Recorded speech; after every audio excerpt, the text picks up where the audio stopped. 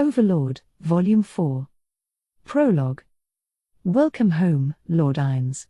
Ines hadn't been to his room in a couple of weeks, and the next words out of Albedo's mouth completely drained him of the will to do anything. Would you like something to eat? Or a bath? Or maybe, me? Ines imagined a wild dance of hearts behind her head. What's with the act? I'm playing newlyweds, Lord Ines. When the husband takes his pet and goes to his new job assignment alone, there is no better way for his bride to welcome him home than this, or so I've heard. How is it? So this was why she hadn't met him on the ground level. He wanted to respond with a flat "and I care why?" But he'd never even dated a woman, much less married one, so he swallowed the comment. He had to keep up appearances. Masculine pride welled up inside him. What kind of reply does she expect, anyway? He wasn't confident, but he gave a benign response as if he were. It was pretty attractive, Albedo. She smiled happily and said, "Good. Tee-hee-hee." Being on the receiving end of such a charming smile, he lowered his center of gravity slightly, preparing for action. He felt something creeping up his back like a snake. It was probably the animal lust reflected deep within Albedo's eyes. But their golden glimmer was deadly serious. If he even joked that he wanted her, she would take it as a promise and descend on him like a beast of intense carnal desire. Words like sexual assault flickered through his mind.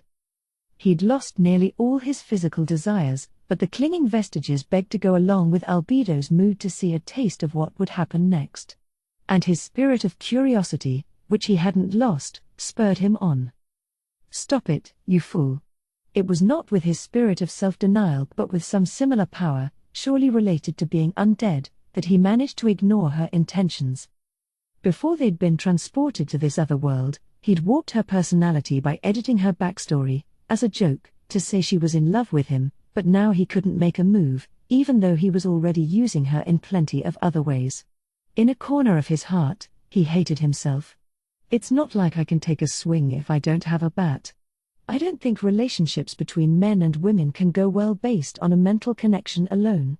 Maybe that's why I'm scared? Thought Ines the Virgin. There was another thing.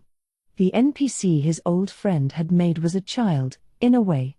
He wondered briefly if it was right to sully or warp her any more than he already had. Are you stupid? This isn't what you need to be thinking about right now. Ah.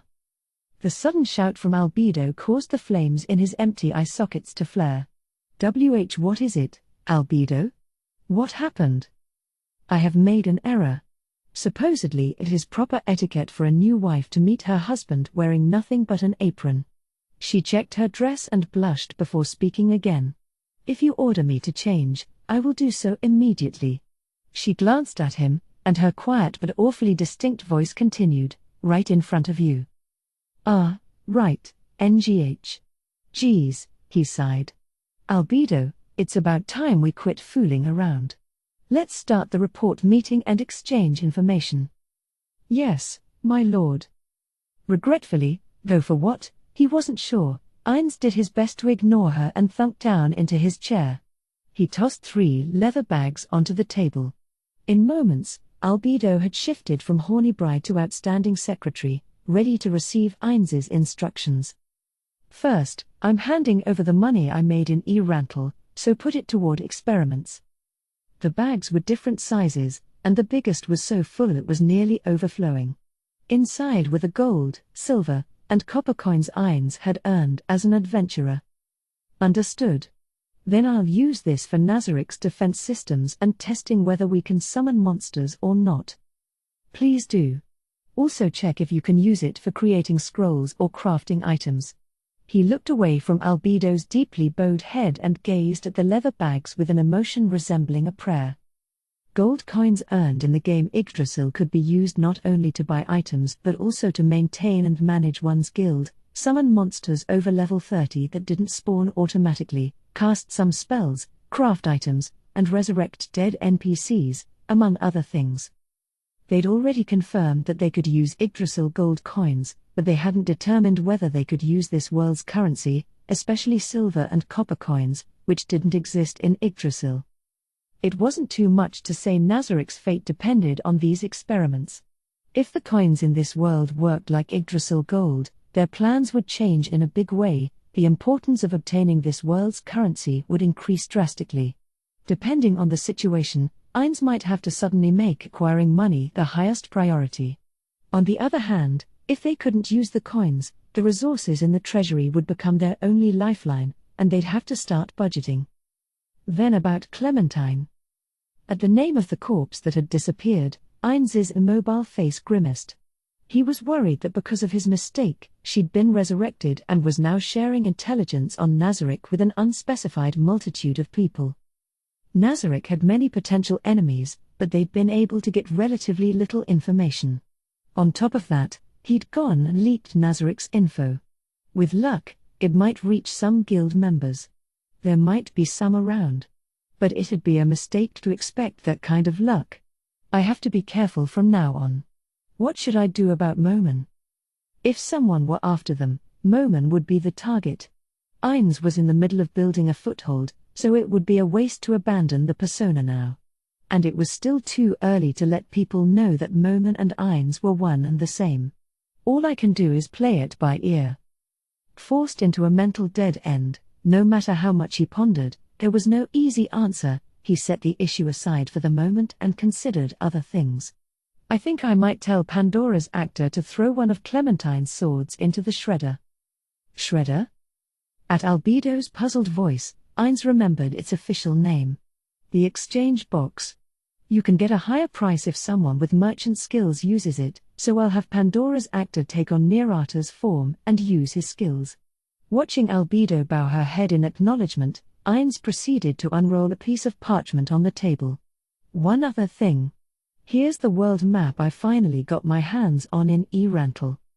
This is... He knew why Albedo was frowning slightly. The map wasn't very detailed. I understand how you feel. And it only covers this area, just a part of the world. The scaling is probably off, and a lot of geographical features are missing. Plus, it mainly shows human countries. There's only one subhuman nation on here.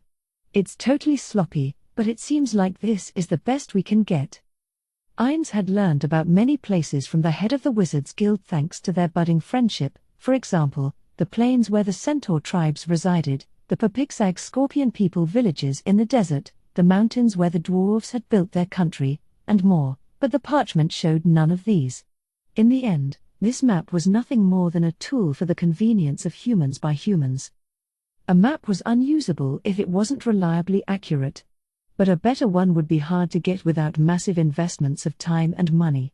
So Thea Ruksha had said, and given how friendly the wizard leader was being with Ainz, it must have been the truth. Ainz could tell from his response that just getting this map had been a nearly impossible request. Understood. Then let's copy this and pass it out to all the Guardians. Yeah, but before we do that, let me give you a simple explanation. Ainz pointed to the middle of the map. The drawing was fairly detailed. This is Erantal, and the Great Tomb of Nazarik is around here. He moved his finger to the northeast, stopping in the vicinity of a huge forest. Perhaps it was only natural, but he could pick out Nazarik's location from just the surrounding topography with a fair amount of confidence. These are the Azalizia Mountains that form the border between the Re-Estais Kingdom and the Baharuth Empire. The Tove woodlands extend from their southern edge and wrap around them. And here lies a big lake. Between the southern tip of the mountains and the woodlands was a lake shaped like an upside-down gourd formed by the rivers running down the mountains, and Ainz's finger stopped at its southern shore. This is a large marsh, where several lizard-man villages are situated.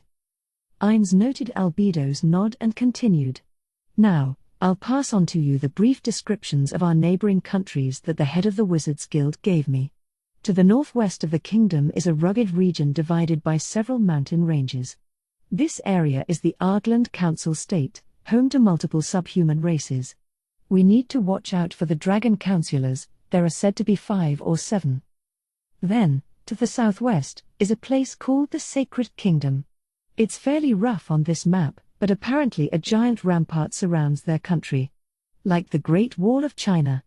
They're always on guard against threats from this wasteland, although it isn't marked on the map. The different subhuman races are constantly fighting there. That's where Demiurge went, right? Yeah. And then on the other side is the slain theocracy. We need to watch out for them. Is this the border? Albedo traced a line with a delicate finger. Maybe. Honestly, the boundaries drawn here don't mean much. The map is too rough. Okay, let's look at the Empire side. Northeast from the Empire there are several allied city-states. Supposedly there's at least one subhuman city-state as well. Then to the southwest of the Empire is an area with giant quartzite pillars, and it seems there's this race of humans. Apparently they tame wyverns and live in the numerous caves there. From what Ainz had heard, it sounded like a place like Wuling Yuan, but the details were unclear. Wyvern riders? In Yggdrasil, wyverns were beasts with levels in the late 30s that players with mounted soldier classes could call upon and ride, but he had no proof that they were the same in this world. Yeah. They're probably pretty strong, but even if they are, I'm not worried about them attacking the Great Tomb. But below that, this map cuts off around the eastern part of this huge lake. Ainz indicated a place on the table instead of the map. Supposedly there's a country called the Dragon Kingdom here. Dragons? Yeah. Legends say the powerful dragons of old created that country and that the royalty there still has dragon blood flowing in their veins. I have no idea if that's true or not, but, anyway, that's it for the map.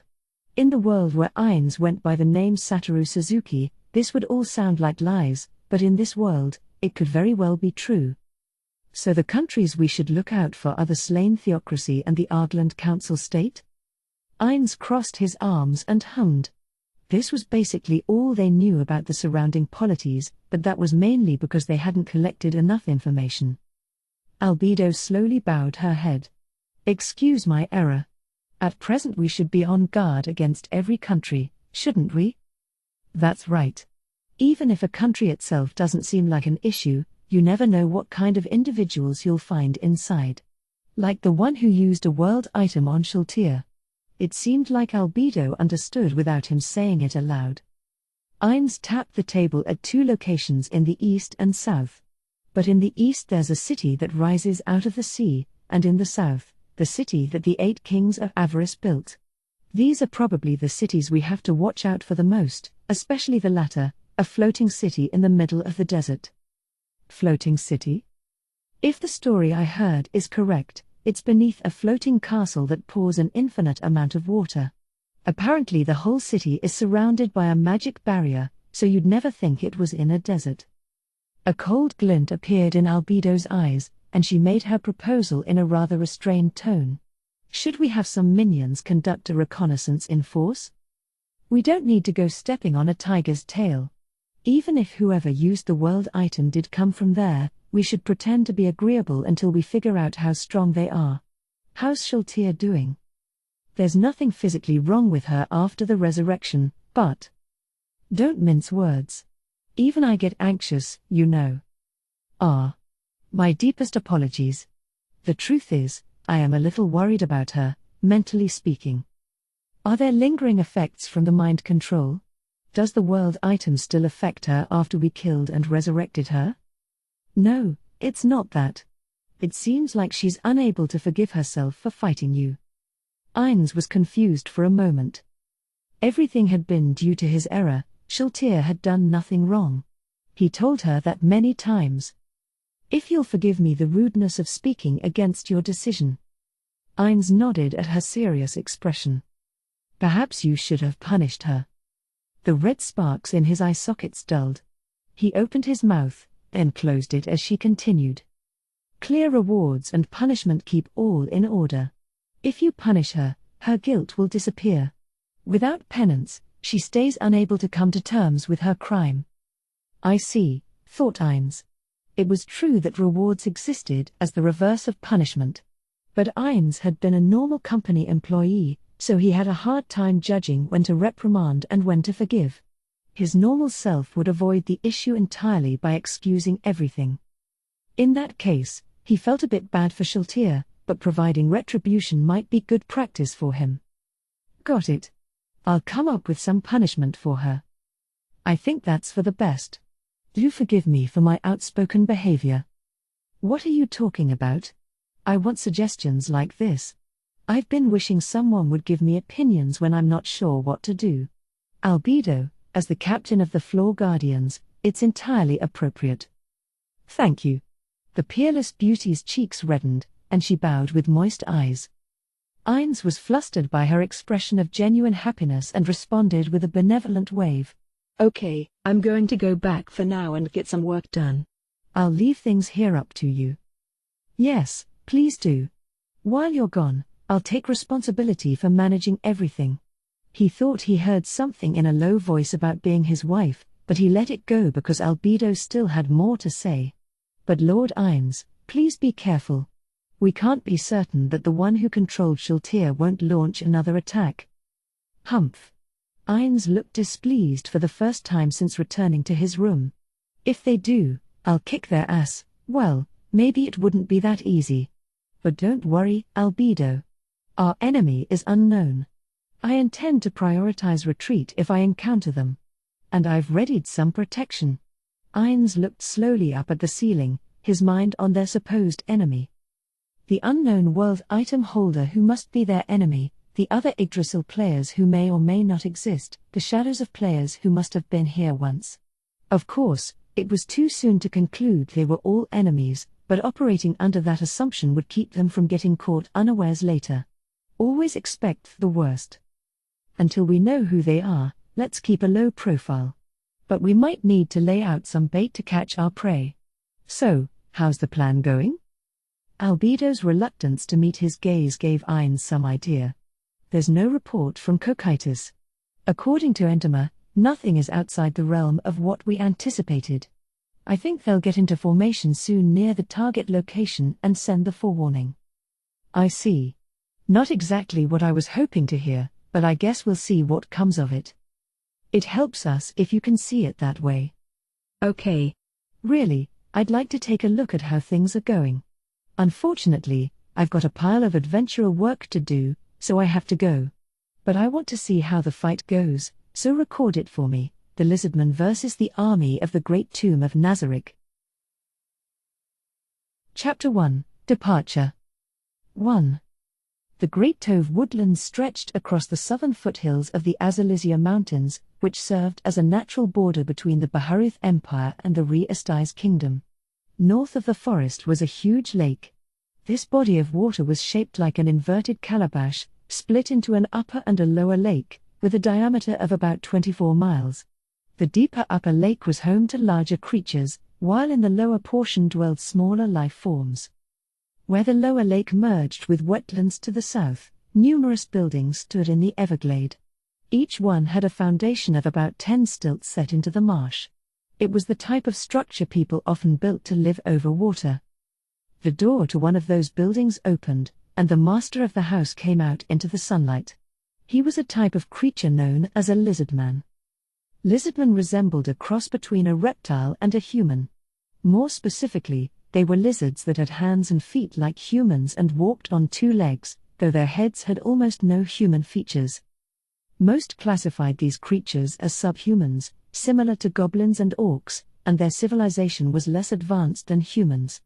Though their way of life was often considered barbaric, they still had their own culture, even if an unrefined one. The average height of an adult male lizard man was about 6'3", and their weight was easily over 220 pounds, not from fat, but because they boasted fairly robust physiques with bulging muscles. To help keep them balanced, they had long reptilian tails growing from their lower backs. Over the course of their evolution geared toward ease of movement in the wetlands, they had developed broad webbed feet. That did give them a little trouble moving around on land, but this was not a problem for their everyday lives. Their scales, which ranged in color from a dark green to gray or even black, were not like lizards but hornier like alligators.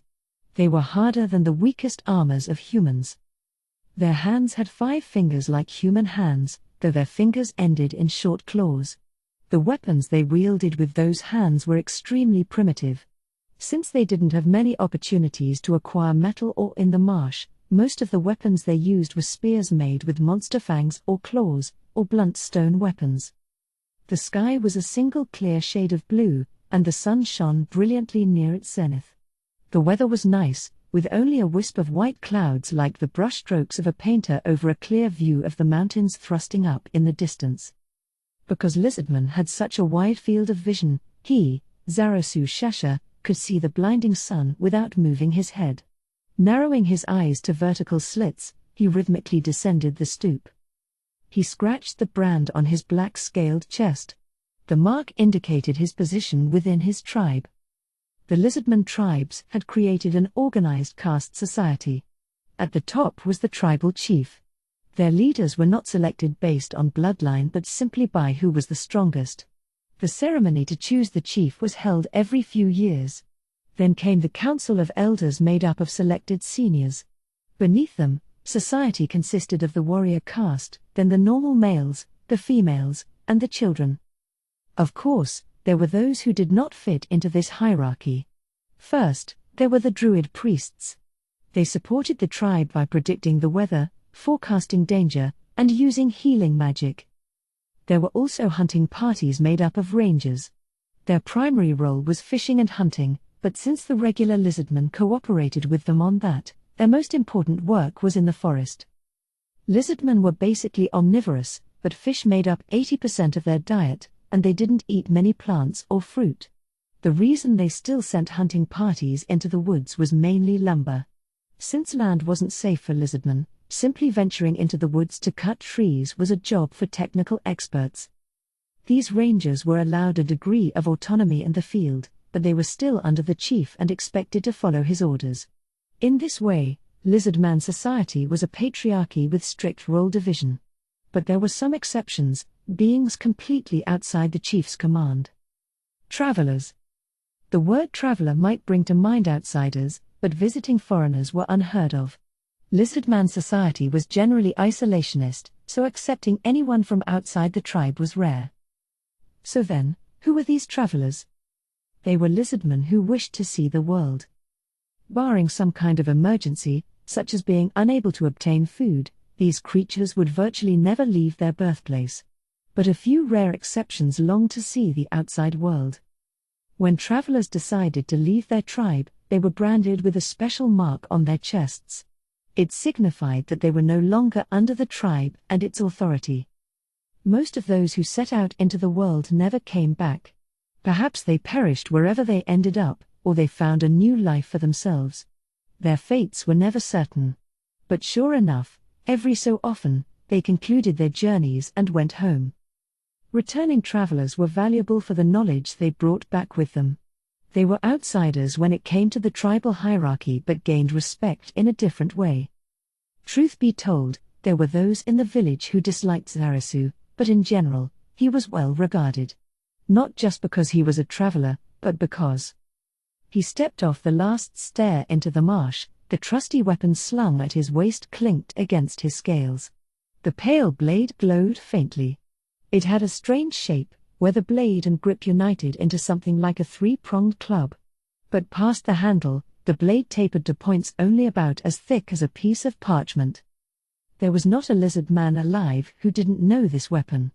All the members of every tribe recognized the magic items known as the Four Great Treasures, and Zarasu's sword was the one named Frost Pain. That famous weapon was the reason for Zarasu's renown. He set off at a casual pace. He had 2 destinations, and he made sure to take a gift to leave at one of them. His presents were 4 huge fish, each over 3 feet long. These were the staple food for his people, and he carried them on his back. The fishy smell didn't bother Zarasu. On the contrary, it made him extremely hungry. "I wanna just eat them." He snorted a couple of times to clear his mind and splish-splashed his way into the Green Claw village. Some children with still vibrant green scales ran past him, laughing sha-sha, but stopped in their tracks when they noticed his cargo.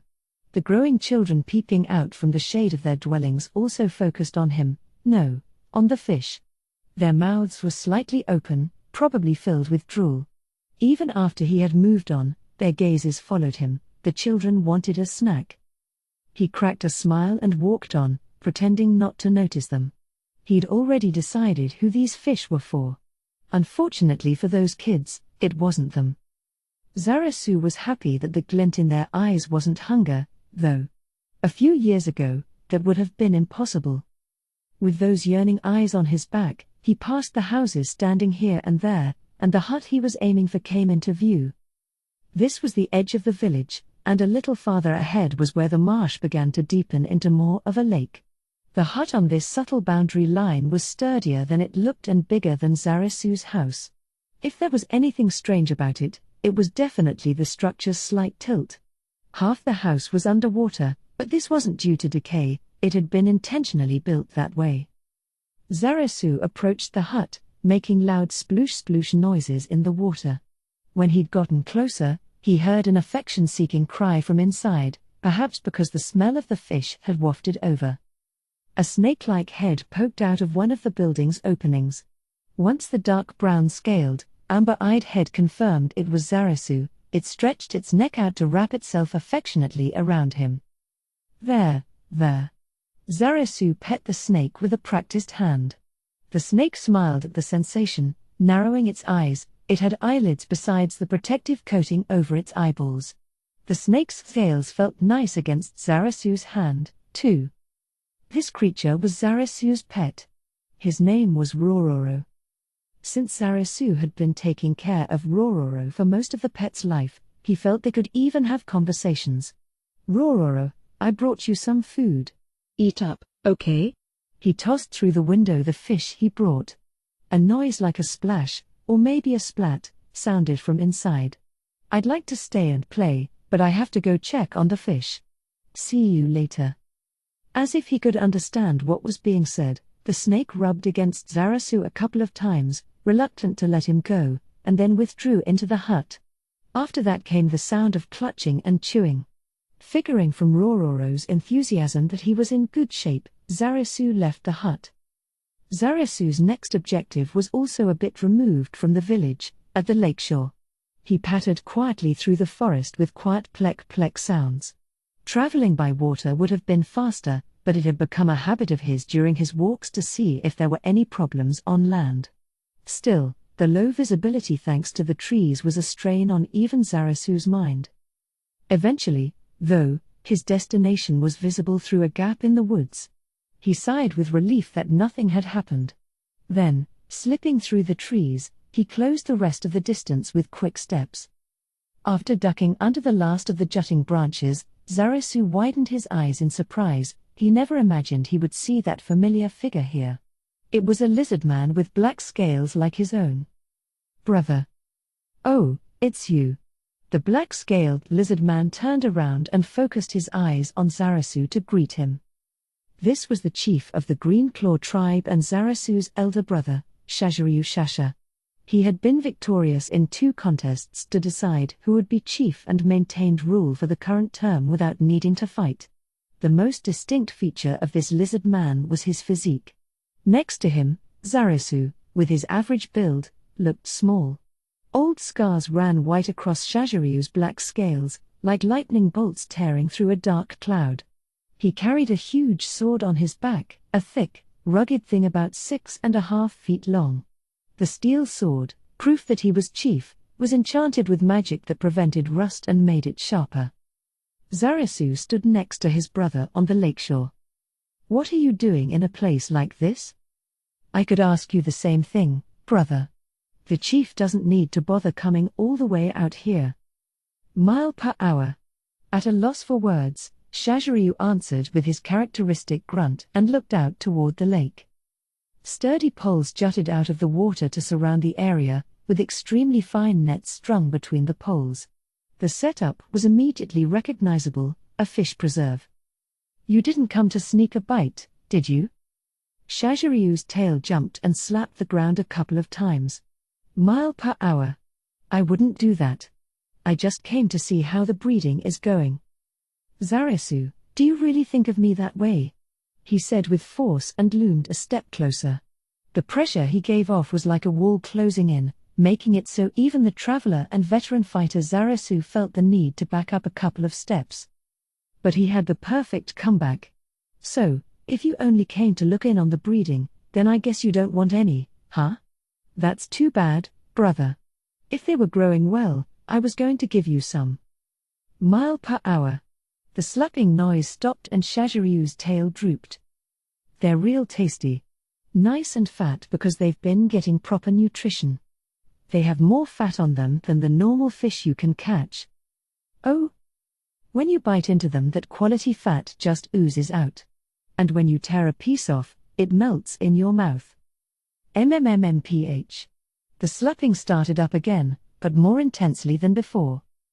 Zarasu eyed his brother's excited appendage and said half-teasingly, "Your wife says your heart's in your tail." What? How dare she mock her husband? Besides, what does she mean by that, anyway?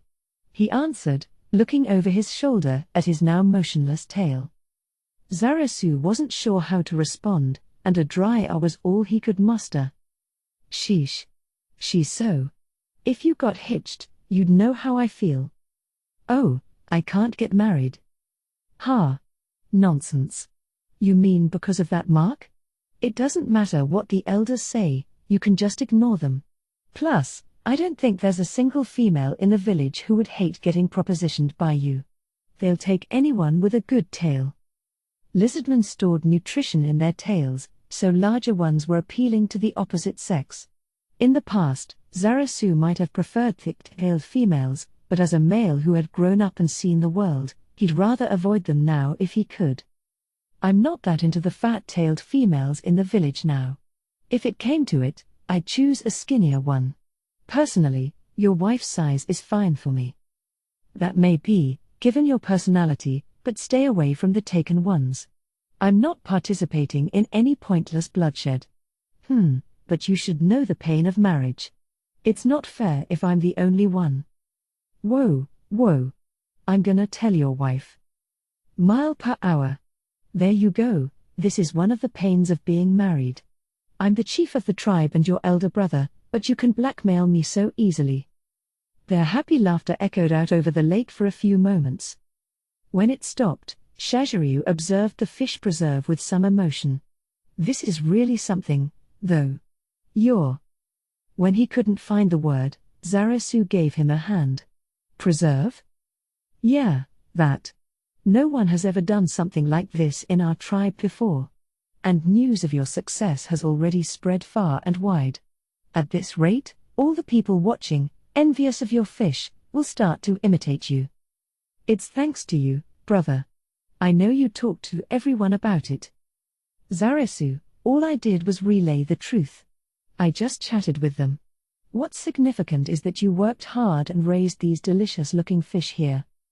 At first, the project met failure after failure. Of course it had.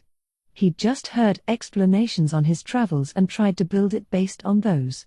Even building the fence was a string of failures. After a year of trial and error, the preserve was built, but that wasn't the end. He had to take care of the fish. He had to feed them. How many times had the fish died on him as he threw in different foods to test what would be best? There were times monsters ripped through the enclosure nets and made all his hard work for nothing. He was criticized for playing with fish caught as food. People had even called him stupid. But now the fruits of his labor were plain to see. The shadow of a big fish swimming by floated below the surface of the lake. It was fairly big, even for the fish that could be caught in the area. No one would believe he'd raised it from a fry, except for his brother and sister-in-law. It's really something, Zarasu, Shajiryu murmured again as they stood watching the scene together.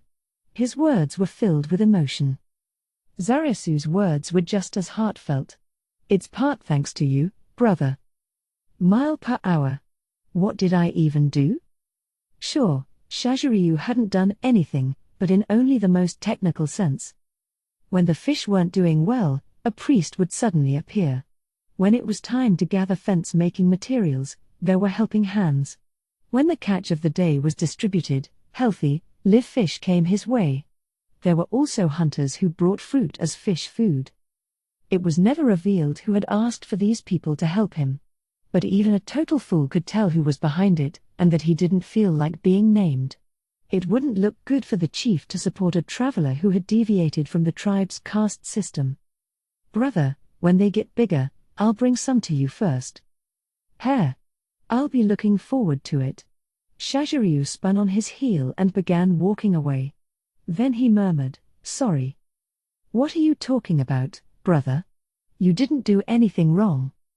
Did he hear him or not? Zarasu watched as Shaziryu headed into the distance along the edge of the lake without a word. After confirming everything was all right at the fish preserve, Zarasu had returned to the village, but he suddenly felt something strange and looked at the sky. It was just a normal sky, an endless stretch of blue with the mountains breaking through a wisp of cloud to the north. The usual scenery. Nothing seemed different. Just as he figured his mind was playing tricks on him, he noticed a strange cloud. Everyone in the center of the village noticed it at the same time, a solitary dark mass blocking the sun, thick and heavy like a rain cloud. The priests had said today would be clear all day. Their weather forecasts were magical and, thanks to their knowledge from long years of experience, extremely accurate. Everyone was surprised they'd gotten it wrong. But the odd thing was that aside from the single dark cloud over the village, there were no other rain clouds. It was as if someone had summoned a cloud to hang directly and over only the village. Then things got stranger. Swirling around the center of the village, the mysterious cloud started to spread out. It encroached on the blue sky with tremendous speed. This was abnormal. The warrior caste hurriedly went on guard. Children practically dove into their houses. Zarasu lowered his center of gravity and reached for frost pane as he scanned the area. The darkness blocked out almost the entire sky now. It was possible to see some blue far in the distance, so the cloud was truly hanging over the village. In the midst of this, the center of the settlement was in turmoil. The wind from that direction carried shrill, abrasive cries that made full use of the lizard-man vocal cords. The din was a warning. It meant there was a dangerous threat nearby, perhaps one that warranted evacuation. When Zarasu heard it, he raced through the marsh faster than most lizardmen could manage. He ran, and ran, and ran. It wasn't easy to move in the marsh, but he kept his balance by twisting his tail. At a speed impossible for a human, although, of course, lizardmen had feet geared for places like this, Zarasu arrived at the source of the alarm. There, he found Shaziryu and the warriors in a circle, focused on the center of the village. Zarasu followed their line of sight and glared at the object of their attention as well. At the place where their many gazes crossed was a monster-like wavering black fog. Inside the fog, a multitude of horrifying faces formed and dissipated a moment later. The variety of creatures and peoples had one thing in common: all their expressions spoke of eternal pain. Anguished sobs, resentful voices, tortured screams, dying gasps, and more formed a chorus that rode on the wind. A spine-freezing hatred pressed in on them, and the horror of it caused Zarasu to shiver. "This is bad. Brother and I should let the others go and take care of it ourselves." But this was a powerful undead that could frighten even Zarasu, considered a top-class warrior among the other tribes dotting the area. Zarasu and his brother were probably the only ones who could put up a fight. What's more, Zarasu knew the monster's special ability. He glanced around and noted that although there were only warrior caste lizardmen present, almost all of them were breathing hard, like frightened children. The monster didn't budge from its position in the center of the village. How much time passed that way? The tension was so thick, even the slightest trigger would cause an explosion. It was evident from the way the warriors slowly huddled closer together.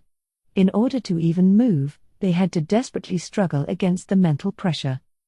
Noticing Shaziryu draw his weapon in his periphery, Zarasu followed suit and silently assumed a fighting stance. If there was going to be a fight, he meant to charge faster than anyone. They shouldn't consider it overstepping my bounds if I let everyone know what this thing's special ability is. The air, stagnant with accumulated tension, thickened even further, and suddenly the resentful clamor stopped. The voices from the monster mixed together to form one. Unlike the incomprehensible curses, this voice conveyed a proper meaning. Hark, servants of the Great One. I come as a forewarning. Everyone stirred and looked at one another. Only Zarasu and Shaziryu kept their eyes fixed. I announce your deaths. The Great One has mobilized an army that shall destroy you. Though that be so, in his generosity, he will grant you time to put up a frantic, futile resistance. 8 days from today.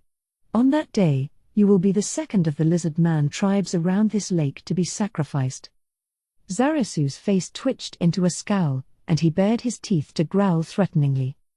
Put up a desperate resistance, so that the Great One may delight in ridiculing you. Like smoke and its constantly shifting shape, the monster distorted and warped as it floated up into the air. Don't forget, 8 days. And it flew through the sky undisturbed in the direction of the forest. Among the many lizardmen watching it as it went, Zarasu and Shaziryu gazed silently at the far horizon. 2. The largest hut in the village served as a meeting place, but usually it wasn't used much. Since the lizardmen had a tribal chief with absolute authority, they didn't hold meetings very often, so there was almost no point in having the hut at all. But that day there was an unusual excitement in the air. There were so many lizardmen inside that what should have been a spacious room felt small. Of course the warrior caste was there, but so were the priests, hunters, elders, and the traveler Zarasu. Everyone was seated cross-legged facing Shaziryu. Shaziryu the chief announced the beginning of the meeting, and the first to speak was the head of the priests, an older female lizard man with strange symbols written on her body with white dye. The designs all had meanings, but Zarasu didn't know them. You remember the cloud that covered the sky? That was magic. As far as I know, there are only 2 spells that can manipulate weather. One is a tier 6 spell called Control Weather, so it couldn't be that. Casters who can use tier 6 spells are the stuff of legends. The other is the tier 4 Control Cloud. Again, only an immensely powerful caster could use this. Only a fool would bare their fangs at such an enemy. The similarly painted priests lined up behind the head priest nodded in agreement. Zarasu knew what a feat tier 4 magic was, but the doubtful groans of many who didn't echoed throughout the room. The look on the head priest's face showed she wasn't sure how to best explain it, but she singled out a lizard man. He looked perplexed in turn and pointed questioningly at himself. Yes, you. Could you win in a fight against me? The lizard man hurriedly shook his head. He would probably be confident he could beat her if they were fighting using only weapons, but he had a very slim chance if magic was allowed. A slim chance that, as a warrior, was practically not worth considering. But I can only use up to tier 2. So are enemies twice as strong? Someone asked. Sighing at the question, the head priest shook her head in lament. It's not that simple. Someone using tier 4 magic could probably kill even our chief with no trouble at all. Finally, she said, I can't say for sure. The possibility exists, and closed her mouth. Once everyone understood the awesome power of tier 4 magic, a silence descended on the room until Shaziryu's voice sounded again. In other words, head priest. I think we should run away. Even if we fight, we can't win. What are you saying? Roared a large lizard man in a deep voice as he leapt up. In terms of sheer brawn, he, the leader of the warriors, was probably on par with Shaziryu. You mean we should run before we even try to fight? Because of that little threat? Do you have any brains in that head of yours? If we're fighting, it means it's already too late. The head priest stood to meet the head warrior's stare. Emotions were running high, and they unconsciously made threatening sounds at each other. As the words touch-and-go situation came to everyone's minds, a cold voice rang out. That's enough. The warrior and priest turned to look at Shaziryu as if he'd woken them up with a bucket of cold water. Then they both apologized and sat back down. Head hunter, what's your opinion? I can understand the head warrior's view, as well as the head priest's. They both make sense. A lanky lizard man spoke in answer to Shaziryu's question. Though he was lean, he wasn't lacking muscle, just extremely slim in a pared-down way. So I think since we have time, we can see how things go. It said there'll be an army. They'll need to pitch camp and whatnot, so isn't it fine to observe them and decide what to do after that? Several voices agreed that it didn't make sense to say this or that now, when they lacked information. Elder. I can't say anything. Everyone's opinions feel correct. All that's left is for the chief to decide. Mile per hour Shaziryu shifted his gaze, and Zarasu felt their eyes meet across a few other lizardmen. The elder brother nodded without moving his head. With the feeling like he'd gotten a gentle push from behind, although it may have been off a cliff, Zarasu raised his hand to speak. Chief, I'd like to give my opinion. Everyone's eyes fell on Zarasu. Most of the lizardmen were expectant, but some were frowning. You're a traveler. There's nothing for you to say. You should be happy you're even allowed to be here, said a member of the Council of Elders. Step 2. A tail whacked the floor with a bang. The sound cut off the elder's comment like a sharp knife. Quiet. It was Shaziryu, with unpredictable emotion in his voice. He spoke half in the growls lizardmen made when agitated. No one could interrupt him if he was like that. The tension in the hut grew at once, and the heat of the excitement suddenly cooled. In that strained atmosphere, one of the elders opened his mouth to speak, without noticing the unspoken urge from many others to let sleeping dogs lie. But Chief, you can't give him special treatment just because he's your little brother. Travelers are. I told you to be quiet. Didn't you hear me? GNGH. Right now, we're allowing everyone with knowledge to take part. It would be strange not to listen to the opinion of a traveler. Travelers. I'm the chief, and I say it's fine. Are you really still objecting? The elder silently averted his eyes, and Shaziryu looked at the others. Head priest, head warrior, head hunter, do you agree that he's not worth listening to? The first to respond was the head warrior. I think Zarasu's opinion is worth hearing.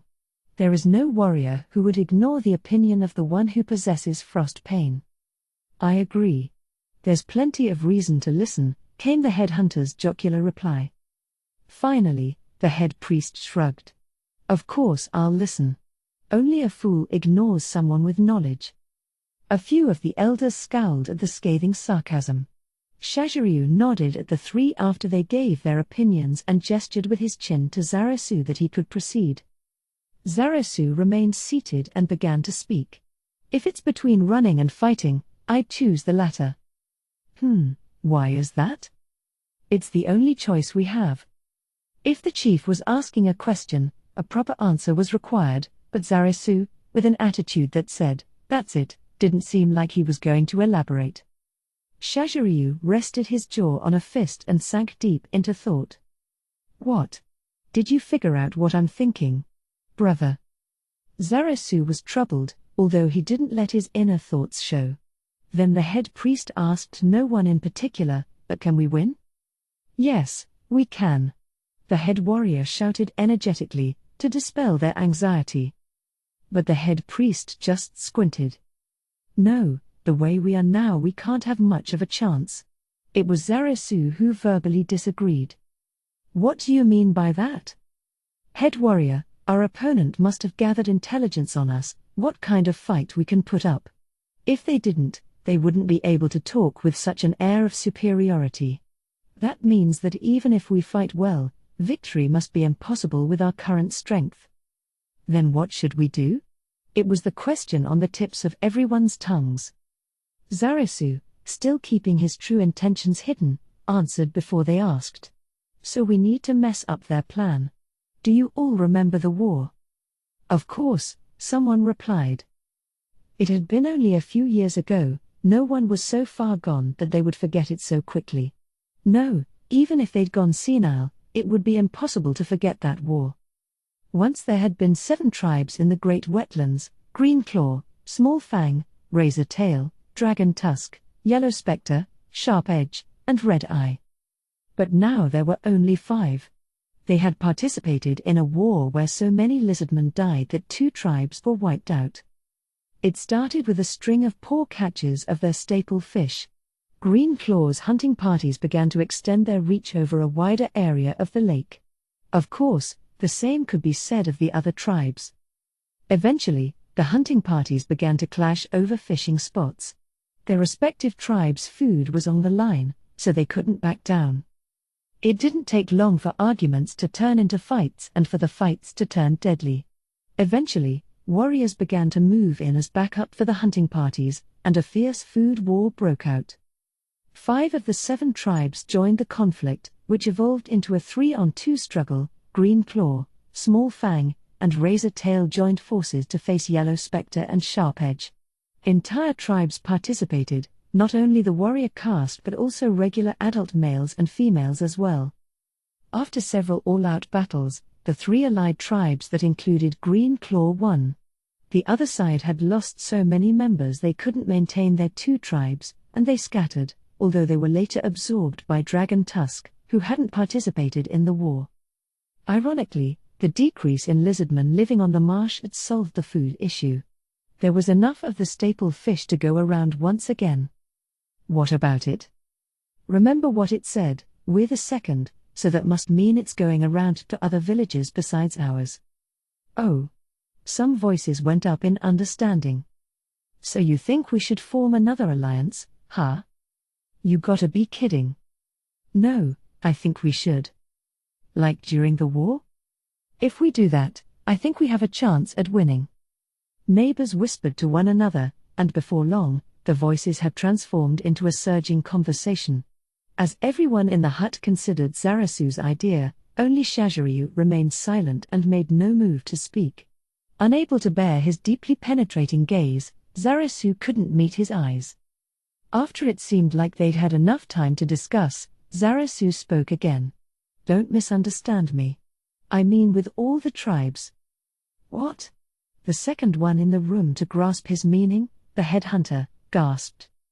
Zarasu looked straight at Shaziryu. The lizardman standing between them involuntarily parted. I propose we ally with Dragon Tusk and Red Eye as well, Chief. This caused a huge commotion. Zarasu might as well have thrown a bomb into the room. Dragon Tusk and Red Eye were the 2 tribes who hadn't participated in the war. Green Claw had no contact with them whatsoever, and since Dragon Tusk had taken in the surviving members of Yellow Spectre and Sharp Edge, there had to be some deep-rooted resentment remaining in that tribe. Making an alliance with them would mean a 5-tribe coalition. If they could do it, they certainly might have a chance. As everyone imagined this faint hope, Shaziryu spoke suddenly. Who will be the messenger? I'll do it. Shaziryu didn't show any surprise at Zarasu's immediate reply. He knew his little brother well, so he'd probably expected it. The surrounding lizardmen made admiring noises. They felt there wasn't a better choice. Only one person disapproved. A traveler? It was Shaziryu, shooting an icy look through Zarasu. That's right, Chief. This is an emergency. If they won't listen to me because I'm a traveler, they're not worth allying with. Zarasu had no trouble shrugging off the icicle glare. They stared at each other for a few moments, and then Shaziryu cracked a bitter smile. Was it because he'd given up? Or because he knew nothing he said could stop his little brother? Or maybe he was inwardly smirking at himself for accepting that Zarasu was the right choice? It was a pained smile. Bring me the chief's mark.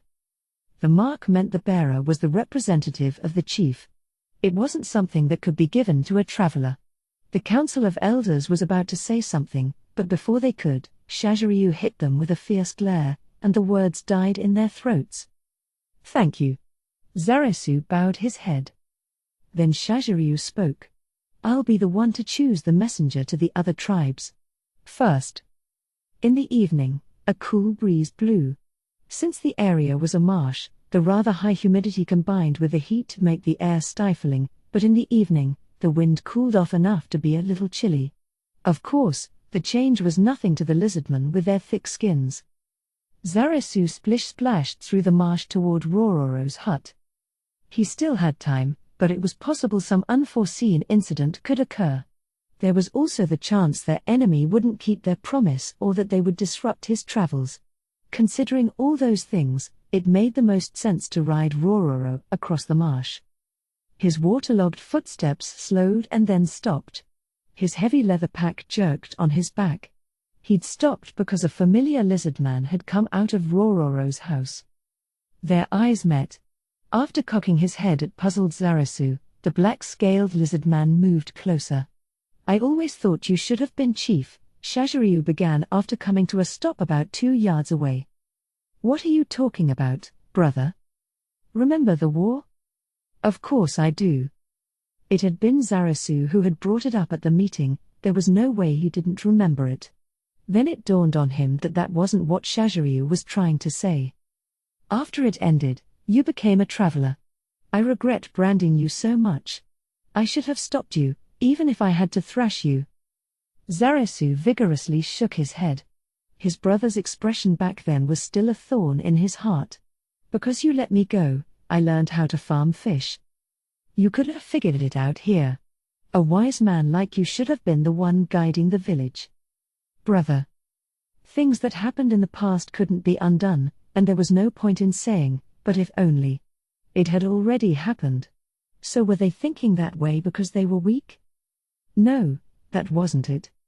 Let me say this not as your chief but as your brother. I'm not going to ask if you'll be okay on your own. "Just come home safe. Don't try too hard." Zarasu replied with a cocky smile. "Of course. I'll do a perfect job of it and come back fine. For me, it'll be a cinch." Mile per hour. A grin naturally spread across Shaziryu's face. "Then if you fail, I'm gonna eat whichever of your fish has the most fat on it." "Brother, I don't care about that. That's not the kind of thing you should be saying now, though." Mile per hour. They quietly laughed together.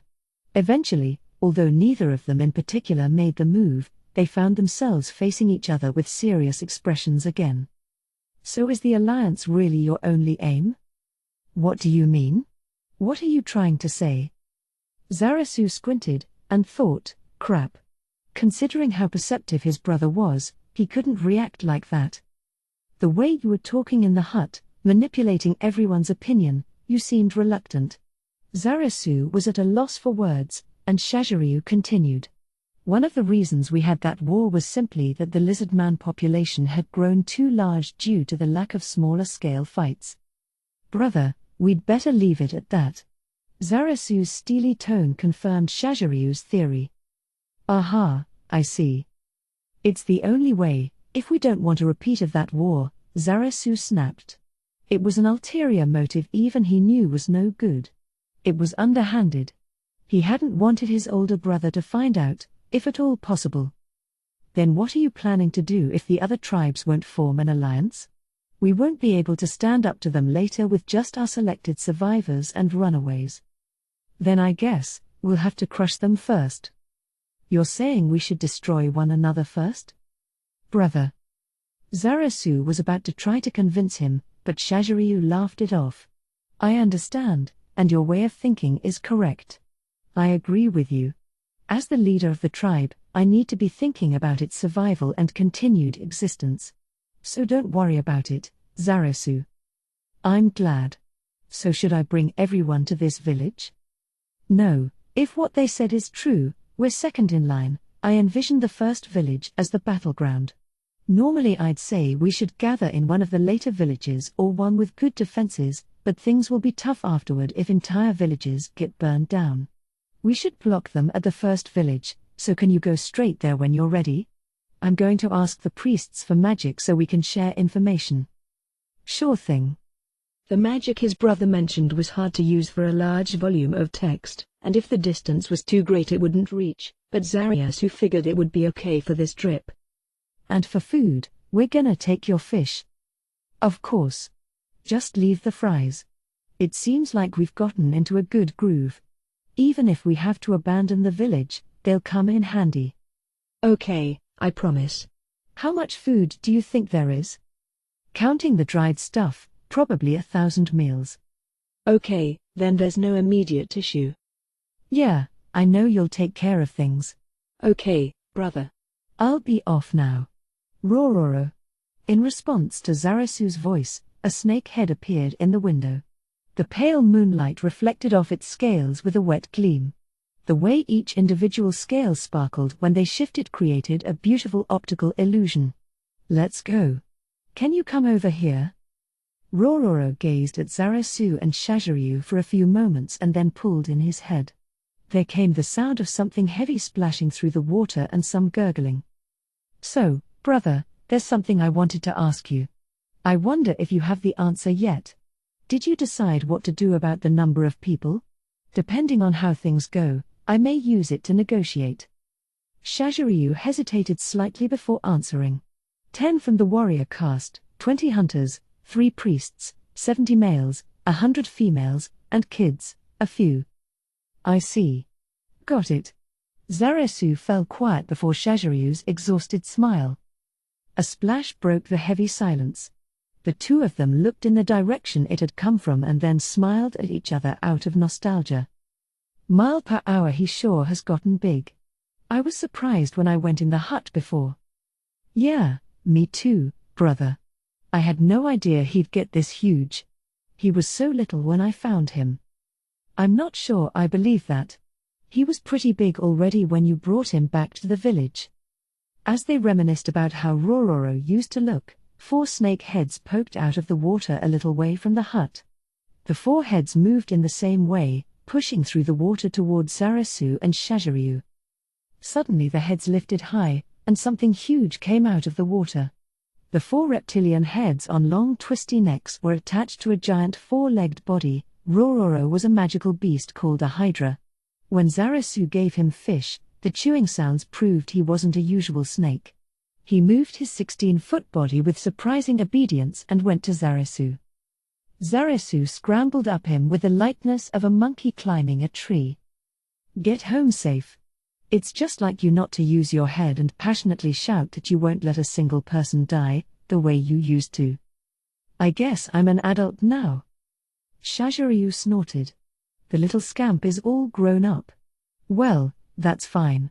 Take care. If you don't come back, we'll know who to attack first." "I'll be back. Wait for me, brother." For just a little while, they gazed at each other, full of emotion, then without a word, their shadows moved apart. 3. The 9th level of the Great Tomb of Nazarick had many different rooms. Of course, there were guild member rooms and rooms for the NPCs, but there were also facilities like a large bath, a cafeteria, a beauty parlor, a clothing shop, a general store, a spa, a nail salon, and many other rooms reminiscent of stores. The reason these kinds of places existed despite being meaningless in-game was either because lots of guild members had been obsessed with those types of details or perhaps because they were building the tomb in the image of an arcology. It could have even been that because employment conditions in the real world were so horrible, the designers longed for such places. And in one of those rooms, the manager of this particular area was the Great Tomb of Nazarick's sous chef. Usually he displayed his talents in the cafeteria, but depending on the day and time, he might also be here making sure things were ready in case someone came by. The room, designed to be like a short bar with only a handful of regulars, glowed quietly in the subdued lighting. With shelves full of bottles and 8 chairs at the bar, he was confident this was a fine enough room to quietly enjoy a drink. He was as content and fulfilled in this space he had been given as if it were his castle. But several minutes after welcoming one first-time customer, he realized a lot of that depended on the character of his clientele. Gulp, gulp, gulp, ah. Thus his customer downed one drink after another. As the sous chef absent-mindedly polished a glass, he thought, if you want to drink like that, there are more appropriate places for it. The 9th level had lounges and bars. There was no need to guzzle here. She slammed her glass, a rather large one, down on the counter. The sous chef desperately suppressed the urge to scowl. Next. In response to the order, he filled her glass, full to the brim with spiritus and some blue one on top. Then he gently offered it to her. "It's called Tears of a Lady." The woman looked doubtful, but when he told her the name he'd improvised, her face lit up at finding a drink she'd never seen before. "So the blue spreading out in there is her tears?" "Yes, that's right," he gracefully lied. She picked up the glass, put it to her mouth, and chugged it in one go with the smooth motion of someone drinking coffee-flavored milk right after taking a dip at the bathhouse. Then she slammed the empty glass on the bar just like before. Phew, I'm a little drunk. That's what happens when you drink so fast. Perhaps you should go home and rest for today? Nah, I don't want to go home. I see. He tried to polish a glass and shrank from the woman's obvious disapproval. If there's something you want to say, then say it. This is why women are such a pain in the ass. This bar is meant for gentlemen dandies, not obnoxious women. I could just bar them from entry, or not. It would be disrespectful to the supreme beings. But what a bad idea this was. He'd invited her here himself. She'd looked so forlorn walking along the hall of the 9th level that he'd gotten worried and approached her, and this was the result. In retrospect, he certainly regretted it. But now that he'd welcomed her into the bar as a customer, he needed to give her some degree of service as the bartender. Even if I give her random made-up drinks. Bracing himself, he asked, "What's the matter, Mistress Shaltier?" He doubted it was just his imagination that she seemed to have been waiting for him to ask. "Sorry, I don't want to talk about it." "Oh, for fuck's sake." He frowned in spite of himself. But since he was a myconid, she didn't understand his facial movements, so she didn't respond. She just toyed with her glass on the bar with a finger. "I'm a little drunk." "I see. That's impossible but okay." Shaltier seemed to think she was truly inebriated, but he could say with confidence that she was not. Drunkenness was a status like being poisoned, so anyone with total resistance to poison would never get drunk. Naturally, as an undead, poison didn't work on Shaltier, so she wouldn't get intoxicated from alcohol. Most of the patrons of his bar either removed their poison immunity item or just enjoyed the atmosphere, knowing they wouldn't get a buzz. But it must have been the truth that Shaltier thought she was drunk. Drunk on the atmosphere, perhaps. As he wondered what to do, the glorious sound of what could be called a heavenly intervention rang out. He turned and bowed his head slightly. "Good evening." "Hey, Pecky." The newcomer who called the bartender by his fungus-inspired nickname was one of his regulars, the assistant butler Eclair. He was accompanied by the male servant who carried him under his arm. Eclair was quietly deposited on a chair as always. He was only about 3'3", and the bar chairs had high legs, so he had trouble sitting down by himself. When the sous chef looked at Shaltier, wondering why she hadn't greeted the pair even though they sat right next to her, he saw she was staring at the counter and mumbling something. The words he could faintly hear seemed to be an apology to the supreme being Ain's All-Gown. Eclair gave his order in an affected manner. "I'll have the usual." "Yes, sir." The usual could mean only one thing, the cocktail using 10 liquors of 10 different colors, the Nazarick. It looked exquisite, but flavor-wise, one glass was plenty. The regulars were fond of it and thought the name fit perfectly, but it wasn't something that could be recommended to others. He'd experimented with ways to try to make it taste good, but he didn't have much hope for the possibility. He mixed the 10-colored cocktail with a practiced hand and set it in front of Eclair. "You there, miss. This is for you." The next thing he heard was the glass tipping and spilling everywhere. Eclair must have wanted to slide the drink down the bar to her, but that was a move only dexterous people or characters in a manga could do. It was not something a penguin could pull off. The sous chef picked up the fallen glass and let out a sigh of relief after examining it and finding no nicks. Next he wiped up the alcohol that had spilled across the counter and said quietly with an angry look, "Could you not smack drinks with your flippers? If you insist, then warn me and I'll pour into a glass with a wider base. My sincere apologies."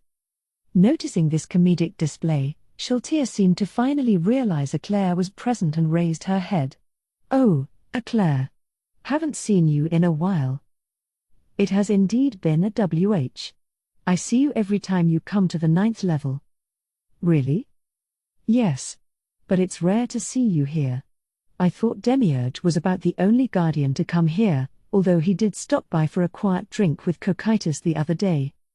"Really? Huh." Shaltier's eyes widened upon hearing of her colleagues. "But what's wrong?" You look so distraught. It's no, I just failed spectacularly. So I'm drowning my sorrows like the terrible guardian I am.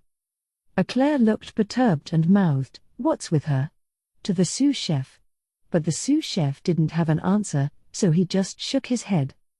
He wanted them to enjoy their drinks, though, so he brought up an unexpected topic. Okay, for a change of mood, how about some apple juice? They both gave him blank looks. It's made with apples from the 6th level. Perhaps that single detail piqued their interest. They both indicated they would have some. This genuine response satisfied him very much. What appeared on the bar was completely normal apple juice, 2 glasses. He'd glanced at the servant, but the man had wordlessly refused as always. Of course, Eclair had a beak, so he remembered to give him a straw. The flavor is refreshing. It's not bad, but it lacks some oomph, mainly because it's not very sweet, I guess. Those were their impressions after they'd drained their glasses in one go. Well, that can't be helped. I tried eating one, but it just didn't have as much honey flavor as the ones stored in Nazarick. There are apple trees on the 6th level? I don't remember any being there. But Shiltir remembered something. Before the sous chef could reply, she supplied the correct answer. Are those the ones Lord Ines brought in? I heard from Albedo that he wanted to test whether we could grow outside fruit in Nazarick as part of the plan to replenish our supply of consumables. The sous chef had heard it, too. He'd received orders to see if it was possible to make ability-boosting food with various outside ingredients. Yes, I heard if it goes well he plans to build an orchard. But you don't think they're sweet enough? It's not undrinkable. It might be good for those times when you want a lighter sweetness. But who's growing them? Aura and Mare are outside. Did they leave it up to their magical beasts? No. A dryad Lord Ines brought in is doing it. Eclair and Shiltir wore contrasting expressions of who and are, respectively. I see. Is this what he meant by getting the right man for the job? Had he already come up with this back then? What do you mean? Someone new joined Nazarick? Shiltir answered Eclair's question. The sous chef had met the dryad, but he hadn't heard the backstory, so he was all ears. Apparently Lord Ines had brought it along to some kind of fight to test the Guardians' teamwork. Then there had been a promise, and it came back to reside in Nazarick. Now it was an apple farmer. So Nazarick is changing and growing stronger bit by bit, huh? The sous chef and Shiltir expressed their agreement. The sous chef was just the sous chef, so he didn't know any details or what the plans for the great tomb of Nazarick's future were, but he understood well enough that Ines Ulgaun, the last remaining supreme being, was trying to accumulate power in this world. Oh. So that means there could be more new members of Nazarick, like the Dryad, right? Shiltir sulked at Eclair. That sucks. I don't want grimy outsiders strutting about in this sacred place. The sous chef felt the same way. The thought of anyone not created here entering the Supreme Being's realm made him frown. But there was one thing more important than his opinion. We have to just accept it. It's what Lord Ines decided. Any judgment of the Supreme Being Ines Ulgaun was absolute. If he said something white was black, then it was black. It's not like I would go against anything Lord Ines decided, Shiltir shouted, flustered. The other two nodded. So from now on, we need to act as good role models, we need to be even more loyal to Lord Ines. Of course, I don't think anyone has tried to rebel against him besides you.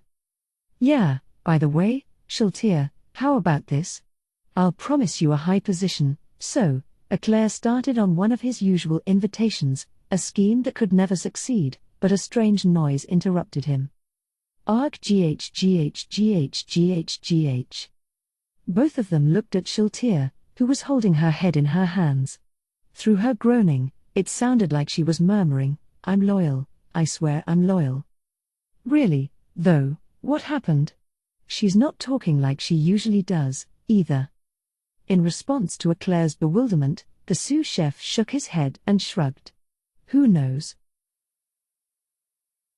Chapter 2, Gathering Lizardmen. 1. Zarasu had been riding Rororo through the marsh for half a day. The sun had climbed high into the sky, but the enemy encounter he'd been fearing hadn't occurred, and he reached his destination safely. There were several dwellings built in the marsh in the same way green claws were, and wooden posts sharpened to a point surrounded the area, facing outward. The posts had large gaps between them, but they would prevent a larger monster like Rororo from invading. This village had fewer houses than Greenclaw had, but the buildings themselves were larger. For that reason, it was hard to tell which tribe's population was higher. One of the buildings had a flag waving outside. On it was the Red-Eye tribe's emblem. Yes, this was the first destination Zarasu had chosen, the Red-Eye village. After taking a quick scan around, he breathed a sigh of relief. It was extremely good luck they were still living in the same area of the marsh as they had a long time ago. Since it was possible that they'd moved due to the war, he thought he might have to start by searching around for them. Zarasu turned to look back the way he came. He could see his own village. They must be in a huge hurry to get ready. Now that he was away, he felt anxious, but he could safely assume there was practically no chance of their being attacked. That he'd made it here in one piece was proof of that. Was the Great One or whoever off his guard? Or had he expected Zarasu's actions? That wasn't clear. At least for now, the enemy didn't seem in the mood to break their promise or obstruct the lizardman's war prep.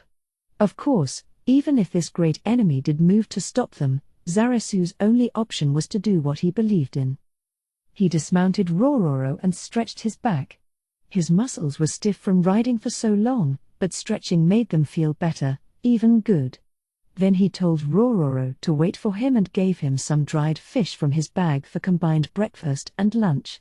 He would rather have instructed him to procure his own food somewhere in the area, but considering that might involve infringing on the Red-Eye tribe's hunting grounds, he decided against it. After petting each of Rororo's snake heads a couple of times, Zarasu left him and set off walking. With Rororo nearby, people might be wary of the Hydra and not come out to meet him. Zarasu was a messenger bringing an offer of alliance. He didn't want to seem coercive or threatening. His feet made a splish-splash noise in the water as he walked. At the edge of his field of vision, he spotted several members of the Red-Eye warrior caste walking parallel with him on the opposite side of the post enclosure. Their gear was no different from that of Greenclaw's warriors. They wore no armor and carried spears made from sharpened bones attached to sticks. Some had sling-like straps, so the fact that they didn't have any rocks at the ready told him they had no immediate intent to attack. He took care not to provoke them as he walked around to the main gate. Then he faced the lizardman watching him from the other side and raised his voice. "I'm Zarasu Shasha of the Green Claw tribe. I want to have a word with this tribe's chief." Eventually, it wasn't a terribly short amount of time, but it certainly wasn't long, an elderly lizard man with a gnarled staff and white symbols on his body appeared. 5 robust lizardmen followed behind. A priest? Zarasu stood proudly. Right now they were equal. He couldn't bow his head. Even when the priest's eyes moved to the brand on his chest, he maintained the same posture. "I'm Zarasu Shasha from the Green Claw tribe. I have something to discuss with your chief. I won't say it was good of you to come, but it seems the one who leads our tribe will see you. Follow me." The strange turn of phrase confused Zarasu for a moment. Why not chief? And they didn't even ask for proof that he was who he said he was. He didn't want to begin the conversation too clumsily and upset them. Despite feeling that something was off, he silently followed. The hut they led him to was a fine dwelling. In terms of his own tribe, it was even bigger than his brother's house. Patterns in rare dyes decorated the walls, which spoke to the high status of the one who lived there. One thing that caught his attention was the lack of windows. The only openings were small holes here and there for air. Like all lizardmen, Zarasu could see fine in the dark, but that didn't mean he preferred living in it. So why is their leader staying in such a dark room? Zarasu wondered, but there didn't seem to be anyone who could answer for him. He turned around. The priest and warriors who had guided him there were already gone. Initially, he'd thought leaving him alone was incredibly imprudent, to the point where he even indirectly asked them about it. But when they said that they were leaving because the acting chief wished it, his opinion of the person waiting in the room jumped. Despite what he'd said to his brother, Zarasu didn't expect to make it back unscathed, but for the Red Eye tribe to surround him with armed warriors and pressure him would have been useless. Probably the first thing he would have felt was disappointment at their caliber as warriors. But if they'd read him so well and were acting generous, they might be good negotiators, difficult to deal with. Ignoring the sensation of distant eyes on him, he approached the door and raised his voice. "I am Zarasu Shasha of the Green Claw tribe. I've been told the leader of this tribe is here. Allow me to come in." He heard a quiet sound, a hoarse female voice giving him permission to enter. Zarasu pushed open the door with no hesitation. Inside it was dark, as he expected. The contact with the light outside made him blink even though he could see in the dark. The smell that wafted out was something like an herbal bath, a pungent mix of greens. He figured the one inside would be an elderly female, but what he found completely overturned his expectations. "Good of you to come," a voice said to him from the darkness. From the other side of the door, she'd sounded old, but now he could hear youthful energy. Once his eyes adjusted, she came into view. She's white. That was his first impression. Her scales were white like snow without a single impurity. Her deep crimson eyes sparkled like rubies. Her slender body was not masculine but feminine. White and red symbols covered her. They meant she was an adult, that she was proficient in many types of spells, and that she was single. What does it feel like to be stabbed with a spear? Zarasu knew. First, a hot, burning sensation shot through the body, and with every heartbeat came a sharp, all-encompassing pain. And that's how Zarasu was feeling right now. It didn't hurt. It just. He simply stood there, not saying anything.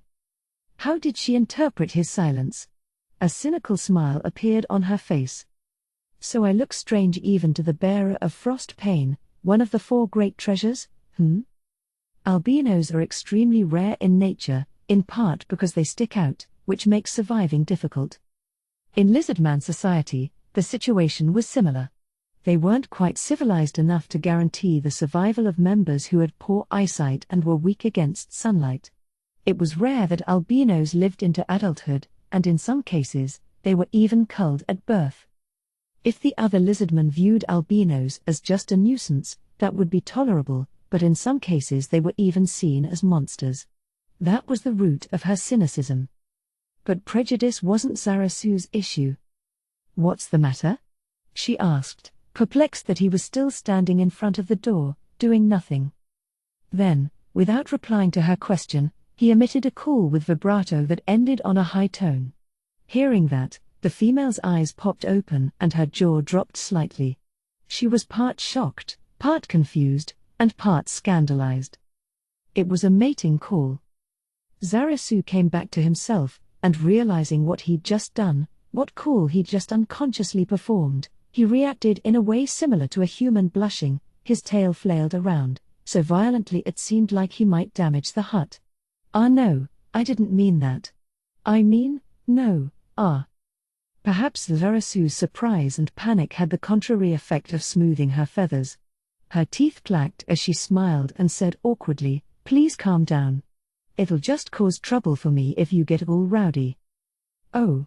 Sorry." He bobbed his head in apology and entered the house.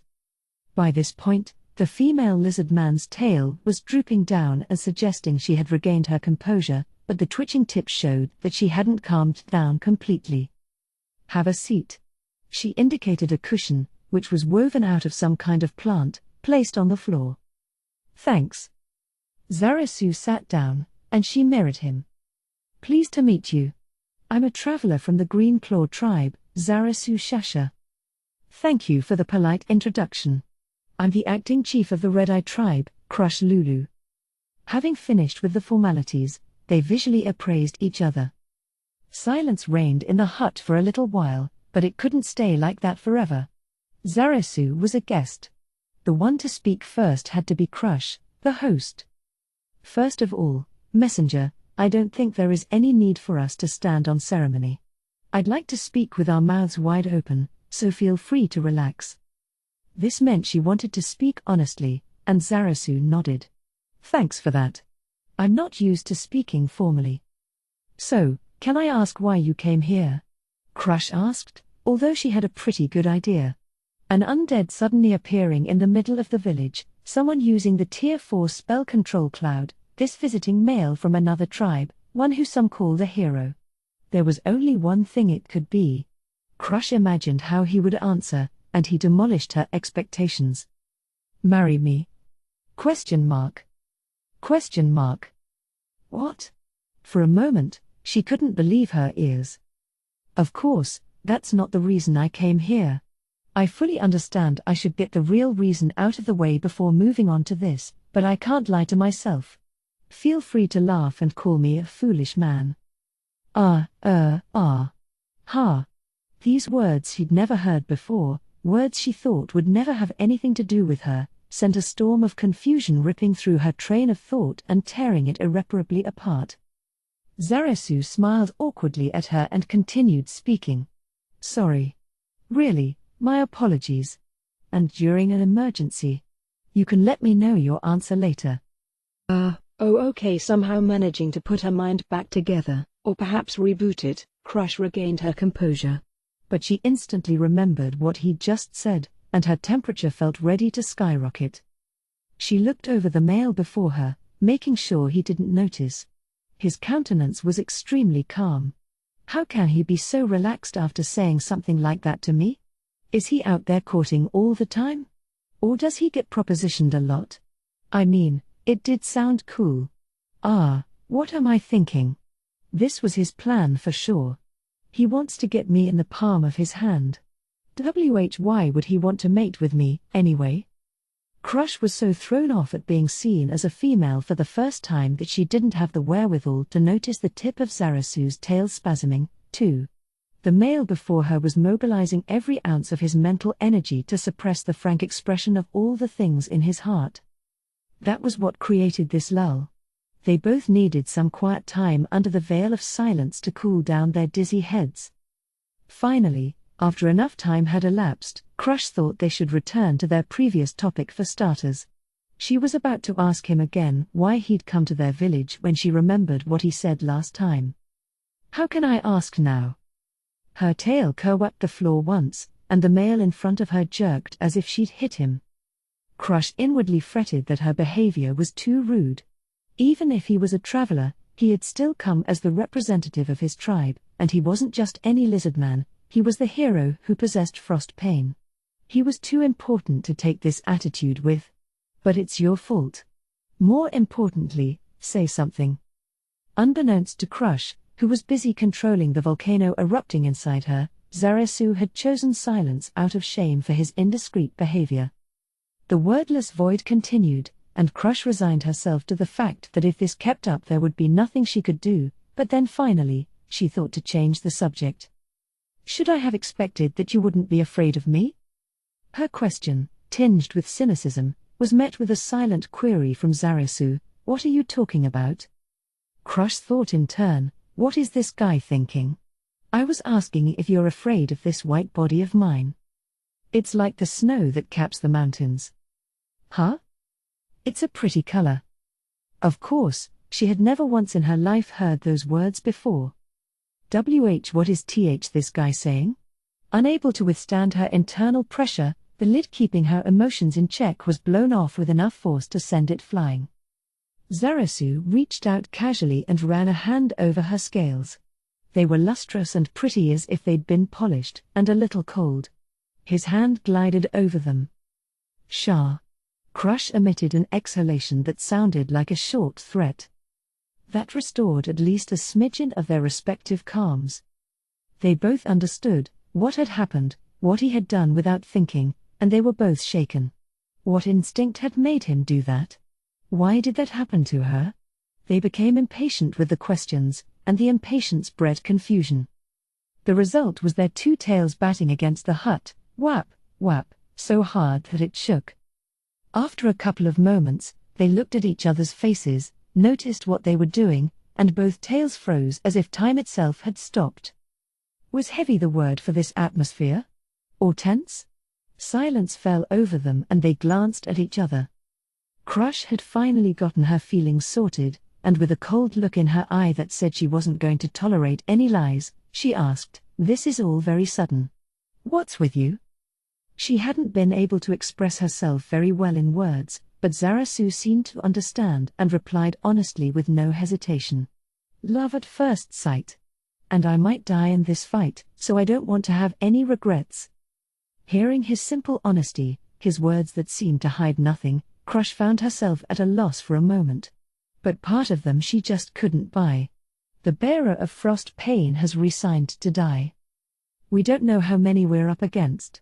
We can't be careless. Did you see the monster who brought the message? The one that came to my village was..." Zarasu described it and Crush nodded. "Yes, it's the same one." "Do you know what it is?" "No, no one in my tribe knows." "Oh, I met one once." He stopped there to see her reaction. "I ran away." "Huh? I couldn't have won." "Well, at best I would have been half dead by the end." Crush understood what a terrifying undead it was and was relieved that holding back the warriors had been the right decision. It can scream in a way that messes with your head. Also, it's incorporeal, so it's basically immune to attacks that aren't made with enchanted weapons. Even with numbers, you can't win. With druid magic we can enchant weapons for a limited time. Can you block attacks on the mind? We can boost resistance, but we don't have quite enough power to protect everyone. I see. Can any priest do that? Almost all of them can boost resistance. I'm the only one in this tribe who can protect someone from confusion, though. Crush noticed Zarasu's breathing grow a little rough. It seemed like he'd realized that her position wasn't just for show. Yes, Crush Lulu was quite an accomplished druid and probably possessed more power than any lizardman head priest. What number was the Red-Eye tribe on the attack list? It told us 4th. And what are you going to do about it? Time passed. Crush wondered what the point of talking about it was. Reenclaw had surely chosen to fight. Zarasu had probably come to form an alliance, was going to say fight with us. Where was the benefit in that for Red-Eye? They weren't interested in forming an alliance. They were for evacuation. It was the height of stupidity to go up against an opponent who could use Tier 4 magic. And if the messenger was really so horrible, what other conclusion could there be? But could she bluntly say all that? As she swirled in the whirlpool of her thoughts, Zarasu smiled and said, as if he were talking to himself, "I'll go ahead and say what I really think." What's he going to say? Crush fixed her eyes on him. "What I'm worried about is what happens after the evacuation." Crush didn't seem to grasp his meaning, so he spoke matter-of-factly. "Even if we're able to move from this place we're so used to, do you really think we'll manage to have the same lifestyle somewhere else?" "No, I mean, it would be difficult. Leaving this place and creating a new habitat would require a fight for survival. They would have to win in that ecosystem's struggle for existence. The lizardmen weren't champions of the lake or anything, and acquiring the marsh had taken years and years. There was no way their race could build a habitat in an unfamiliar place just like that. There's also a real possibility that we won't be able to gather enough food." Not understanding what he was getting at, she responded in a prickly, confused voice. "Yeah. So what would happen if all 5 tribes in this area tried to evacuate?" Then. She didn't know what to say, because she had finally figured out what Zarasu meant. Even though the lake was vast, an evacuation spot that one tribe chose was bound to look good to the others as well. What would they do if a fishing rivalry broke out when they were already fighting a new struggle for existence? That could get ugly.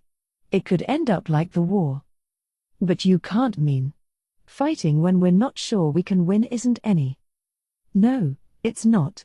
I'm counting on reducing the number of mouths across all tribes." "That's your reason?" That was why he wanted to form an army and fight, even if they lost, just to decrease the population of lizardmen. The idea that those besides the warriors, hunters, and priests fighting for their survival could die was extreme, but she could understand it. No, having them die might even be the correct choice in the long run. If there were fewer mouths to feed, they could get away with less food. Then they might have a chance at cohabitating. Crush desperately searched for a way to refute the argument. You're saying that even though we don't know how dangerous the new spot might be, we should go in with smaller numbers? Listen to me. Even if we take over the area no problem, then what? If the fish supply runs low, the 5 tribes will just have to kill one another. But we might be able to catch lots of fish. And if we can't?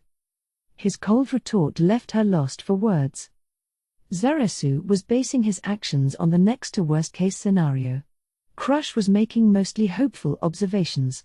If they operated based on her ideas and something bad happened, it would be a disaster, but it wouldn't be if they went with Zarasu's plan.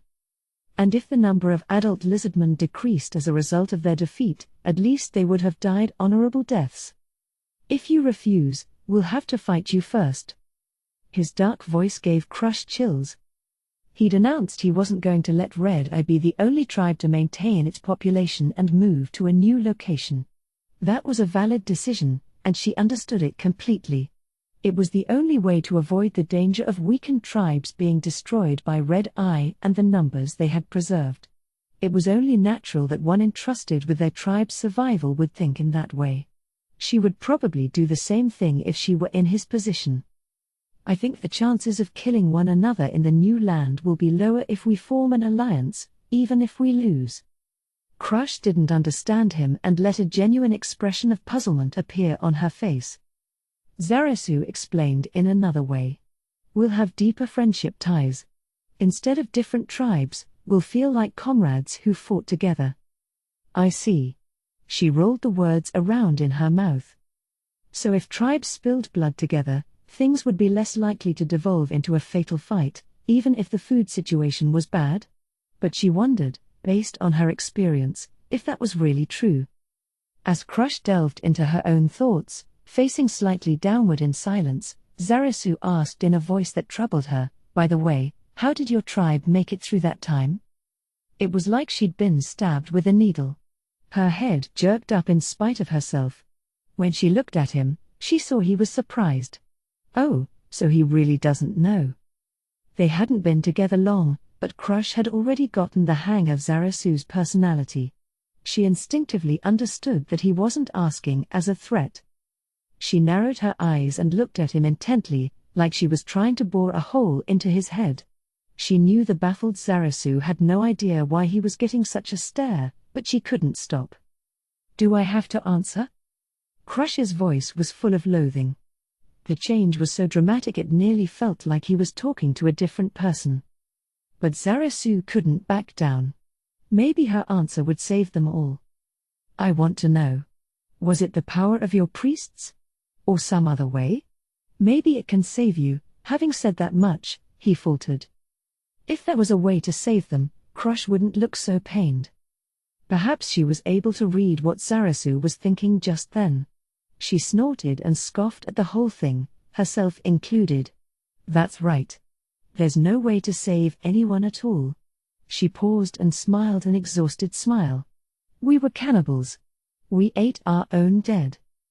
Zarasu was shocked, speechless. Killing the weak, decreasing the number of mouths to feed, was not taboo, but cannibalism was unclean, the most taboo of taboos. Why did she tell me that? Why would she tell a secret she should have carried to her grave to a stranger from another tribe, a visitor? Does she not mean to let me go alive? No, that can't be right. I don't get that feeling from her. Crush wasn't sure why she'd said it, either. She knew plenty well how much lizardmen from other tribes would scorn them. So why? Her mouth chattered away as if she no longer had control over it. Back then, when the other tribes started the war, we didn't have enough food, either, and things were bad. The reason we didn't fight in the war was that our tribe has a lot of priests and not many warriors. Thanks to the priests, we could make lots of food with magic. She went on unceasingly as if possessed. But the amount of food they could make was still insignificant compared to the number of tribe members. All we could do was face death and slowly tread the path to our extinction. But one day, The chief brought food, bright red meat. Maybe I wanted someone to listen, to hear the story of my crime. She ground her teeth together. The male before her was quietly listening. If he felt disgust, it didn't show on his face. Crush was thankful for that. What kind of meat was it? Everyone pretty much knew. At the time, we had strict laws, and any family who broke them was kicked out of the village. Our chief brought meat just after some people had been banished. We just shut our eyes and ate it, to survive. But we couldn't go on like that. At one point, all the built-up discontent exploded into a revolt. She closed her eyes and remembered their chief. We ate it. We knew, and we ate it, so we were just as guilty. Honestly, when I think of it now, it's so strange. After a moment of silence, she looked squarely at Zarasu. It surprised her to find a sensation of happiness inside, seeing no disgust in his quiet eyes. Why would I feel that way? She had a vague idea of the answer. Please look at me. Every now and then in Red Eye, someone like me is born. They always have something they excel at. For me it was priestly powers. For that reason, our authority is second only to the chief. Then I went and led the revolution and revolted against him. The village split in two and fought, but my side won because we had more people. And then because your population decreased, the food was enough to go around? Yes. In the end, we survived. When we revolted, the chief wouldn't surrender. He died having sustained countless wounds. And when I dealt the fatal blow, he smiled at me. Crush strung her words together painfully. They were like pus that had gradually gathered in her heart since the day she killed their chief. To Zarasu, she was finally able to spit out these things she'd never be able to say to the tribe, the ones who'd believed in her and fought against the chief. That was why she couldn't stop. Her words were like water flowing from high to low ground. It wasn't the kind of smile you'd flash at someone who was killing you. There was no hatred, or envy, or hostility, or cursing, or anything. It was a truly lovely smile. Maybe the chief was right all along? I keep thinking that. With the death of our chief, the one who was the root of all our evil, the tribe came together again. And not only that, we even reduced our own number enough to solve the food issue. That was all she could take. The dam broke with all the strength she had expended struggling to bear the burden of her crime as acting chief. She gulped back the muddy surge. With her thoughts in tatters, she couldn't get them into words. Weeping cuckoo, there weren't many tears due to her biological structure, but the emotions were the same. She broke down. Her body was so small. When living in nature, weakness was as good as a crime. Of course, children were protected, but strength was a priority for adult male and female lizardmen equally. From that standpoint, she must have been humiliated. It couldn't be good for the leader of the tribe to show weakness to a member of another tribe, someone she wasn't even close to. But the sentiments in Zarasu's heart weren't anything like that. Maybe it was partly because she was a beautiful female. But more than that, she was a warrior, a wounded warrior who gasped, struggled, and still went forward. She'd shown only a glimpse of weakness. If she was standing up and trying to go forward, she was no weakling. Zarasu approached and gently put his arms around her. We aren't all-powerful or all-knowing. All we can do is decide how to act as we go. I might have done the same thing in your position. I'm not trying to cheer you up. Are there any correct answers in this world? We just keep going forward, full of pain and regret, with scars on the bottoms of our feet. All you can do is go forward, that's what I think. They could feel each other's body heat and hear the beating of their hearts faintly. The two pulses gradually matched rhythms and created the illusion they were one. It was a strange feeling. Zarasu felt a warmth he had never experienced in all his life as a lizard man. It wasn't because he was holding another lizard man. Is it because I'm holding this female, Crush Lulu? A little time went by, and then Crush lifted herself off Zarasu's chest. As her body heat withdrew, Zarasu felt it was unfortunate. Of course, he was too embarrassed to say so. I've made an unsightly impression. Do you hate me? What's unsightly? You struggle down your path, get hurt along the way, But continue on. Do I look like such a fool that I'd think that unsightly? You're beautiful. ! Her white tail writhed, striking the floor several times. Yikes. Incapable of asking what she meant by that lone word, Zarasu asked a different question. More importantly, does Red Eye farm fish? Farm? Yeah. Raise fish for yourselves to eat. We don't do anything like that. Fish are a blessing from nature.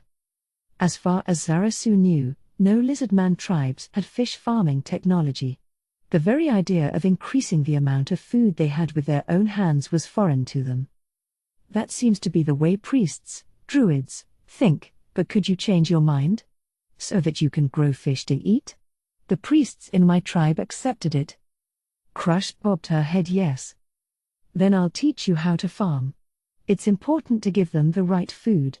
You can use fruit that druids make with magic. They grow quite well when you give them those. You really don't mind sharing your technology with us? Of course not.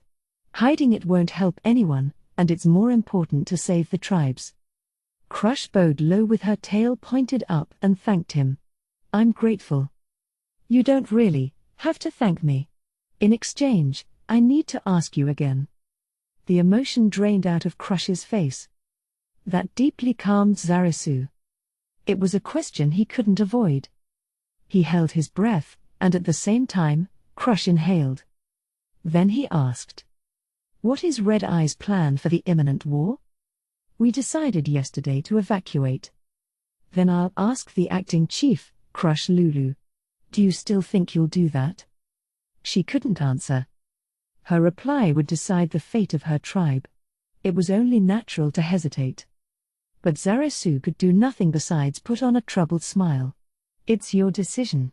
The reason your chief smiled at you in the end must have been because he was entrusting the tribe's future to you. Now's the time to carry out that mission. I've said everything I can say. All that's left is for you to decide. Crush's eyes rolled, casting her gaze around the room. She wasn't trying to escape or looking for help. She was just trying to arrive at the correct answer within herself. No matter what her conclusion, Zarasu would accept it. As the acting chief, let me ask you. How many are you going to allow to evacuate? We're planning to have each tribe evacuate 10 warriors, 20 hunters, 3 priests, 70 males, 100 females, and a few children. And the others? Depending on the circumstances, we may just have them die. Crush said nothing and merely looked up into empty space. Then she murmured, I see. So I want to know your decision, Acting Chief Crush Lulu. Crush considered all kinds of plans. Killing Zarasu was one option, of course. Personally, she didn't want to do that, but as acting chief, she felt differently. I could kill him, and then the whole village could escape. She rejected that idea. It was a very dangerous gamble. In the first place, they didn't even have any proof that he had come alone. So how about promising him to fight and then running away? This could also be problematic. They ran the risk of his changing plans and opponents to cull the population by fighting with the Red Eye. His real goal was decreasing the number of mouths to feed. In that case, it didn't matter who they fought. In the end, if she said she wouldn't form an alliance, he'd probably take that answer home and come back with an army to destroy the Red Eye. However, maybe Zarasu hadn't noticed, but there was one hole in his plan. Even so, if they didn't go with him, they wouldn't be able to avoid the food problem. Crush smiled knowingly. There had been no way out of this conversation from the beginning, from the point she'd heard what he'd had to say, from the time the Green Claw tribe started their plan to form an alliance. There was only one way for the Red Eye to survive: join the alliance and fight with them. Zarasu surely knew that, too. So the reason he was waiting for her answer must have been because he wanted to make sure the commanding lizardman was worth allying with. And that they would commit. But if those words came out of her mouth, many lives would be lost. And let me say one thing. We're not fighting to die, we're fighting to win. I may have said some things that made you anxious, but if we beat the enemy, we'll be laughing about it later. So please don't misunderstand that point. Crush nodded that she understood. He is a really nice male, she thought as she gave her decision. We of the Red-Eye tribe will cooperate with you, so our chief's smile won't be meaningless and so as many Red-Eye members as possible can survive. She bowed deeply and stretched her tail straight up. I thank you. He slowly bowed and lifted his tail, his actions said more than words could express. Early in the morning, Zarasu stood in front of Rororo and gazed at the gate of the Red-Eye village. He yawned a huge cooer in spite of himself. He had participated as an observer in the Red-Eye's meeting until late the previous night, so he was a bit tired, but there wasn't much time left. He had to get to another tribe today. Fighting back sleep unsuccessfully, he yawned again, even bigger than before. He had the feeling that he would be able to sleep on Rororo even if his balance wasn't that great. He gazed at the rising sun, it seemed almost yellow, and then looked back to the gate and started. Something strange was coming out of it. It was a clump of grass. Weeds were growing here and there out of a tunic sewn with many loose strips of fabric and strings. If one laid it sideways in the marsh, from a distance it would have looked like a patch of grass. Ah, I've seen a monster like this somewhere before. Zarasu remembered something he'd seen on his travels. Behind him Rororo let out a low warning call. Of course, he knew who it was. There was no mistaking her with her white tail peeking out a bit. He watched the tail sway cheerfully and calmed Rororo down as the clump of grass came over to him. Morning. Yeah, good morning. It seems you had no trouble getting the tribe on board? He looked at the Red-Eye dwellings. The village was in a frenzy first thing in the morning, and lizardmen ran busily to and fro. Crush stood next to him, facing the same direction, and answered, yes, no trouble. We should be ready to leave for the Razor-Tail tribe today, and the evacuees should be ready soon, too. According to information the priests received via magic, Razor-Tail had been sentenced to annihilation first. Timing-wise, it was fortunate that it hadn't been Dragon Tusk. So why did you come out here, Crush? It's simple, Zarasu. But before that, tell me what you're planning to do now. After the meeting that lasted from evening into the early morning, it seemed natural to call each other by name. They'd gotten closer, so they could speak more at ease. I'm going to go to another tribe, Dragon Tusk. Strength is everything to them, right? Supposedly they have the most powerful military of all the tribes. Yeah, that's right. We've never had dealings with them before, so I have to go prepared. Everything he'd ever heard about them was wrapped in mystery, so going at all was extremely dangerous. And the fact that they had taken in the survivors from the two tribes who lost the war made it even more dangerous. From the perspective of those survivors, Zarasu, who had fought in the war, was without a doubt a hateful enemy. Still, for the upcoming fight, Dragon Tusk was the tribe whose cooperation he needed the most. I see. Then I should definitely go with you. What? Is that weird? The clump of grass rustled. He couldn't see her face, so he wasn't sure what she meant. I dunno if it's weird, but it's dangerous. Is there anywhere that isn't dangerous right now? Zarasu hesitated. If he mulled it over with a clear head, there were lots of pros to taking her along. But as a male, he didn't like the idea of taking his crush into certain peril. I'm not thinking clearly. The grass hid her from view, but it seemed like she laughed a little bit. I have a different question. What's with the get-up? It doesn't look good on me. Looking good or not isn't the issue. It's bizarre. But would it be better to praise her? Zarasu wasn't sure how to respond. After careful consideration, he decided to get on her good side, even though he couldn't see her expression. I guess it looks good. Yeah, right, she snapped. There was probably nothing Zarasu could have done to not feel disheartened in that moment. I just can't take the sunlight, so I usually wear this when I go out. I see. Oh, but I didn't get your answer. Will you let me go with you? It was pointless to say what he thought, and having her along would probably work to his advantage in forming the alliance. Maybe she had proposed it because she thought so, too. In that case, he didn't have any more objections. Okay.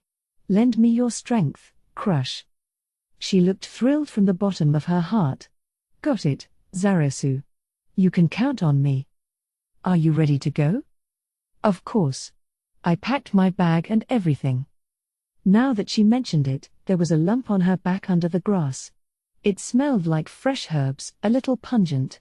As a druid, she probably had techniques that used medicinal herbs, so she must have brought some. Zarasu, you look sleepy. Oh, I am, just a little bit. Between this and that, I haven't really slept much in the past couple of days. A white hand suddenly extended from under her grass clothes. Here. It's a Ricoriko nut. Try chewing it with the shell on. Zarasu took the brown nut out of her hand and unhesitatingly popped it into his mouth. A bitterness radiated out of it and took the edge off his tiredness, but he couldn't really say he felt awake. As he kept chewing, however, the flavor suddenly exploded across his tongue. It made his breath smell, too. Mile per hour. How refreshing. It really gets into your sinuses. He inadvertently reacted in his brother's trademark way. Shoo shoo, Crush laughed at him. You're not sleepy anymore, right? But that doesn't mean you're not tired, so don't overdo it. You should take a break when you can. Satisfied by the fresh, cool feeling in his mouth and nose, Zarasu nodded. Then I'll take a nap on Rororo at some point. Without further ado, he climbed up Rororo's back. Crush followed a moment later. Rororo glared at Zarasu, none too happy with the strange sensation of grass creeping along his body, but Zarasu managed to soothe him. Okay, let's go. It's not very stable, so hold on to me. Got it. She wrapped her arms around him, and the prickly grass tickled. This feeling wasn't quite what he'd expected, and he frowned. What's the matter? It's nothing. Let's go. Okay, Rororo, we're counting on you. What am I so happy about? Hearing Crush's excited voice behind him, Zarasu smiled in spite of himself as they swayed along. 2. Conquered by its new ruler, the Tove woodlands were filled with silence, because every living thing held its breath, frightened by the new king. But this one place was different. The sounds of trees being felled and then transported filled the area. Heavy iron machines, golems reminiscent of heavy machinery, carried the trees to an area of huge wooden buildings under construction. The structures seemed far from completion. The site was quite big, but there were surprisingly few buildings actually standing. Working there were golems and undead. Most of the undead were elder liches wearing eye-catching crimson robes. Each of them had a 9-inch demon, a brown-skinned imp with bat wings, perched on one shoulder. They held their pointed poison tails up to keep them out of the elder lich's way. One of the working elder liches unrolled a piece of paper and gave orders to a golem in transit. The golem stopped as ordered, and the lich looked back and forth between the part it had been building and the paper, cocking its head. Eventually it spoke to the imp on its shoulder. After listening to what the elder lich had to say, the imp expressed its understanding and flapped up into the sky. Its movements weren't very elegant, but it soared into the air and scanned the site with its goggling eyes. Soon it found the person it was looking for and immediately glided down to meet her. It was one of the great tomb of Nazaric's guardians of the 6th level, Orabella Fiora. She was one of the new rulers of this forest. The dark elf girl was using a rolled-up piece of paper in lieu of a megaphone to project her voice. The imp flapped down before her and bowed, and she asked in a familiar way, "Aha. Which team are you from?" "Mistress Aura, I'm C3. "A C, huh? Okay. Is there some kind of problem again?" All the workers in this place had letters from A to E, and each team had their own job and location. Aura recalled that Cs were working on the warehouses. Their construction was second furthest along among the different buildings. "There's an issue with the thickness of the wood being used for construction, so if you could spare a moment." The imp stopped short because a voice started coming from the iron band around Aura's wrist. "It's time." It was the ditzy voice of a cheerful girl, and when Aura heard it, her expression broke. Her ears drooped, and her face flushed with awkward embarrassment. Okay, understood, Lady Bubbling Teapot. She responded energetically to the band on her wrist. It's lunchtime. Let's call it good for this morning. There were almost no monsters working there that required food. Actually, Aura was wearing a ring of sustenance, so she didn't need to eat, drink, or sleep, either. But her master had kindly told her, make sure you take a proper break. So sorry, I'm going on break. Could you come back in an hour? Understood. Then please excuse me. The imp bowed and then noisily took off. After watching the imp fly back toward the warehouses, Aura stretched her shoulders and looked once again at the band on her wrist, and grinned ear to ear. It had been a reward from her master for a job well done. Of course, as a guardian created by the supreme beings, it was only natural to work for them, for her master, and it would be wrong to charge for her service. It was a matter of course. But she just couldn't refuse when he offered this. I wanna hear Lady Bubbling Teapot talk more. She gently stroked the band. Her caresses may have been even gentler than the ones she gave the magical beasts she controlled. All the voices the item used came from the supreme being who created Aura. Even just hearing it tell her the time sent joy coursing through her entire body. When she heard her little brother, Mare, got a Ring of Ein's All gown, she'd been a little jealous, but now, she honestly thought she had gotten the better gift. Her ears sagged, and she polished the band a bit giddily. She nodded in satisfaction as it sparkled in the sunlight. Then she frowned, puzzled. I wonder why Lord Ain's limited the ways I can use it. He'd given her several orders, such as don't set an alarm at 7:21 and then 1919. Maybe I should ask. I can't do that. Noticing the numbers on the band, she rushed off. She ran to a maid.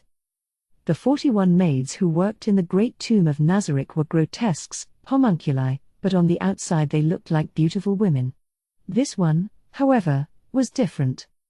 Her head was a dog's, and a line like a scar ran down the middle of her face, along with marks that looked like the remains of stitches. It was as if her head had been split right in half and sewn, though it seemed impossible, back together. Her name was Pestonia S. Puppydog. She was the head of Nazarick's maids and a high-level priest. As you requested, I've brought you a hamburger. On the side you have pickles and fries with the skins on. And for your beverage, cola, woof. During the brief pause before the woof, Aura had a hunch she'd forgotten her signature noise, but she didn't say anything. The drool-worthy aroma was making her too hungry. Even though her ring rendered eating unnecessary, it wasn't like she couldn't, and eating made her happy, especially something that tickled her nose with such a tasty aroma. The total effects of your meal are... I'm okay, I don't need to hear that. I didn't order it for the ability boosts. Understood, woof. Pestonia went to the food cart that was emanating delicious smells at her side. Luunch, luunch. Listening to Aura's food song, Pestonia lifted the cover of a silver tray. Ooh. Eyes glued on her meal, Aura mentioned something she remembered. A7 ground beef isn't bad, but I like a mix of beef and pork better. I wonder if you can make 3 patty burgers of that. I'll tell the chef, woof. Great, thanks. Aura grabbed the tray and walked off with a smile on her face. 3. A clump of plants peeked around Zarasu's shoulder as he watched the Dragon Tusk village rise in front of them. It went without saying that it was Crush. Her hands moved, and the grass covering her head parted to reveal the face Zarasu found so beautiful. Are you really planning on riding right in? Are you trying to start a fight? No, the opposite. The Dragon Tusk tribe prioritizes strength. If I get off Rororo now, there might be trouble. I could end up in a fight before I reach the chief. Rororo is a great deterrence against that. As they proceeded, several warriors on their guard here and there throughout the village, weapons in hand, pierced them with their eyes alone. Reacting to the hostility, Rororo let out a faint, low cry. Despite the warning, Zarasu had him continue advancing. If he went any farther, there would be a fight. Once the air crackled with tension, Zarasu finally stopped Rororo and dismounted. Crush came down a moment later. The sharp gazes of several soldiers targeted the pair with palpable pressure. The sentiment wasn't simple hostility but already in the realm of killer intent. Crush, seeming a bit overwhelmed, stopped moving. She may have had advanced ability as a druid, but she rarely had to bear the brunt of an encounter as a warrior. Instead, Zarasu took a single step forward. He shielded Crush with half his body and raised his voice. "I am Zarasu Shasha, and I come on behalf of the Green Claw tribe. I want to speak with your chief." His strong voice subdued their murderous attitudes, and the Dragon Tusk warriors seemed a bit overawed, and their stances wavered. Then Crush raised her voice. "I am Crush Lulu, acting chief of the Red Eye tribe. I also came to meet with your chief." Hers was a quiet voice, but it contained the confidence and awareness of a tribal leader. She'd been inspired by the proud male's voice, and the little lady lizard man who had been there a moment before had vanished. "I'll say it again. We came to see your chief. Where is he?" Just then the atmosphere shifted violently. It was almost as if emotions had taken on physical shape and assaulted Zarasu and Crush. Rororo's 4 heads immediately started writhing. He opened his jaws wide and let out threatening growls, moving his heads to intimidate. The lizardman shrank back for a moment as if frightened at the huge hydra's continued high-pitched cries. "You don't really need to protect me." "I don't intend to. You came here of your own free will. But the one who should get this kind of glare, as the one responsible for the breaking up of their tribes, is me." More warriors gradually gathered by the entrance to the village. They all had magnificent physiques and faint scars in their scales. They had probably made it through some intense battles. But Zarasu could tell their chief was not among them. They were all mere warriors. There was no one with the dignity of his elder brother or the extraordinariness of Crush, no one with the impact of a chief. The only sound breaking the silence was Rororo's warning growls. Not a single lizard man there relaxed their guard. Then, "Ah," Crush gasped quietly. But Zarasu didn't lose his composure when the lizard man they were waiting for appeared. He'd sensed the immensely powerful creature walking toward them before he'd seen him. Still, he couldn't help being a little shocked when he finally came into view. To describe this lizard man in a word: monstrous. He was huge, over 7.5 feet tall.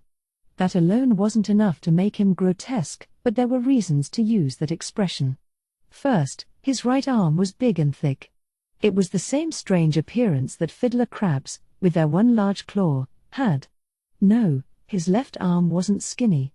His left arm was about the size of Zarasu's. His right arm was just bizarrely thick, and it wasn't puffed up due to disease or deformity, but muscle. He was missing his ring and pinky fingers on his left hand. His mouth seemed to have been sliced open with something around to the back of his head. His tail was smashed flat, less like a lizard man's and more like an alligator's. But more eye-catching than anything else was the brand on his chest. The design was different from Zarasu's, but its meaning was the same: he was a traveler. He took a close look at Zarasu and Crush, and there came a sound like pieces of dry wood bumping together. The grotesque lizard man's sharp teeth rubbed against one another. Apparently he was laughing. "So you made it, huh, era of frost pain?" His deep, heavy voice was a good fit for his odd looks. He was probably just talking normally, but he sounded daunting. "Pleased to meet you. I've come from the Green Claw tribe." The lizard man waved a hand, as if to say, "Not necessary, not necessary. How about just your names?" "Zarasu Shasha. And this is Crush Lulu." "Is that a plant monster? Well, you did bring a hydra, so it's not so strange that you'd have another pet monster." "No." Crush began taking off her clothes, but the massive lizard man did his not necessary hand wave again. "Don't take that joke seriously, ya goobs!" Exclamation mark. He gave Crush a bored look as she rustled her grass and then turned to Zarasu. "So, I guess I'll ask why you're here. Before that, could I ask your name?" "Yeah, I'm the chief of the Dragon Tusk tribe, Zanbel Gugu. Call me Zanbel," he said with a toothy grin. Zarasu had known this one was chief when he saw him, but the reality of a traveler in charge was still surprising. On the other hand, it made sense. There was no way a male like this could be just a traveler. When he appeared, the hostility from the others vanished. He was a male with that much authority, as well as military might and unifying force. You can call me Zarasu, too. So, Zunbel. I imagine that a strange monster showed up here lately? Yeah, the messenger from the Great One. If it came, then that makes this ease. Zunbel lifted a hand to pause Zarasu mid-sentence. I have an idea what you're going to say, but we only trust the strong. Take up your sword. The split mouth of this huge lizard man, Zunbel Gugu, chief of the Dragon Tusk tribe, bared his sharp teeth good-humoredly. What? Crush was the only one to gasp in surprise. The warriors in the area and Zarasu appeared to approve. How straightforward. Chief of the Dragon Tusk. That's a clear, concise judgment with no time wasting. And you're a brilliant messenger. I guess I should have expected that, since you have frost pain, though. The strongest gets selected as chief. For a lizard man, this was utterly natural. But for issues that impact the continuation of the tribe, is that okay? Shouldn't many people consult one another and discuss things from different angles before deciding? Crush thought these things, and then found such logic mysterious. Everyone looking on, both males and females, agreed with their chief's decision. Until recently she would have said, that's the way I make decisions, too. So why am I doubting it now? Where had that doubt come from? Am I under some kind of magic attack? That couldn't be. She was fairly confident she wouldn't lose to any lizard man on the marsh with her magic skills. That pride told her that it wasn't any mystical art. Crush moved her eyes to look at the two males. Zarasu and Zunbel. Next to each other they looked like a child and an adult. Of course, as a caster, she knew physique wouldn't decide everything, but seeing this much of a gap between them made her heart shriek, I hate this. I hate this? I hate the idea of them, no, him, fighting? She reached out within herself to try and understand this peculiar feeling that had come up in her heart. Why am I so against it? Why don't I want them to fight? There was one answer. She didn't even have to think about it. She smiled faintly, a little awkwardly, and with a bit of a sneer. You just have to admit it, Crush. You don't want Zarasu to fight because you're scared he could get hurt, or even die. In other words, that participants in these types of fights almost never died. But if they almost never died, that meant that rarely, they did. If things got too heated, someone could easily be killed. I don't want to lose my husband by making him fight like that, thought the single female. So in her heart, she'd accepted Zarasu's proposal. No male has ever treated me like that. Not that that means I should be a pushover. What do they call that? Easy? I feel kinda happy but sad. Oh, I don't know. Having quietly acknowledged her emotions, she went over to Zarasu, who was warming up, and tapped him on the shoulder. Do you need anything else to get ready? Nope. I'm good to go. She tapped his shoulder again. It was a sturdy shoulder. Right around the age she began to understand the world around her, she had started down the path to becoming a priest. Along the way, she had touched many males' bodies during prayers, applying medicine, and casting spells. But she had the feeling she'd touched Zarasu far more than the rest of them put together. So this is Zarasu's body. He was starting to get excited about the fight, and his muscles were bulging. It felt very masculine to her. Is something wrong? Apparently he thought it odd that Crush hadn't moved her hand. Huh? Priest's blessing. Aha. The spirits of your ancestors will help me out even though I'm from a different tribe? The spirits of our ancestors aren't so narrow-minded. Good luck. She removed her hand from the shoulder of the male she loved, prayed for his victory, and apologized to the spirits of her ancestors for the lie. Zunbel was similarly prepping, and in his right hand, he gripped a huge spear, a steel halberd of almost 10 feet that a normal lizard man wouldn't have been able to use without both hands. Then he, casually, swung it. The sweeping motion displaced enough air that Crush could feel the wind where she was. Can you? No. Will you be okay? I'm planning on it one way or another. She'd been planning to ask if he could win, but she stopped herself. Zarasu was fighting because he knew he had to win. In that case, he wouldn't lose. She'd known him only a day, traveled with him for only half of one, but still, she knew, this male was worth falling for. Okay, are you ready, bearer of frost pain? Zarasu. Everything's fine. I'm ready anytime. He casually turned from Crush and advanced into the circle that was to serve as the arena. Crush sighed, unable to help but watch him as he walked away.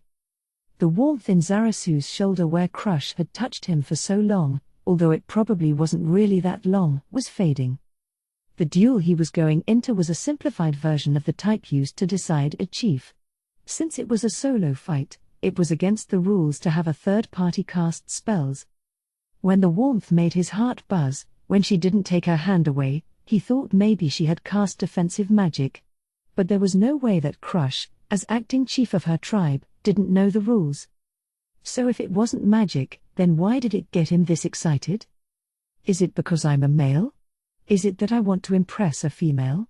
Brother once called me a dead tree, but apparently that's not the case. Zarasu entered the circle of lizardmen, took frost pain from his hip, and lifted it up.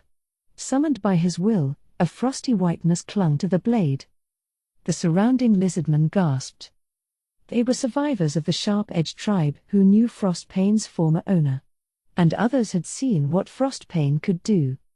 When Zunbel saw Zarasu invoke the power only a true owner of Frostpane could, his vicious expression cracked into delight, the delight of a growling animal with its teeth bared. I don't want anyone to get hurt too badly, Zarasu declared coldly in response to the fierce aura coming off the lizard man before him. At this provocation, the emotions of the warriors in the crowd surged in a bad direction, but the sharp slap of something striking water and the extraordinarily huge spray that followed immediately calmed them down. Zunbel had hit the marsh with the tip of his spear. Oh? Then don't let me admit defeat. Listen up, you guys. If I lose, this guy's your chief. No objections, no arguments, and no whining. They couldn't have accepted it, but none of the warriors argued. If Zarasu did kill Zunbel, they would probably grit their teeth and obey. Okay, now we're ready. Come at me like you mean to kill me. I'm probably one of the strongest guys you've ever fought. You might be right. Got it. And if I die? He flicked his eyes behind him to Crush. Sure, I'll get your female home safe. She's not mine yet, but okay. But you're majorly going for her, right? That plant monster.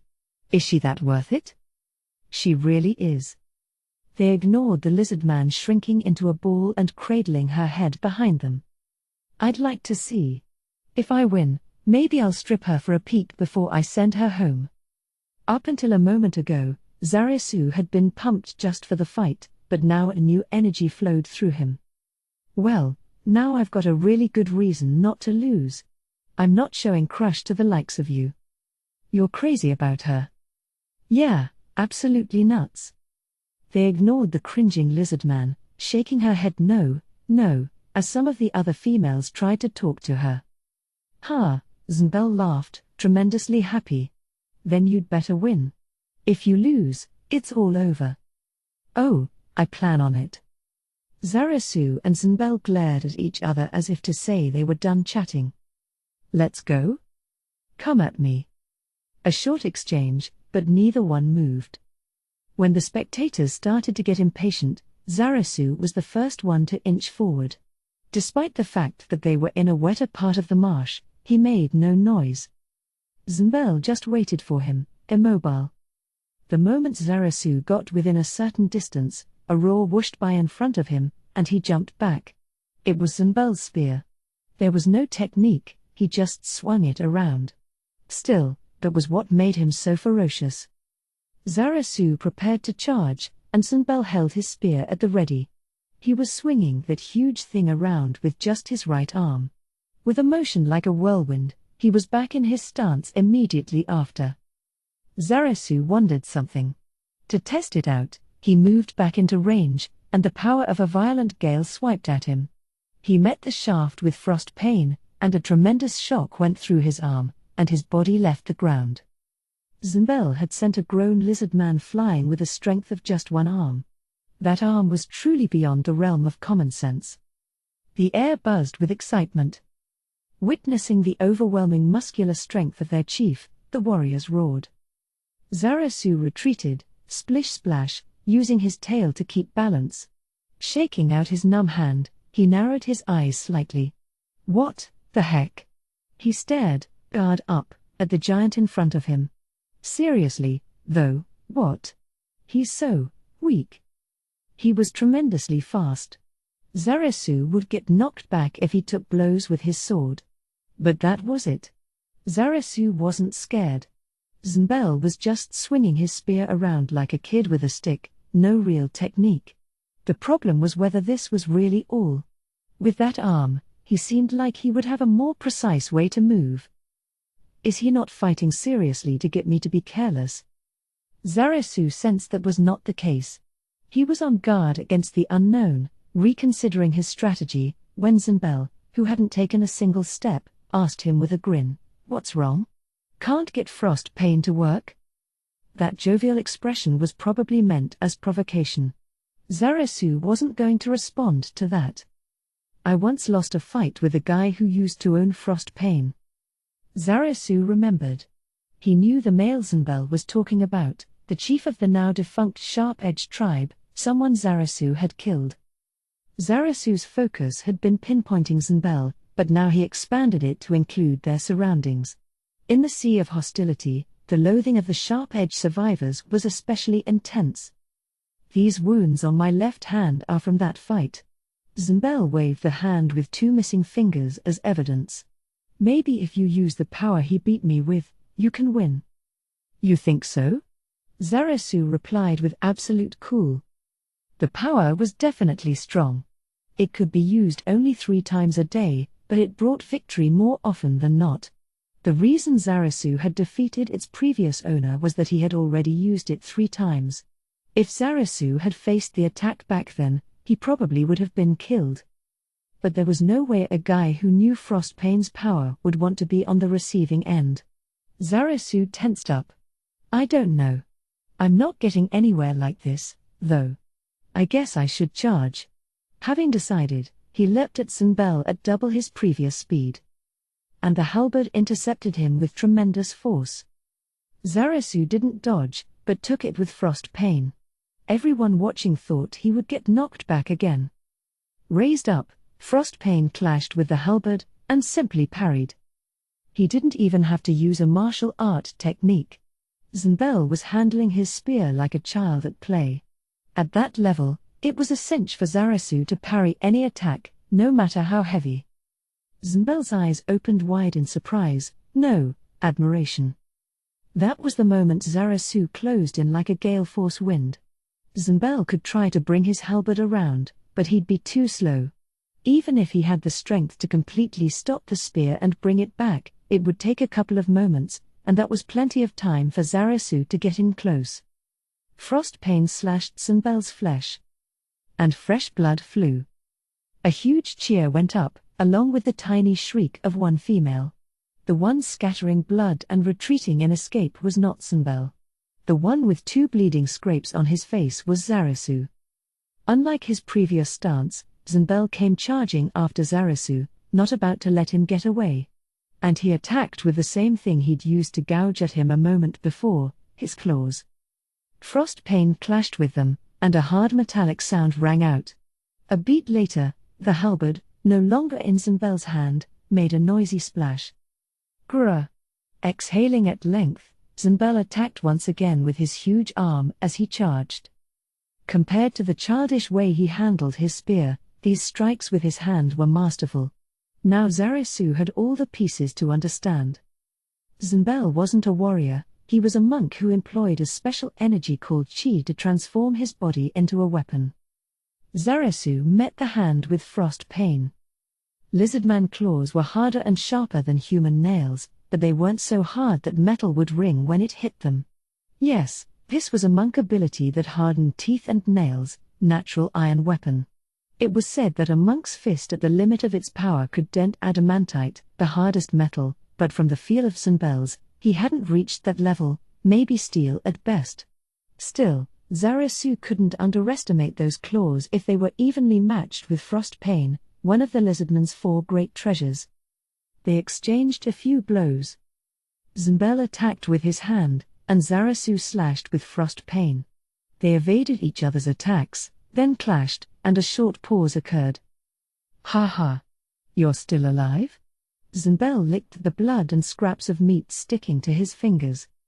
Likewise, Zarasu's tongue, longer than a human's, came out and licked the red liquid flowing from the scrapes on the part of his face that would be a cheek on a human. He was glad he'd been able to just barely dodge the attack meant to pierce his eyes. He had wounds, but they weren't deep. He still had plenty of fight left in him. While Zarasu thanked the spirits of his ancestors, and I guess crushes might have helped, too, Zunbel complained. "You know, Wu, if you don't use that move and I beat you, it'll feel like you were going easy on me." He balled up his fists and bumped them together a few times in front of his chest. "Sorry, but I'm not planning on using it. No saying you weren't fighting seriously after you lose. Now that you've sparred with me, do you really think I'm the type to say something like that?" "No, I don't. Sorry, I didn't mean that. But if you're not gonna use it, then I'm comin' for ya." Voom. With a rush of air, he kicked at Zarasu with one of his thick legs.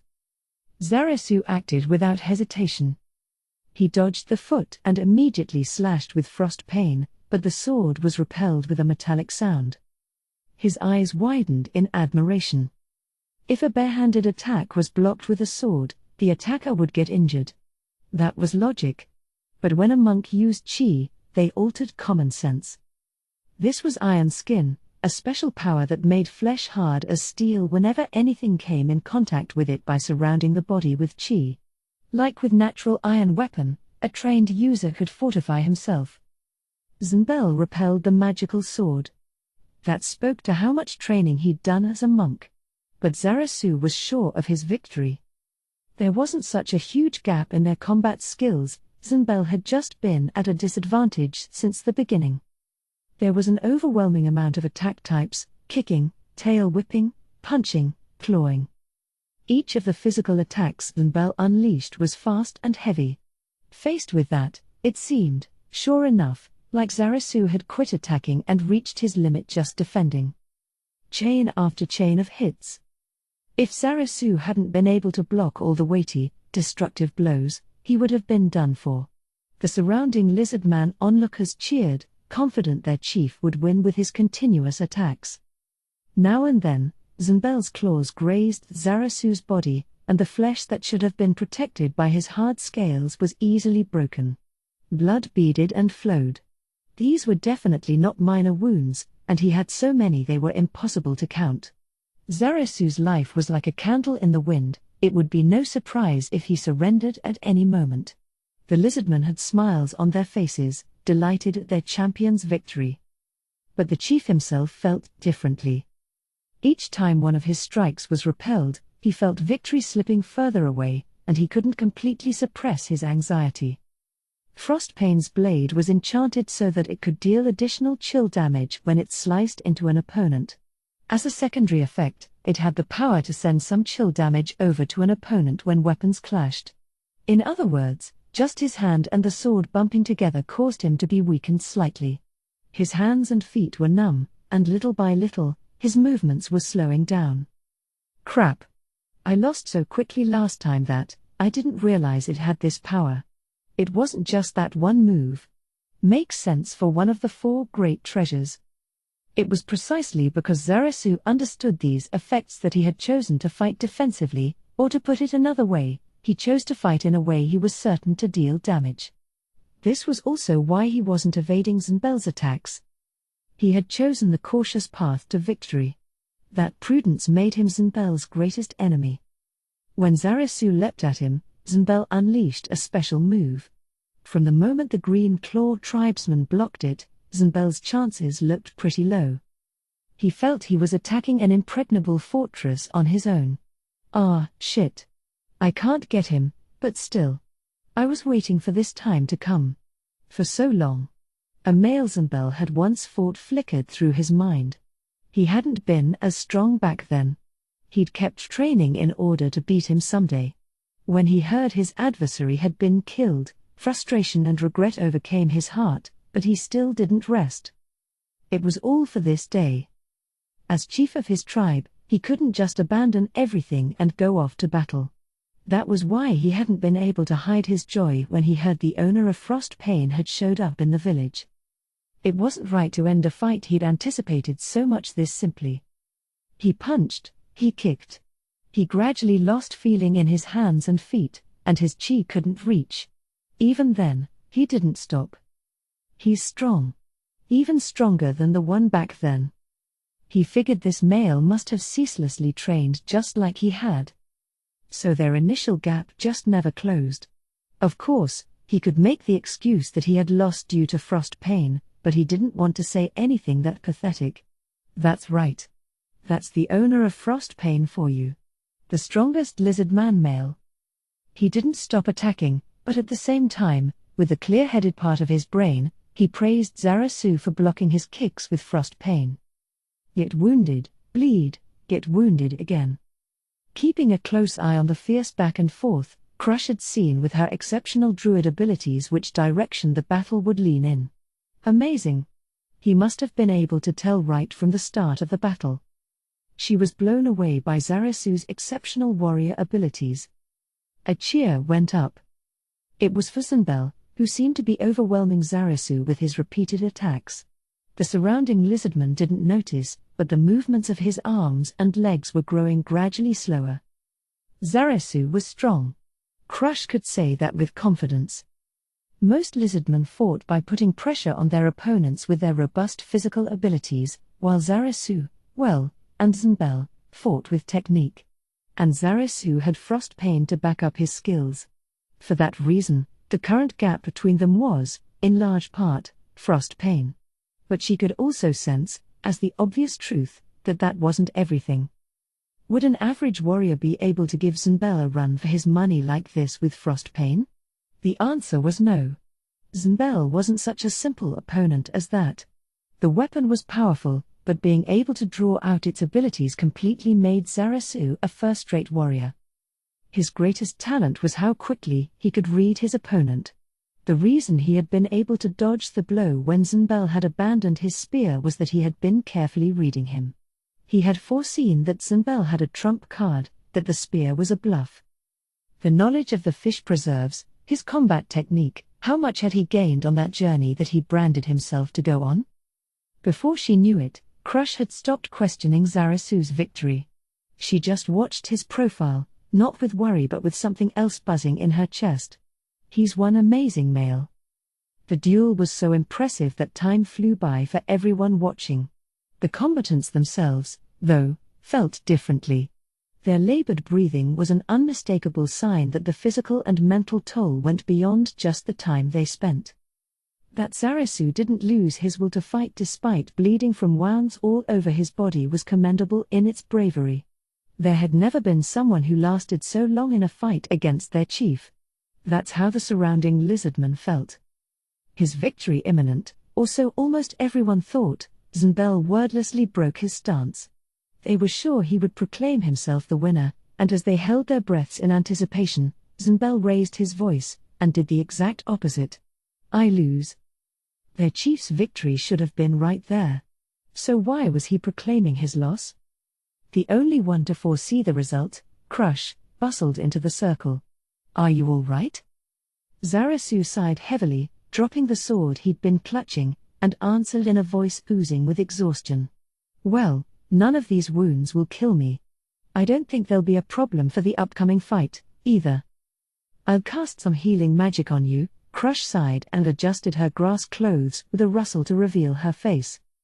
Zarasu felt a gradual embrace around him, not the hot pain of the wounds carved into his body from a moment ago but a pleasant warmth. Giving in to the feeling of health flowing into him, he turned to face the huge lizard man he'd just challenged in that life-or-death battle. Zunbel was surrounded by the members of his tribe, explaining what had happened, what Zarazu's strategy had been. Crush announced after 2 casts that she was done healing him. "I guess that's it," and Zarazu looked down at his body. There was still coagulated blood sticking to him, but his wounds were completely healed. When he moved, there was a strange lingering, pulling feeling, but it didn't seem like any cuts would reopen. "Thanks." "You're welcome," Crush giggled. It exposed her beautiful pearly fangs. "You're so pretty." "What?" Her tail jerked and slapped the water. Then neither of them said anything. Crush was silent because she was wondering how this male could say stuff like that with a straight face. She wasn't used to being complimented, so to her, he said too many things that were bad for her heart. Meanwhile, Zarazu didn't understand why Crush had clammed up. The worry he might have said or done something wrong crossed his mind. Honestly, he'd thought females would never have anything to do with his life, so he didn't know how to act. It may not have seemed like it, but he was doing the best he could as well. Hey, you're gonna make me jealous, damn it." They both turned to look at the owner of the voice, Zunbel. Their perfectly synchronized movements made him falter momentarily. White one, you're not gonna heal me, too?" He acted normal after seeing her white albino face. But she remembered her impression when she'd seen him for the first time and understood. "I guess that makes sense." Yes, but are you sure it's okay? "Your tribe's priests won't get to do it, then." "Yeah, it's fine. More importantly, it kinda really hurts. It's like I'm frozen solid. Can you hurry it up?" "Only 'cause you said to. Tell your priests that." "Okay, I forced you." "Please." Crush sighed and started casting healing magic. And suddenly Zarazu, although he couldn't be sure, felt like the number of hostile gazes decreased. And, though only a few, some even turned friendly. "Okay, all done." She'd cast more times on Zunbel than she had on Zarazu. His wounds didn't look that bad, but apparently they'd been deep. So you're more talented than our priests." "Thanks. But I don't know if I should." "No, thanks." "Okay, both our wounds are healed up, so I guess this is sudden, but do you mind if we jump right into business?" "Yeah. Let's hear what you have to say," is what I was going to lead with, but... Zunbel paused with a grin. "Alcohol." Both Zarazu and Crush were nonplussed, like they didn't understand what he'd just said to them. Gotta have tough discussions over drinks. You get me? Negotiations went better once the parties knew who was stronger. Zarazu could understand risking their lives to figure that out. That was the lizard man way of life. But he couldn't understand a drinking party. The Green Claw tribe didn't have that custom. What was the point of fighting a life-or-death battle if this was what came next? "No, I don't." Zarazu, tormented by exhaustion, gave a quiet, raw answer with a discouraged look on his face. Immediately afterward, a surge of regret swept over him. "We haven't even formed the alliance yet, and I just reacted to this tribe's chief like a little kid." Crush was giving him a strange look, too. Zarazu had no relationship experience, so he had no way to know that Crush's reaction was one of curiosity and tenderness at having discovered another side of the object of her affection. "If we drink, we won't be able to think straight." "That's no good," Zarazu hurriedly restated, but Zunbel didn't seem to be bothered. Hey. You're a traveler, right? Anyone around here looking for knowledge would go to the dwarves, am I right?" "No, I didn't do that. I visited the people of the forest." "Oh. Then remember this, friends become best friends by drinking together. That's a lesson from the dwarves. We don't have much time, but we have to speak frankly, right, Zarazu Shasha?" "I see. Understood, Zunbel Gugu." "Okay, then. We're gonna drink tonight. Bring it out.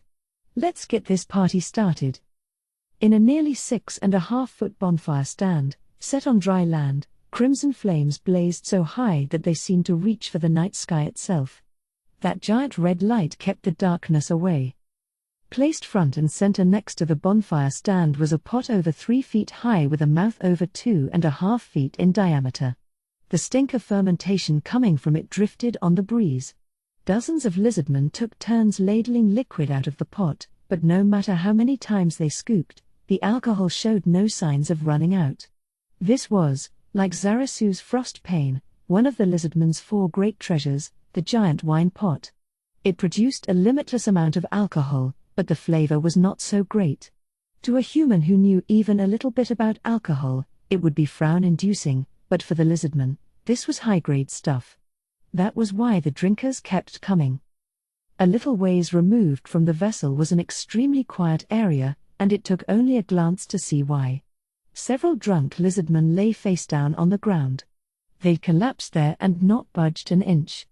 This was the disposal area for totally wasted lizardmen. Crush, having taken off her clothes, was walking through the area, keeping her eyes on the ground, watching out for the tails of the lizardmen lying around. Her footsteps were steady, and she didn't seem drunk, but it was impossible to say she wasn't drunk at all. Her tail, just her tail, was cheerfully twisting around with a mind of its own. It curled up and stretched, pointed up and drooped. It was hyper like a little kid. In reality, it felt like a fresh breeze was blowing through Crush's heart. It may have been partially the alcohol, but that wasn't all. The freedom helped. It was her first time ever walking among a large group of people with her albino body exposed. Zmbel had a strange appearance, too, so although some were surprised by her at first, soon she was blending right in. She carried food in both hands as she walked, feeling her heart sing. She walked toward where Zarasu and Zmbel were sitting cross-legged on the ground drinking together. They were using shells of a fruit similar to coconuts as cups. The liquid filling them to the brim was clear, but that fermented smell hung thickly in the air. Between them was a large plate of raw fish to snack on. Zmbel grinned at Crush as she walked over. "Hey, plant monster. Are you ever gonna stop calling me that?" She'd already taken off the outfit, but no matter how many times she protested, he would probably tease her forever. Crush decided not to put up a futile resistance. "So did you finish talking?" Zarasu and Zmbel nodded to each other. "Pretty much." They'd wanted to talk alone, so they'd asked Crush to leave. Their bluntness about it had left her no choice, so she went to get food, but really, she had wanted to participate in the conversation. If it was about the upcoming war, she was involved, too. She wanted to hear a summary, even if they didn't tell her anything awkward, but instead, just male stuff. Zmbel indifferently cut off that possibility. Her offense showed plainly on her face, but since she had no other choice, she changed the subject. "So what are you going to do? Are you going to join the Alliance and fight with us?" "Huh? Yeah, of course we're gonna fight. We were gonna fight even if you guys didn't show up." He emitted a sound like pieces of dry wood bumping together. "Wow. You're awfully war crazy, huh? Don't compliment me, I'll blush." Paying no attention to Crush's disgust, he nonchalantly asked her for a favor. "Oh, right, plant monster. You gotta convince Zarasu. I told him a zillion times he should be chief, but he won't listen." Zarasu twisted his expression into a dead tired wince. He looked so exhausted she could tell they'd gone over this repeatedly while she was gone. "He can't do that. He's from another tribe, and he's a TR, she was going to say traveler, but she remembered Zmbel was, too, and changed the subject. "Why did you want to go traveling?" "Huh?"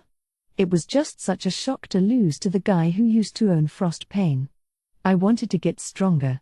And I wanted to find out what else was out there. That's why I became a traveler." Next to him, Zarasu's shoulders suddenly drooped. Crush remembered the stories of his travels that she'd heard on their way over.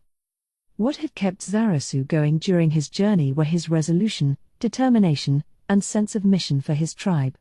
He must have thought this male, who was a traveler like him, had felt similarly, but Zmbel didn't seem to have a shred of those sentiments. Crush put a gentle hand on his shoulder to comfort him. He's him and you're you, she thought.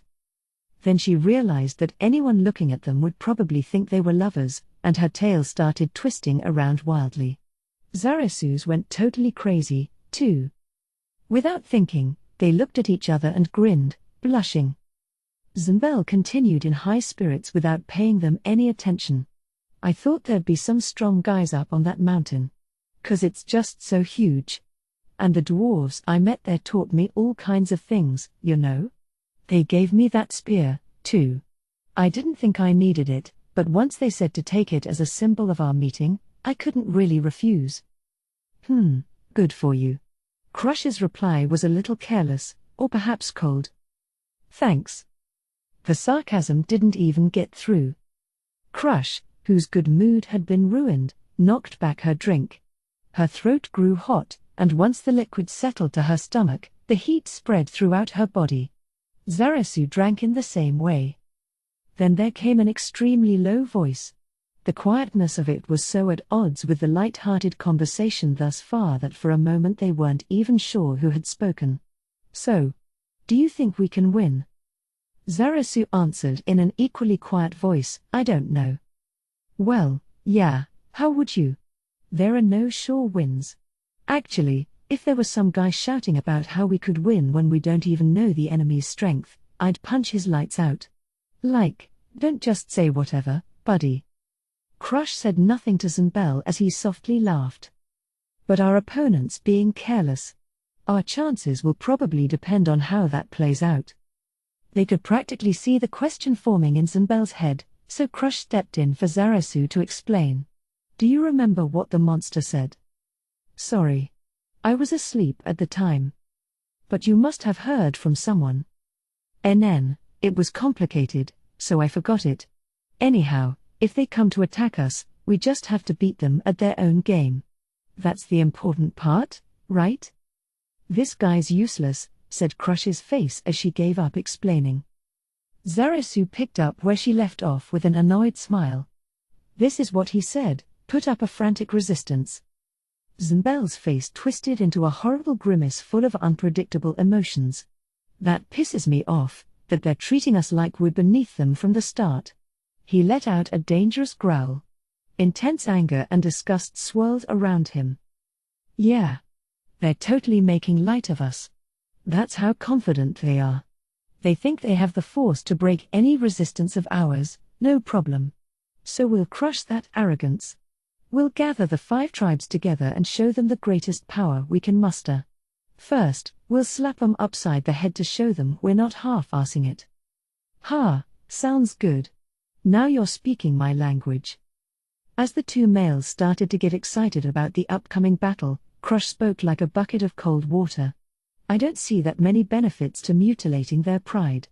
Isn't it fine to just do enough to prove our worth? If they understand that we're worth something, maybe they'll decide not to kill us all. Whoa, you'd bow your head to these hateful bastards? Hey, Zarasu. I understand the danger of evacuating, but I'd rather be alive and in chains than dead, Crush murmured. Neither of them could refute her or mock her for having a servile nature. None of them wanted to get conquered. But there was still more of a future that way than dying in the fight. If they had a future, they still had a chance. For example, if they shared the fish farming technology, they could abandon this place and all flee. Anyone who would order someone to throw away that possibility and die wasn't fit to rule. Listen for a second. At Zarasu's quiet suggestion, everyone listened to the sounds of happy laughter on the breeze from the banquet. If they conquer us, we might not be able to throw parties like this. But maybe we could. Right? I wonder. I doubt it. Those guys seem like they want to enjoy watching us die. I doubt they'll show any mercy. If they had even a tiny bit of kindness, they wouldn't come to kill us off for kicks. He's right. Crush nodded. But still, what I'm trying to say is, don't die. Oh, I won't die. Not until I hear back from you. Exclamation mark.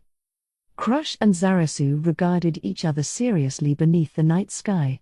And they made a promise. With the astonished third Wilson Bell sitting right there. Intermission.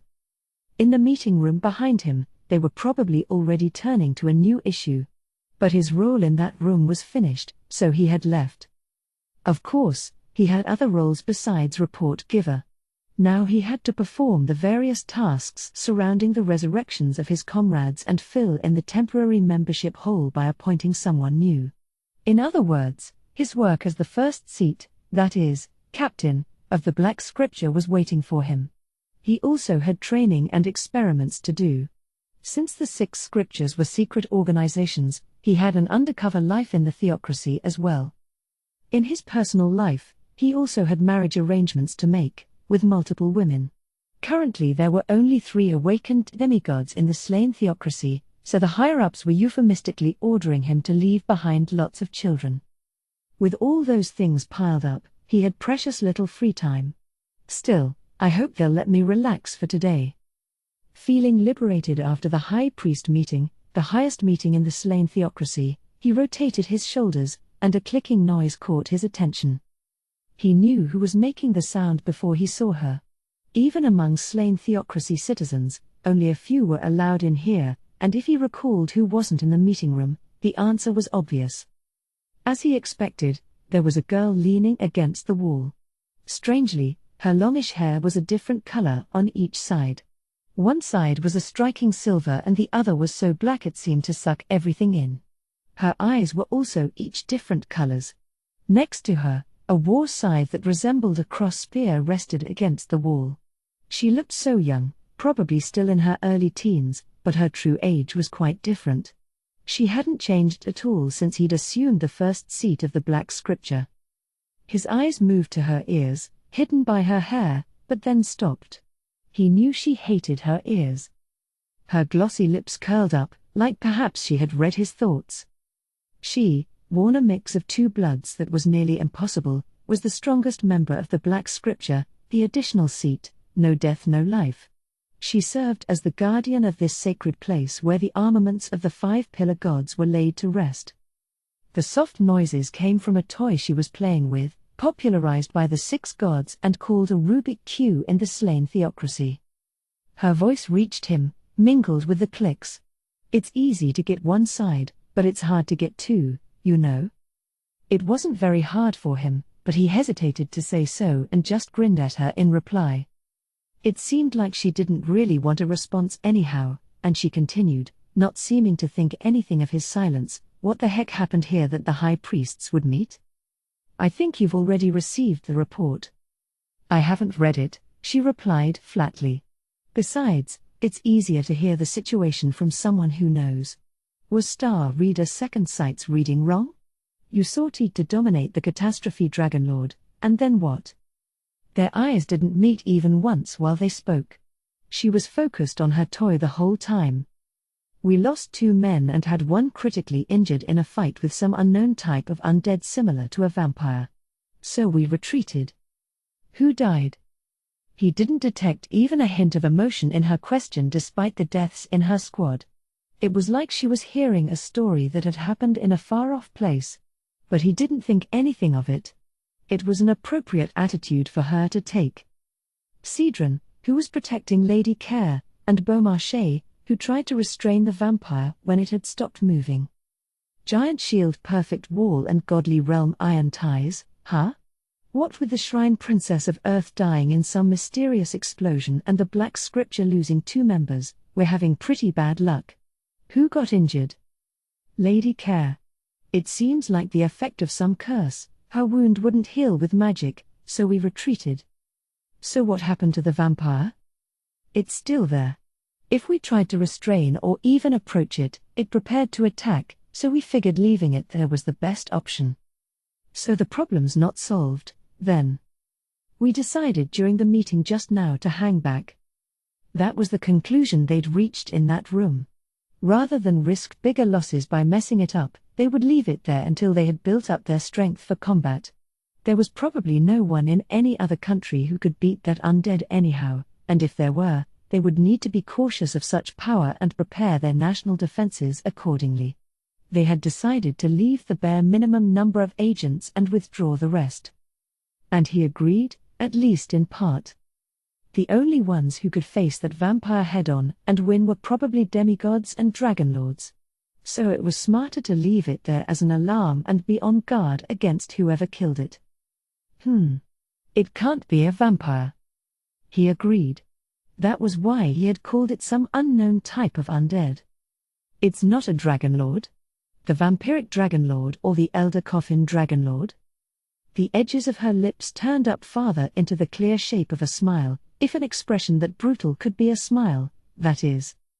Both of them are already dead, you know, he said, sensing a chill in the air. She replied immediately. They're both undead. We don't know that they're really gone. She raised her head for the first time and met his gaze squarely. The light in her different-colored eyes was curiosity, joy, and the urge to do battle. Between me and the vampire, who do you think is stronger? He had anticipated this question, so he gave the response he'd prepared in advance. You. Oh. She seemed to lose interest and went back to her toy. He gave a sigh of relief in his head. That's too bad. I thought I could learn what it's like to lose. Listening to her mutter, he wondered who would really be stronger if they clashed. He'd been hit by both of them, and from his experience, he would guess the vampire would be declared the winner. But actually, the vampire could never win against no death no life. The reason was their gear. The vampire didn't seem to be equipped with anything. That was the weakness of powerful monsters. They had so much confidence in their abilities that they didn't think to equip powerful gear. In comparison, no death no life's equipment was made up of pieces left by the 6 gods. That was why he could declare her stronger. But if that advantage disappeared? That could never happen. He rejected the idea as soon as it occurred. It would be impossible to find gear equal to hers, the gods. So if it were possible? That could be the day the slain theocracy's strongest, the additional seat, lost. It would be the day they faced the despair of the protector of humanity's defeat. Wait, why am I assuming she would have to fight alone? I may not be as strong as her, but I'm an awakened demigod, and I have some items we could use.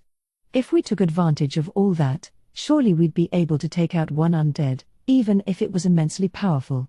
There can't be a bunch of them if they're that strong. Lost in thought, he heard a giggle. He twisted his face into a quizzical frown and eyed its source. Here's a different topic, when are you gonna get married? It was an unresolved topic from the meeting. When would he find a suitable woman, to put it nicely, a fiancée, to put it less nicely, a tool for reproducing? There isn't anybody. Well, you're still young, so I guess it can't be helped. While conducting black scripture business, members wore magic masks to give them fake faces. In the slain theocracy, adulthood was prescribed in law by the gods as age 20, but when he took off his mask, he was far younger than that. If you get married, she'll end up on the dark side of the theocracy, too, but you don't have to worry about it. She'll still get to raise your kids. I know that. There are already some people doing it in the scriptures. I see. Oh, but you should make sure to tell her you'll be marrying another woman besides just her. Polygamy isn't a problem legally, but some people hate it even though they've been taught that. Polygamy was allowed in the slain theocracy if one had permission from the state. It was a vestige of the past historical custom born from a need to maintain pure bloodlines of the few powerful citizens available. Still, the majority of marriages were monogamous, and only a handful of polygamous cases were approved per year. And even when it was approved, the limit was 2 wives. Thanks for the kind advice.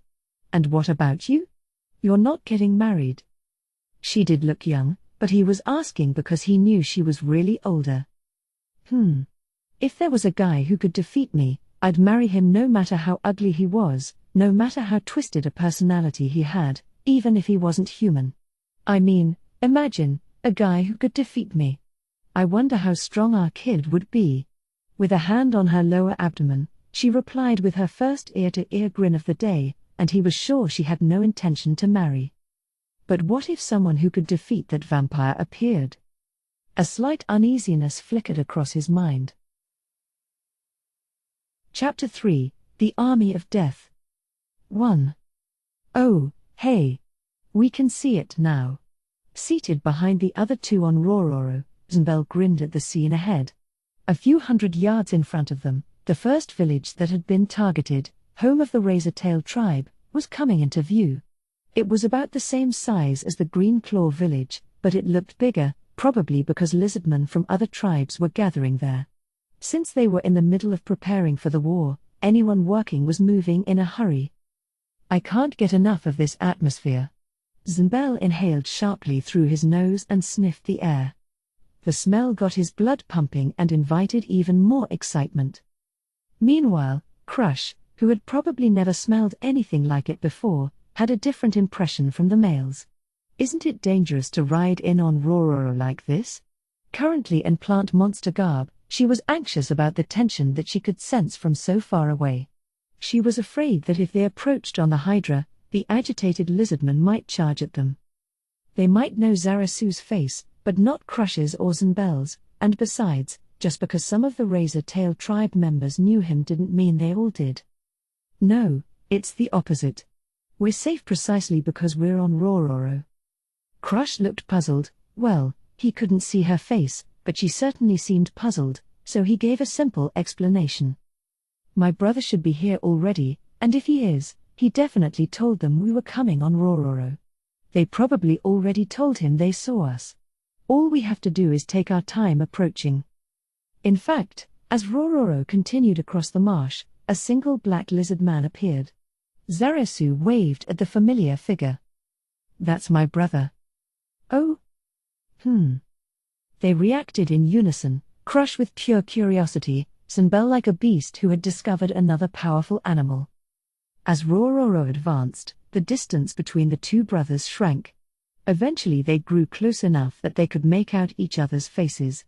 It had been only 3 days since they'd seen each other, but when they had parted ways, both had braced for the possibility that they would never meet again. Needless to say, it was an emotional reunion. Hey, you made it, little brother. Yes, and I bring good news, brother. Shaziryu looked at the two behind his brother. Zarasu felt Crush's arms around him stiffen a bit.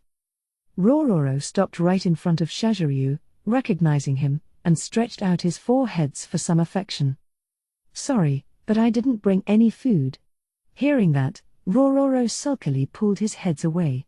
Of course, the Hydra couldn't understand the lizard man language. He must have worked it out through what could be called family understanding. Or maybe he just didn't smell any food. Okay, let's get down, Zarasu said over his shoulder to the other two before hopping nimbly off. Then he reached out and took Crush's hand. Shaziryu's eyes paused on her as she got down, and he frowned suspiciously. What's that plant monster? Crush slumped a bit at receiving the same reaction once again, but she didn't bother objecting. Her current apathy was probably thanks to Zanbel.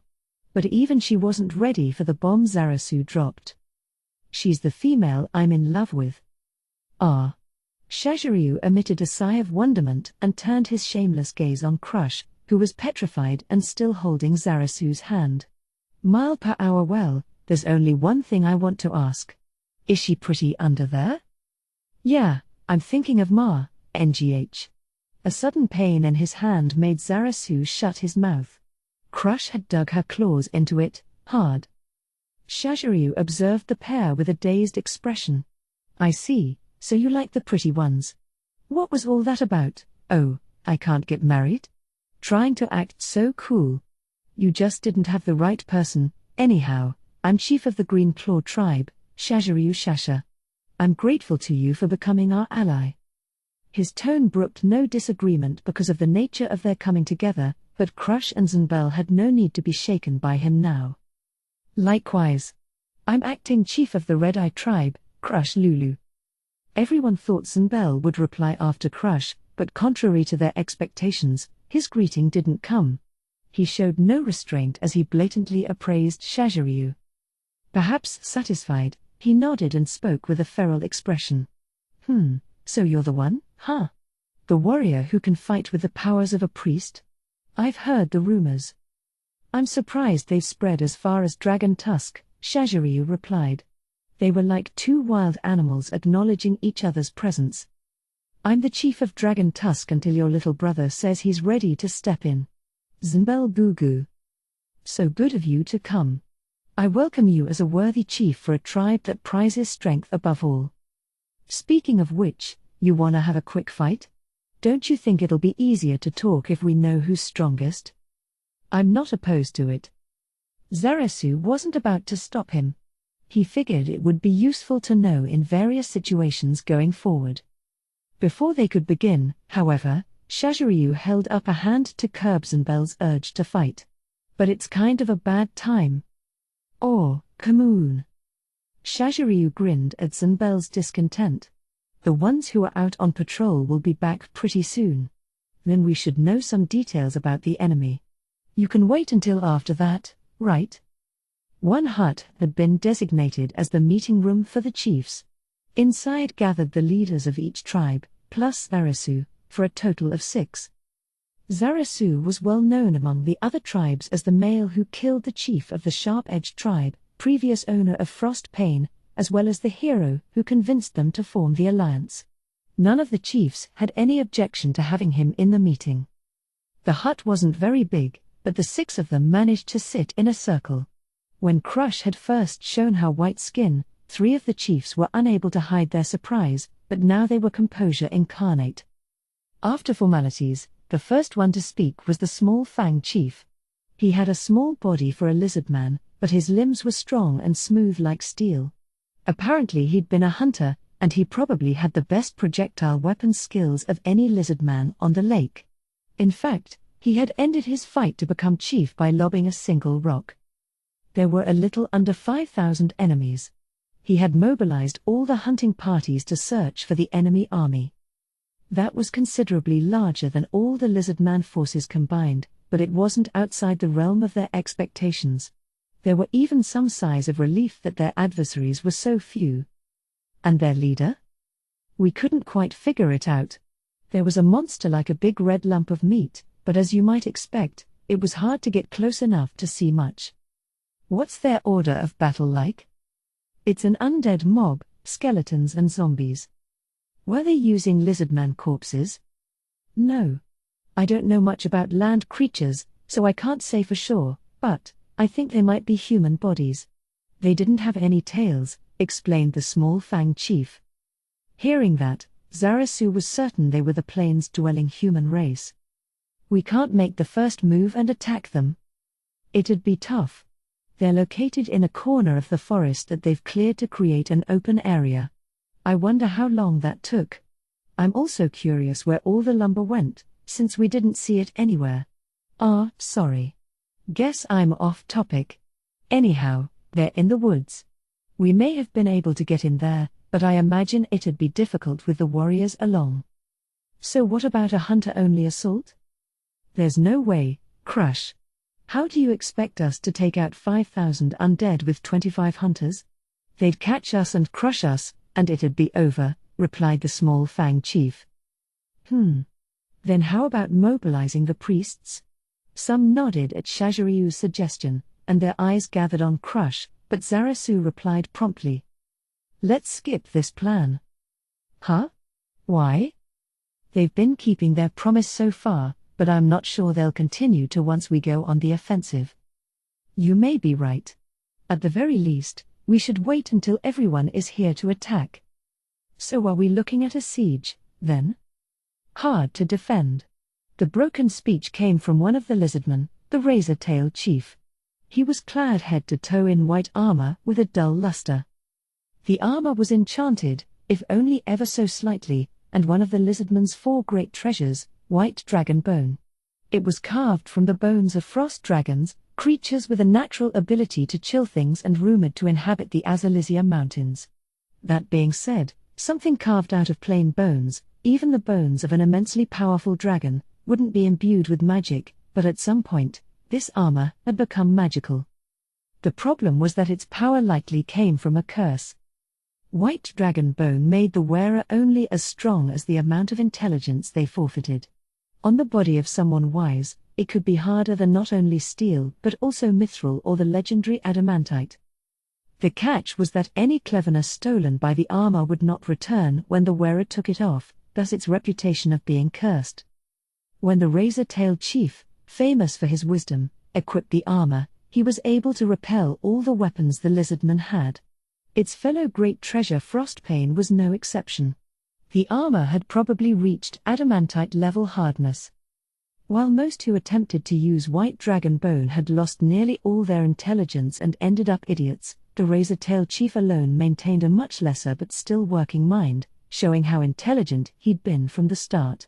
That was why ever since he became chief, his tribe hadn't held a fight to decide a new one. Here marsh. Bad footing. Walls, break easy. I see. So we should be more aggressive? Asked Crush. Hair. Sounds good to me. Attacking feels better than defending anyhow. If everybody takes 3 or 4, we just gotta beat 'em, right? It'll be a cinch. The other participants all just looked at one another. Eventually, Crush, overlooking Zunbel's remarks, began to speak. The problem will be if they have backup. It's also possible they're still assembling their force. I wonder. It doesn't seem like they can fit any more undead in the clearing they have, at that size. Well, but they could just put them here and there throughout the forest. Undead didn't need food, drink, or rest, so they didn't require a large open campsite. For that reason, it was difficult to accurately estimate their numbers from the size of their location.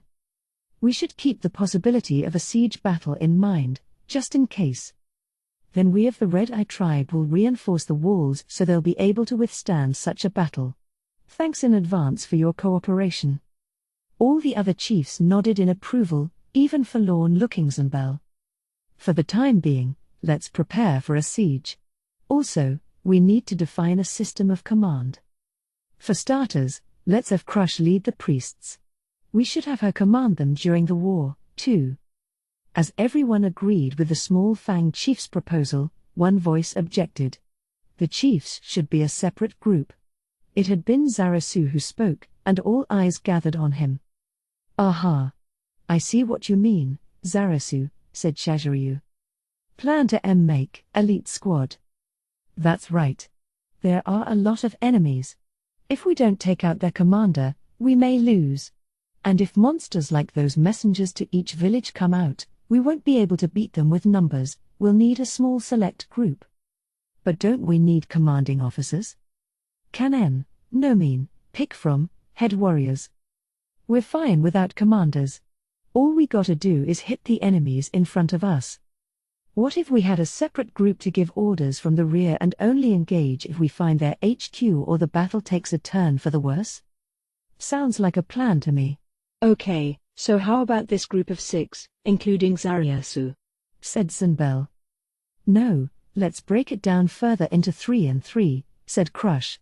Splitting up meant they would be able to fight on 2 fronts, but it would make them weaker. One group to go for the enemy commander and another to hang back on defense. Then it would be smart to split up into us 3 chiefs, and then Zarasu and the 2 chiefs he brought over. The squad roles we can play by ear, offered the Small Fang chief. I'm fine with that. Zarasu? Said Shaziryu. Yeah, that'll work. No objections, Crush, Zunbel. I'm fine with it. Me, too, although it's too bad I can't just punch at random. You beat me, though, so I'll follow your lead. So we only have 4 days left until they attack, right? Yup. Then what do we need to do? Get some stones for ammunition, reinforce the walls, and set up communication among tribes. We need a system to make sure everything is getting done. The Small Fang tribe is for leaving the assigning of all these tasks up to Shaziryu like last time. Us fine, too. You too, opinions? Crush and Zunbel nodded their agreement. Then I'll go ahead and take command. Let's figure out a detailed plan for the next 3 days. Having finished his work for the day, Zarasu walked silently through the busy village. Several lizardmen saw the brand on his chest and Frostbane at his hip and greeted him respectfully. It was kind of a bother, but he had to reply to keep morale up. He put on a confident expression and responded as was expected of a hero. Projecting that attitude, He headed to a part of the village's outer wall. A hurried construction project was underway there, and several lizardmen worked on it single-mindedly. First, they made a frame by filling the spaces between wooden posts with plants. Next, they coated it with pasty mud. The priests cast some kind of spell, and all the moisture evaporated at once to create a cracked wall. They repeated the same process on the back side. "Oh, Zaresu. What's up?" "Nothing. I just wondered what you were doing." Zaresu sloshed across the marsh to stand next to the overseer, plant monster Crush. He pointed at the work going on in front of them. "What in the world is that?" "A mud wall. We have no idea what kind of monsters might show up, so we thought it would be good to build a wall so they can't get into the village so easily, but we don't have much time, and we're not even halfway done." "I see. But isn't mud really easy to break through?" "No worries. A thin coat of mud is easy to break but not a thick wall. It's a rush job, and we weren't able to collect enough materials, so rain will weaken it a bit, but this wall won't be destroyed so easily." Come to think of it, anything thick is hard to break. Zaresu was convinced, but despite the dozen or so lizardmen frantically building, the pace was dismally slow. Tortoise slow. Even if they did their best for 3 more days, the wall wouldn't get much longer. Still, something was better than nothing. "Right now, we're changing the parts we won't be able to cover to a sturdy fence." She pointed. The workers had stood the posts up on triangular bases. Multiple ropes of woven plant material were strung loosely between them. Zaresu remembered that this was the way the Red Eye tribe built their fences. "What is that?" "You weigh down the bases to make the posts impossible to pull or push over. Then the ropes are positioned so no one can slip between the posts. If you stretch them taut, they're easier to cut with a sword, so you leave them loose on purpose." Crush replied to his question a little eagerly. All during their trip she had been learning things from him, so she was happy to be the teacher for once. And there was another emotion she felt. "I see. Yeah, that'll take a lot to knock down." Crush breathed deeply with pride when she heard Zaresu's admiration. Zaresu nodded emphatically. The rushed fortifications were developing well. They weren't much compared to what humans or dwarves could build, but considering they were on uneven marshland, there was probably nothing better. "By the way, Zaresu, did you tell the warriors?" Just then, they heard the voices of warriors shouting on the wind. They were excited about something. "What the heck is going on? That's a cheer I've heard somewhere before." "Oh. It's like when you were fighting. Could it be your brother and Sunbel?" Zaresu nodded, noting the uneasiness in Crush's eyes. "Won't it be trouble if your brother loses? He's supposed to be the commander-in-chief." "Who knows? But he's strong, you know. Especially if he has time to use his priest powers, he'll grow stronger and stronger. My brother can definitely beat me if I'm not careful." Shajiryu's fighting prowess after casting some protective spells on himself was no joke. Also, though he probably wouldn't use his attack magic in a sparring match, if he started casting, he'd be so strong that Zaresu wouldn't have a chance without frost pain. After all, when Zaresu had defeated the sword's former owner, it had been Shajiryu who originally forced the owner to use up the entire day's worth of Frostpane's power. "I guess it's okay, then." Crush couldn't seem to conceal her fear. As Zaresu considered whether he should let her see his brother fight, he remembered a worry he hadn't mentioned yet. He wondered whether he should say it or not, but then made up his mind. It wasn't fair to say something he'd withheld on purpose now that everything was decided, but he couldn't suppress the simple yet intense feeling that he didn't want to hide anything from the female he loved. "I am worried about one thing." He couldn't keep the fear out of his voice, and Crush smiled, because she'd known there had been something.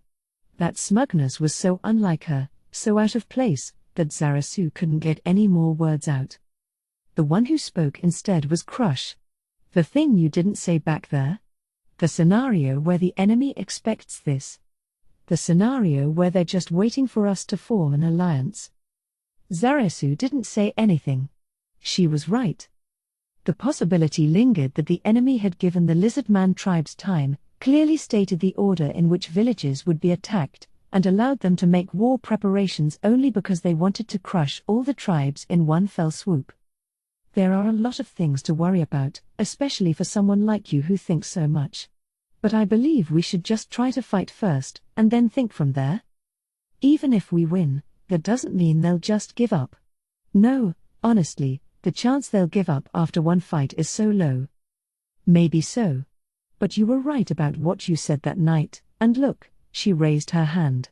She wasn't pointing to anything in particular, but Zarasu understood that she meant the whole village. All of us are working together toward a common goal. It was true. All the different lizardmen were advancing toward a common objective. He remembered the feast held the previous night to celebrate the 5-tribe alliance. There hadn't been any distinction among tribes. Of course, it would be a lie to say the survivors of the scattered clans had no hard feelings, but they had the will to swallow them for this alliance. It's so ironic, Zarasu thought without moving his lips. He'd thought their isolation would continue on and on, but now everyone had united for the first time against a common enemy. What we have to protect is possibilities, Zarasu. This alliance among all the tribes should allow us to grow.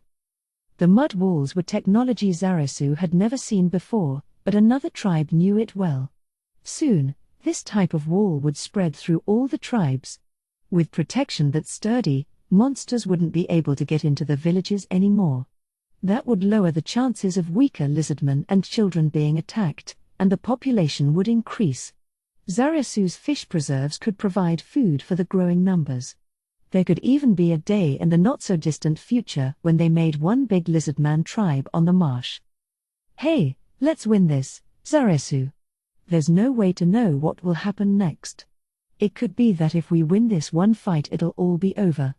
Then we can grow. Maybe the world will be a nice place where we don't kill one another over food. Crush smiled. Zarasu held back the emotions that welled up inside him. He couldn't risk letting them go and doing something ridiculous. But just this one thing. You really are a great female. When this fight is over, you need to let me know the answer to what I asked when we first met. Crush's smile grew even brighter. Okay, Zarasu. When it's over, I'll tell you. Demiurge hummed a cheerful tune as he worked. He held up a polished bone, considering where to best put it. Finding the perfect spot, he filed the tip and fit the piece into one end of what he was building. The bone locked into place as if it had been made to go there. In the same way that traditional wood joinery techniques allow furniture to be made without metal fastenings, what Demiurge was doing could be called traditional bone joinery. Very good. Beaming, he pet the bone. He had the feeling if things continued this way, his project would turn out wonderfully. But I could use a femur from a 3'11" man. He could finish the project without one, it just wouldn't be quite as aesthetically pleasing. Normally he might have overlooked such shortcomings, but this was a present for his master, whom he loved and revered devoutly. He had to give his all. If only someone like that happened to be nearby. He cheerfully set to work again. Actually, Demiurge enjoyed making things like this. Not bone work, but carpentry-like activities. His hobby covered a wide range of projects, from small crafts to furniture, and his skill had surpassed that of any typical hobbyist. In fact, the quality of the piece he was working on now would blow anyone away, if they were able to ignore the building material. Really, a person would react with awe upon seeing any of the things in Demiurge's tent, the bronze statue of his master made so they could pour lava into it, various types of chairs, a vise, these were all things Demiurge had created. They were made for practical use, and therefore unadorned, but they had all turned out splendidly. As he picked up another piece of material from the corner of the tent to carefully consider, he sensed movement at the entrance. He quietly replaced the bone, gripping the irreplaceable item he'd received from his master, and focused on the newcomer. Under usual circumstances, he would have assumed it was one of his minions or a colleague. It was impossible for anyone to penetrate his triple defense system without his noticing, but he couldn't afford to leave any openings when they were up against the enemy who had mind-controlled Shultir. The one to open the flap and enter the tent a few seconds later was wearing a white outfit and a mask with a long nose like a pitch-black bird beak, Pulcinella.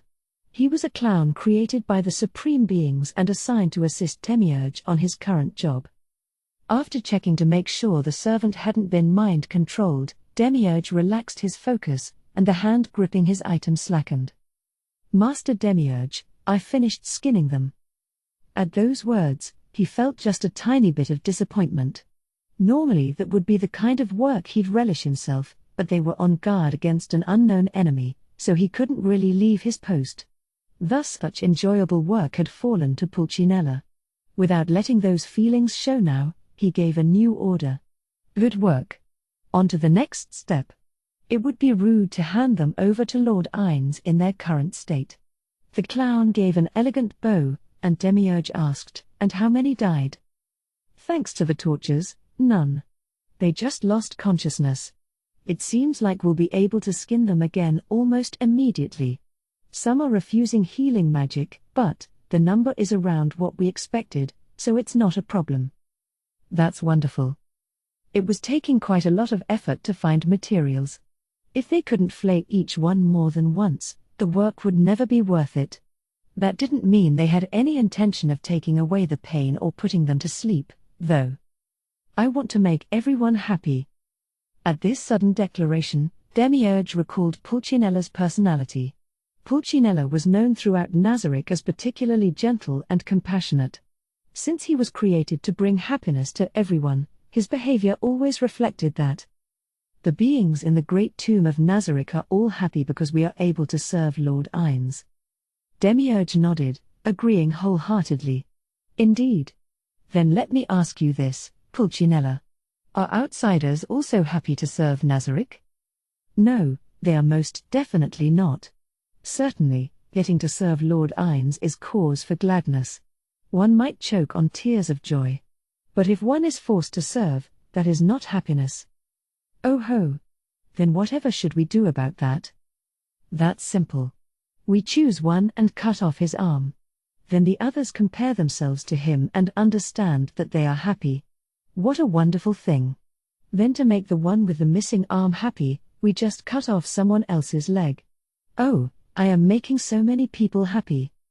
Demiurge gave a satisfied nod as Pulcinella leaned his head back and cackled. "Indeed. You are quite correct." 2. Time spent idly waiting normally drags on and on, but before a deadline for preparations, it always goes by surprisingly fast. And so, the appointed time had arrived. That day, the sun climbed agonizingly slowly into a clear blue sky.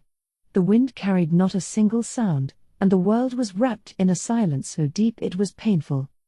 The air was so tense a pinprick would pop it. Someone swallowed hard, someone else was breathing raggedly. How much time had passed since the gathered lizardmen had stopped talking? Suddenly a single black cloud appeared, like a hole in the heavens. Just like last time, it spread out to cover the blue sky. Once it had encompassed the whole expanse, blocking the light of the sun to cast the area into gloom. The lizardmen looked on as countless undead slowly appeared at the boundary between the woods and the marsh. They couldn't tell how many because of the trees, but the way they came one after the other made them seem endless.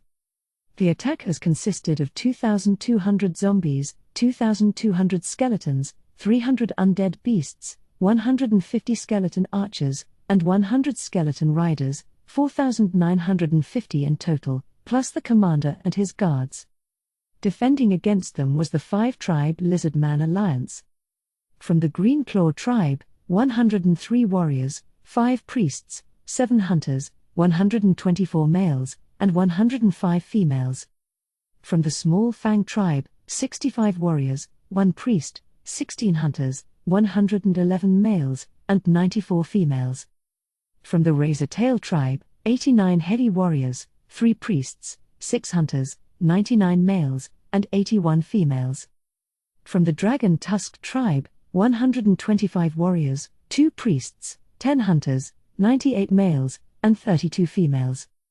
From the Red-Eye tribe, 47 warriors, 15 priests, 6 hunters, 59 males, and 77 females.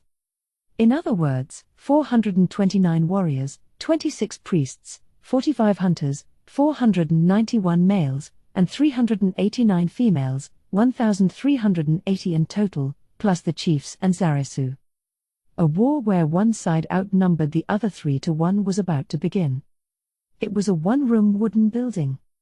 There was no ornamentation.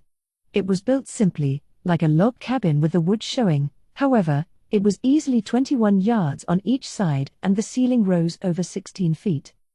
There were barely any furnishings, just a giant mirror hung on one wall, a huge, thick, sturdy table, and the chairs around the table. Several people sat down, and on the table were a number of rolled-up pieces of parchment, magic scrolls. And this is the last one. A teleportation scroll. Along with a high-pitched voice, high enough to plausibly belong to a young girl, another scroll was placed on the table. The one who put it there was a human woman wearing a maid uniform. She was a dainty little thing, with her hair done in a chignon style like dumplings on either side of her head. But there was something strange about her, most noticeably in her eyes. They were cute enough, but they had no spark, as if they were made of cheap glass. Not only that, but she never blinked. The collar of the risque-made outfit covering her slim body was high, covering her entire neck. In fact, the only bare skin showing was her face. She was a member of the Pleiades, Entoma Vasilissa Zeta. Now then, there's also a message scroll, so basically, there are quite a few.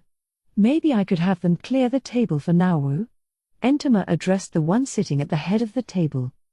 The figure nodded. Let's do that. Okay. Chop chop, Thun. Please clean it you up.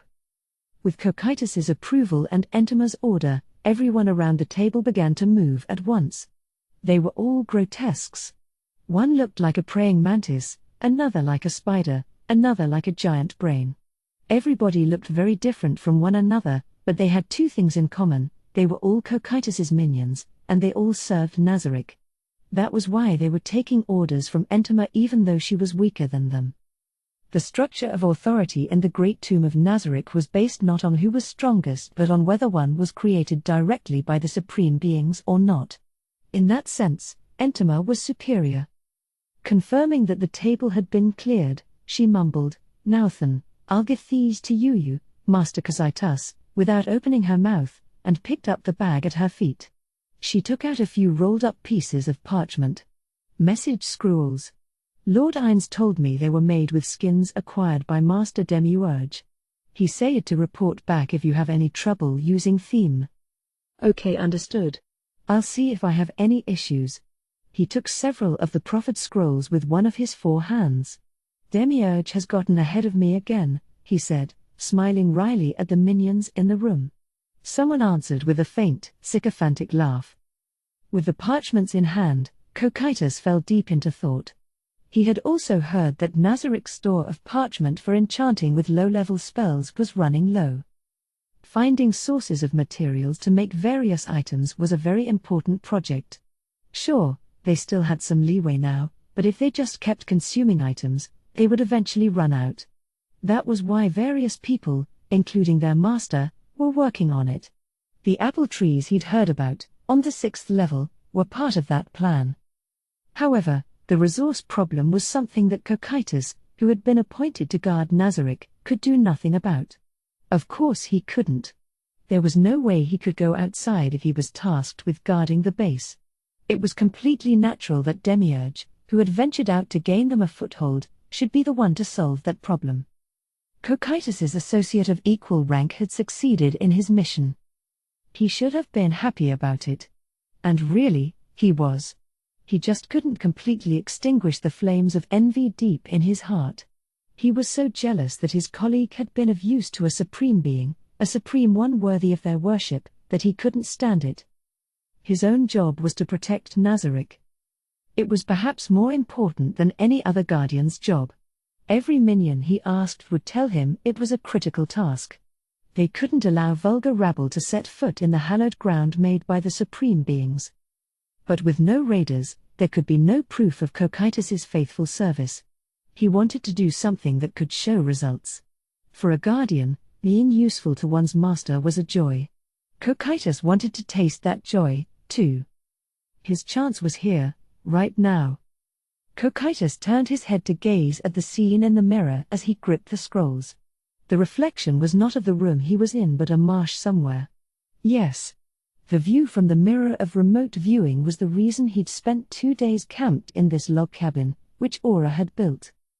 This war, no, from the point of view of the overwhelmingly powerful Great Tomb of Nazarick, this was no more than a slaughter, was merely a way to collect corpses. When Cocytus received this mission, which could also be termed a harvest festival, he was given a number of orders straight from the top.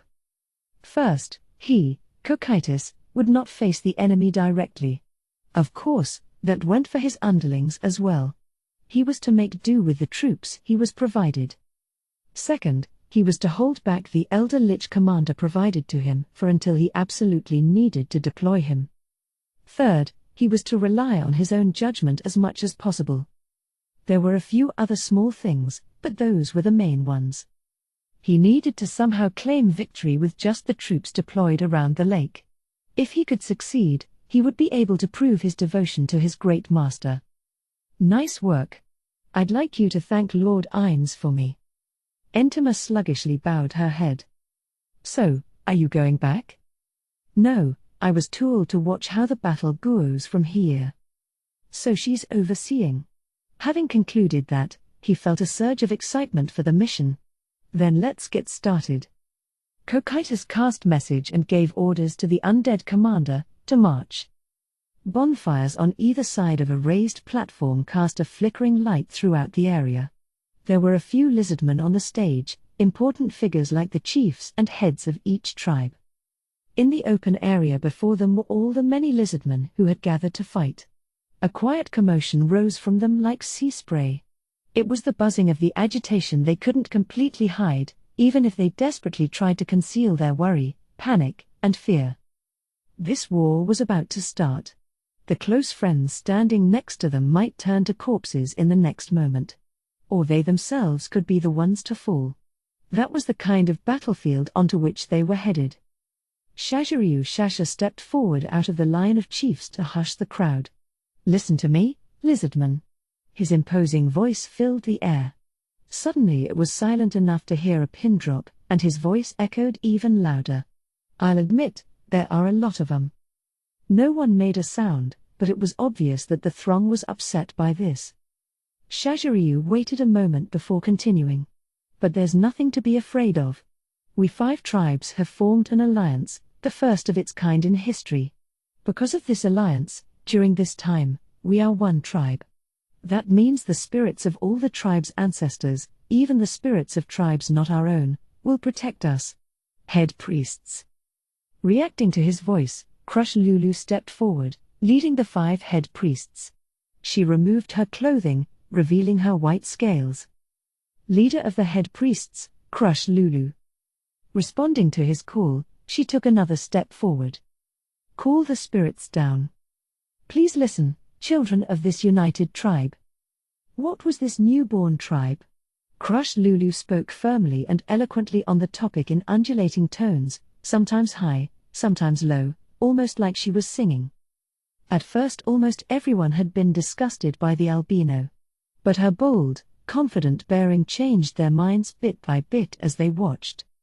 As Crush spoke, she twisted slightly this way and that.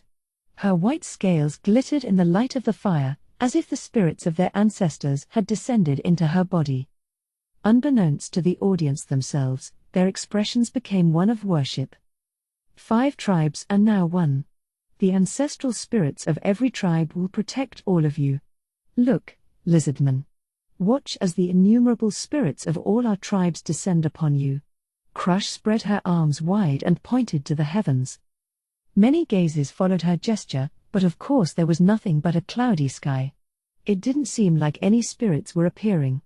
But someone murmured. That little light. The voices started small but grew bigger and bigger. Several of the lizardmen announced they could see something, some saw tiny lights, some shouted they saw lizardmen just like them, some saw a giant fish, some were surprised to see children, others said no, they were eggs. The lizardmen couldn't believe their eyes. They thought it was truly the descent of the ancestral spirits. What else could it have been? Our ancestors are here to protect us. It was only natural that people would start shouting such things. Feel it. Feel their power as it flows into you. They could hear Crush's voice slipping into their hearts from somewhere far away or perhaps somewhere very close. Guided by that voice, many of the lizardmen felt something resembling power enter them. Feel it. Feel the strength of our ancestors coursing through you. All the lizardmen gathered there felt it for sure, a power bubbling up within them, an excitement that dispelled all their previous anxiety, a fountain warming their bellies like strong alcohol. It was real proof that the spirits had descended upon them. Turning away from the sea of rapt expressions before her, Crush nodded to Shaziryu. Now, lizardmen. The spirits of our ancestors have come to walk among us. Our opponents may outnumber us, but will we be defeated? No. Still entranced, the multitude of lizardmen responded to Shaziryu in chorus, and the atmosphere swelled. That's right. The ancestral spirits are with us. We will not be defeated. Destroy our enemies and dedicate the victory to our ancestors. Yeah. Their fighting spirit blazed. There were no longer any anxious lizardmen, only lizardmen facing the coming battle as warriors. The army hadn't been dazzled by magic.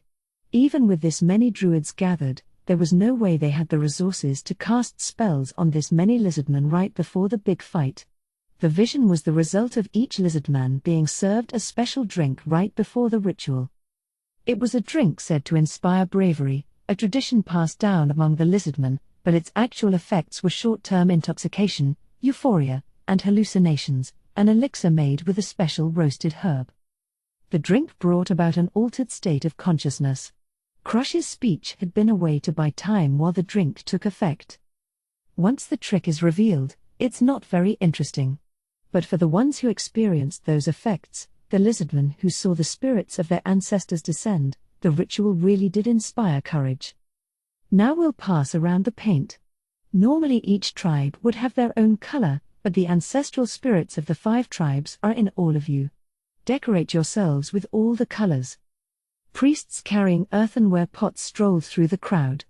The lizardmen took paint from the pots and began to paint their bodies with whatever patterns they liked.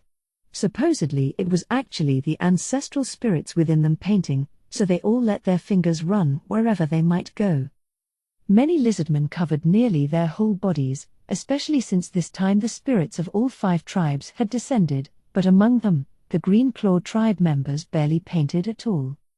This was due to the fact the leading members, Shaziryu and Zarisu, didn't decorate themselves very much. Their tribesmen were like fans imitating their idols. When Shaziryu scanned the crowd and saw that most of them had finished, he drew his huge sword and pointed toward the gate. To war. Ra-ah-ah. Their roars thundered in the air. 3. Stationed on the marsh, the great tomb of Nazarik's army was split broadly into 2 corps. On the left, facing the lizardmen, were the zombies, and on the right, the skeletons. The skeleton archers and riders were positioned behind the front line on the right. The undead beasts, perhaps meant as the final line, were placed in the rear. Meanwhile, the lizardmen were also divided into 2 battalions, despite being a small army. On the zombie side were the females and hunters. On the skeleton side were the warriors and males. The priests were inside the walls. The lizardmen had come out of the village because they knew fighting a siege battle wouldn't give them any advantage. Reinforcements weren't coming, and their walls were far from sturdy. Meanwhile, the enemy army consisted of undead that needed neither food nor sleep. At such a disadvantage, fighting under siege would have been the most foolish plan. But forming ranks on the field gave the lizardmen a harsh awakening as to just how wide the gap in military strength was between the 2 sides. There were more than 3 undead for every one of them. More than 30 for every 10. The ratio didn't change, but 3,000 to 1,000 felt overwhelming. The mere sight of 3,000 undead forming ranks was strangely oppressive. Still, even under those circumstances, the lizardmen were no longer afraid. Numbers were not an issue now that their ancestral spirits had descended. Eventually, the undead slowly began to move. The first ones to march were the zombies and skeletons. Perhaps meant to serve as reinforcements, the skeleton archers and riders stood immobile in the marsh. The lizardmen moved to meet them. Ya-ah-ah. A thunderous battle cry echoed across the marsh. Along with it came the sound of countless splashes. Water sprayed and mud spattered. With both armies on the march, their clash was imminent, and something unusual happened within Nazarik's army. Although the zombies and skeletons had begun marching at the same time, a gap gradually opened up between them. Zombies moved sluggishly while skeletons were quick. On top of that, the marsh bogged them down. Slow-moving monsters like zombies were sucked into the mud, which slowed them further, but lightweight monsters like skeletons weren't affected as much. This led to the first clash happening between the skeletons and the warrior caste. The lizardmen had no formation. They just charged in recklessly and attacked with wild abandon. At the front of the pack were the 5-head warriors. These champions rushed out first. In some cases, leading from the front wasn't a very tactically sound decision, but they were the highest-ranking lizardman warriors. If they didn't fight out front, morale would suffer. This way, all the lizardman warriors were inspired and overflowing with fighting spirit. The next to charge were the razor-tailed tribe's 89 heavy warriors. They had the highest defense out of any tribe's warriors, clad in leather armor and even equipped with leather shields. They held up their shields, and their lines met the skeleton forces like a contiguous wall. With a crash, the skeleton vanguard joined battle with the lizardman front lines. And then, bones scattered as the lizardmen cut deep into the skeleton formation. Angry roars thundered, and the sound of breaking bones rang out again and again. At times, there were groans as the living warriors fell, but the clatter of bones greatly outnumbered them. At a glance, the battle overwhelmingly favored the lizardmen. If they had been humans, perhaps the situation would have been reversed. Since skeletons had bone bodies, they were practically immune to stabbing weapon damage and had high resistance to cutting weapons. For humans, who primarily used swords, it would have been difficult to deal damage effectively. The reason the lizardmen had such an advantage was due to their unrefined primary weapons like maces made of rocks. Skeletons were vulnerable against crushing weapons. Every time a lizard man swung, brittle skeleton bones crumbled. Even if they could stand one hit, they'd be completely demolished by the next. Meanwhile, the lizardman's thick scales often deflected the skeleton's rusty swords. Occasionally one of the warriors was injured, but not so critically that it was life-threatening. In this first skirmish alone, almost 500 skeletons sank to their final resting place in the marsh. Cocytus was dumbfounded by what he saw in the mirror. This was still just the first wave of attack, but the ability of the lizardman was beyond what he'd expected. Cocytus was a brilliant warrior, and he had been able to anticipate their strength to some degree. Certainly the gap in individual aptitude between skeletons and lizardmen was obvious. A lone skeleton had no chance of beating a lone lizardman, but he thought that such a numerical advantage more than compensated for that. Then what had happened? It almost seemed like the lizardmen had powered up somehow. The way they were now, probably only the skeleton archers and riders could match them. Even as he watched, the skeletons rapidly crumbled. So the only purpose the skeletons and zombies serve is to tire them out. In that case, his only effective units were the 300 undead beasts, the 150 skeleton archers, and the 100 skeleton riders, only 550. It was a reversal in numbers. Cocytus did some calculations in his head. Undead were strong. Especially in a protracted battle, there weren't so many who could defeat them. Undead didn't feel fear, pain, or anything. Fatigue was also a non-factor, and they didn't require sleep. It went without saying how much of an advantage that became during a war. Suppose one were hit in the head with a stone mace. That would mean instant death for a living thing, if it's unlucky, but even with luck, there would be severe pain and a lot of bleeding. It's a self-evident truth that it would very quickly lose the will to fight.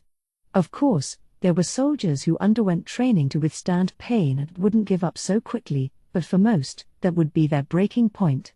That was only natural for a living thing. But what about an undead? If its head was cracked open, it would attack with its brains spilling out. Its arms were broken, it would attack with its broken arms. No legs? It would crawl. Indeed, an undead would continue to move until it lost every remnant of its false life. As long as the conditions for instant death weren't met, often decapitation for lower-level undead, they wouldn't succumb to pain like humans did. In that sense, undead were the ideal soldiers. The lizardmen have bested them on an individual level, I'll admit that. But how long can that last? Cocytus raised his opinion of the lizardmen up a notch and concluded that it wouldn't be possible to crush them all at once. What he needed to do was draw out the battle. Should we pull back and see how we're doing? That seems like a good idea. I think we should send the archers and riders out there. Nah, keep pushing like we are now and wait until they're exhausted. And then what? If we don't take the enemy base, they'll just go there to recover and that'll be that. That's true. It seems like they've strengthened their defenses, but those walls are flimsy. Why don't we sack that village, then encircle their forces and annihilate them? Having gotten input from a number of minions, Cocytus picked up a message scroll. He glanced at Entema. She was looking with disinterest at the mirror. She had brought something like a green cookie up near her jaw. Soon after came light crunching noises. Her attitude suggested she thought none of this was her concern. Perhaps that explained her expressionless face. No, that's just for looks. He recalled her true form and realized how foolish he was for checking her expression. Cocytus's friend and one of the 5 most evil beings in Nazarick, the Prince of Fear, called her a most horrible predator of his relatives. That was her true nature. He gave up on trying to grasp the feelings of their master, who must have been the reason she was there, from her face, and used the scroll to message the commander. Are they underestimating us? Zambel murmured. His voice was low, but from where he was, getting a view from the top of the mud wall, it was loud enough that everyone could hear him. The archers and riders haven't budged, complained Zambel. All I can think is that they're mocking us. Yeah. I figured they'd come all at once to crush us, said the small fang chief. Zombie fight, going well. There were only 45 lizardmen facing the zombies, mostly consisting of the few hunters. They repeatedly threw rocks and retreated. And little by little, they were leading them farther away from the skeletons. The females had moved to dig into the skeleton's flank. Their movements are kinda strange. Seriously. The zombies were moving less like they were following orders and more like they were just completely distracted. Was there a commander who would approve of their troops moving like that? No, that was out of the question. But that was how they were moving. So was it part of the enemy's plan? Everyone racked their brains. I just don't get it. Yup, agree, Shaziryu. No matter how hard they thought, they couldn't come up with any meaning the zombies' actions could possibly have. After watching everyone for a while, Zarasu told them what he thought. Could it be there's no commander? No commander? Oh, you mean like they were just given initial orders and are following those only? Yeah, like that. Lower-tier undead like zombies and skeletons, for all intents and purposes, had no intelligence of their own. It was most effective to give them orders in real time. It seemed like in this instance the zombies had only been given the order to kill nearby lizardmen. So they think they can win as long as they outnumber us? Or could this fight just be a test to see how long they can last with no commander? Said Zambel. Maybe. Are you fucking kidding me? Those bastards. The one who had yelled wasn't Zambel but Shaziryu. Even he couldn't take this sitting down. They were all risking their lives. Do you mind calming down, Shaziryu? It's not like that's for sure what's going on, said the small fang chief. Yeah, sorry. I'm glad things are going well. Right, brother. For now, we just have to cut down their numbers as much as we can. Combat fatigue wasn't something to sniff at. In a melee fight, the mental wear and tear was unimaginable. On a battlefield, where they could be attacked from any direction, just swinging their weapons a few times would cause double the exhaustion. But the undead didn't feel that. They would just keep attacking without rest. The more time passed, the more obvious that gap between the living and the dead would become. In other words, time was the lizardman's enemy. TCH, I should be out there. Contain, self, Zunbel. Certainly if they brought out Zunbel's powerful arm, the skeletons would be gone in no time. But that would mean showing their hand. Zarasu and the other 5 had to remain as trump cards. Of course, they would go if they were truly out of options, but otherwise they needed to keep their potential to themselves until a really strong enemy appeared. But it's quite convenient for us that they aren't coming this way, said Zarasu, garnering agreement. Then he asked Crush, are things going okay on your end? Yes, the ritual is going fine, she answered, looking into the village. The priests were currently conducting a ritual that had the potential to give the lizardman another trump card. Normally it would take an extremely long time, but with all the priests from each tribe cooperating, they would finish in time to use it during the battle. It's amazing what we can accomplish when we work together. Yeah. After the war we shared just a little bit of information, but, this time, after the fight is over, there are so many more things I want to do. The other chiefs nodded emphatically at Shazharyu's remark. This was the first time they were exchanging and pooling knowledge, and they could clearly see how much it would help all the tribes to grow. The realization hit hardest for the 3 chiefs who had allied before yet never exchanged knowledge. Zarasu looked at the 5 chiefs and laughed. What's so funny? Asked Crush. Nah, I mean, I know it's a bad time, but I'm just happy. Crush instantly understood how he felt. I get it, Zarasu. Zarasu crinkled his eyes, as if Crush's smile were the sun itself. Both their gazes were full of longing and affection. Their bodies were separated. Of course they were. At this very moment, there were lizardmen going to their deaths. They couldn't answer the feelings in their hearts while that was going on. But their tails were moving with minds of their own, poking and drawing back. Mile per hour. What do you make of it, big bro? They're in their own world. Steamy. My conclusion, it's great to be young. You have a future. The 4 older lizardmen nodded as they watched the cute couple. Of course, Zarasu and Crush could hear them talking. As their tails whipped around, they got their expressions under control. Brother, they're on the move. The change of topic was so fast Shazharyu and the others grinned awkwardly as they turned their attention to the enemy army. The skeleton riders had set out on a big curve. Whoa, are they coming this way? With the riders? Are they trying to unsettle us by attacking this position? No, aren't they trying to get around the rear of the warriors and males to surround and wipe them out? This is bad. Without saying it, everyone reached the same conclusion. The skeleton riders were a problem. If they had moved right away, the lizardmen could have crushed them. But now the warriors and males were in a melee battle, the hunters were drawing the zombies away, and the females had begun hurling rocks at the skeleton's flank. The lizardmen didn't have the force to suppress the skeleton riders now.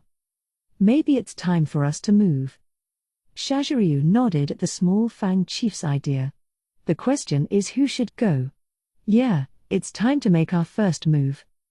Skeleton riders, or skeletons equipped with lances mounted on similarly bony horses. They didn't have any special powers aside from how easy they were to deploy, but their mobility in the marsh was outstanding. Since their bony bodies didn't sink very far into the mud, they were able to move at a horse's pace. The 100 units took a long detour to arrive behind the lizardmen for a rear assault. They detected the figures of 3 lizardmen coming toward them up ahead on the left, but they ignored them. The newcomers to the battle weren't included in their orders, so until they were attacked, they wouldn't have anything to do with them. That was just how undead with no intelligence operated.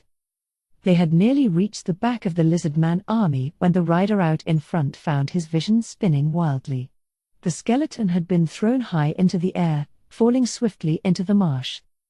A human would have been confused and unable to act right away, but the unintelligent, undead skeleton rider promptly moved to carry out its orders.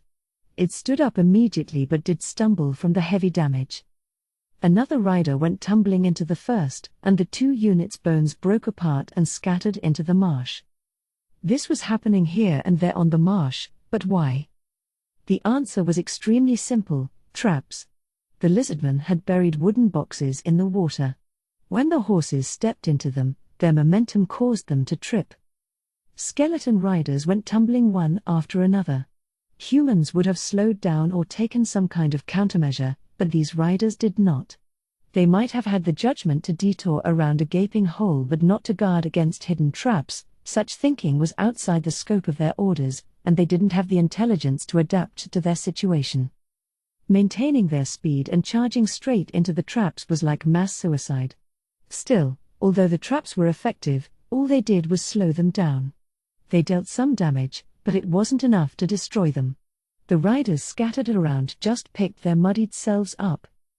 Then a sharp whistling sound rang out, and one of the fallen skeleton riders' heads exploded. Detecting a hostile party, the riders scanned the area. Then another head shattered like glass. The riders discovered the 3 lizardmen at a distance of a little over 85 yards, and that it was rocks launched with pinpoint accuracy from their slings that were knocking off their heads. The skeleton riders advanced. At the same time, the battle with the skeletons on the ground was reaching a turning point. After the twang of a great many bows came the sound of arrows raining down.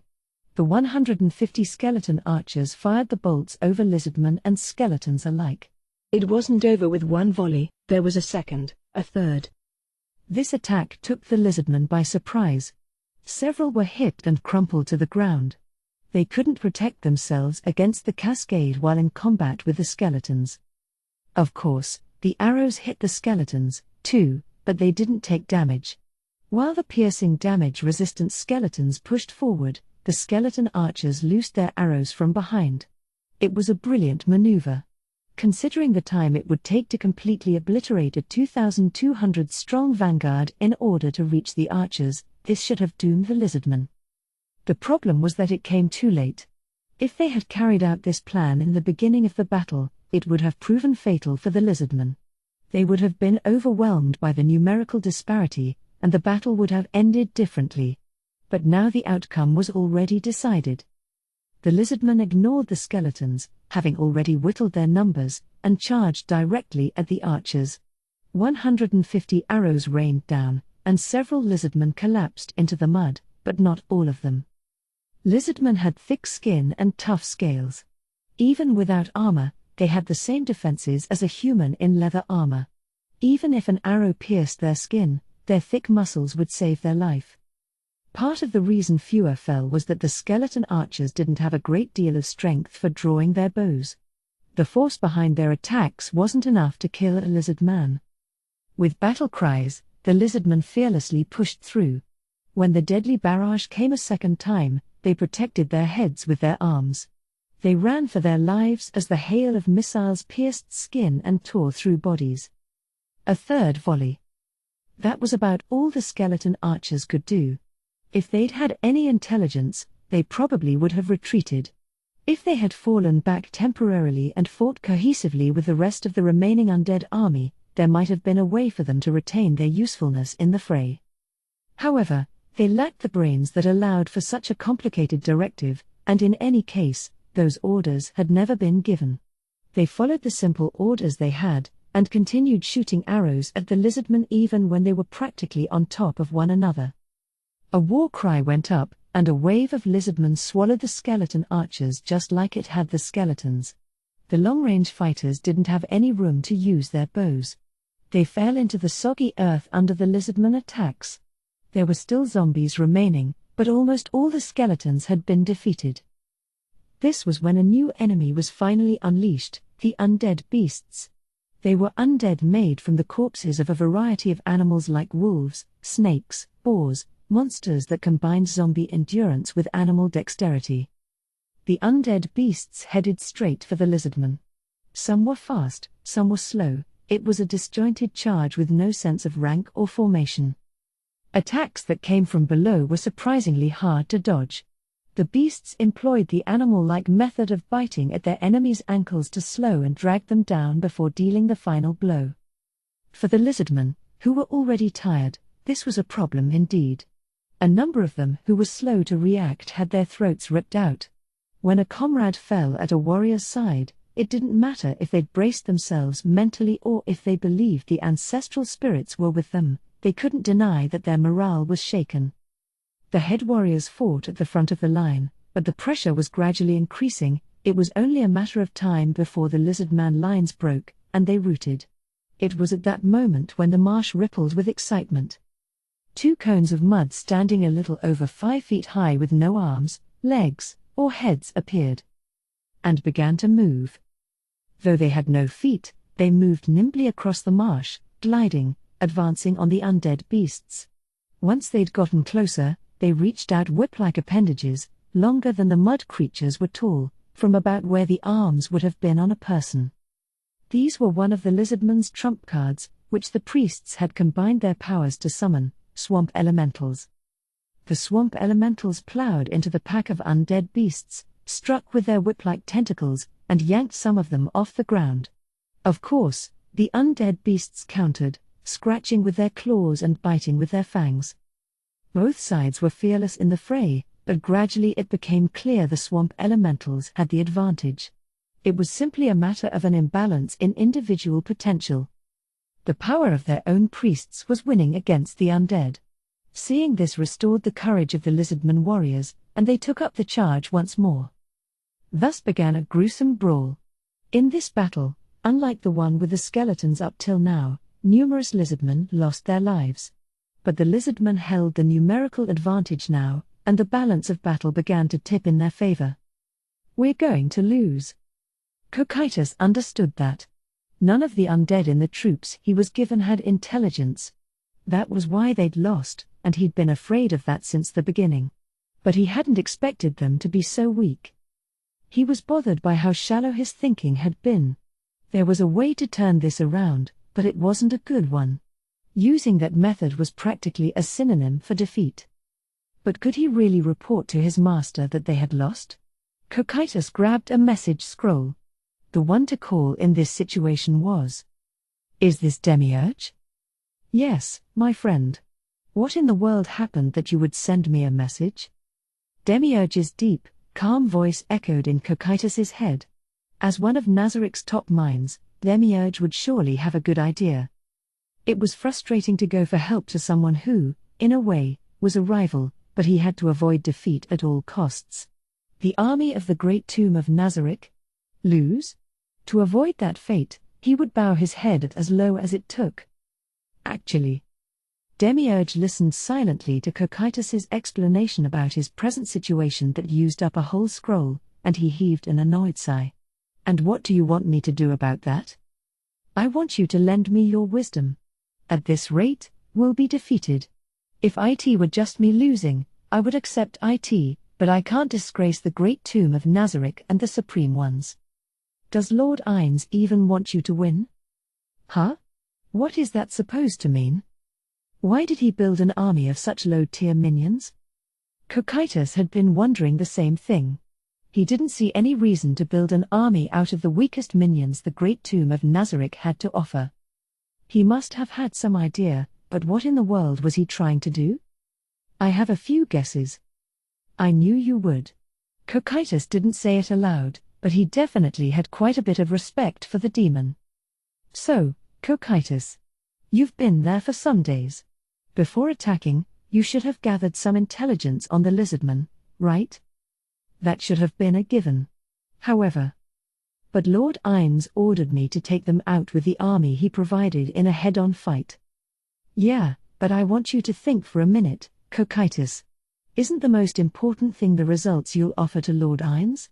If your main objective was to obliterate the village, shouldn't you have searched for the best way to do that?" Cocytus had no words to reply with. Demiurge's comments were right on the money. He must have had that in mind when giving you those minions. "He gave me a force that couldn't win on purpose?" "There's certainly a very good chance.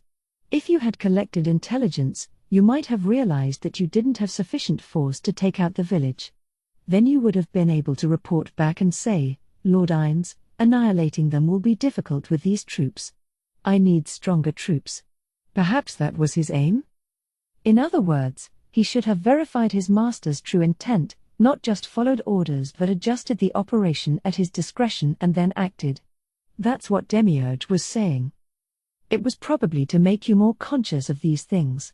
I'm sure he had other aims as well, but... Other aims? Cocytus asked, flustered. He'd already made one error. He didn't want to make any more. He sent a messenger to the villages, but he never mentioned Nazarik's name. And he told you not to show yourself. That means... Cocytus swallowed hard, hanging on Demiurge's every word. But the next ones didn't come. NGH. Sorry, Cocytus. Something urgent's come up. Sorry, but that's all. I'm hoping for your victory. Demiurge cut the conversation short, and the message spell disappeared. With some idea of what would make level-headed Demiurge panic, Cocytus shifted his gaze to the other person in the room. Entema was carelessly removing a beat-up talisman from her forehead. For a talisman wielder to use one now meant, everything was too late. It was time to unleash the monster he'd been told to save as a last resort. But was that really what his master wanted him to do? Cocytus, for perhaps the first time, thought carefully about what intentions might have been hidden in the orders he was given. But in the end, there was only one conclusion to draw.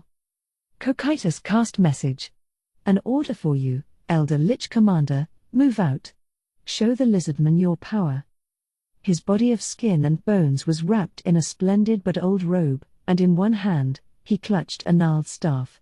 His rotting face, with just a bit of skin stretched over the bones, spoke of dark wisdom. Negative energy rose off his body and hung around him like a mist. This undead caster was an elder lich. He received the order from Cocytus and glanced at the marsh. Then he gave an order to the flabby, red-skinned undead immediately behind him, blood-meat hulks who had been created in the same way he had. Slay those 3 lizardmen. Following the order, 2 hulks began walking toward the 3 lizardmen who had wiped out the riders.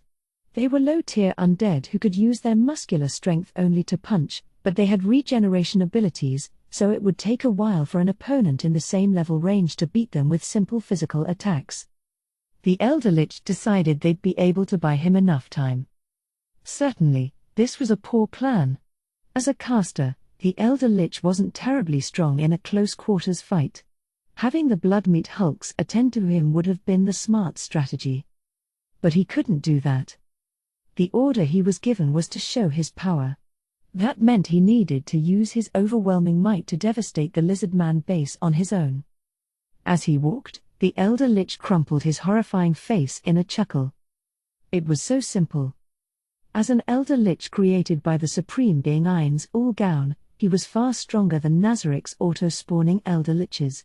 All he had to do was display that power. He swore on the name given him by his master that he would be victorious. I, Aguvua, will bring victory to the Supreme One. 4. The lizardman, shoulders slumping in fatigue, heaved a sigh of relief after finishing off the undead beasts. Despite hearts pained with sorrow, they wore faint smiles. It was true that more than a few of them had been injured or killed, but they were lucky that was all. If the swamp elementals hadn't joined the battle, no, if they had even showed up a little bit later, their line would have broken and everything probably would have fallen apart. Let's go. It was the voice of one of the head warriors announcing the next round. Everyone's bodies were heavy with exhaustion. They could barely hold their weapons and swinging them was a chore, but the fight wasn't over yet. The zombies were a ways away, but the warriors still had to mop them up, and they had to stay on the lookout after that. Okay, carry the heavily injured to the village. Everyone else, follow. His command was interrupted by a blaze of hellfire. The heat wave pummeled the area, and at the center of the flames, the 2 elementals reeled.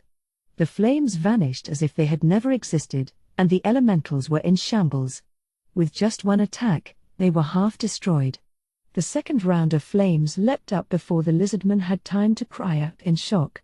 Unable to withstand it, the bodies of the elementals collapsed and melted away inside the fire. The lizardmen were unable to wrap their heads around the sudden annihilation of elementals that had been so effective against the undead beasts. What happened? Despite acknowledging that the swamp elementals had been wiped out, they desperately refused to understand it. This meant that something even more powerful than 2 swamp elementals had arrived. The lizardmen scanned the area with naked confusion and fear. The moment they laid eyes on the lone undead in the distance, it loosed another magical attack from its hand. The fireball, about as big as a human's head, followed a straight path through the air and crashed into the lizardmen on the front lines. Usually, throwing water on fire would put it out. But phenomena brought about by the laws of magic, even such everyday phenomena, were different. The moment the fireball hit the water, the area went up in flames as if the swamp were a hard floor. The expanding conflagration engulfed several lizardmen and disappeared. An illusion, the flames vanished abruptly enough to make them doubt their sight. But the smell of burned flesh hanging in the air and the crumpled forms of lizardmen on the ground were no illusions. The undead advanced slowly. His manner was so elegant that it seemed to overflow with arrogance. It was the gait of one who was confident in his power. Should we make a decisive charge like we did against the skeleton archers? While the lizardman mulled it over, another fireball went flying. It exploded, and the lives of the lizardmen in the area were snuffed out instantaneously. This was truly overwhelming power. It was as if everything up until now had been a game. Yah! A war cry went up, an attempt to shake off the fear. The moment several lizardmen prepared to charge, an icy voice echoed out impossibly close. Fools! Just a single word. The fireball burned up its victims before they could even cry out. The undead swayed, and the several hundred lizardmen took a step back, forced by the wall that was the difference between their own power and the truly powerful. Let's get out of here! Someone, one of the head warriors, shouted in a quavering voice. This enemy's different from the others. We don't stand a chance. Obviously. It was coming at them on its own. The lizardmen could feel the pressure, like an overwhelming wind, on their skin. You guys go back and report to the chiefs and Zarasu. We'll buy you time. The fireball burst, and a few lizardmen fell. Run. And tell them. The 5 head warriors let the others retreat to the village and judged the distance between them and the enemy, figuring in the area of effect of the exploding fireballs. Basically, they wanted at least one of them to reach the enemy. They would face death for this objective. They exchanged looks from their spaced-out positions and set off sprinting. The distance was around 100 yards. 100 despair-inducing yards, but they still advanced. Even if they were defeated on their way, at least they would leave behind some intelligence for Zarasu and the chiefs who were surely watching behind them. The lizardmen who had pressed forward now ran home, scattering like baby spiders. Zarasu watched calmly. No, he'd been paying attention ever since the immensely powerful enemy had appeared, the undead that sowed fiery death. Its movements were different from the unintelligent enemies they'd faced so far. This was probably the commander. When it had reached an estimated 100 yards from the lizardmen, it intercepted them with fireball area of effect attacks, and the head warriors who had attempted a 5-pronged charge were all burnt to death on their way. It looks like we're up. Zarasu nodded at Sanbel, and Crush also indicated her agreement. Now they might be the ones to die, but they had to throw themselves into the fray. Yeah, no doubt about it, this is where we come in. That kind of power. There's a very good chance this is the Great One's right-hand man, the commander of this army. Even if it's not, it must be their trump card. Yeah. There's no way they'd be able to control multiple undead of that strength. But how should we approach it? It's too far away. Zarasu racked his brain to answer Crush's question. They weren't fighting to die, so they needed a plan. Zarasu and Zanbel couldn't fight at a distance. They had to make it a close-quarters fight. The problem was that 100 yards. Certainly they were capable of withstanding a fireball or two. But it would be more than 1 or 2 by the time they reached the enemy, and the fight would begin in earnest only once they did. It wasn't hard to see that if they faced that inferno head-on in their advance, they'd be overpowered in the end. That distance is a real bummer. Yeah, it sure is. I never would have thought 100 yards could feel so far. They discussed how to reach the undead without any injuries, or at least without too many. What if we swam under the water? Even with priest powers, it'd be pretty hard. If we could use invisibility, they could close the gap all at once if they could go invisible and use fly, but druids weren't able to acquire those spells. Then how about making shields and holding those in front of us while we get closer? It will take too long to make shields. We could just break some houses, no. Zmbel smiled wryly, knowing even as he suggested it that his idea was no good. These magical attacks resulted in blistering explosions. Even if they blocked one direction, the heat would find its way around. They didn't have time to build shields that would cover their entire bodies. Oh, that, we could do. What, Zarasu? Crush asked timidly, recoiling slightly. Zarasu wondered if she had seen the ruthlessness of his plan on his face, but he couldn't help it. His idea was one he wished he could reject. No, I just found a shield. Aguvua nodded, content with the present circumstances. Things were going well. The two blood-meat hulks were still fighting, but he was advancing on the village with no problems. The lizardman had seemed ready to charge a couple of times, but once he showed them his power, they seemed to realize how futile their resistance was. The 5-man charge had probably gotten the closest, but even then, 50 yards had been their limit. Aguvua walked silently forward as if he were crossing a deserted wasteland. He didn't drop his guard against the lizardmen, even as he sneered at how weak they were. There wasn't much distance left between him and the village that was his objective. Upon reaching it, he intended to burn down the buildings with a rapid barrage of flames as he killed all the lizardmen.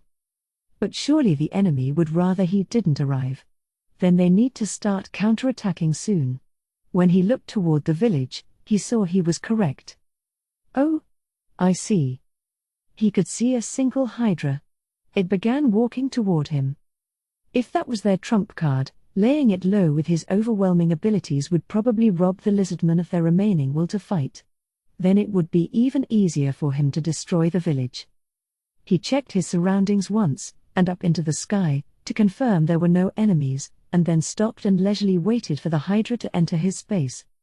Right on the verge of being in range, it began to run, yes, at Aguvua. Fool. You think you can make it all the way over here with your slow feet? You're nothing but an animal. Sneering, he formed a fireball in his hand and shot it at the hydra. It flew in a straight line right for its target, a direct hit. Flames of crimson hellfire blazed up, licking the hydra's entire body. However, though it staggered, its feet didn't stop moving. It kept running, engulfed in flames. No, the flames extinguished after a moment, so that must have been an illusion.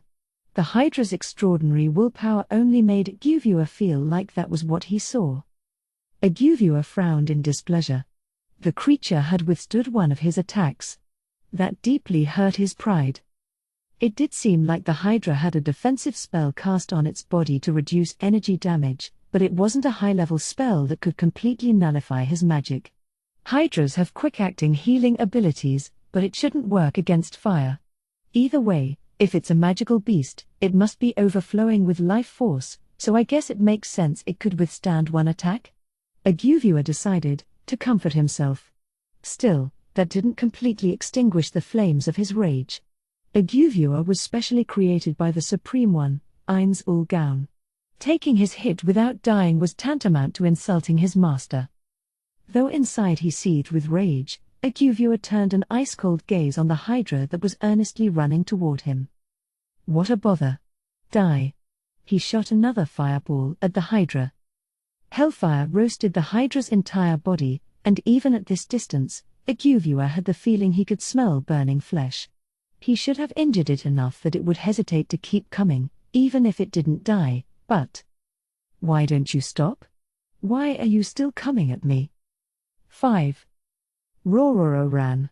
He was gigantic, and the terrain was marshy, but he could sprint almost as fast as the lizardman. He made huge splashing noises as he went. His amber eyes were clouded from the heat, and 2 of his 4 heads were already limp. Still, he ran on. Another fireball came flying and hit him. The fuel inside flared up all at once, and the flames licked his body.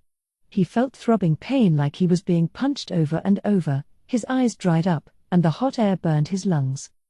The ache from his full-body burns and the searing pain from earlier that still hadn't abated warned him he would die if he took another hit. Still, he ran. He ran. And ran. His feet never stopping, one in front of another. His scales peeled off in the heat, and blood erupted as the skin beneath crinkled and curled up. Even then, he didn't stop. If he were a wootless beast, he would have naturally turned tail and fled. But Rororo didn't flee. Yes, Rororo was a magical beast, a hydra. Some magical beasts were smarter than humans, while some were no more intelligent than any other animal. Rororo was more like the latter. It was mysterious, a wonder, that Rororo with his animal brain, on the verge of death, would continue to rush toward Iguvua, who was causing him pain. In fact, his enemy Iguvua couldn't understand it. He even considered that the beast might have been manipulated by some kind of magic. But that wasn't it. No, it was something else. Something Iguvua couldn't understand. Rororo, with no more intelligence than an animal, was running for his family. Rororo didn't know his parents' faces. It wasn't that hydras abandoned their young, babies lived with one parent until a certain age, learning the skills to survive in nature. So why hadn't that been the case for Rororo? It was because he was deformed. Usually hydras were born with 8 heads, and as they aged, they grew more, sometimes as many as 12. But Rororo was born with just 4, so his parents abandoned him and took only his siblings with them. As a newborn hydra without parents to care for him, regardless of how big he had the potential to grow up to be, in the unforgiving wild, it would only be a matter of time before his young life was extinguished. Except a male lizard man happened to pass by and pick him up. That was when Rororo gained a mother, father, and childhood friend all in one. Through the pain, with his numb mind, Rororo hazily recalled something he was always wondering. Why am I so big? Why do I have all these heads? He thought about this sometimes when he looked at his dad, his family. And he had an idea, maybe these extra heads will fall off, and I'll grow arms and legs long like grass, and I'll look like Dad. And then what would they do? Oh. We'll sleep together for the first time in so long. He'd gotten so big that they ended up sleeping in different places. That made him just a little lonely. Flames filled Rororo's field of vision, blowing his thoughts away, and searing pain pummeled him again. He emitted a feeble cry. There was no longer any place he didn't hurt terribly. A sense of peaceful warmth came from behind him, but it felt so weak to his scorched body. He endured the pain like being bashed with innumerable hammers. It hurt so much, too much, he couldn't think. His legs became frantic, unending spasms signaling him, telling him to stop. But, did Rororo stop moving his legs? No, he did not. He advanced. Yes, his speed had slowed to a crawl. The flames burned his flesh, pulled at his muscles. It was impossible to run at his usual pace. Even taking a step forward was unbearable.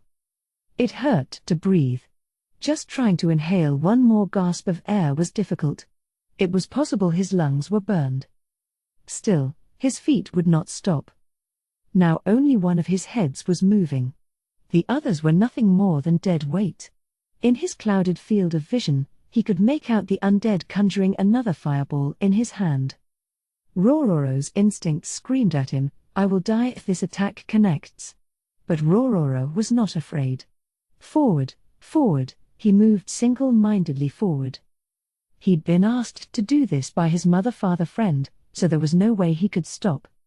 He desperately, staggering slowly, his energy spent, advanced a few more steps, when the undead loosed the crimson flames through the sky toward him. They would burn up the rest of Rororo's life. It was undeniable.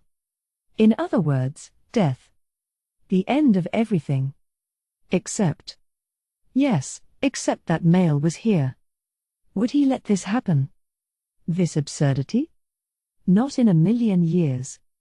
Icy burst. Zarasu jumped out from behind Rororo and, running parallel to him, swung Frost Pain at the same time he shouted. A wall of white frost appeared in front of Rororo, as if the air itself had frozen starting from the tip of Zarasu's sword. It was frigid, a wintry torrent brought forth by Frost Pain. This was one of the magical sword's abilities, a special move that could be used only 3 times per day, Icy Burst. It could chill everything in the area and cause massive damage. The wall that Zarasu whipped up blocked the fireball as if it had physical strength. A duel of fire and a wall of cold air, magical logic made it appropriate that these two should clash. Impact. The fierce battle between flame and frost began. The two devoured each other like cannibal snakes of red and white. After an instant of equilibrium, they both faded. The undead was shocked and visibly panicked. That was the most apt attitude to have after his magic vanished. There was still some distance between Zarasu and Iguvua, but they could make out each other's facial expressions and movements now. Rororo's desperate march had brought the 3 lizardmen this far across the seemingly impossible distance unscathed. Rororo. Zarasu got choked up for a moment. Of all the countless things that came to mind to say, he chose one that was extremely concise and pure. Thank you. With that shout, Zarasu ran forward without turning to look back at Rororo. Crush and Zanbel followed immediately after. Behind them, a nearly fainting voice replied, a cheer for his family. Eguvua's eyes widened. His fireball had been negated. He expressed his disbelief in words, this can't be. He cast another spell. Of course, it was fireball. He didn't want to admit that the one who had erased his spell was the lizard man currently charging his way. The fireball raced toward the 3 lizardmen. The one out in front swung his sword and created an icy wall to repel it, and both spells disappeared. Yes, it was the same thing that had happened before. Shoot as many as you want. I'll erase them all. He heard the lizard man shout. Iguvua clicked his tongue in annoyance. I was created by the Supreme One, Lord Ainz. How can this reptile scum block my magic? He frantically calmed his mind, seething with rage. There was an extremely good chance that fireball wouldn't work against them anymore, but the fact that they had approached by hiding behind the Hydra meant there had to be some kind of limit on how many times the spell could be used. Maybe he could use it 10 times. Maybe each use consumed some of his health, so as long as he healed he could use it an infinite amount of times. How should I deal with this? If possible, I want to find out if what he said is true. Iguvua could still shoot plenty of fireballs, but he couldn't tell if the lizard man was bluffing or not. They were only 40 yards apart. Also, as far as he could tell, the lizardmen approaching him were warriors. As a caster, he didn't want a close-quarters fight. That was why he couldn't use fireball. He wasn't foolish enough to try and see how many more they could block under these circumstances. If they hadn't been behind the Hydra, if they weren't so close, he might have tried experimenting. But his chances for that had been ruined by that pesky Hydra. You, damned Hydra, Iguvua spat and decided to make his next move. How about this? Luckily for him, everyone just happened to be in a straight line. He pointed a finger at the 3 rapidly approaching lizardmen. Shock sparked around it. Take this, and taste my thundering wrath. Lightning. White lightning streaked across space. And then, even at a distance, he could see it, the white light coming from Iguvua's hand, lightning.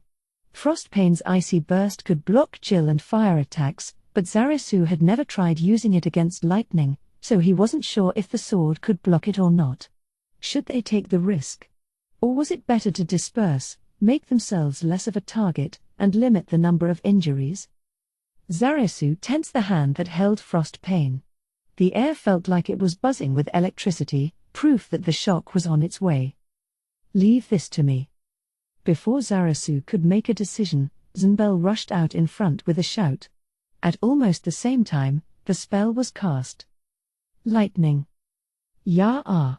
Massive resistance. Right at the moment the lightning flowed into Zunbel's body, he flexed his muscles.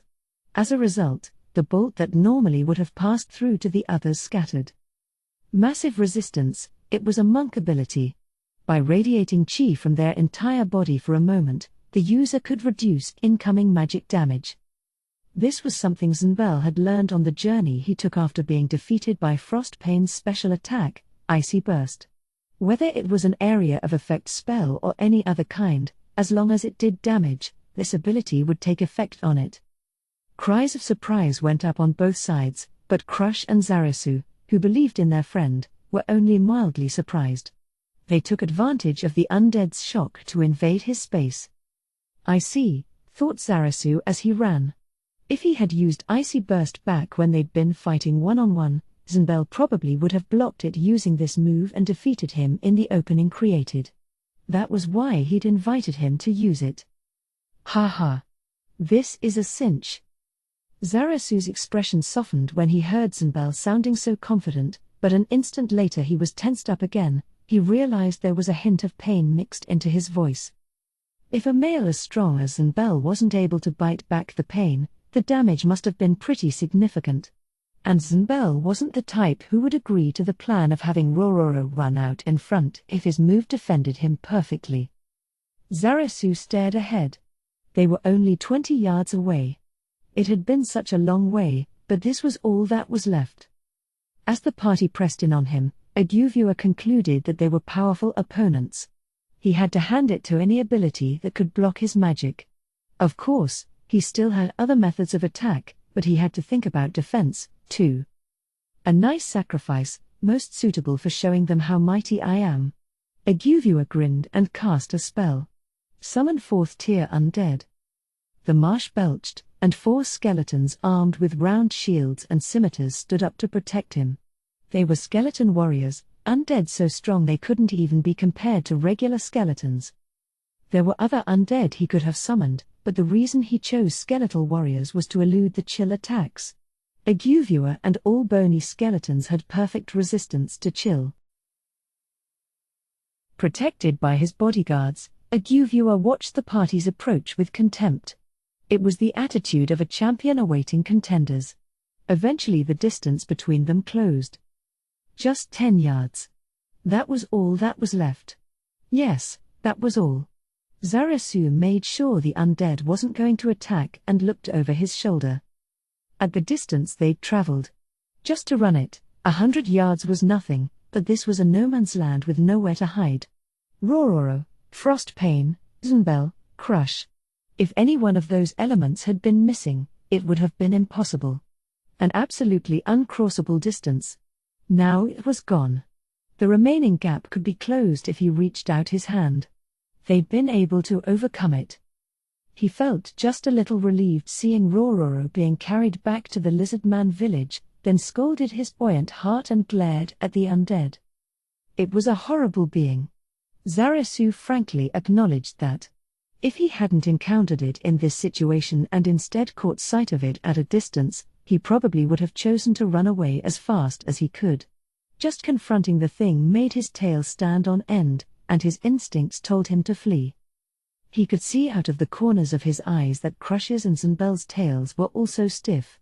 They must have felt the same as Zarasu. Yes, they were suppressing their desire to flee in order to stand before the undead. Zarasu whapped their backs with his tail. Startled, they both turned to him.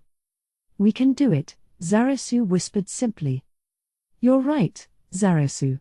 We can do it," Crush answered, rubbing the spot where he'd whacked her with his tail. "Humph. It'll be fun," Zunbel laughed with a cocky look on his face. Then the three of them advanced across the final stretch. At a distance of 8 yards. Zarasu and his friends, panting after their sprint, faced off against the undead, who didn't breathe at all. The first to speak was their enemy. "I am Aguvua, an elder lich in service of the Great One. If you bow your heads, I'll grant you painless deaths." Zarasu laughed in spite of himself. He saw that this undead, Aguvua, didn't understand a thing. There was only one way to reply. Eguvua waited for their response without showing any displeasure at Zarasu's smile. He had the elite arrogance of one who knew he was strong, one who was confident he could kill them. That arrogance had allowed them to close the final stretch, so Zarasu was thankful for it. Let's hear your response. Heh. You need a response? Zarasu held up Frostpain and tightened his grip. Zunbel put up his fists and got into a peculiar fighting stance. Crush didn't move in a specific way, but she reached toward the reservoir of magic deep within herself so she would be able to cast at a moment's notice. Then here's our response: we refuse. Judging that reply sufficiently hostile, the skeleton warriors raised their round shields and brandished their scimitars. Then pain-filled deaths it is. Know that you have rejected my final offer of mercy. The dead should go back to the world of the dead, Eguvua. The decisive battle began. Go, Zarasu. Zunbel, who had charged faster than anyone, drove his huge arm into a skeleton warrior.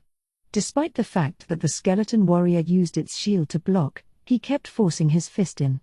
A huge dent formed in the shield, and the skeleton warrior backpedaled into another one and lost its balance. Then Zunbel used his tail to attack a different skeleton warrior but missed. The skeleton warrior line broke, and Zarasu slipped in through the opening. Stop him. At Eguvua's order, 2 skeleton warriors swung their scimitars at Zarasu. He could have dodged if he wanted to. He could have also blocked with Frostpain. But he didn't do either of those things. Evading was, in a way, simply delaying his own actions. He couldn't waste a move with Eguvua right in front of him. And more than anything, Earthbind. Mud whipped and wrapped around the 2 skeleton warriors. The mud whips stopped them like chains, giving Zarasu just enough time to get through the gap. Yes, Crush was with him. Zarasu wasn't fighting alone, so all he had to do was trust in his friends. Crush was a good caster, but her magic couldn't stop their movements entirely. Their scimitars did barely graze Zarasu's body. But what did that matter? He was so exhilarated his brain didn't sense the pain as pain. He ran. And he pointed at his target, Eguvua. Even if he were hit with attack magic, he would power through and reach him. That was how tough his will was. No fear, you fools. Scare. Zarasu's field of vision wavered, and unable to comprehend where he was standing, he was assaulted by a vague anxiety, like something in the area was about to attack. His feet slowed, the psychic spell Scare had shaken him so much that they wouldn't move. His brain was screaming at his feet to go forward, but his heart wouldn't move them. Zarasu. Lion's heart. At the sound of Crush's voice, his fear dissipated and his fighting spirit blazed at twice the intensity of before. The courage spell had cancelled out his fear.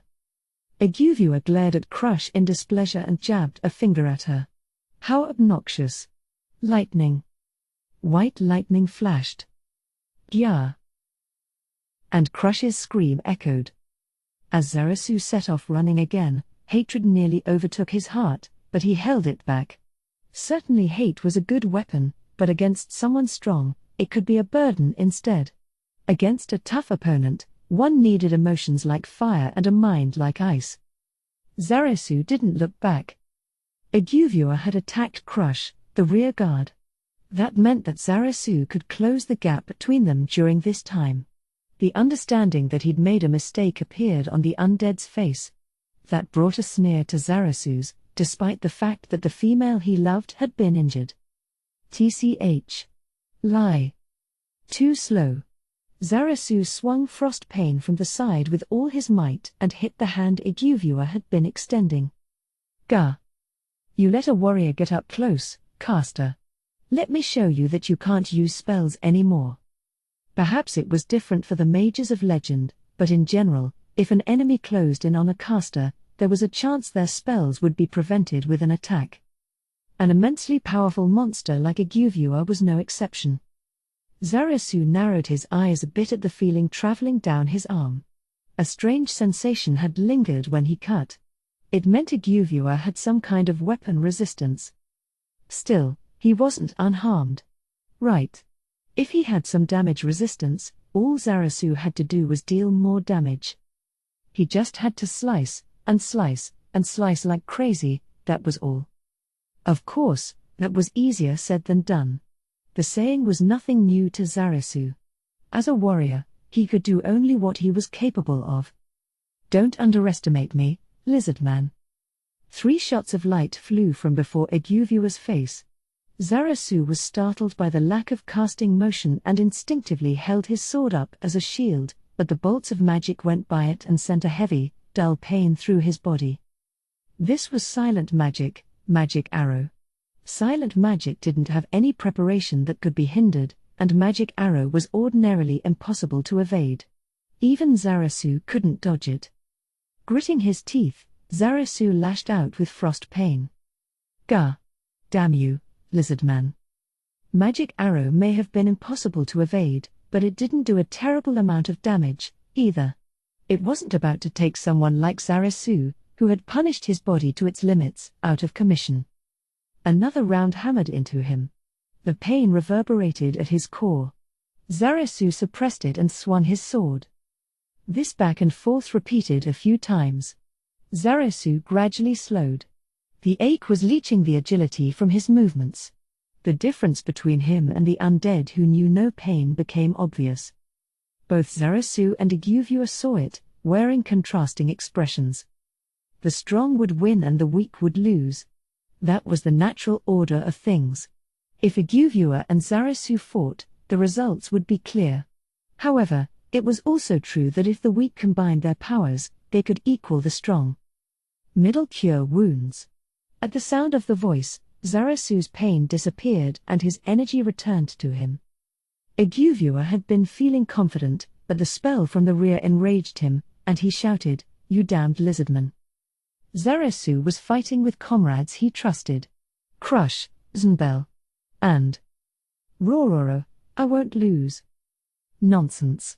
I was created by the Great One. There cannot be any defeat for me, you fools. Eguvua's eyes blazed with loathing for the 3 of them. The reason he hadn't used any summoning magic was that the undead from his last spell was still around. Until they were destroyed, he couldn't summon any more. That was why they played out the same monotonous exchange, Eguvua shooting silent magic, magic arrow and Zarasu slicing into Eguvua's flesh. It seemed like the fight would go on forever. Then the only thing to do was to leave the breakthrough to the ones fighting in the rear. The battle would be decided by whose reinforcements arrived first. They both knew it. Crush pushed through the pain shooting through her body from the lightning and cast summon 3rd-tier beast. A huge, almost 5-foot, crab with a giant right pincer appeared with a loud splash. It showed up as if it had just been sleeping in the swamp, but of course, it had been summoned with the spell. It advanced, stood next to Zunbel, and clobbered a skeleton warrior with its giant pincer. Zunbel grinned at the unlikely backup. He was happy to have the help, since he was protecting Crush while under attack from every direction. All right. Weird thing, take those 2. The crab, a snap grasp, waved its smaller pincer as if to say, understood. And turned to the skeleton warriors. We're in this awful situation, but I can't help but notice how similar they are. Although it felt out of place, Crush smiled, but she wiped the expression off her face a moment later. Watching the battle, she struggled to keep her breathing even.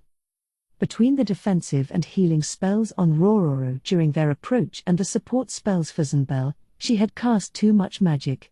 She was even using summoning magic now, so she was completely exhausted and could barely even stand. She didn't have enough energy to heal her own wounds. She couldn't fight anymore, so she'd made the level-headed judgment that it would be a waste to heal herself. But if she collapsed now, she'd be anxious for Zunbel and Zarasu fighting up in front. Blood dribbled out of her mouth. Her oral cavity was injured, and she tried to stay conscious. Middle cure wounds. She cast a healing spell on Zarasu, who was fighting at close quarters with Eguvua. Her legs gave out and her field of vision blurred. Her whole body could sense water around her. Why that was, she couldn't comprehend at first.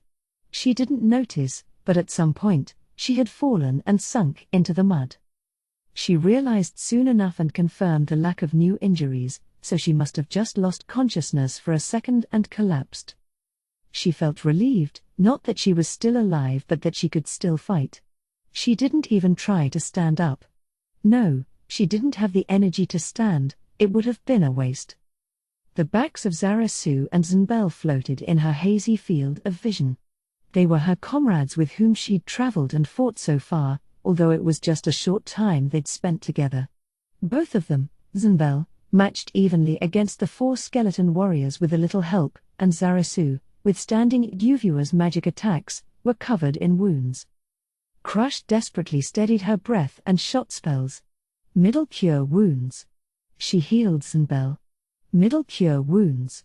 She healed Zarasu. Gar hack. She choked in and out. Something was wrong with her breathing. She inhaled frantically, but it felt like the air wasn't entering her lungs. It was probably due to using too much magical energy.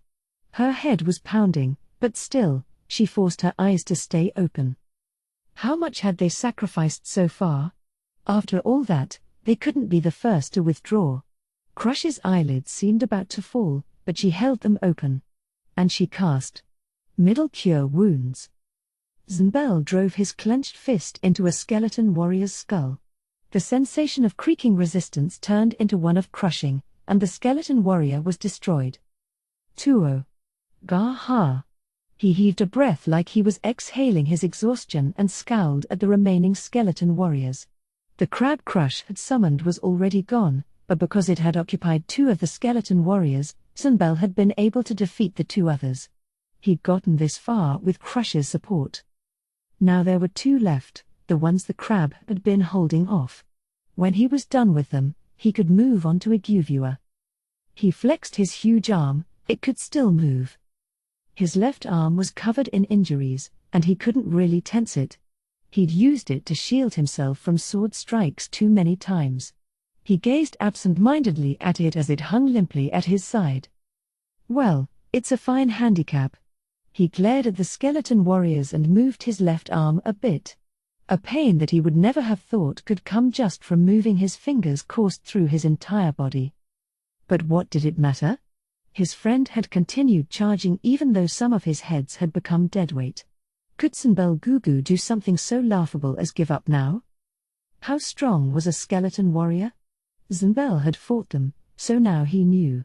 2 of them against him would be an even match. That's how strong they were. If he had had to fight 4 at once, he might not have been able to win. Thanks to that crab. Maybe I shouldn't eat mud crabs for a while. After giving thanks to his favorite food, he turned his attention back to the 2 approaching skeleton warriors. He balled up his fist. He could still fight. He could still stand. Honestly, he wondered how it was possible. This is no time to think crap like that. There was only one reason.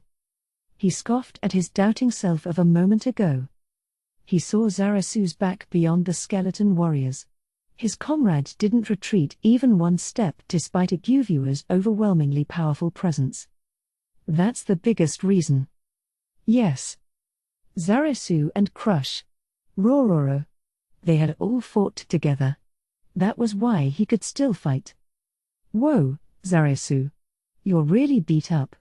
That's worse than the time you fought me, isn't it? He swung his powerful arm at the attacking skeleton warriors and sent one flying. The other answered with its scimitar, and he didn't manage to block it completely with his left arm, and another cut opened on his flank around where Crush had healed him before. Crush is doing awesome even though her situation sucks, too. She'd shot over another spell that began to heal him. He didn't turn around, but he heard her voice right at water level. He could imagine from what position she was casting. How could she still even use magic? What a great female. If he was going to marry, he wanted a female like her. Zunbel felt just a little jealous of Zarasu. I don't want her to see me collapse first. That'd be pathetic. He feinted with his huge arm and whipped with his tail. Then he grinned. Plus I'm older than them. The 2 skeleton warriors, concealing themselves with their shields, steadily closed in on him. The shields hid Zarasu from his view, which triggered an intense emotional reaction in Zanbel. "You're in my way, damn it. I can't see that cool male." He let out a war cry and charged. Eguvua and Zarasu's back and forth continued. It was a fight where their eyes remained glued on each other, so Zarasu felt it when Eguvua glanced away for a moment. His undead face warped in a horrifying grimace. And what happened next turned Zarasu's body and soul to ice. There came a splash from the rear, the sound of someone falling. "Look. Your friend collapsed." He couldn't turn around. What Eguvua said might be true, but it might not be.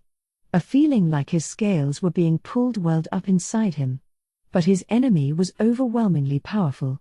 He didn't have time to turn and look. It was clear that the battle would be decided the moment he turned. Zarasu hadn't come all this way to lose in such an idiotic way. He had come here to claim victory.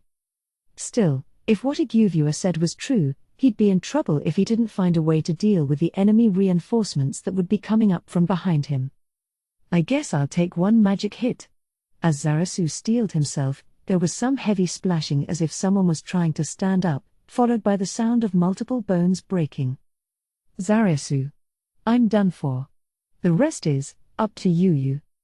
Middle cure wounds." With Zanbel's pained words, a huge splash echoed. With Crush's voice, which was barely a whisper, Zarasu's wounds began to heal. NRRGH. At Eguvua's displeased face, Zarasu didn't even have to turn around. The two of them must have done exactly what they'd needed to do. "Then next up is my turn." He swung Frost Pain, but Eguvua repelled it with the staff in his hand. "Heh heh heh. I am Eguvua, Elder Lich. Just because I'm inferior in close quarters combat doesn't mean you should discount me." Despite his boast, Eguvua felt with a chill that his chances of winning were low. If it were one-on-one, he probably could have claimed victory, considering the gap in their abilities. But with the White Lizard Man healing wounds from the rear, their positions in terms of remaining health had reversed. Then came 3 attacks, of which Eguvua was able to block only one. The other 2 cut into his body. He had resistance against cutting weapons, like a skeleton, and the additional chill damage had no effect, but this was still an extremely bad situation for him to be in. His blood boiled. He had been created by the Great One, his master Ain's Ul-Gaun, as the commander of this army. Loss was unacceptable. He at least wanted to summon some undead soldiers to guard him, but with his ability, summoning magic took time to use. It would be pretty tricky to use it with an enemy right in front of him. At this rate he'd be overcome. So he decided to use his last resort. It wasn't a very good move, depending on the situation it could be considered a bad one, but it was the only move he had left. Zarasu hesitated before attacking as Eguvua suddenly turned his back and dashed away. Eguvua took the blow in his back and staggered but didn't fall. Zarasu clicked his tongue at Eguvua's seemingly infinite health and ran after him to close the new gap. Eguvua turned around. His face was twisted up in a rage that didn't seem very undead, but there was a hint of glee showing through as well. A red light glowed in his hand. Fireball. Zarasu, who had closed in, had doubts.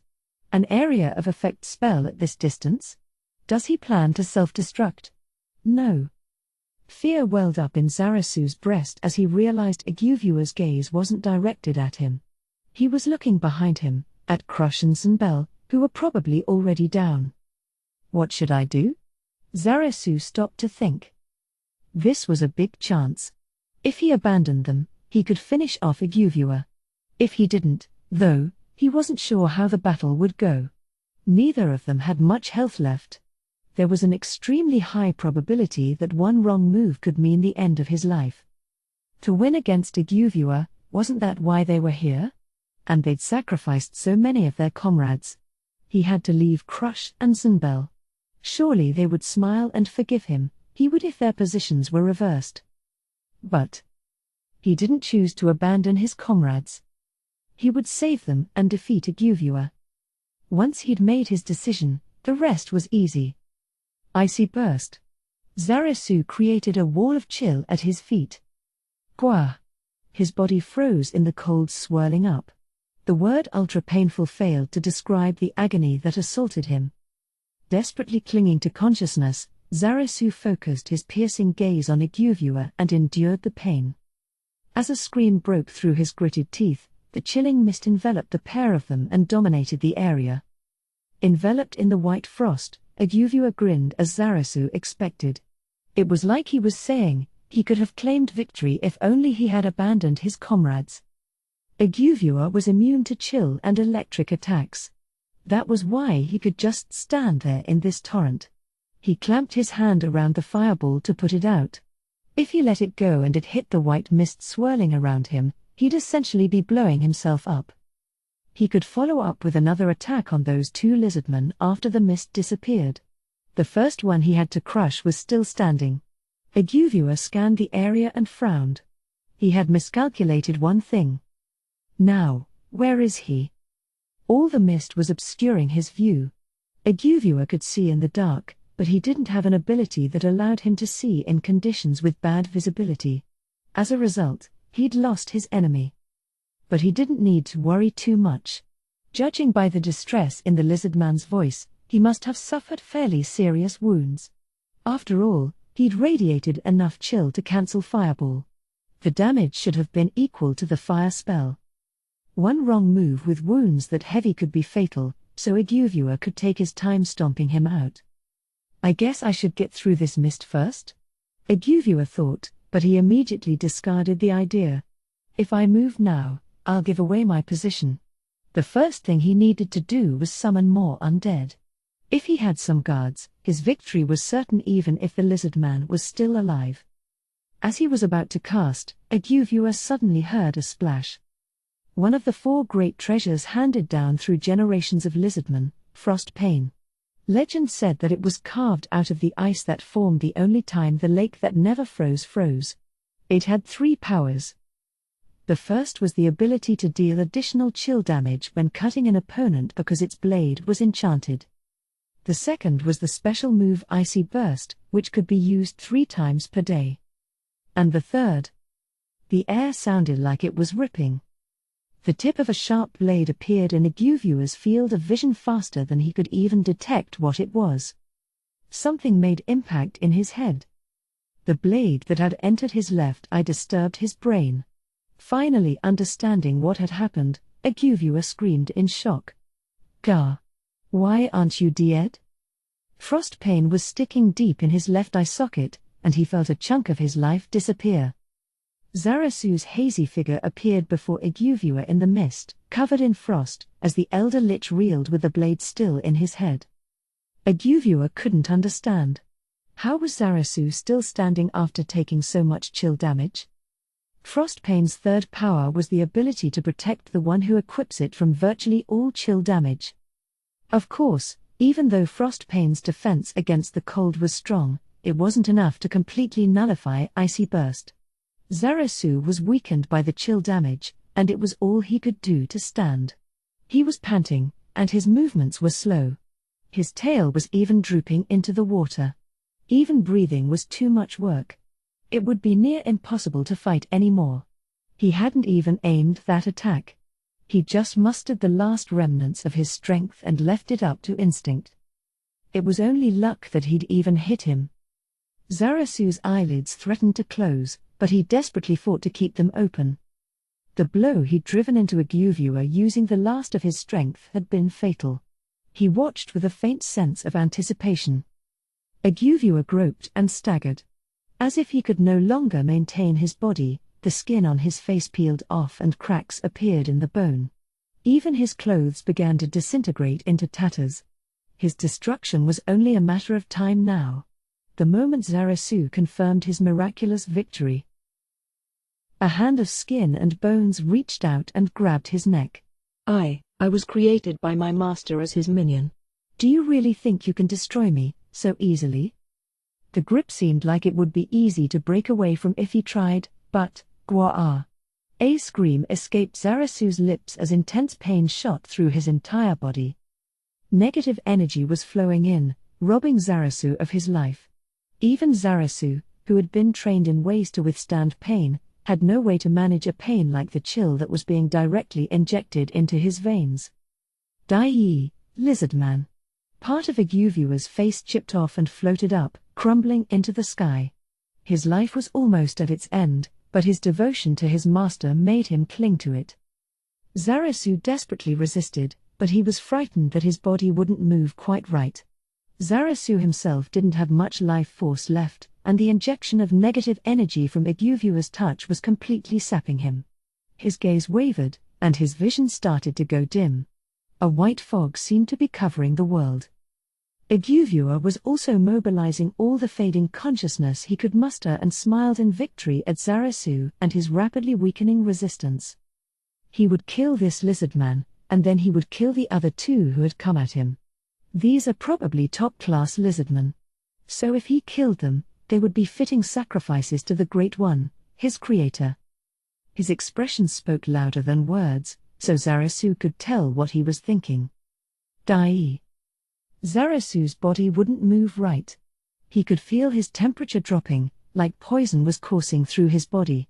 It was even hard to breathe.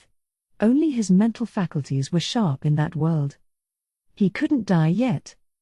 Rororo had run so hard. Zinbel had been his shield. Crush had used up all her magic. And that wasn't all. He could feel on his shoulders the weight of all the lizardmen who had fallen in this battle. Faint noises came to Zarasu's ears as he frantically groped for a way to fight. Crush's kind voice. Zinbel's cheery voice. Rororo's cry for attention. He shouldn't have been able to hear them. Crush was unconscious and Zinbel was in a coma. And Rororo was far away. Was his brain just imagining the voices because his consciousness was muddled? Imagining words from his friends he'd met only a week ago, the cries of his family. No. No, he wasn't imagining them. They were all there with him. Yeah. Question mark, you still have that much power? Half-conscious Zarasu raised a war cry at the same time Iguvua shouted in surprise.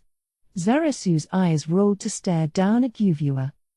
Iguvua's face was twitching with rage to see the energy in Zarasu's gaze, where before the lizard man hadn't even been able to make eye contact. Crush. Zinbel. Rororo. What are you planning to do? Dai. Where did that life force even come from? With every passing moment, the vast negative energy sapped and devoured it. Really, Zarasu's limbs were heavy, and his body felt as cold as ice. Still, as he shouted each name, he felt warmth. The power welling up in him wasn't life force, deep in his chest, it was heart. Something made a squeaking noise. It was Zarasu's right hand. He'd balled it into a tight fist. In it, he'd gathered all his remaining energy. Of all the ridiculous. Why can you move? You monstera. Iguvua couldn't believe his eyes that the lizard man could still move. A creeping horror rushed through his mind, but he frantically suppressed it. He was Iguvua, the one deployed from the great tomb of Nazarick to command the army. And most importantly, he had been created by the Great One, Ainz ul Gaun. He couldn't allow himself to be defeated. This is the end, monster. One moment faster. Yes, the full force punch came one moment before Iguvua could flood him with more negative energy. Zarasu took his tightly balled fist and slammed it into Frostpane's hilt. The blow, hard enough to draw blood from Zarasu's hand, caused the tip of the sword in Iguvua's left orbit to go completely through his head. Ara. Iguvua was undead, so he felt almost no pain, but he could comprehend that he was losing all his false life. Arg, how, sd, pid. Lord, NZ. Iguvua's eyes showed complete understanding that he'd been defeated. Zarasu's body collapsed like a marionette whose strings had been cut, and as he splashed into the marsh. Forby, me. Iguvua crumpled, apologizing to his master. A silence fell over the room. Unable to believe what they'd seen in the mirror, no one spoke, besides the maid, Entama. Master Kasaitus, it appears Lord Ainz is calling you. Understood. With his head hanging down, Cocytus slowly turned to face Entoma. Feeling the anxious gazes of his minions, he bit back the humiliation. On the other hand, however, he admired the lizardmen. It had been a magnificent fight. Against what should have been overwhelming odds, they'd achieved victory. Certainly the Elder Lich wasn't perfect, but he still should have been able to win. Magnificent. Just magnificent. The repeated word revealed Cocytus's genuine feelings. They had cleared an impossible hurdle. "It's too bad," he murmured at the scene in the mirror of the lizardmen cheering with joy at their victory. The warriors reflected in the mirror looked so small and weak, but they'd set his heart on fire. What a waste. Cocytus wasn't sure what to do. Of his countless thoughts, he grasped one, the most horrible one. He thought hard on it and gave his conclusion. "I guess I should go." 6. Zarasu felt his body being lifted out of a pitch-black world. It was a pleasant sensation. His eyes opened. The world looked hazy through his freshly woken eyes. Where am I? Why am I sleeping in a place like this? A number of questions came to mind, and at the same time, he realized he felt a weight on top of him. White. When he looked, that was the first word that came to his still groggy mind. Then as he woke up, he understood what it was. Crush. She was sleeping on top of him. She was alive. The relief was so strong he nearly vocalized it, but he managed to hold it back at the last second. He didn't want to wake her up. He frantically suppressed the urge to touch her. Just because a female's scales were pretty didn't make it okay to stroke her while she was sleeping. Zarasu chased her out of his mind and tried to think about something else. He had a lot to consider. First, the reason he was here. He searched his memory to try to remember what had happened. His last memory was destroying Iguvua. His recollection cut off abruptly after that, but his lying here instead of being captured meant that the tribes must have won. Careful not to wake Crush, he breathed a sigh of relief. The weight of the past few days seemed to lighten a little. Certainly, thinking with a level head, the burden was still heavy. They didn't know the true identity of their enemy yet or what they were after. There was more than a good chance that they would attack again. No, if his hunch was right, they would come again. But just for right now, he wanted to be allowed to relax. He sighed lightly again, feeling Crush's body heat. Then he gently flexed his muscles from head to tail.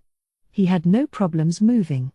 He thought he might have lost something, but everything seemed to have gone all right. Then he remembered the comrades he'd fought with. There were no other lizardmen in the room besides Crush. Then where's Zunbel? A flicker of anxiety crossed his mind, but at the same time, the certainty that a male as strong as Zunbel couldn't possibly have welled up inside him. Perhaps responding to Zarasu's slight movement, Crush stretched slightly. It felt like a core had formed in her soft body. She must be about to wake up. NNGH. Crush made a cute noise. Then she flicked her hazy eyes around, taking in the area. Then finding Zarasu underneath her, she broke into a smile. Crush groggily wrapped her arms around Zarasu and rubbed her body against him, just like an animal leaving its scent. Zarasu froze and let her do as she pleased. In a corner of his mind, he also had some less noble thoughts, such as, well, she started it. Her glossy white scales were cool and pleasant to the touch. The fragrant herbal scent that hung in the area was entrancing. Maybe I can put my arms around her, too? As he was anguishing over the question, Crush's eyes gradually began to focus. Then she turned them to Zarasu beneath her. She froze. She'd stopped moving with her arms still around him. Zarasu considered what he should say first and ended up choosing the most benign thing he could come up with. Can I put my arms around you, too? Benign. In his excited state of mind, he'd thought it was. Crush made a threatening noise and thrashed her tail around. Then she rolled away from Zarasu's body, not stopping until she crashed into the wall. Face down, she groaned softly. He also heard her say, "Stupid, stupid, I'm so stupid." "Well, I'm just glad you're safe." At those words, she must have finally regained composure, Her tail was still wriggling around, but she looked up and smiled at him. I'm glad you're safe, too. Seeing her kind face, Zarasu had something else on his mind, but he held it back with all his willpower and asked a serious question. Do you have any idea what happened after all that? Yeah, an idea. It seems like the enemy retreated thanks to your victory over Iguvua. And your brother managed to beat the monsters, too. Then the three of us got saved. This was all yesterday. Sozenbel isn't here, but he's... Yeah, he's safe. He must have more regenerative power than you. I heard he regained consciousness right after the healing magic was cast, and now he's probably working on post-fight cleanup. I was so unbelievably tired I guess I passed out again after hearing that much. Crush stood up and went back to Zarasu. When she sat down right next to him, Zarasu moved to sit up, too, but she gently stopped him. Don't overdo it. You were the one with the worst injuries out of all of us. Perhaps because she remembered him as he was then, her voice became frail. I'm glad you're safe. I'm so glad. She lowered her eyes, and Zarasu rubbed her back to comfort her. I won't die until I hear your answer. I was worried maybe you were dead. Answer. The word made them both pause. Neither of them said anything, and the room got so quiet they could practically hear each other's hearts beating. Crush's tail slowly curled around Zarasu's. The tangled black and white extremities brought to mind mating snakes. Zarasu gazed silently at Crush. She looked back at him. They could see themselves reflected in the other's eyes. Zarasu quietly spoke.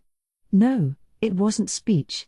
It was a call, the same one he'd made the first time they'd met, a mating call. After he called, he did nothing. No, he couldn't do anything. His heart just beat earnestly, violently. Eventually the same speech, the same call, flowed from Crush's mouth. The same high pitch, the same vibrato at the end. She was accepting the mating call. On her face was an indescribably seductive expression. Zarasu could no longer take his eyes off her. Crush got on top of him, in virtually the same position as when she'd been sleeping on him. There was almost no distance between their two faces. Their hot breaths mixed, and the beating of their hearts synchronized through their touching chests. Then the two of them became one. Yo, are you guys doing it? The door banged open and Zunbel barged in. Crush and Zarasu both halted as if they'd turned into ice sculptures. Perplexed, Zunbel observed the two of them, Crush still on top of Zarasu, and cocked his head. What? You're just getting started? Understanding what he meant, the pair moved apart without a word. Then they slowly stood up and approached Zunbel. He'd been looking down at them with curiosity, but now he bent over double. Gah-hngh. The pair's fists in his abdomen knocked the wind out of him, and his large body sank to the floor. Nice equipment there, especially Crush. Arg. That seriously hurt. Zarasu aside, apparently even the female's punch of rage had the potential to take Zunbel out. Of course, a single blow wouldn't be enough to satisfy their frustration, but even if they pummeled him, the ruined atmosphere wouldn't go back to the way it had been. Although it couldn't replace what they'd been about to do, grasping each other's hands, they questioned Zunbel in order to ease the worries pricking at their minds like pins. More importantly, we have a ton of questions. I asked Crush, too, but please fill me in on our current status. Zunbel answered without paying attention to the fact that the pair was holding hands. The whole tribe's celebrating our win. So my brother is in charge of that? Basically. We sent the hunters out to search for the enemy, but they couldn't find them. No sign of any hidden follow-up wave. That big of a force would stick out if they were on the move. That was why, even though we're still on guard, your brother declared victory for the time being. Actually, I'm here because of something your brother said to me. My brother? Yeah, he said, gah ha ha ha ha. We should let the two of them rest. Maybe they're doing it, gah ha ha ha. I don't want to bother them, but I am curious. Gah ha ha ha ha. Don't lie to me. What's with the gah ha ha ha? Why yeah. I guess he wasn't saying gah ha ha ha. My brother would never laugh like that. Geez. But no, it was that kind of undertone. You're the worst. Crush spoke with a voice chilly enough for another icy burst. It was so creepy that it sent shivers up even Zarasu's spine. Zanbel, at whom it had been directed, shuddered and froze for a moment. So, why are you here? Right, If you say you came here just to bother us, I'm going to blast you with every spell I can think of. Crush was dead serious. Both Zanbel and Zarasu could tell. Come on, what? I came to invite you guys. We're VIPs, you know. We can't not go. And when you think about what might happen in the future. I see. Catching the implied meaning in Zanbel's vague words, Zarasu smiled bitterly. It's a good chance to talk up our strength in case there's another battle. Got it. You're okay, too, right, Crush? Her cheeks puffed up with just a bit of dissatisfaction, making her look like the Dermese frogs who inhabited the marsh. Of course, they're totally different on the cuteness scale, Zarasu thought. Then shall we? Zanbel asked the two, who were looking at each other, in a carefree voice. Why yeah. I guess. Let's go. Both of them agreed, so they joined Zanbel and went outside. The moment they stepped off the stairs of the house and into the marsh, Crush and Zanbel lost sight of Zarasu. Something huge had pounced and sent him flying. Bam, flop flop flop flop, kersplash. Those were the sounds of what happened next. Rororo had taken Zarasu's place. His forehead squirmed healthily, and he happily turned his noses to Zarasu, who had fallen into the marsh. Rororo. You're okay, too. Zarasu stood up, covered in mud, and went back to Rororo. He gave the Hydra a thorough once-over as he pet him. He must have been healed with magic, it was like the burns had never been there. Rororo called out and wrapped his heads around Zarasu for attention. They were so tenaciously curled around him that he was completely hidden. Come on, Rororo, knock it off. Zarasu laughed and told Rororo to stop, but Rororo happily cooed at him without letting up. Splash, kersplash, kersplash. Suddenly Zarasu heard a series of rhythmic splashes. When he looked for the source, he was puzzled. It was Crush. Her face practically glowed with emotion as she gazed at Zarasu and Rororo. But her tail was beating out a regular rhythm on the marsh. Zanbel had been standing next to her, but he had begun inching away, his face twitching. Rororo stopped moving. He must have sensed something strange as well. What's wrong? Nothing. Zarasu was confused when she asked him. She was definitely smiling. It couldn't be anything but gladness that Rororo and Zarasu were reunited. So why were this many chills going up his spine? Goof. Crush smiled again. Rororo's heads moved away from Zarasu, freeing him. Zanbel twitched. Perhaps he opened his mouth to hide his inability to bear the awkwardness. Okay, Rororo. Let's you and me go on ahead of them. Of course, Rororo couldn't understand lizard man language. But maybe he'd sensed the mood anyway, because once Zanbel was on top of him, they splish-splashed off at a pretty quick clip. A bizarre silence fell between Zarasu and Crush as the other two fled. Crush held her head in her hands and shook it side to side. Arg, gosh. What am I doing? It's like my heart doesn't belong to me anymore. Why can't I stop it when I know it's not smart? This is basically the same as a curse. Zarasu understood how she felt, because that's how he'd been when he first met her. Crush. Honestly, I'm happy. What? A splash, bigger than the others up till now, sounded. Then Zarasu went next to her. Listen, can you hear that? Huh? It's what we protected. And what we have to protect from now on, too. They could hear high-spirited voices partying on the wind. Everyone must have been drinking. It was a party to return the ancestral spirits and celebrate their victory, but also to mourn the dead. Normally, alcohol was a valuable item. The reason they could drink so much these past few days was that Zanbel had brought the great treasure that gave them an infinite supply, and since all the tribes were gathered, the resulting din was unbelievable. Listening to the huge racket, Zarasu smiled at Crush next to him. Maybe nothing is over yet. Maybe the Great One or whoever will attack us again. But just for today, how about we relax? He put his hands around her hips. Crush let herself be drawn in close and rested her head on his shoulder. Wanna go? Yes. She hesitated a moment and then added, dear. The two lizardmen huddled together and disappeared into the party.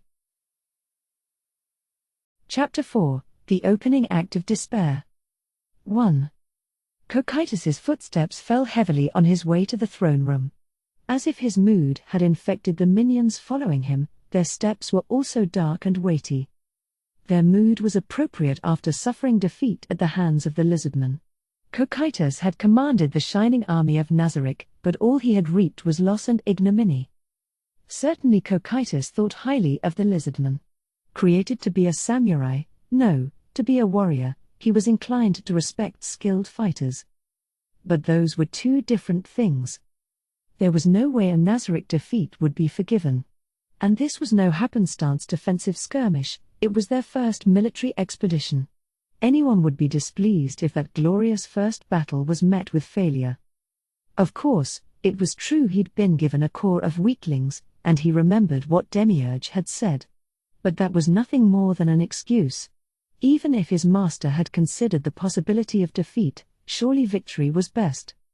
Soon enough the throne room was in front of him, and the room leading to it, Lemegeton, the lesser key of Solomon, came into view. As he neared it, his feet grew even more leaden, to the point where he wanted to believe it was some kind of magic trap. He hoped his master would reprimand him. It would be his pleasure to wipe away the shame, whether his life was taken or he was ordered to commit suicide. What Cocytus feared most was that his lord would give up on him entirely. If he were to be discarded by the last remaining supreme being, what would he do? Cocytus considered himself a sword, a weapon in his master's hand that cut down everything it was told to, so there could not be a fate more horrible than being deemed unnecessary and useless. Not only that, but if the other guardians were forsaken due to his actions, how could he possibly atone? There would be no way to apologize. If it came to that, my death alone would not be enough. What's more, if our master became disappointed and left this land like the other supreme beings, what would we do? Cocytus shuddered. He had perfect resistance against chill, so naturally his shivers were not from the cold. He was tormented by a mental pressure severe enough to make a human vomit. That would never happen. Lord Ainz wouldn't abandon us. The last supreme one to remain, after all the others had left the tomb. He was their highest ruler and absolute leader. Their lord, so deeply compassionate, would never forsake them. But no matter how much Cocytus comforted himself, persistent voices in the back of his head countered that there was no proof he wouldn't. Cocytus arrived at Lemegeton. Normally there wasn't anyone in this room besides the golems and crystal monsters, but today there were many, 4 guardians, Demiurge, Aura, Mare, Shultir, and several elite minions they had selected to accompany them. Their gazes gathered on Cocytus, and for a moment, out of guilt, his expression registered distress. He felt like they were blaming him for the loss. No, thought Cocytus, maybe they're right. His thoughts from before crossed his mind again. They might all think that way. When he looked at them, he could feel the wordless reproach in their eyes. Sorry I'm late. Even Demiurge managed to get here on time, and he was outside. No, don't worry about it, Demiurge answered as the group's representative. It was his usual voice, and Cocytus couldn't sense any negativity in it. But Demiurge was an ingenious guardian with excellent control over his emotions and a talent for hiding his true feelings. Cocytus couldn't tell if he was displeased or not. In that sense, one could say the Demiurge who had been watching over the previous battle between Ainz and Shultir was a rare form for him. Of course, his distress was also a sign of his loyalty. Anyhow, I told the others, but I'll be standing in for Albedo as guardian representative today. Any objections? No. I have no problems with you representing us. Albedo was standing in for Sabos as their master's assistant, so she wasn't present. Good. We're waiting for one more, and then we'll enter the throne room. But first, considering Albedo's absence, we'll have a meeting regarding how to line up for our audience. Really, we should rehearse, but there's no time, so we'll omit that and proceed with only spoken explanation. Listen closely. Each guardian and minion acknowledged Demiurge, including Cocytus. He did wonder whom they were waiting for, though, since everyone seemed to already be there. His uncertainty vanished in a moment as he detected a single presence headed in their direction. When he turned toward it, he saw a grotesque being floating toward Lemegeton. It looked like a fetus. No, perhaps embryo was more accurate. It had a wriggly little tail, and its body was an awfully bright pink. Over its head was an angel's halo, and from its back grew shriveled, featherless wings. Its whole body measured about 3 feet across, making its way over. "What's that?" Demiurge answered Aura's question. "It's the guardian of the 8th level, Victim." "It is?" Shaltir chimed in. Victim arrived at Lemegeton and spun around. Cocytus understood that it was taking in the area. Victim didn't have a neck, so if it wanted to look around, it needed to move its entire body. Aster lime clay ash, teal orange violet grape orange eggshell. Grey jonquil orange ivory. Cinnabar scarlet flesh eggshell scarlet purple eggshell crimson. How do you do, everyone? I'm Victim. Unfazed by the strange language, Demiurge replied as representative of the group. Good of you to come, Victim. My name is Demiurge, and I will be standing in for Albedo as representative. Fuchsia scarlet ash crimson clay grape ebony cream chestnut silk silk orange eggshell chestnut cream grape crimson. I heard from Lord Ines. Then it turned its body around to look at everyone. Aster lime clay grape evergreen chestnut lime grape madder thistle chestnut silk silk orange eggshell chestnut cream grape crimson evergreen eggshell orange ebony cinnabar ivory scarlet teal madder ash cream ebony clay brown eggshell scarlet jonquil silk grape crimson. I've also heard all your names, so introductions won't be necessary. I see. Well, we're all here now, so first I'll tell you how to line up. Everyone listened to Demiurge's explanation in earnest. They were about to have an audience with the leader of the supreme beings inside the heart of the great tomb of Nazarick. If there were any mistakes, the only way to apologize was probably with one's life. After Demiurge had said what he needed to, he waited just enough time for everyone to digest it and then led the guardians and minions into the throne room. Entering this space, which he had visited only a handful of times, caused joy to well up in Cocytus's heart. Its magnificent construction, the flags representing each of the supreme beings, the world item all the way in the back, it was a room worthy of being the heart of Nazarick. He was so enthralled he forgot, if for only a moment, the flames slowly roasting his heart. The guardians left the minions behind partway and lined up at the foot of the stairs leading to the throne. After that, they saluted the Ainz ul Gaun guild crest against the wall to express their adoration and loyalty. Then they dropped to one knee, bowed their heads, and waited until their master arrived. Before long, along with the solemn sound of the opening door, came a pair of footsteps. They knew without even turning around that it was decidedly not their master. It was unthinkable that the master of the great tomb of Nazarick would appear unaccompanied. The highest ruler of the great tomb of Nazarick, Lord Ainz ul Gaun, and captain of the floor guardians, Mistress Albedo. The voice belonged to one of the Pleiades, Uri Alpha. The door sounded again, along with the frigid clack of boots on the floor and the tapping of a staff, followed a little later by the sound of high heels. It was normal to show respect when one's master entered the room, but no one gathered here did anything. Why? Because they were already showing all the respect that was possible. Only Cocytus did something different. A certain thought occupying his mind ended up expressed as movement. It was a truly tiny motion, but it disrupted the atmosphere in a huge way. He detected, with a skill, the other guardians focusing on him. Walking behind their master, Albedo radiated a rage she failed to suppress despite her best efforts. But, as could be expected in this situation, No one uttered a word. The footsteps moved slowly past the line of guardians and up the stairs. There came the sound of someone sitting on the throne, and Albedo's voice rang out. "Raise your heads and bask in the authority of Lord Ainz ul Gaun." Then came the shuffling of everyone moving at once to attend to their master seated on the throne. Cocytus also raised his head immediately. Gripping the staff that proved he was ruler of the land, enveloped in a horrifying aura, with a black halo behind his head, this was the highest ruler of the great tomb of Nazarick, Ainz ul Gaun. Standing in front of him, Albedo observed each of the guardians below, including Cocytus, nodded in satisfaction, and turned to Ainz. "The floor guardians of the great tomb of Nazarick bow before you, O Supreme One. Your wish is our command." He uttered a dignified and struck the floor hard with his staff.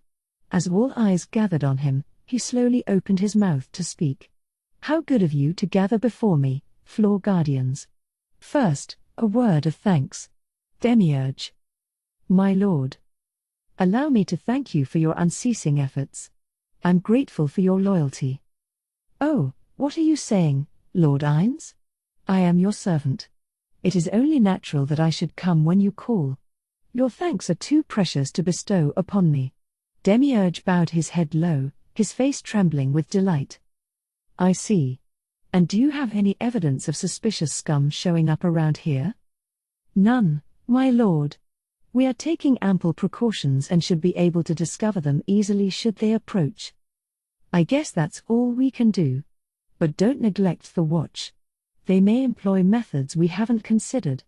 And about the skins you brought, the head librarian has concluded that they can withstand being made into low-level scrolls.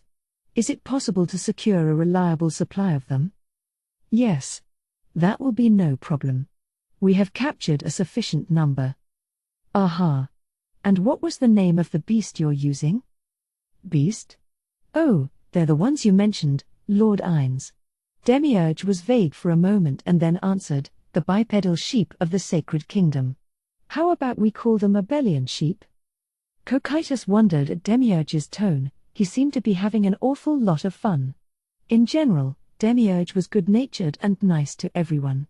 But that kindness extended only to those created by the supreme beings. To anyone else, he was extremely cruel. Glimpses of brutality were visible beneath his high spirits. The dark malice was surely directed at the beasts he was talking about, but would Demiurge really hold such an attitude toward beings of lesser intelligence? Considering his personality, Cocytus found it a bit strange, but this wasn't the time or place to ask about it. "I see. Sheep." Their master smiled faintly, and drawn by his words, Albedo and Demiurge followed suit. "Goats might be better, but that's fine. Then please skin those sheep. Is there any possibility of ecosystem issues due to overhunting?" "I don't believe so. Since we use healing magic, we can skin them right away, and unless we're mass-producing them, there's no need to gather a large number. This is thanks to those exceedingly brilliant monsters, the Tortures." "Don't the severed parts disappear if you cast healing magic?" "About that. We learned something during our healing experiments. If the severed part changes dramatically from its original state before the healing magic is cast, say, it gets minced, then it will remain unaffected by magic. In other words, if we remove the skin and begin processing, it seems to count as a separate entity and will not disappear even if we cast healing magic. Apparently this is also the reason the sheep don't die if we feed them their own harvested meat. As an aside, it seems that if the healer or healer refuses the healing, the magic doesn't work as well and the wound remains. It also depends on the tier of the spell used and the amount of time that passes before casting." "I see. Goes to show how great the power of magic is. Good. Then continue as you were." "Yes, sir. From now on, we'll separate the skins by sex and age when we send them, so please let me know what age produces the best quality." I think I'll leave that up to the librarian. Next, victim. Teal scarlet, fuchsia scarlet, ash crimson, clay grape. "Yes, Lord Ainz. I've called you for the reason you're thinking. Something unimaginable has happened, and we need to use your skill to protect the Guardians and me as well. Sorry. I'll resurrect you right away, so I hope you'll forgive me. Eggshell Aster Cinnabar Porcelain Peach Crimson Thistle Scarlet Ochre Eggshell Chestnut Cream Grape Orange Jonquil Ivory Chestnut Silk Grass Clay Opal Crimson Grass Fuchsia Scarlet Ash Crimson Clay Grape Grey Jonquil Orange Thistle Fuchsia Scarlet Ash Crimson Clay Grape Evergreen Orange Thistle Indigo Umber Opal Grass Orange Seaweed Jonquil Violet Grass Cinnabar Aster Jonquil Clay Opal Jonquil Evergreen Eggshell Crimson Umber Evergreen Yellow Ivory White Eggshell Orange Peach Cinnabar Evergreen Chestnut Ash Ivory Jonquil Evergreen Chestnut Black Flesh Grass Jonquil Eggshell Porcelain Evergreen Eggshell Fuchsia Opal Teal Peach Opal Scarlet Orange Ebony Cinnabar Evergreen Ebony Snow Peach Green Teal Fuchsia Cream Grape Brown Ash. Demiurge mentioned that as well. Please don't trouble yourself about it, Lord Ines. I, too, am your minion. And I was born to die. There is no greater happiness than to be of use to a Supreme One with my power. I see. Forgive me. When their master bowed in apology, Victim gasped in surprise and wriggled this way and that. Thistle Ochre Jonquil Scarlet Lime Scarlet. I'm not worthy. There may come a time we need to kill you in order to prevent our enemies' escape. Please accept it. We do not take this action out of hatred. I don't want to hurt you, one of our precious children, but if we leave these unknown enemies alone for too long, things might end up far worse. That was why? Lime Grass Thistle Chestnut Ochre Orange Black White Lime Scarlet Eggshell Flesh Jonquil Clay Scarlet Fuchsia Scarlet Ash Crimson Clay Grape Chestnut Silk Thistle Yellow Teal Orange Licorice Cinnabar Blue Ash Grass Cream Ivory Scarlet Orange Eggshell Chestnut Cream Grape Crimson. Please say no more, Lord Ines. I understand your feelings quite well. One of the gimmicks in Nazarick uses these words from the Gospel, "Greater love hath no man than this, that a man lay down his life for his friends." They are truly fitting words for you. I thank you for your love. Ines's attention moved from Victim, who had assumed a posture of deep devotion, to another guardian. Next, Shaltir. She must not have been expecting to get called. Her shoulders jerked, and her voice was terribly shrill when she answered. My lord. Sir. Come to me. He hadn't said anything like this to the other guardians. Startled, she hurriedly got to her feet. Her anxiety was clear from the tension in her back, like a condemned criminal being led to the guillotine, but her spine was straight, reflecting the honor she sought. Upon ascending the stairs, she immediately dropped to one knee a short distance from the throne. Shaltir, regarding the thorn pricking your heart. Understanding what he meant immediately, she oozed remorse. Ah, Lord Ines. I beg you, please discipline me for that shameful affair. Give me punishment befitting the foolish guilty one who, despite holding the position of guardian, committed such a loathsome act. Shaltir's pained voice echoed throughout the throne room. Cocytus could understand how she felt. No, any guardian, anyone created by the supreme beings could. Even if she had been manipulated, she couldn't forgive herself for acting hostile toward a supreme being. I see. Then come here, Shaltir. Obeying his wave, Shaltir inched toward the throne. A bony hand stretched out to her hung head and gently petted. She ever so timidly looked up, and everyone heard her quiet, astonished voice. Lord Ines. The mistake was mine. And we were far too disadvantaged by our opponent having a world item. Shaltir, I love all who serve Nazarick, all whom we created from nothing. That includes you, naturally. Are you, precious, blameless Shaltir, going to force me to punish you? His eyes said he didn't know what to do. Cocytus didn't know what he was looking at, though. His mouth moved slightly. His master's face was all bone with no lips, so Cocytus couldn't guess what he'd said, but it was probably someone's name. Ah, Lord Ines. You speak of love? Shaltir's swooning voice rang out. Cocytus couldn't see her face because he was behind her, but her behavior told him all he needed to know. She sounded like she was crying, and her shoulders trembled. He saw their master stroke her face with his other hand. In it he held a white handkerchief. There, Shaltir. Don't cry. All your beauty will go to waste, you know? Without a word, she pressed the back of Ains's hand that had been running through her hair to her face, probably to her lips. Mare sobbed. And then Aura.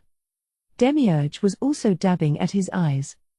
Jealous of those who could shed even a few tears, Cocytus watched as his comrade pledged her loyalty once more. What Shaltir had feared most was that because she wasn't useful, because she had caused trouble, because she'd abandoned her oaths, that the kind, last remaining supreme being in the land would disown her. But he had obliterated her worries with the word love. How great was her joy! Cocytus, in the same position as her, no, worse, stood silently behind her, watching in envy. Okay, Shaltir. You're dismiss. Lord Ains. A cold voice cut their master short. Cocytus glared at Albedo, offended by her rude conduct. Something was off. An unidentifiable uneasiness flitted across his mind. Clear rewards and punishment keep all in order. Perhaps it would be best if you punished her. Albedo. You have some issue with, he closed his mouth. Ains must have paused due to something Cocytus didn't understand. But what settled things was another word from Shaltir. Lord Ains. I agree with Albedo. I beg you, please punish me. It will be a joy to be able to prove my devotion. Okay. I'll decide later what to do and punish you. You're dismissed. Yes, Lord Ains. Her eyes were always red, but now they were bloodshot as well. She descended the stairs, and back in her previous position, she assumed the most humble posture possible. And then, Cocytus, Lord Ains has something to say to you. Please listen. The air was tense. The moment had finally arrived. Cocytus bowed his head deeply. His posture, from which he could see nothing but the floor, was appropriate for an audience, but he remained in it because he lacked the courage to gaze upon his master's face. I saw the battle with the lizardman, Cocytus. My lord. It ended in defeat, didn't it? Sir. My humble apologies for this error. A sharp strike of a staff on the floor cut off Cocytus's apology. Albedo's icy voice vibrated in his ears. Isn't that rude, Cocytus? If you're going to apologize, raise your head. Do pardon me. He lifted his head to see his master seated on the throne at the top of the stairs. Cocytus. Let's hear from the general of the defeated army. How did it feel to be in command this time instead of fighting on the front lines? My lord.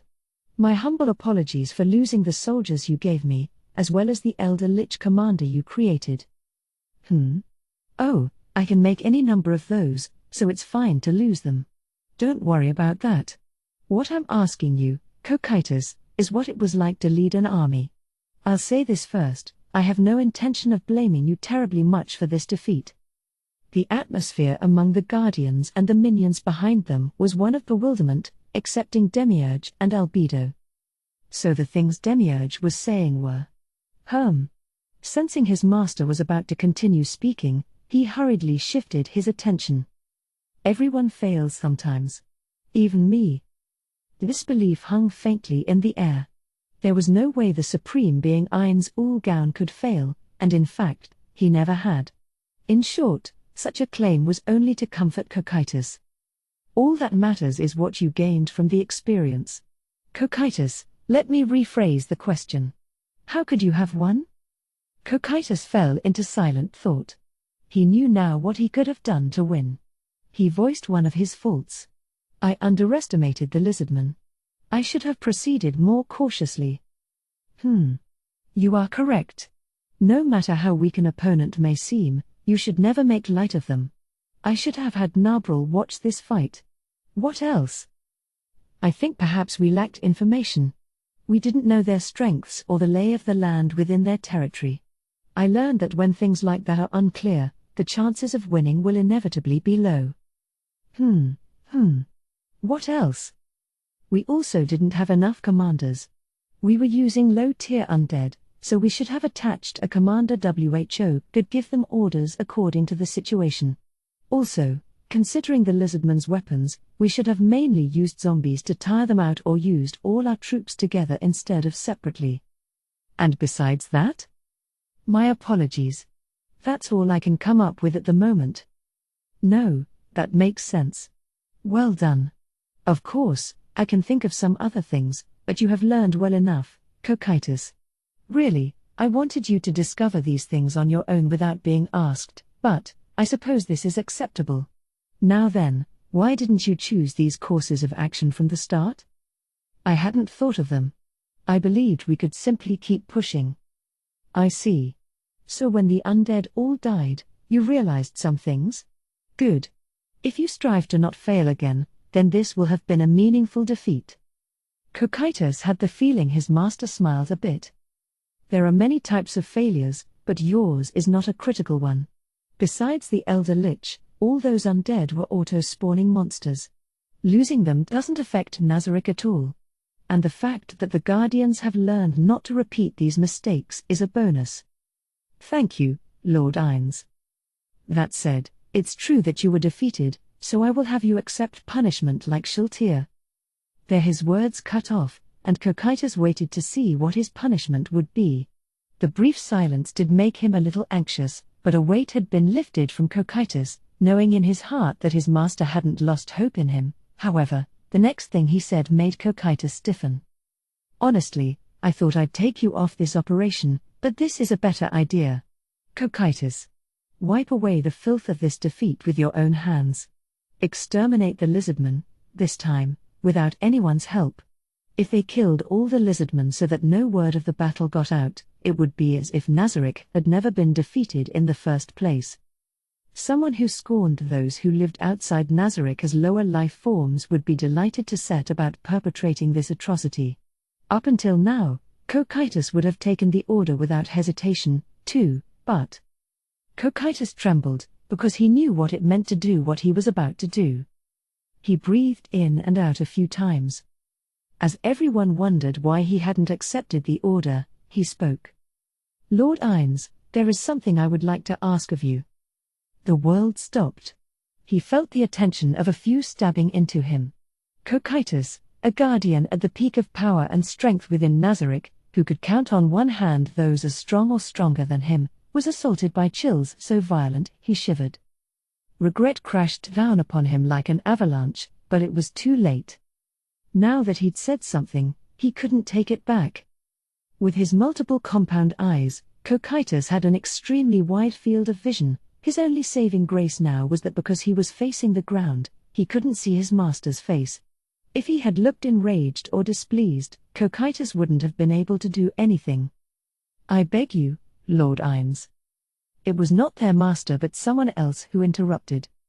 You fool, Albedo rebuked him with an ear-splitting scream, a voice appropriate for the captain of the Floor Guardians. Cocytus was petrified, trembling like a child scolded by his mother. You dare petition Lord Ines despite being the one who brought defeat to Nazarick? Know your place. Cocytus didn't speak but kept his head bowed, hoping for consent from their master, even as Albedo battered him harder with her rage. Back down, but Albedo's shout vanished partway, giving way to the quiet voice of one man. That's enough, Albedo. She gasped, and their master repeated the words again to soothe her. Raise your head, Cocytus. Why don't you let me hear what it is you want to ask?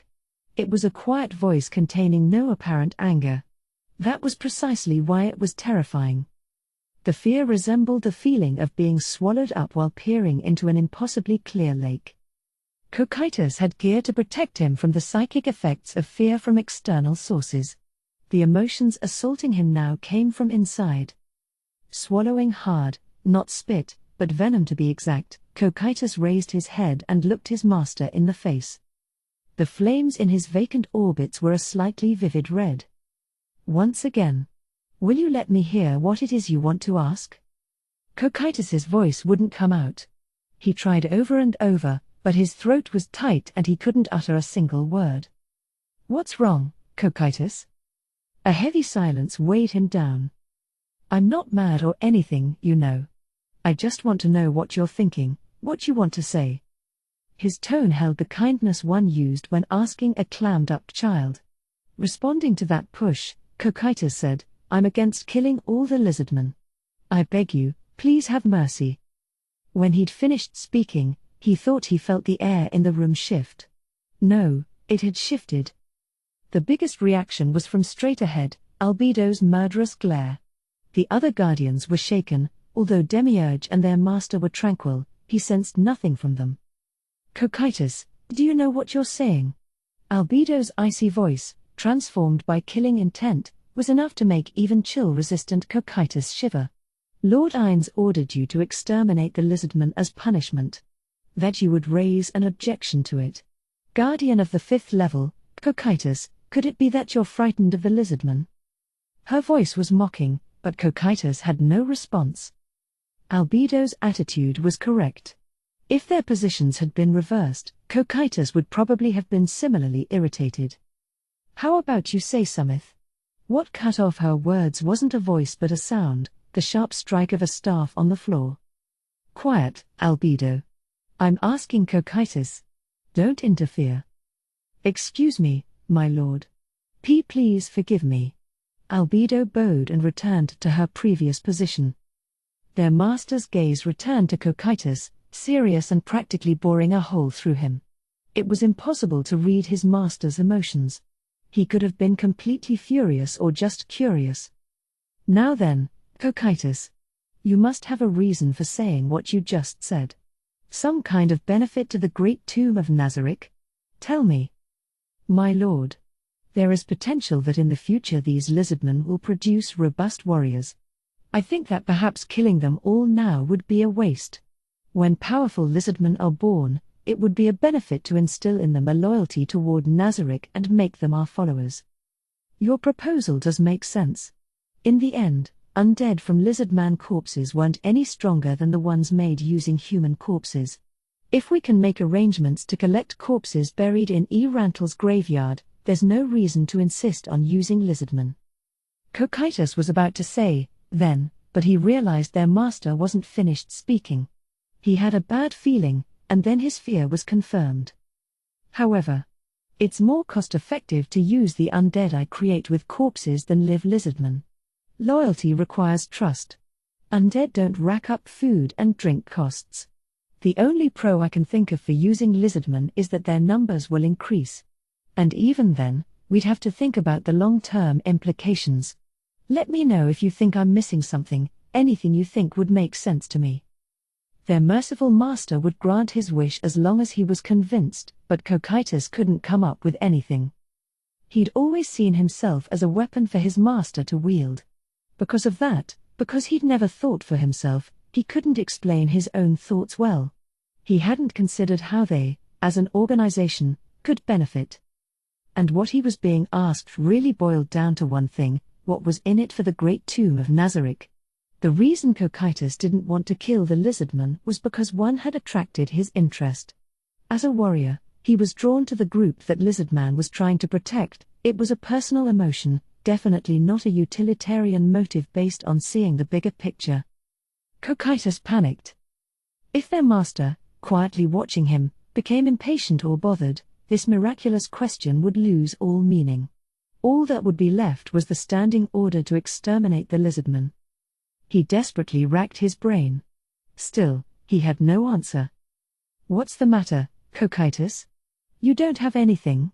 If not, you should be fine with exterminating them, yes?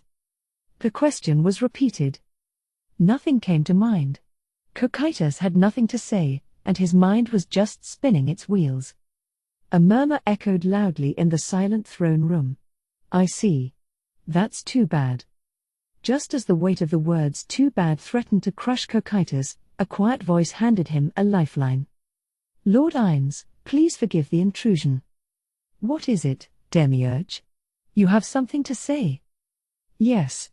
Regarding your earlier decision, I wonder if you would consider entertaining a humble plan of mine. Let's hear it. My lord. Lord Ainz, you're well aware of our need to conduct experiments. What if we experimented on the lizardman? Oh ho, that's an interesting idea. Their master leaned forward out of the throne, and for just a split second, Cocytus felt his crimson eyes on him. Indeed. We don't know what Nazarick's future will be, but there may come a time when we need to combine and lead forces. We may need to conquer a country someday. At that point in time, whether we've performed experiments in governance or not may have a huge impact on how successful we are. Demiurge further straightened his posture and gave his conclusion, looking squarely at their master on the throne. I humbly suggest that we conquer the Lizardman villages and experiment with governing in a way that does not employ fear. The staff struck the floor, and the sharp clack echoed throughout the room. A magnificent proposal, Demiurge. Thank you. Very well, I will take Demiurge's advice and change the Lizardman group's fate from extermination to occupation. Anyone with an objection, raise your hand and speak. He cast his flickering crimson gaze across the Guardians. It seems there are no objections. Then it's decided. Everyone bowed in acknowledgement. But Demiurge, what a great idea. I'm impressed. Demiurge smiled. What are you saying, Lord Ines? Surely you had already come up with it. You were waiting for Cocytus, weren't you? He replied with an awkward smile rather than words. But that said it all. Cocytus felt all the strength leave his body. He had commanded Nazaric's glorious army, lost, and then objected to his master's opinion without a counter-proposal. What did that make him? It made him incompetent. I am utterly incompetent. No, that's not true, Demiurge. You're thinking too highly of me. What I wanted was an original idea, no matter what it was. His eyes moved again and stopped the longest on Cocytus. Realizing what it meant, he felt deeply ashamed, but he couldn't look down. You need to prioritize intention. Determine the intent and take the most appropriate course of action. Listen, Guardians. This won't work if you just blindly follow orders. You need to think a little first. Think about what will benefit Nazarick the most. If you believe an order is mistaken or that there's a more efficient way to do things, then present that to me or whoever made the proposal. Now then, Cocytus. Let's return to our previous topic. I said I would punish you, right? Yes. You said to kill all the lizardmen. I did, but now instead of killing them, we're going to govern them, therefore, your punishment has also changed. Govern the lizardmen and instill in them a loyalty toward Nazarick. Rule by fear is strictly prohibited. We want this to be a case study. This was a huge role that Cocytus, no, probably none of the Guardians besides Demiurge had ever filled before. For just a split second, the words "it's too hard for me" appeared in Cocytus's mind, but there was no way he could say something so pathetic, neither to their generous absolute ruler to whom he owed his loyalty nor to his comrade who had rescued him from a difficult situation. Understood. I'm nervous about many things, so I ask for your support. Of course. Materials, food, personnel, I'm sure you'll need many things. Nazarick will provide them. Thank you. I promise to perform in a way that lives up to the mercy you have shown me, Cocytus shouted from the bottom of his heart. Good. Then I order all Guardians to arrange a sortie. We need a feint and to show them that what they've seen so far is not the true power of Nazarick. Of course, if it will cause obstacles in governing the lizardmen after the fact, we don't have to do it, Cocytus.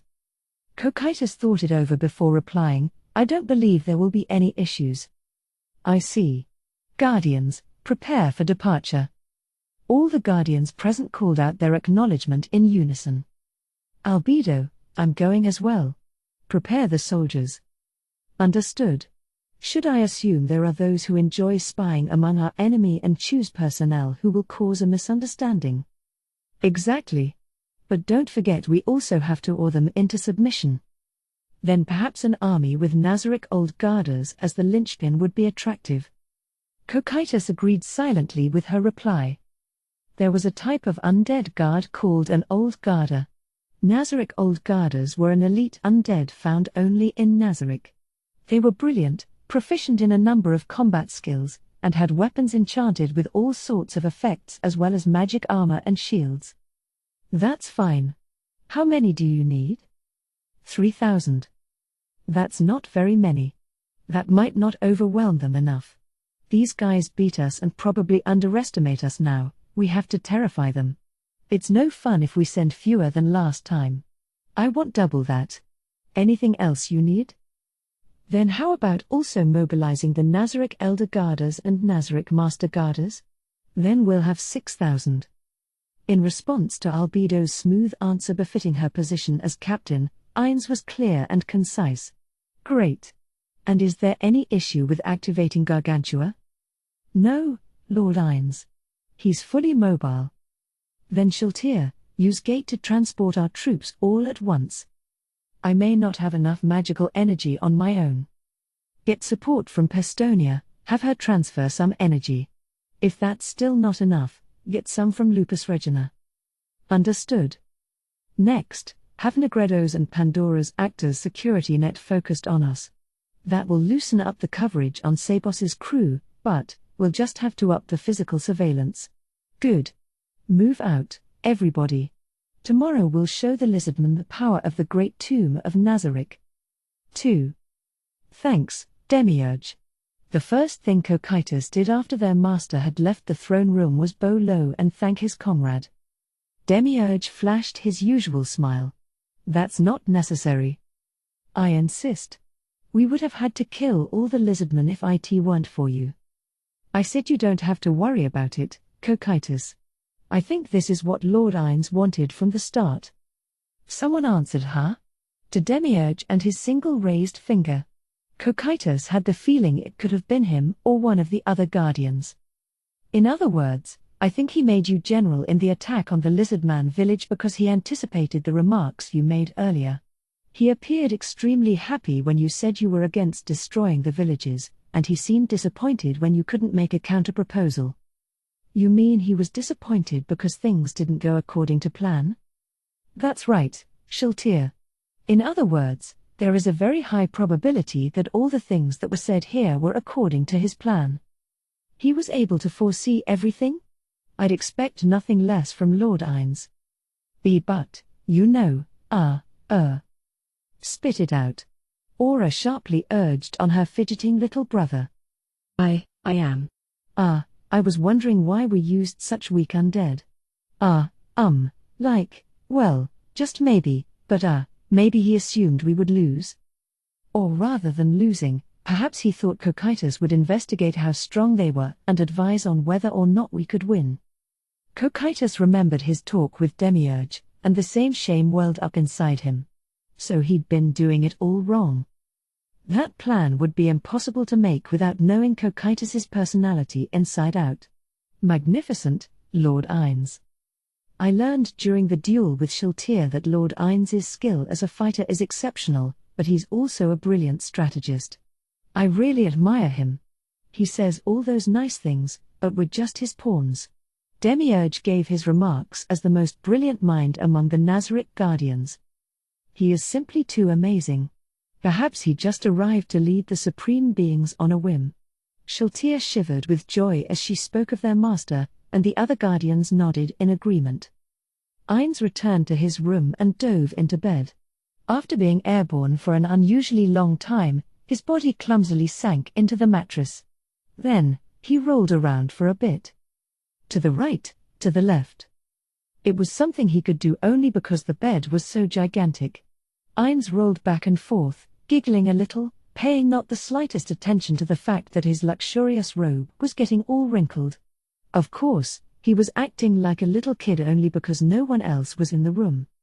Eventually, after returning sufficiently to childlike innocence and enjoying the softness of the bed to the fullest degree, he lay there and stared at the ceiling.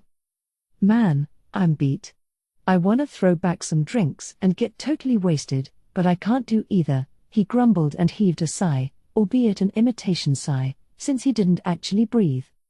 Because he was undead, neither physical nor mental exhaustion affected him, but every day of the past month or so had taken a toll on his human mental state. If he weren't undead, he would have had stomach trouble for sure. There was a lot of pressure on Ainz in his position. Momen the warrior defeated a silver-haired vampire, Shiltir. For someone who knew nothing, it was simply an amazing feat, but for the ones who had used the world item on Shiltir, it held a different meaning.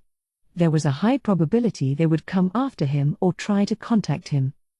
For that reason, Ainz was always on alert and carried cash store items so he could make a quick getaway at any time. In his free time, still on guard, he role-played, or image-trained, in his head how to figure out how to run away while gathering intelligence in the event they tried to make contact. Those tense days had no effect on Ainz Ulgaun, but the vestiges of the human Satoru Suzuki were a wreck.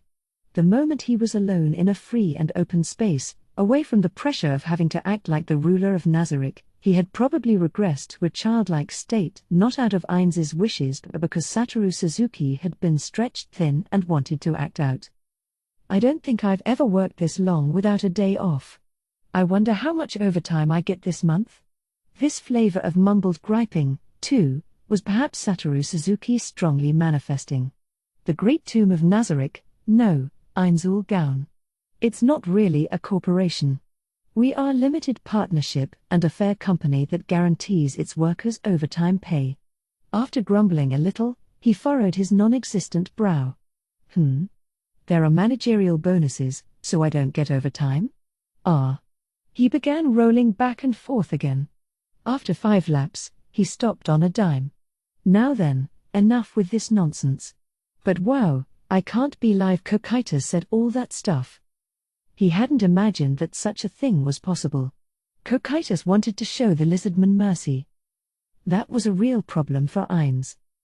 Satoru Suzuki's personality was such that he went into presentations with plenty of documents prepared. He wasn't very good at dealing with unexpected questions, but if the answer was written down in his documents, he could just read it.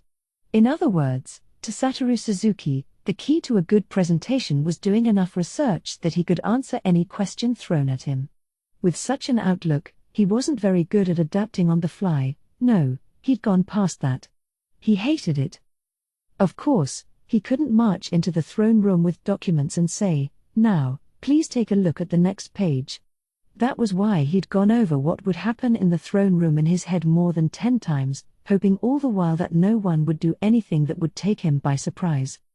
Cocytus had shattered that tiny hope. He'd been really nervous about what Cocytus was going to say, but he was glad he'd said it. He felt a kind of familial happiness, like when a quiet child says something selfish for the first time. Above all, Cocytus had grown far more than he'd expected him to. One time when Ainz returned to Nazarick, he had had a maid cook for him. He had requested a steak. Taking into consideration things like how well done it should be would have required some practice, but he didn't ask for anything terribly complicated. And he wasn't asking for any stat bonuses like one would get from cooked food in Yggdrasil. As long as he could eat it, there wouldn't have been any problem. But the result of her cooking was just a black lump. No matter how many times that maid cooked, the only outcome was carbonized meat. While accepting her sincere apologies, Ainz had been satisfied with the expected result.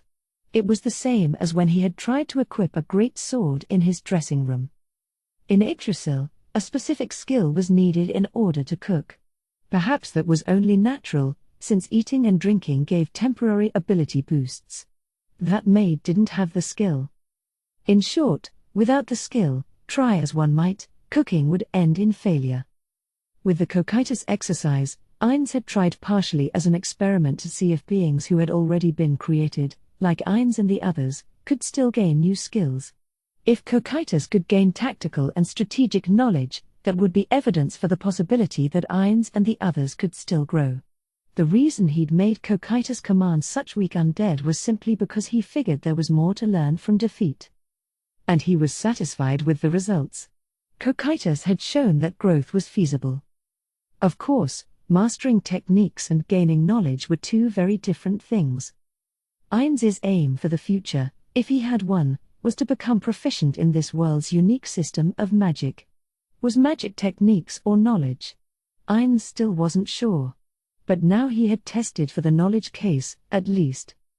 Cocytus had taught him that growth was possible. He'd done a fine job. Lack of growth is stagnation, plain and simple. Even if I'm counted among the strong now, someday I'll get overtaken, Ainz thought. Even if he had military technology from 100 years in the future, if he stopped progressing there, he would someday fall from the position of the strongest. He might be considered strong within the neighboring countries now, but operating from the assumption that such strength would last forever would make him a fool. That said, though I'm happy at our child's progress, I do worry whether his behavior is appropriate for someone who is supposed to be completely loyal to me, Ainz grumbled and looked up at the ceiling. This is so scary. The vestiges of the human Satoru Suzuki were shrieking in response to this newest anxiety. Progress is change. So who could say that the Guardian's current absolute loyalty would remain the same? Even if it did, he was terrified of being judged unworthy to be the ruler of glorious Nazarick, of being branded unfit to be guild master. I have to be a leader worthy of their loyalty. Would anyone give me a crash course in emperorhood? There was no one who'd created such a convenient school within the walls of Nazarick, that was for sure. Ainz mulled over the issue, and two figures came to mind. They were two of the five worst, the Prince of Fear and the King of Hungry Proliferum, royalty both. He seriously considered getting an education from them, but in the end dismissed the idea with one word: nope. He didn't want to be taught by either of them, not unless he was in some dire straits. Well, I guess it's fine. As long as I don't make too many mistakes, I don't imagine anyone'll be telling me to retire anytime soon. Other than that. Oh. Bipedal sheep?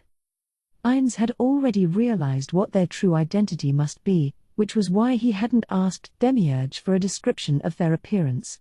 He'd seen a similar monster in Yggdrasil. Heads of a goat and a lion, tail of a snake. And then arms of a lion, feet of a goat. No doubt about it. Gotta be a chimera. The chimera in Yggdrasil stood upright on two goat legs and attacked with lion paw arms. It had two heads, a lion's and a goat's. It was essentially a Baphomet clone, since the developers had used the same graphical data as a base. Still, that did leave the question of why, if they were chimeras, Demiurge didn't just say so, but Ainz already knew the answer. In short, it might be a subspecies of chimera. That's it, right, Demiurge? Ainz giggled. Then he changed his opinion of Demiurge to surprising lack of knack for naming things. In Yggdrasil, those chimera lords and other different types were kinda. Well, but those fish chimera looked so bizarre they were sickening. A new type of chimera, a Belian chimera. Maybe I should have him bring one here. Then there was Victim. It looked exactly as he'd remembered it, but just one thing was bothering him. Is that really Enochian, the language the angels are said to speak? It sounds like something else. Since it was translated, Ainz didn't know what language it was speaking, but he vaguely sensed something. Of course, it didn't help that he didn't know Enochian, either. Well, whatever. Okay, I guess I have to get ready to head to the front. He rolled around one last time, reluctant to leave. And then while he was face down, he checked something he'd noticed before. He buried his face in the bed and inhaled. Granted, he didn't have lungs, so it was only an imitation, but for some reason he could still smell. There's a floral scent. Are they perfuming my bed? Is this just what rich people's beds are like? If so, that's pretty awesome. I wonder if I should nitpick about stuff like this when I pretend to be a rich person. 3. The power to detect danger. For thieves and others with detection abilities, this was one of the most important skills, and it did exactly what it sounded like. There were two ways to detect danger. One was sensing a threat immediately without deduction or examination, and the other was accomplished by using deduction based on experience and examination. If a bad feeling was an example of the former, then reading slight changes in the environment, a faint smell or noise, was an example of the latter. The latter was sometimes strengthened without even trying by going to battle or traveling solo. It was experience that came of placing oneself near danger. And in most cases, creatures like lizardmen were better at it than humans. It was a biological ability that stemmed from their keen sense organs and cruel environment. Humans got to sleep in a safe place away from monsters, but in the lizardman's habitat, the monsters were right next door. It was especially easy for the lone wanderer Zarasu to catch shifts in the atmosphere outdoors. Sensing something like tension in the air, Zarasu popped his eyes open. The familiar scenery of his room, although he'd been sleeping there for only a handful of nights, filled his field of vision. A human wouldn't have been able to see even if they squinted in this room with no light, but it wasn't so hard for a lizard man. Nothing out of the ordinary. Having scanned the room to confirm that, he breathed a faint sigh of relief and shifted. Because he was such a brilliant warrior, even though he had just been asleep, he was as awake as ever. Not only was he not groggy, but his body was ready to jump into battle at a moment's notice. This was partly due to how lightly lizardmen slept. But Crush, lying next to him, showed no signs of waking. She just emitted a disgruntled cry in her sleep at the loss of Zarasu's warmth. Normally Crush would have felt the change in the atmosphere and woken up as well, but it seemed like this time she couldn't. Zarasu felt just a bit bad, but maybe he'd put too big a burden on her. He recalled the previous night and concluded that maybe her load had been bigger. From defeating the Elder Lich and everything afterward, it must have been harder on her as a female. Personally, he wanted to let her sleep. But if he listened carefully, he could hear the sounds of lizardmen rushing around outside. Letting her sleep during an emergency might end up being more dangerous. Crush, Crush. He shook her rather forcefully a couple of times. NG-ish. Her tail twisted up, and right away her red eyes showed themselves. HMNN? Something's happened. With that, her eyes opened fully even though she still wanted to sleep. Zarasu grabbed Frostpain from its position nearby and stood up. Crush followed a moment later. When they went outside, they saw immediately what had caused the disturbance. A black cloud spread thickly over the village. It was clear immediately from a glance into the distance that this was no normal cloud. The rest of the sky was fair and blue. In short, it was. They're here, again? A sign that their enemy had returned. Seems that way, Crush agreed. The lizardmen of the 5 tribes who had fought together had also all noticed the cloud and were making a racket, but there was no sign of fear. The victory against overwhelming odds in the battle the previous day had strengthened their hearts. Zarasu and Crush splashed toward the main gate at a sprint. They passed by a few lizardmen preparing for combat and reached the gate fairly quickly. Many warriors had already gathered, keeping a close watch on the outside. Zunbel was also there. Next to him was the small fanged chief. Zunbel raised a hand in greeting to the 2 loudly sloshing over and jerked his chin at the scene outside the gate. Zarasu and Crush stood next to him and peered beyond the gate. On the opposite shore, on the boundary between the marsh and the forest, were ranks of skeletons. They're back. Yeah, Zarasu replied to Zunbel and clicked his tongue. He'd expected this, but it was too soon. Their calculation that it would take some time to recover from such a heavy loss had been completely off. He was surprised they had the power to mobilize an army this big again. At least they're probably weaker than the skeletons that Elder Lich summoned. Reading between the lines, that meant that Zunbel thought these skeletons were stronger than the army from before. Zarasu took a close look at the skeletons, too, to see how strong they were, to see how careful the lizardmen needed to be against them. The enemies were certainly all skeletons, but they were definitely different from last time. What had changed the most visually was their gear. The previous skeletons had had only rusty swords. These skeletons were very well outfitted. Also, maybe it was just in his head, but they even appeared to have better physiques. It seemed like there were 3 types, each with different gear. The most numerous wore splendid breastplates, carried shields shaped like a stretched-out inverted triangle, kite shields, in one hand, and held various weapons in the other. On their backs were quivers and composite longbows. They were well prepared for close or long-range fighting. The next type had ratty crimson capes flapping behind them over the same breastplate, held round shields and bastard swords, and wore helmets. Finally, the least numerous type had the most complete gear sets.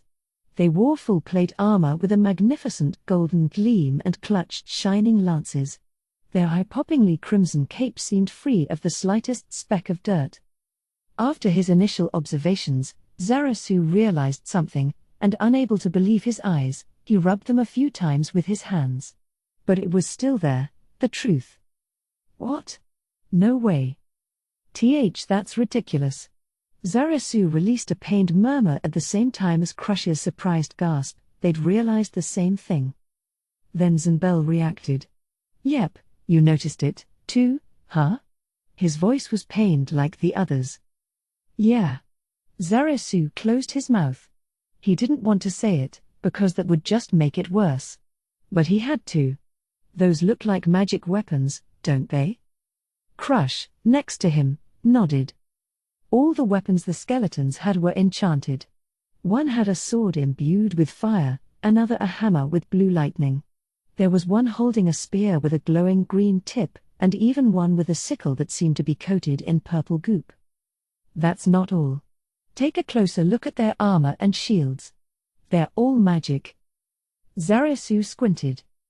Then he groaned in spite of himself. Their glowing wasn't reflected light but something inside the objects themselves.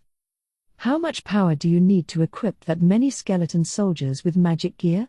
Certainly if the magic was just to make blades sharper, the larger countries Zarasu had heard of could probably do it if they planned ahead of time.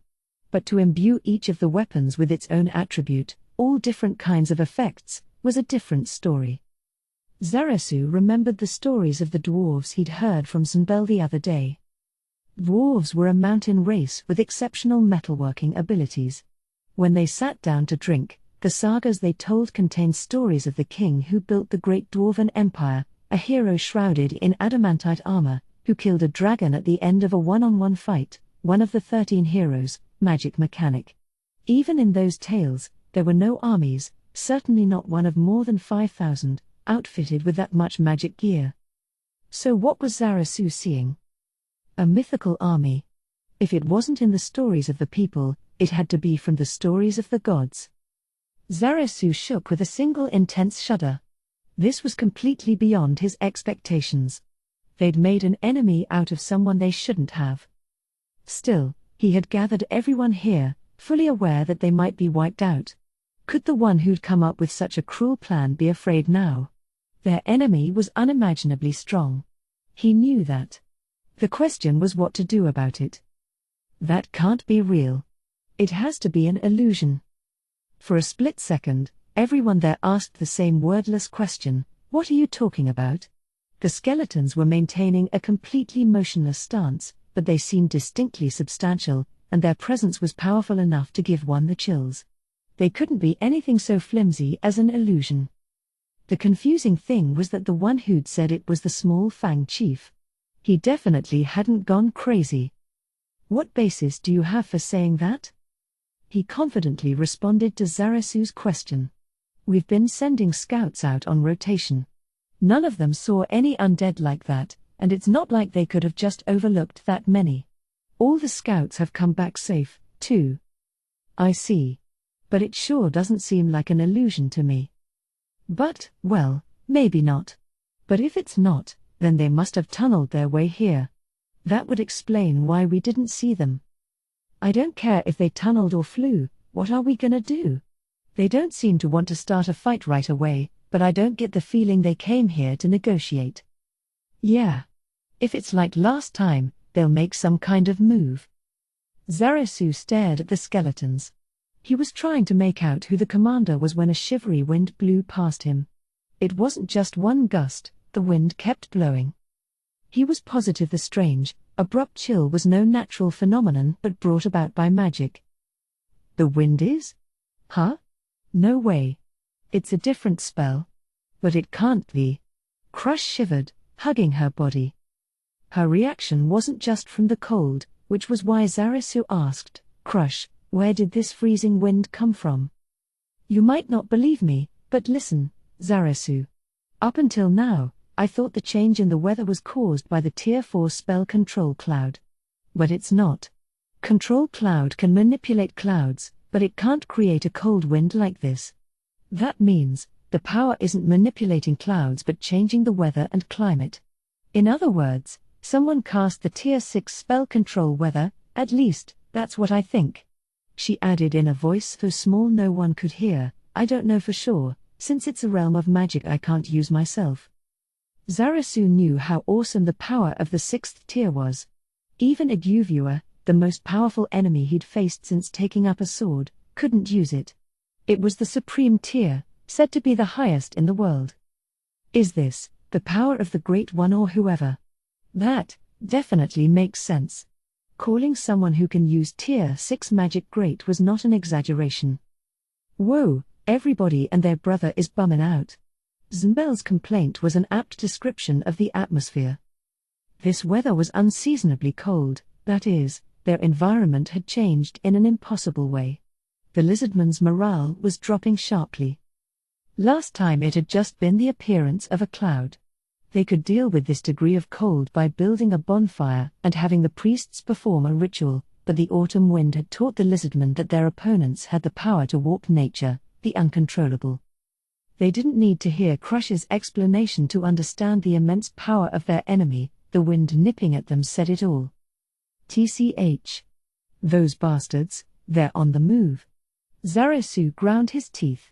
His tail was trying to flail, but he willed it not to. Are you really gonna do that now? When the orderly rows of skeletons began marching forward with precisely measured steps, the warrior lizardmen grew agitated, and some made warning growls. But Zarasu, observing their movements, made a different judgment. Those aren't combat movements. Just when Zarasu and Zmbel raised their voices to calm down the shaken lizardmen. Calm down. A jarring shout ripped through the air. Everyone turned to see Shaziryu. I'll say it again. Calm down. A silence fell, and the only sound was his confident, dignified voice. And don't be afraid, warriors. Don't do anything that would disappoint the many ancestral spirits behind you. He wove his way through the quiet lizardmen and stood next to Zarasu. What are they up to, Zarasu? Brother, they're on the move, but it doesn't look like combat prep. Mile per hour. The marching skeletons formed 10 rows of 500. What are they planning to do? As if they'd been waiting for the question, the skeletons began to advance again. With perfect control, the rows parted to the left and right from the middle, not a single skeleton out of place. Between the two sides, they left about a 20-skeleton gap. In that space, there was a lone figure. The shape wasn't all that big. Even at a distance of 250 yards, Zarasu could tell it was smaller than him. It wore a raven-black robe and gave off an ominous, evil aura.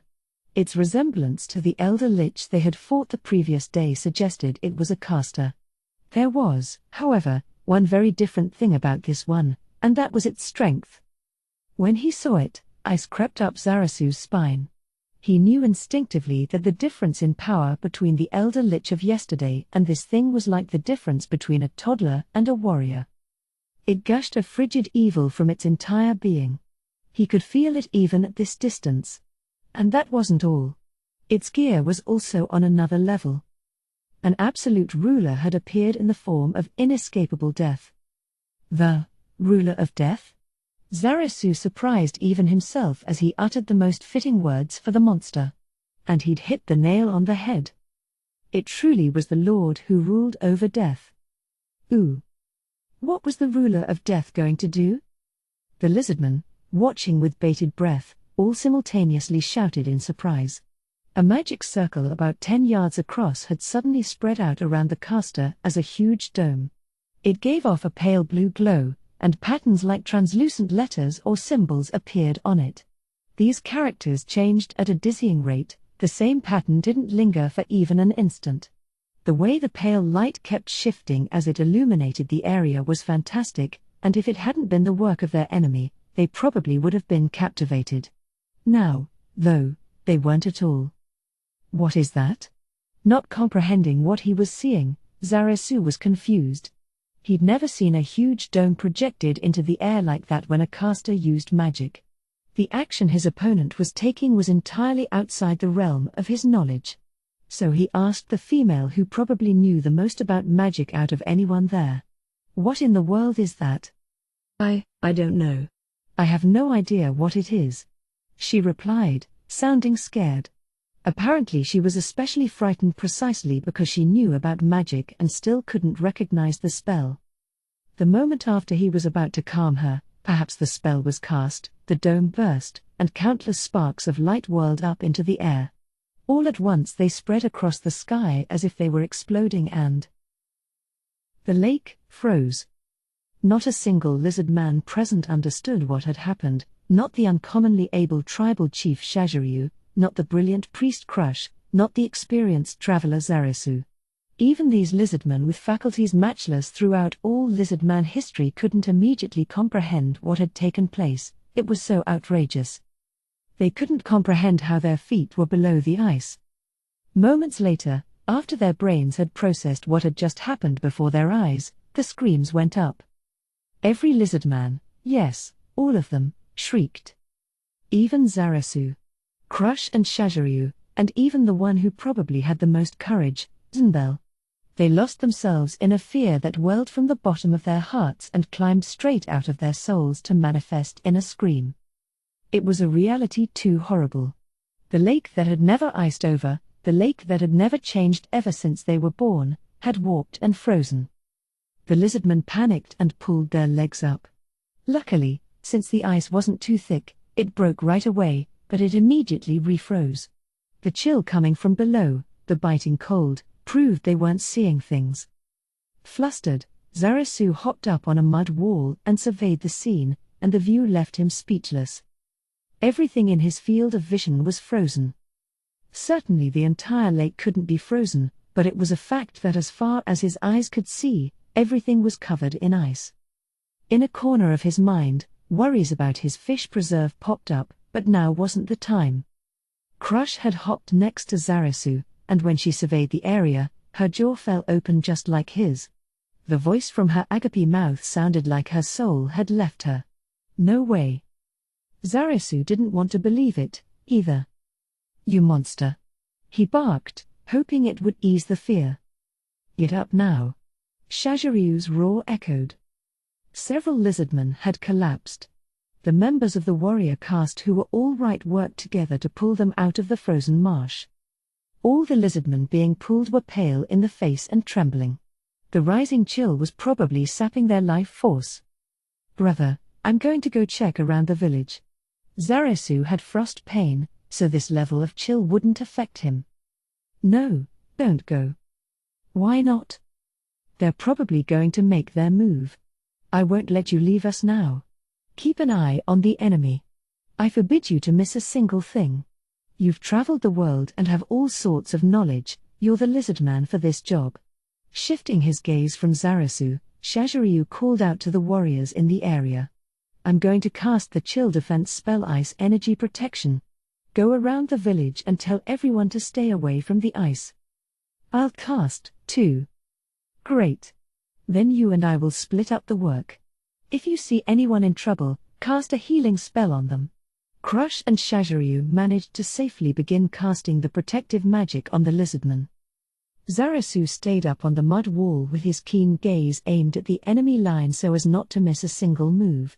He had to do exactly what his brother told him. "Hup!" Zunbel hopped up on the wall next to him and checked the enemy lines in an easygoing way. "Take it a little easier. Your brother, he's just like that, right? Has high expectations of your know-how. Even if you miss something, he's not gonna get mad. More importantly, if you focus too hard, your field of vision'll shrink." Zunbel's unconcerned voice was soothing. It was just like in the fight with the Elder Lich, everyone needed to do what they could, and they would add all their efforts together. Zarasu looked around and saw that warriors had also jumped up on the wall to observe the enemy. No, he wasn't fighting alone.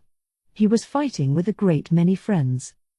It seemed like he'd been shaken up in the face of such overwhelming power by that display of magic. Zarasu exhaled, like he was breathing out something that had festered in his heart. "Sorry. It's fine. But yeah. You're here, too. Humph. Don't expect much in the brains department." They laughed a bit together as they watched the enemy's movements. "But yeesh, those are some serious monsters." "Yeah. They're on another level." The King of Death, arrogant yet impressive like a true king, was eyeing the Lizardman village. His body should have been small, but it seemed to have swelled dozens of times larger. That's gotta be the guy they call the Great One. Probably. I don't want to believe that they have more than one monster who can use magic powerful enough to freeze the lake. Seriously. Ah, I get it. To monsters who can do this kind of stuff, we lizardmen must be like little specks of dirt. Ah, shit. Ah, shit. We're no better than worms. Oh, he's moving. The caster who had frozen the river raised his free hand and waved toward the village. It must be a signal. Zarazu's hunch came true in horrifying fashion directly after that. Ah, voices cried out from here and there throughout the village. What is that? What the heck is that? Nothing could surprise him anymore. Or so Zarazu had thought, but what he saw made him practically shriek involuntarily. What stood before them was a giant statue with 2 arms and legs that appeared to be made out of stone. A red light, pulsing almost like a heartbeat, shone through from the bedrock of its thick chest. Solid arms, solid legs. Its squat body might have even been rather cute, if the thing hadn't stood almost 100 feet tall. That gigantic statue had suddenly appeared out of the forest. At this point, believing it was an illusion made more sense. The giant statue moved slowly, raising up a huge boulder from who knew where. Then the hulking creature threw it. Zarazu instinctively covered his face. All those in the gigantic stone's path would surely die. In the darkness their world had become, Zarazu was struck at once by a tremendous rumbling and a sound like an explosion. The wall beneath him swayed intensely, creaking. Along with a roar like heavy rain, the kicked-up dirt falling back to the ground, from the village came the cries of not only children but adults as well. Despite having braced themselves, they were unable to withstand this fear that was beyond anything they could have imagined. Even though they'd made it through the previous battle, this was enough to regress them to small children. Relieved he had his life, Zarazu timidly opened his eyes to see the undead army beginning to move. The giant statue was gone. They approached the newly fallen huge stone, lying in the marsh about midway between the 2 groups, held their flat shields over their heads, and crouched down. More skeletons, nimbly keeping their balance, got up on the shields of the first ones and then held their own shields up in the same way. Zarazu shook like he'd been struck by lightning when he understood what they were doing. Are they building stairs? Who uses troops that would inspire songs of praise in legends to build stairs? They worked toward the top of the rock at an uncanny speed, and the staircase built out of the undead army took shape. Then some other undead soldiers began to move, about 100 even more magnificent undead. In their hands they clutched spears like lancers might hold, decorated with fabric, crimson cloth with the same crests stitched into each pennon. They stepped now into the marsh in perfect alignment, crimson capes fluttering behind them. They proceeded without speaking, crunching the ice under their feet. They really were in perfect order, maintaining their intervals as they advanced across the marsh, then crossing their lances with the warriors opposite them. The alternating lances formed a corridor leading up the rock. A path for the king? Zunbel was exactly right. The caster of death stepped into the corridor of undead. No one knew when the figures following him had appeared. In front stood the caster, whose power was now impossible to fathom. He was clad in a robe so black it appeared to be cut from darkness. The staff in his hand radiated a dark red aura. Inside it, anguished human faces would form, warp, and dissipate. The face beneath the hood was skeletal. A crimson color flickered in his vacant orbits. He was equipped with an abundance of magic accessories impossible for Zarazu to comprehend and walked forward with the majestic gait of a king. Attending slightly behind the King of Death was a woman in white. Her appearance was human-like, but a few things suggested otherwise. Like the wings at her hips. Could that be a demon? Demons. A moniker that encompassed beings from the netherworld, such as fiends, which caused destruction with violence, and devils, which caused depravity with their wits. They were the height of wickedness. The purpose of their existence was to ruin every intelligent, good person. In other words, these monsters were synonyms for evil. Zarazu had heard of their kind on his travels, How horrible they were! How about 200 years ago a monster worthy of being called the king of demons, an evil spirit, came with its underlings and nearly destroyed the world. In the end, the 13 heroes defeated them, and even now scars from that battle remained in some places. If undead were beings that hated the living, then demons existed to torment them. Behind the demon walked a pair of dark elf twins, followed by a silver-haired girl. Then came a strange monster that glided through the air, and finally a man like a human with a tail. The strange monster was the only one who didn't seem immensely powerful. All the others were enough to make the entire length of Zarazu's tail quiver. His wild instincts were urging him, run away as fast as you can. The party walked silently up the stairs beneath the pennons. They stepped on the undead soldiers with zero hesitation and ascended to the top of the giant rock like champions. The king of the dead at the front of the line moved his hands. Upon the sudden appearance of a tall throne that sparkled raven black, he sat down. The ones behind him, who appeared to be aides, lined up and turned their gazes to the village as if they were watching for something. But they didn't do anything else. What in the world is this? A few lizardmen glanced at one another anxiously. They decided to leave the decision-making to the cleverest one present. What should we do, Mr. Zarazu? Should we get ready to run? The voice contained not the slightest will to fight. The lizard man's tail was drooping helplessly, speaking volumes for his internal state. No need for that. Think back to the time with the Elder Lich. This caster seems way more powerful than that, right?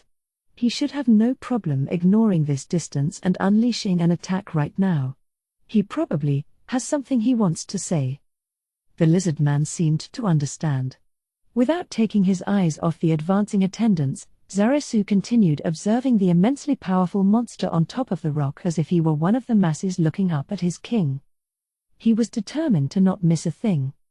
At this distance he was able to observe quite a lot of detail, and their eyes even met. Was the king of death observing him, too? The lack of hostility from the dark elves was surprising. The silver-haired girl had a smug grin. The demon was horrifying in how kind she seemed. He wasn't sure about the strange monster. He couldn't sense any emotion from the eyes of the man with the tail. After enough time had passed for them to observe each other, the king of death once again brought his free hand up near his chest. Several lizardmen reacted by flailing their tails in distress. Don't be afraid. Don't show the enemy that shameful display. Zarazu's reprimand cut like a knife, and the lizardmen in the area all straightened. Multiple black hazes appeared before the king of death, 20, to be exact. The swirling mist swelled to about 5 feet high. Before long, myriad faces had formed within them. Zarazu recalled the monster that had come to the villages and the undead he'd encountered on his travels. He'd given a rough explanation back in Crusher's village, how it was really only possible to damage this type of insubstantial monster by using enchanted weapons made of certain metals, magic, or certain martial arts. Even with all the lizard tribes put together, they had only a handful of magic weapons. In other words, it would be hard to take out even one of this particular type of undead. And their opponent could spawn 20 of them like it was nothing. I guess that's what it means to be the ruler of death. I can see why that Elder Lich, who was plenty powerful in his own right, would devote himself completely to this being, Zarazu thought, losing heart. The caster on the rock murmured something and waved his hand in a way that said, "Go." The undead flew to surround the village and said in unison, "We relay the words of the Great One. The Great One would like to speak with you. The one who shall represent you will step forward immediately. Know that taking too long will only displease the Great One." Upon making their declaration, the incorporeal monsters flew back to their creator and master. Huh? The heck? That's all? Zarazu's mouth gaped idiotically. So he used those powerful undead just to tell us that? But what he really couldn't believe was what happened at a signal from the ruler of death, when the silver-haired girl brought her hands swiftly together. The moment her hands connected, the hazy undead ceased to exist. What? Zarazu was so surprised he shouted in spite of himself. They hadn't returned the summoned monsters but just wiped them out. Eliminating undead like that was something the priest class could do. Usually they had enough trouble just exorcising them, but with a big enough disparity in power, it was possible to annihilate them. But doing so to a large number would be much harder. In other words, the silver-haired girl was equal to the King of Death despite being his follower. The other followers lined up with her were probably just as powerful. Heh heh heh. Zarasu couldn't stop laughing. Of course he couldn't. What else was there to do but laugh? This stark power imbalance was just. Zarasu. Oh, brother. Hearing the voice from below the wall, Zarasu looked down to find Shaziryu and Crush. They climbed up and examined the caster's party. Crush crammed herself between Zarasu and Zunbel.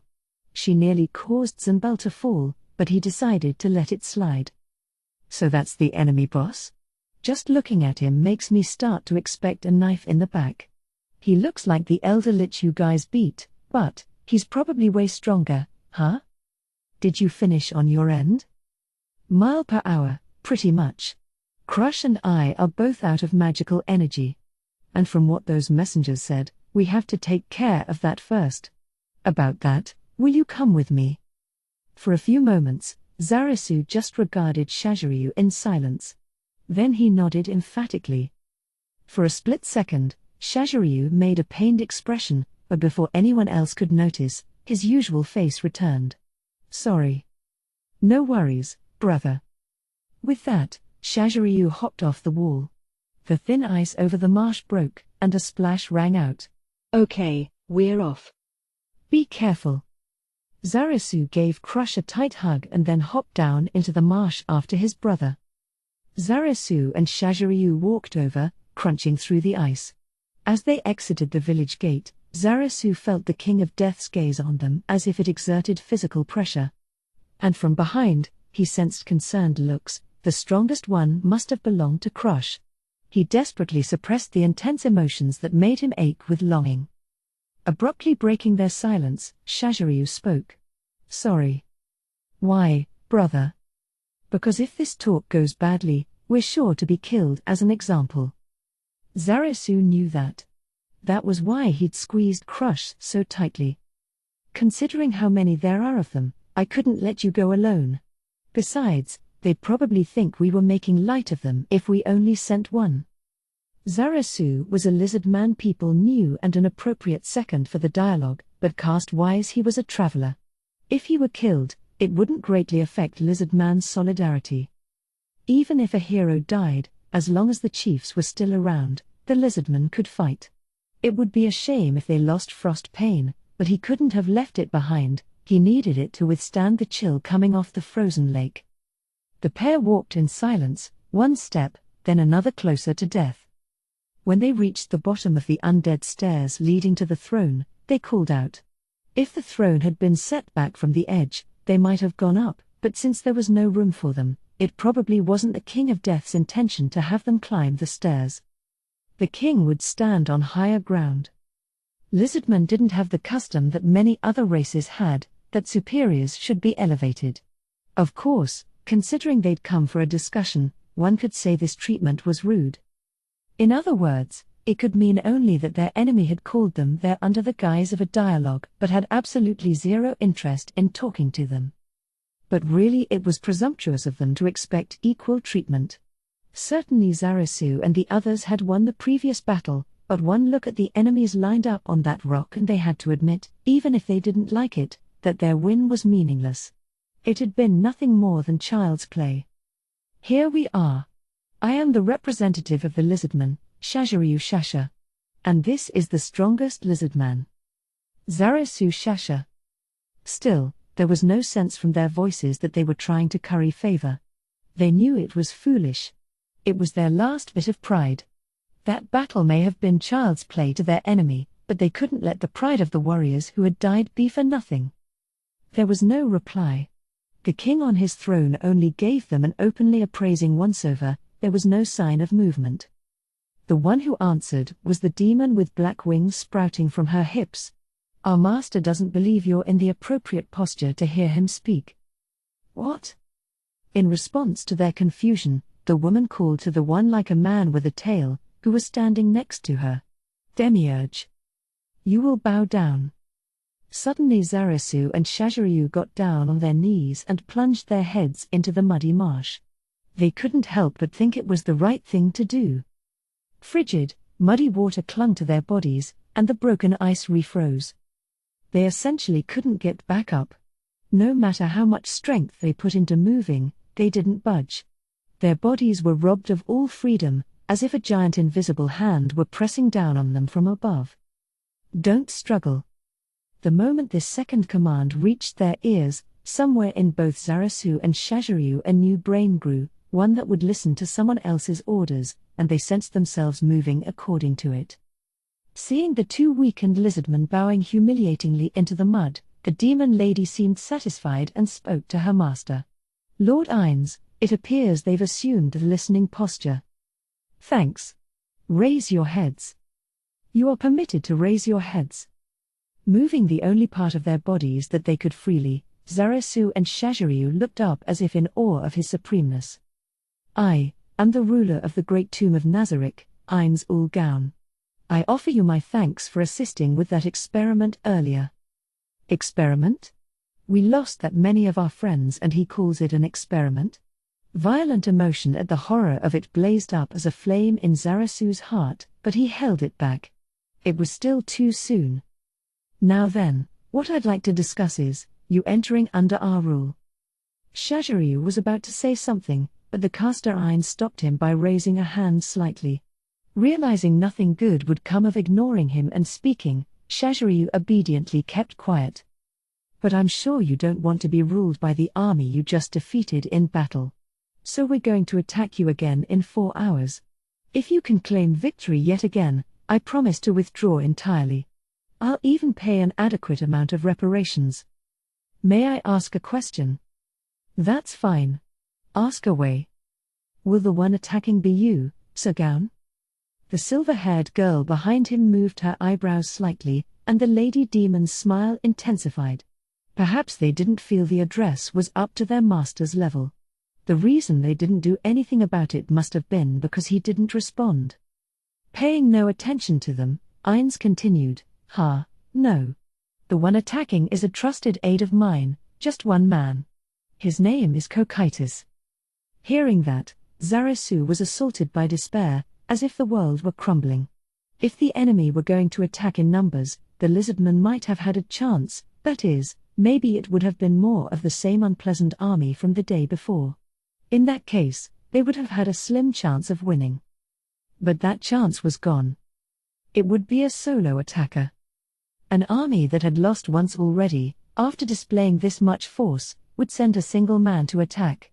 Unless it was some kind of punishment for the attacker in question, they had complete faith in him. Someone a being with unfathomable power trusted. There was only one thing that person could be, another with unfathomable power, such that the lizardmen stood no chance of winning. Will Surren. Don't be boring and say you'll surrender before you've even fought. Come on, let's fight a bit. We'd like to taste a proper victory. As if robbing Shaziryu of his words, Ainz crushed the end of his sentence. In short, you mean to make an example of us? You scum, Zarasu snapped in his head. As the stronger power, they would expunge the reality of their loss with a massacre. In other words, what was about to occur was ritual sacrifice, nothing less than a trampling of the lizardmen in order to rob them completely of their will to rebel. That's all I wanted to discuss.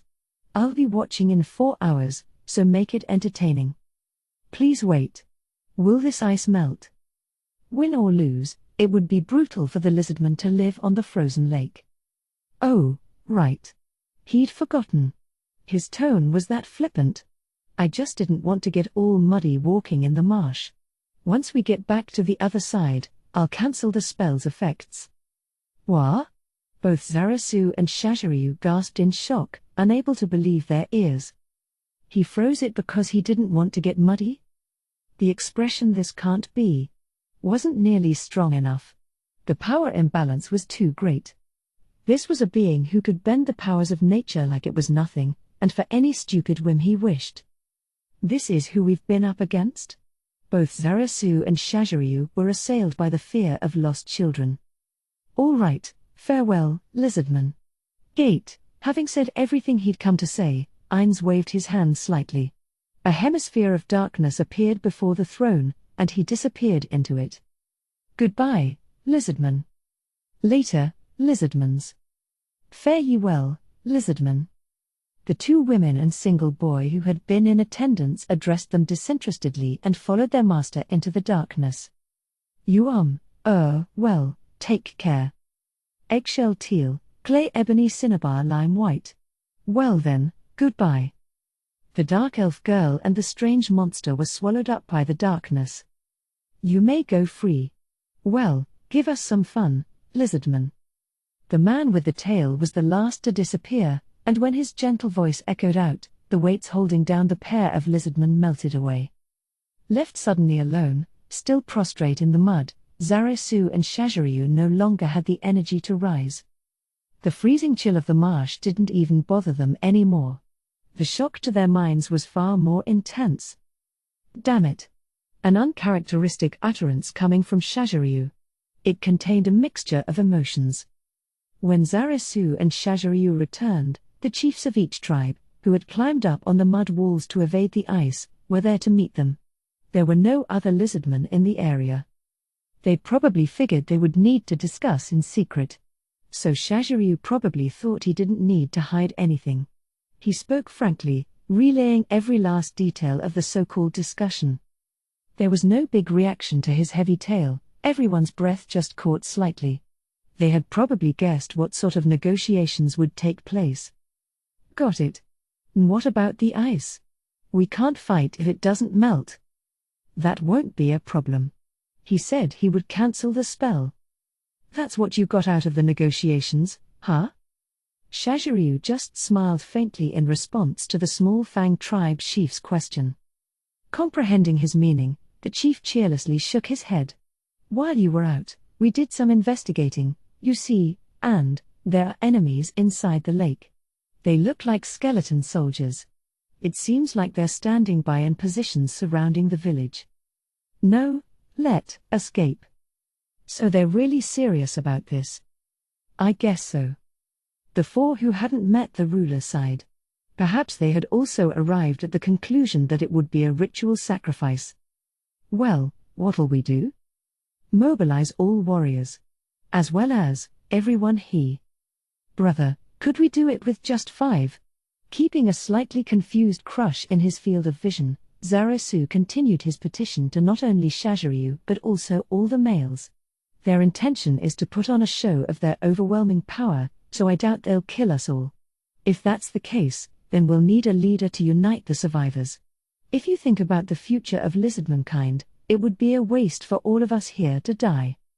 Two chiefs looked between Zarasu and Crush and voiced their agreement. He's right, don't you think, Shaziryu? Yes. Zarasu, true. Then, having gotten Zanbel's approval, sounds good. Fine by me. Shaziryu no longer had any reason to veto his brother's wishes. Okay, let's do that. Someone needs to survive and lead the tribe. I was thinking that as well. Crush is the right person for the job. Being an albino might be a minus, but her priest's skills will be indispensable. Wait just a minute. I'm going to fight with you, Crush shouted, wondering why they were leaving her behind so late in the game. Besides, if someone's going to stay behind, wouldn't Shaziryu be better? He's the chief everyone trusts the most. That's why he's no good. Their intention is to show us their overwhelming power. They're probably aiming to make us lose heart so they can conquer us easier. So if there was a lizard man left alive who gave everyone hope. And, out of all us chiefs and so on here, you actually have the worst reputation. Crush didn't know what to say. It was the undeniable truth that she, the albino, was least popular. Convincing them with words will be impossible, she thought and turned to Zarasu. I'm going with you. Didn't you have me resign myself when you called me to follow you here? And now you're gonna tell me this? Back then, depending on the situation, everyone might have died, but now it seems like one of us will be able to make it. Don't give me that. The air seemed to crackle with Crush's anger. Several strikes landed against the mud wall. The intense emotion was making her tail go out of control. Zarasu, you convince her. See you in 4 hours. With that, Shaziryu walked off. Following a moment later were the crack of breaking ice and some splashes. The other 3 chiefs had hopped off the wall and gone with him. Zmbel raised a hand in a slight wave without turning around. After watching them go, Zarasu turned back to Crush. Crush, please understand. How can I? Plus, there's nothing that says for sure that we'll lose. With my priest powers, we might be able to win. How empty those words sounded. Not even Crush herself believed them. I don't want to send the female I love to her death. Please just grant this foolish male's wish. Crush embraced him, visibly heartbroken. That was a dirty move. Sorry. You're probably going to die. Yeah. That was true. The chance of his survival was low. No, probably just non-existent. In only a week's time, you stole my heart, and now you're telling me to just see you off? Yeah. I'm so glad I met you, but it was also horrible luck. Crush's arms tightened around Zarasu's back as if to say she didn't want them to ever part. Zarasu had no words. What should I say? What can I say to make it okay? These thoughts tormented him. After a little while, Crush looked up. Her face was full of determination. He was worried she would say she was going with them no matter what. Instead she made a clear declaration, I'm gonna get pregnant. What? Let's go. Chapter 5, The Freezing War God. 1. Ainz and the others' base was where Cocytus had been the previous day. The fortress Aura was in the process of building. If they listened closely, they could hear the sound of construction in the distance.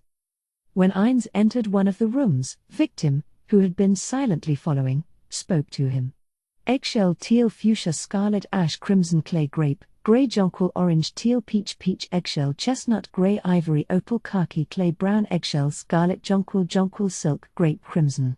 Well, Lord Ainz, here I will take my leave. Nice work today.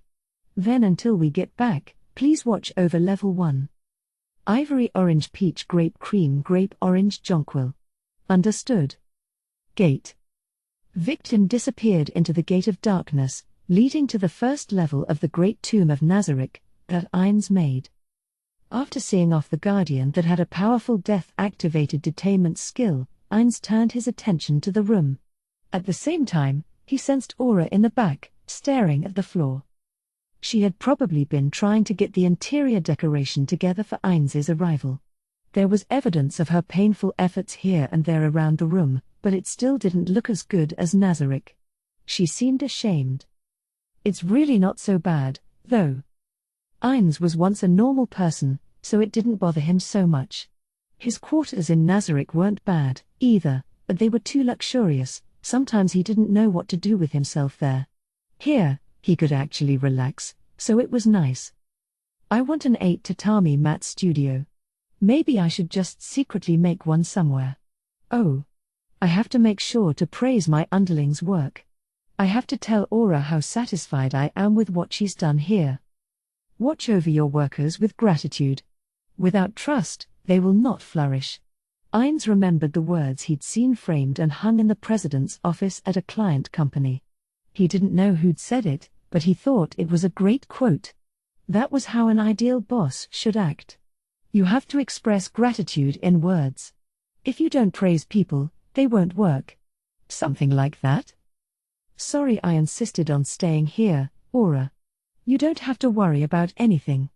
I think highly of your work, and since you prepared this place for me, I consider it equal to Nazarick. Yes, sir. Her eyes widened a little. Did that make her feel better? Ainz wondered, but he couldn't think of anything else good to say, so he examined the room again to divert the conversation.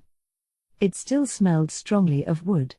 Returning to Nazarick would definitely be safer than staying somewhere so vulnerable.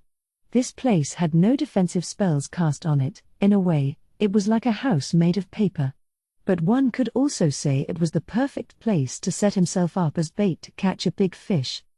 Since its location was fairly removed from the lake, the only ones who could come after him here would be Yggdrasil players, if there were any, or those with equivalent power. In other words, he'd planned it so that any raid on this place would reveal a powerful enemy. Of course it was dangerous. But Ainz felt that nothing ventured meant nothing gained. Nobody's coming? Or, did this operation also fail? What's that? Aura, let me ask you something. What is that? Ainz's gaze fell on a white chair in the back of the room. It had a tall back and an imposing appearance. It was so magnificently crafted that it would have done well as a work of art, as long as one issue was ignored. Though it be plain, I prepared you a throne. It was Demiurge, following behind him, who answered.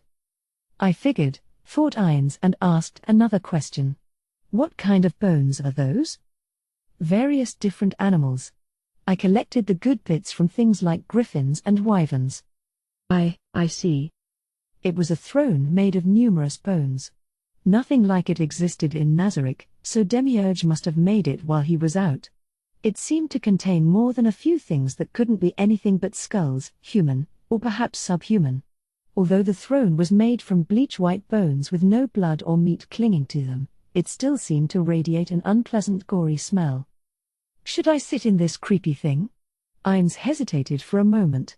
But his subordinate had prepared it for him, so it would be rude to not sit in it. It would be different if he had a legitimate reason to refuse. After considering several options, Ainz thumped his hand.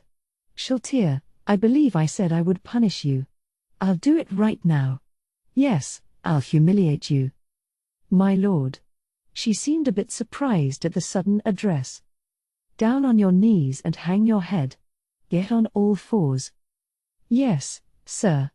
Looking slightly confused, she proceeded to the place he'd indicated in the center of the room and got into the position he'd described.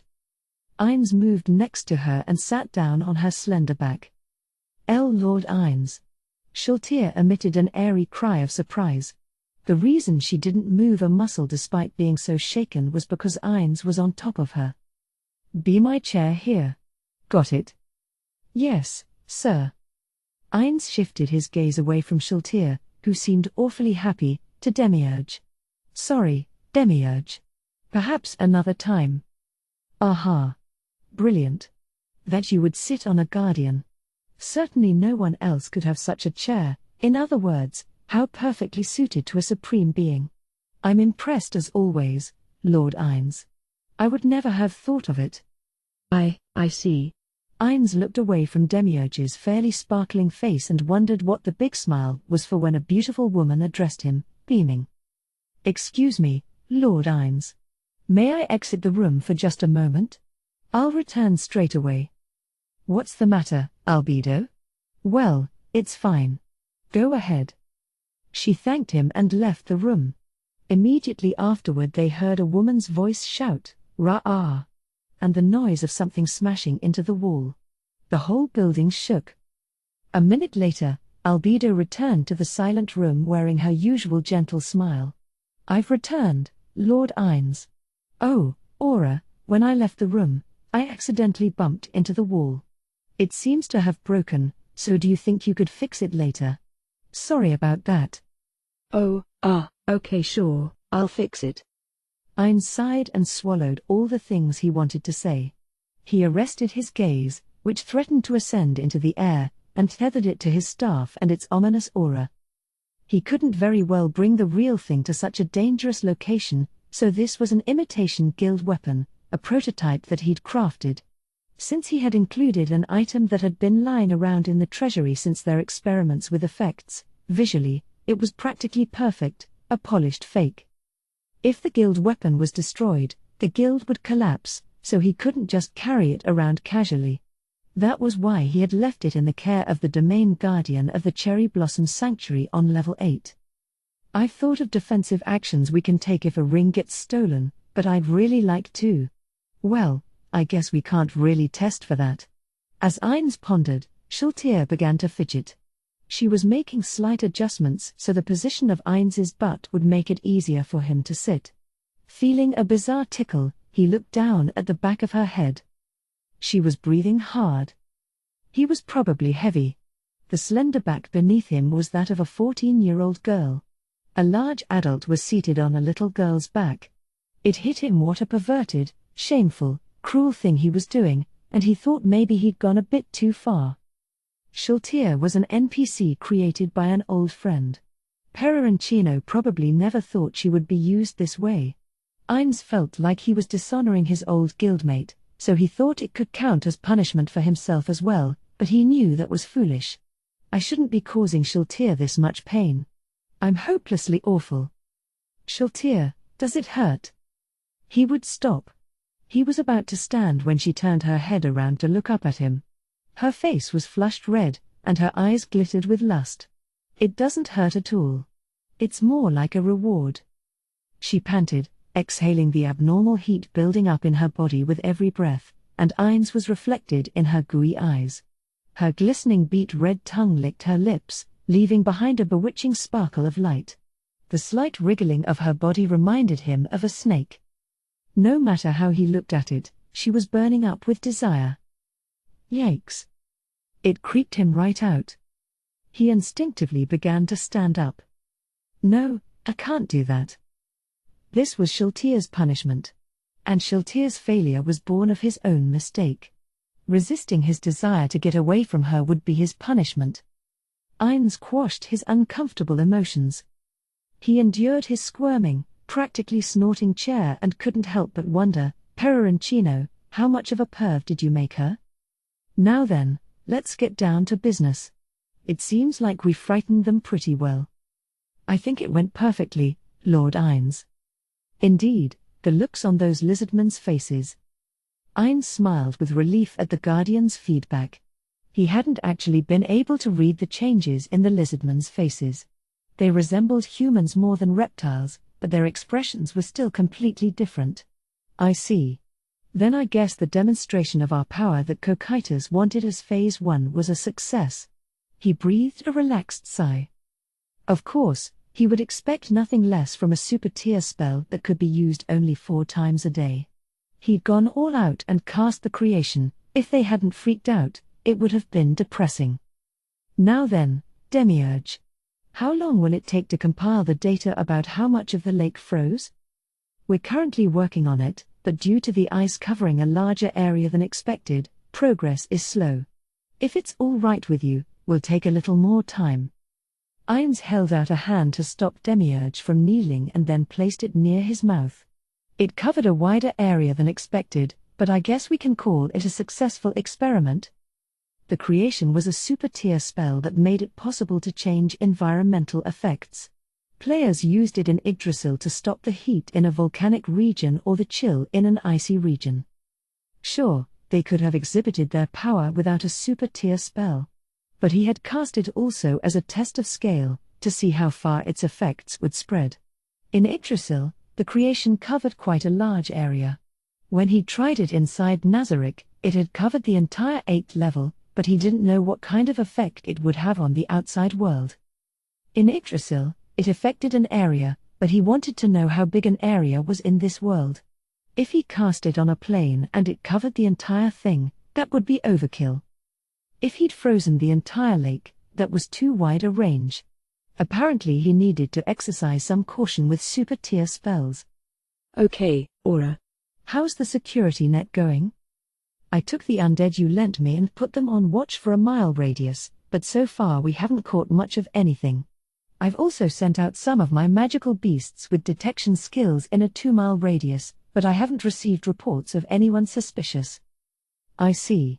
There's a possibility someone would use the skill Perfect Unknowable on approach. What about that case? No worries. I teamed up with Shultier, and we're using some undead with good detection skills as well. Fantastic. Aura grinned in response to Eins's praise. Gone was the depressed look of before. We're giving them a big enough opening. Why hasn't the enemy who used the world item on Shultier made a move? With all eyes on him, he repeated the question again to no one in particular. Why hasn't there been any attempt to observe Nazarick or this place? Could there be some sort of surveillance that the current security net can't pick up? Perhaps using a world item? Ainz cocked his head in response to Demiurge's question. Moman considered that hypothesis, but, even if there was some sort of world item surveillance, it wouldn't work on him, since he possesses a world item as well. It'd have to be naked eye observations or another physical method. I guess there's always magic, but I thought they'd switch. The questions on the Guardians' faces made him realize he hadn't said enough. How can I explain this? There was one time we secretly held a precious metal mine, and because we had monopolized it, market prices soared. Someone mounted a plot to take it from us using Ouroboros, one of the 20. Ainz smiled. He'd been annoyed at the time, but thinking back on it now, it was a good memory, even though he'd gotten killed and dropped some pretty rare items. What? How dare they rob the supreme beings of their land? I won't allow it. Please give us orders immediately for its recapture.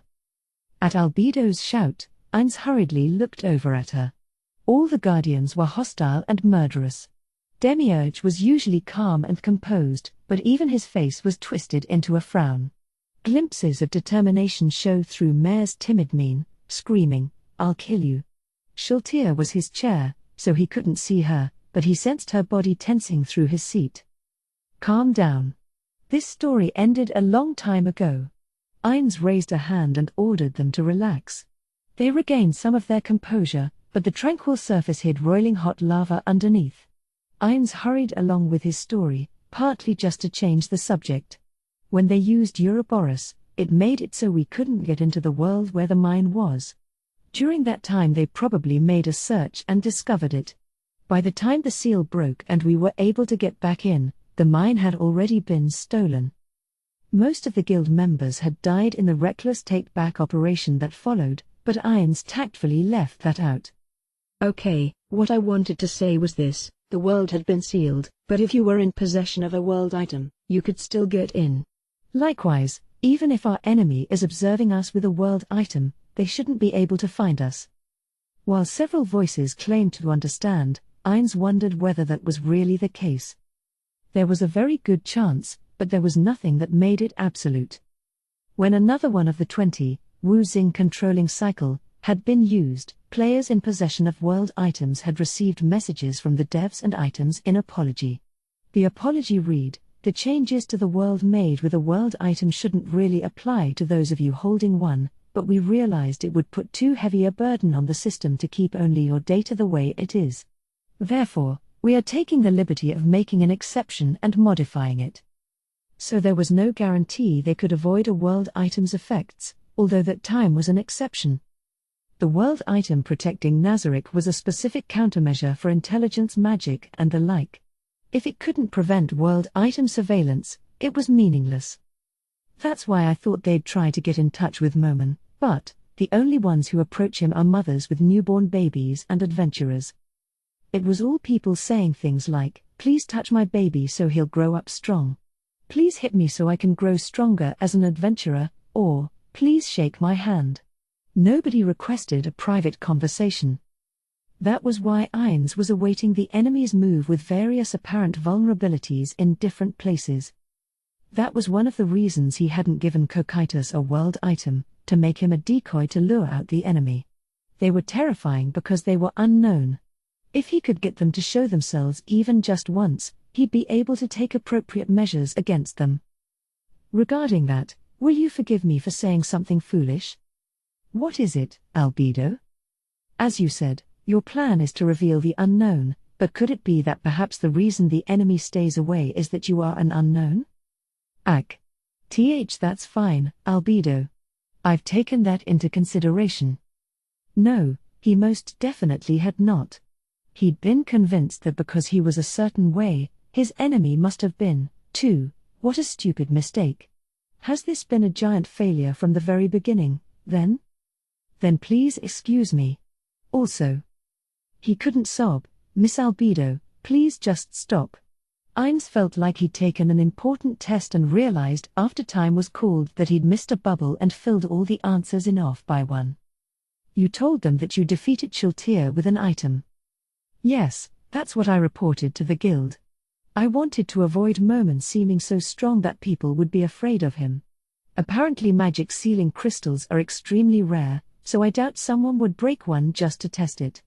That means the story that I unleashed a crystal, that I beat her with an item, is plausible, and people probably won't be so on guard against me. What you say is true. Against someone who believes crystals are very rare items, it's an effective plan.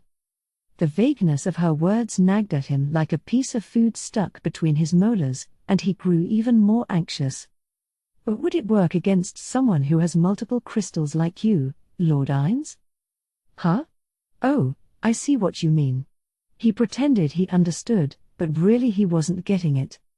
What if there was someone who had a bunch of crystals? It's still true that in this world they are extremely valuable items. Is Albedo worried that someone would break one to experiment? He didn't think so. His brain took the bad feeling he had and ran with it. He hated himself because he wanted to ask her to explain better, but he'd already gone and acted like he knew everything. More importantly, is it even okay for me to be the one deciding Nazarik's plan of action? It's like I thought I was navigating a ship, but we're actually climbing a mountain. He wanted to run away. As fast as he could. He'd experienced now and then the weight of being a ruler. It was especially heavy when he failed, and he just couldn't handle it. He let out a sob in his mind. Of course he couldn't run away. Now that he'd taken on the name Ainz Ulgaun, he couldn't leave behind the great tomb and the NPCs his guildmates had created. They were treasures. More than anything, he didn't want to be a parent who abandoned his children.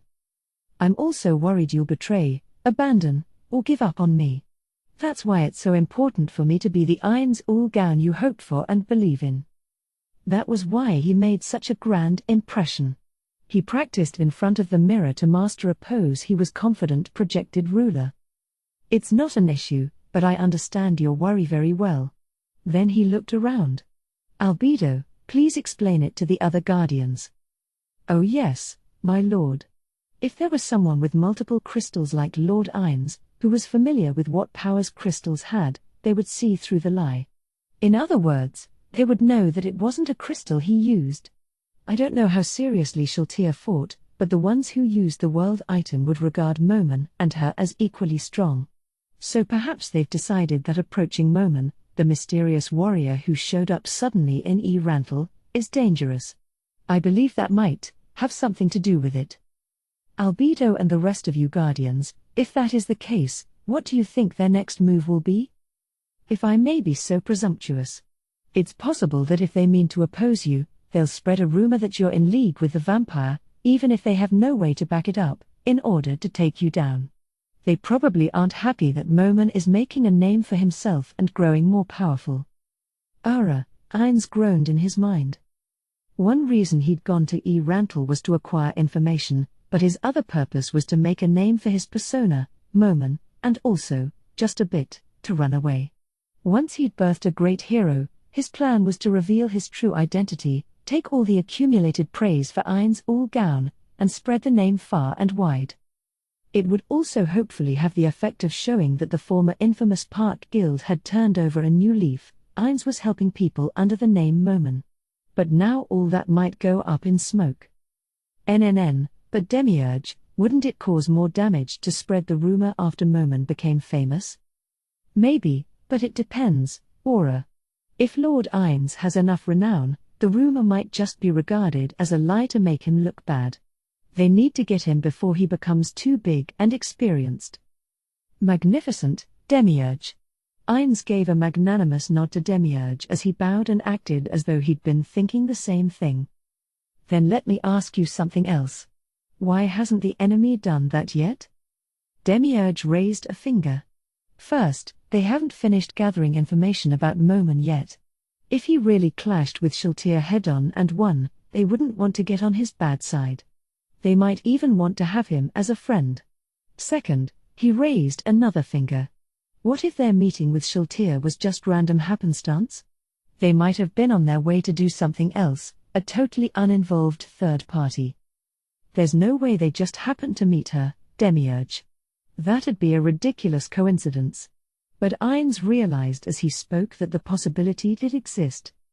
He had concluded that the incident was an enemy attack aimed at Shiltir, or perhaps even at Nazarick, but she had been attacked not long after they had arrived. It seemed way too precise to single her out under those circumstances. Am I jumping at shadows? Ainz narrowed his eyes, the red flames in his empty orbits. In the end, his problem was inadequate information. He needed more help. He wanted greater power. The biggest issue is that we haven't established an intelligence network. That was what he'd ordered Sabos and his crew to do, but there was only so much intelligence a few agents could gather on their own.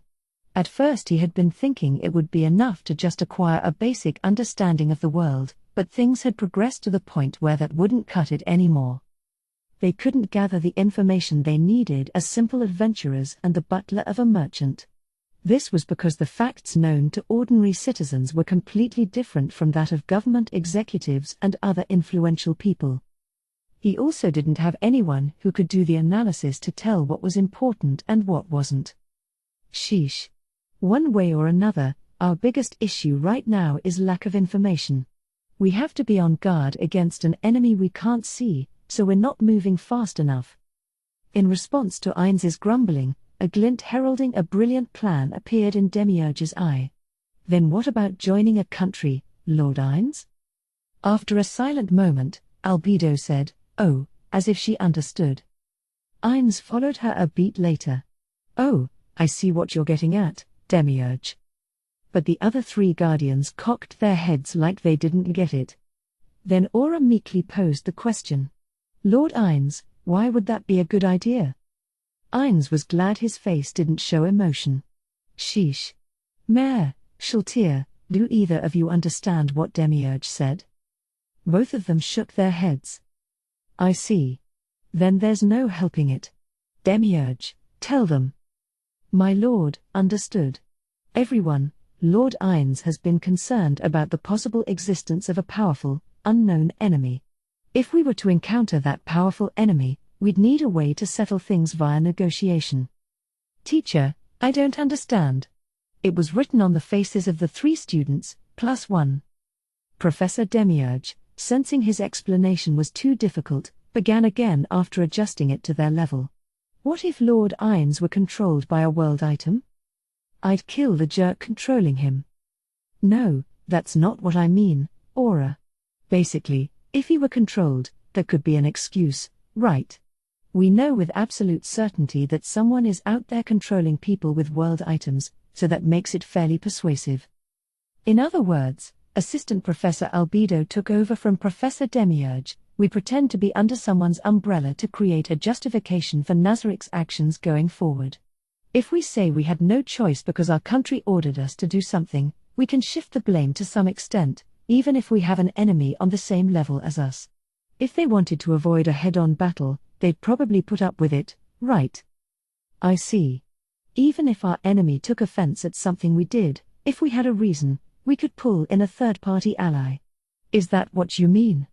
I'd expect nothing less from Lord Ainz. Ainz reached out a hand to pet his chair's head like an evil villain petting the Siamese cat in his lap. The one who came up with this plan wasn't me, it was Demiurge. If you want to praise someone, you should probably praise him. No, that's not true. It seemed you had already reached the same conclusion. Oh, Well, I don't mean to take credit for your idea. Besides, joining a country would make gathering information easier as well.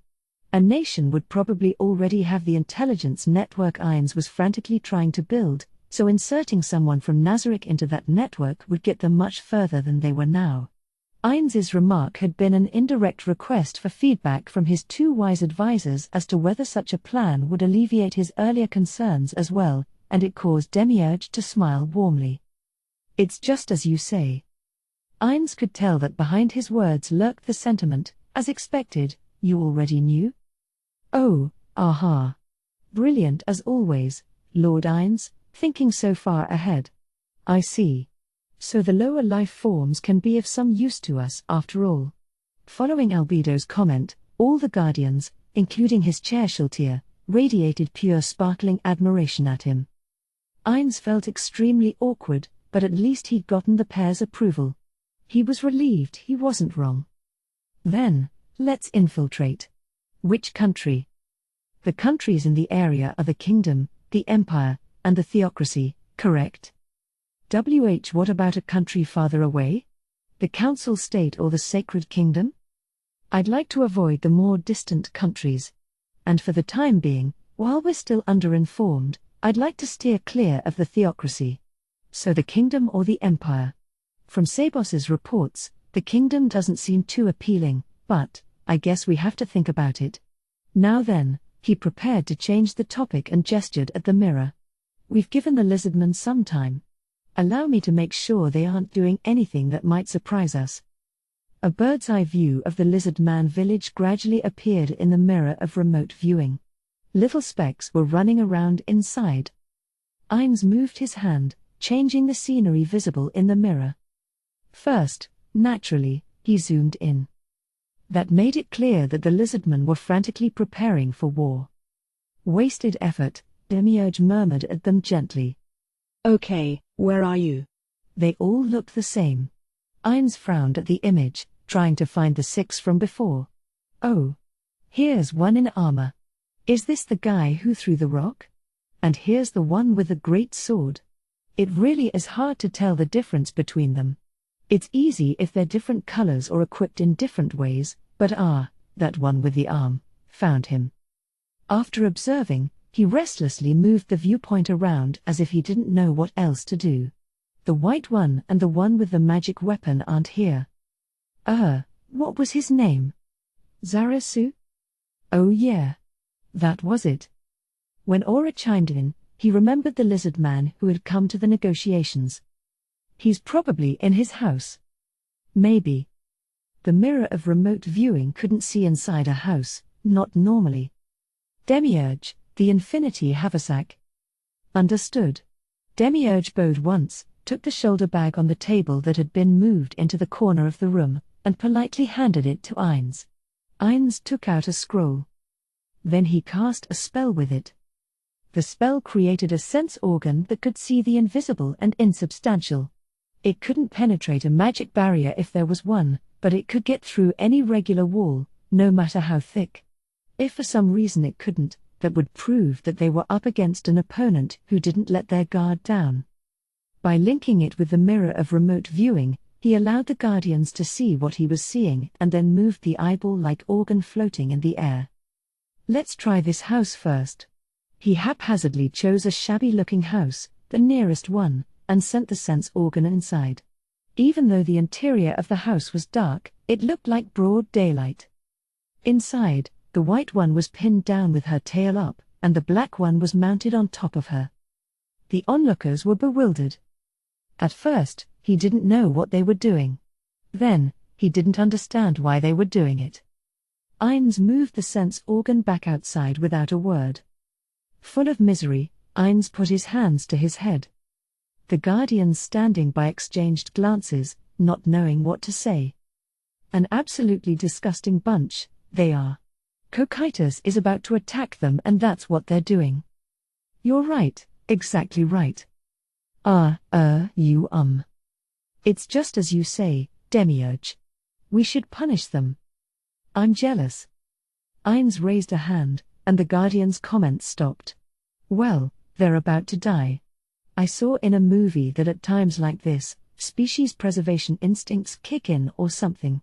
He nodded as if to approve of his own opinion. Just as you say, my lord. That much should be permitted, indeed. Quite right, quite right. I wish you would do that to me. Shut up, you guys. The Guardians all closed their mouths, and Ainz sighed. Man, I feel kinda demotivated.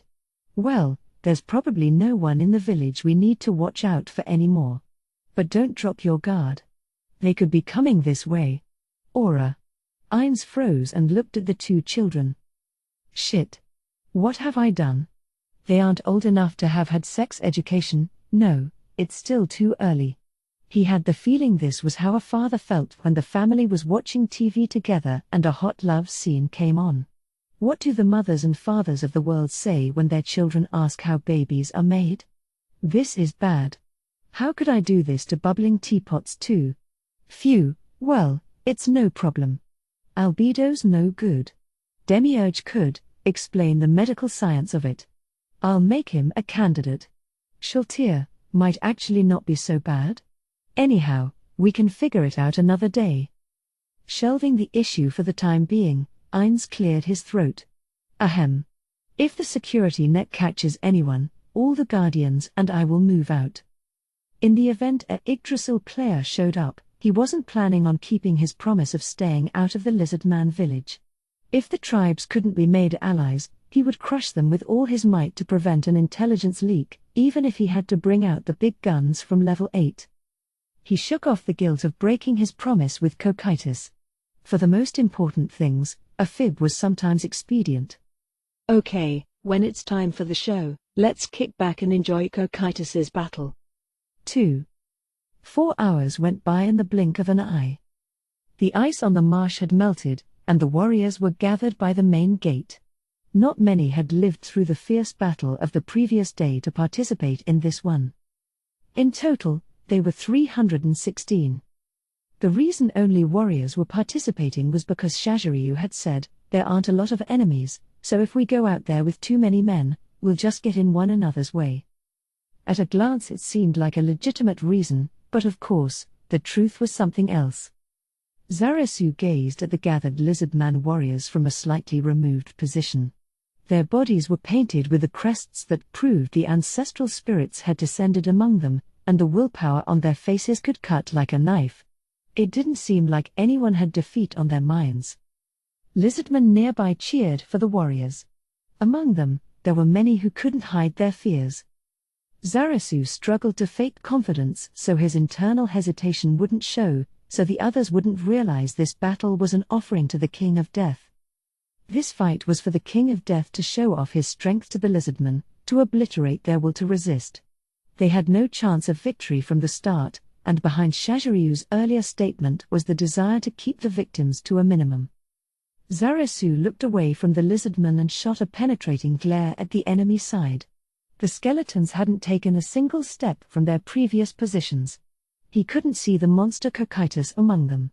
He can't just be one of these skeletons, can he? This is the King of Death's aid.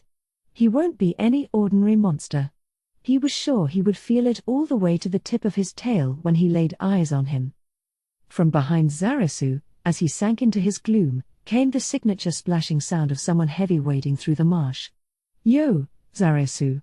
Zmbel called out to him in his usual carefree voice. Not a thing was different about him, even though they were about to go to their deaths. "Morale is awesome, huh?" "Yeah. It'll be great if they can maintain it when they face that Cocytus monster. Right? Oh. Is it already time?" Shaziryu was at the gate. All the lizardmen turned their attention to him and the 2 swamp elementals next to him. Crush wasn't there, she was pouring magical energy into the swamp elemental summoning.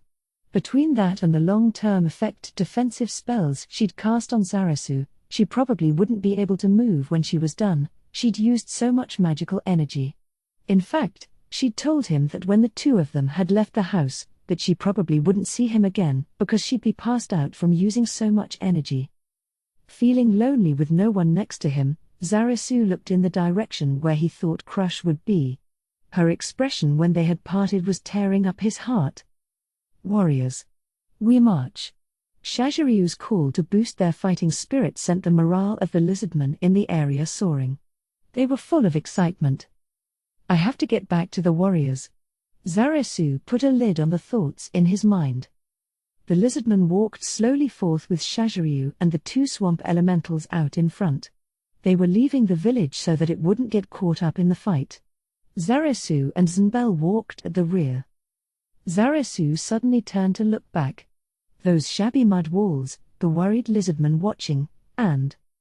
He breathed a faint sigh, cleared everything from his mind, and walked on, without murmuring the name of the female on the tip of his tongue.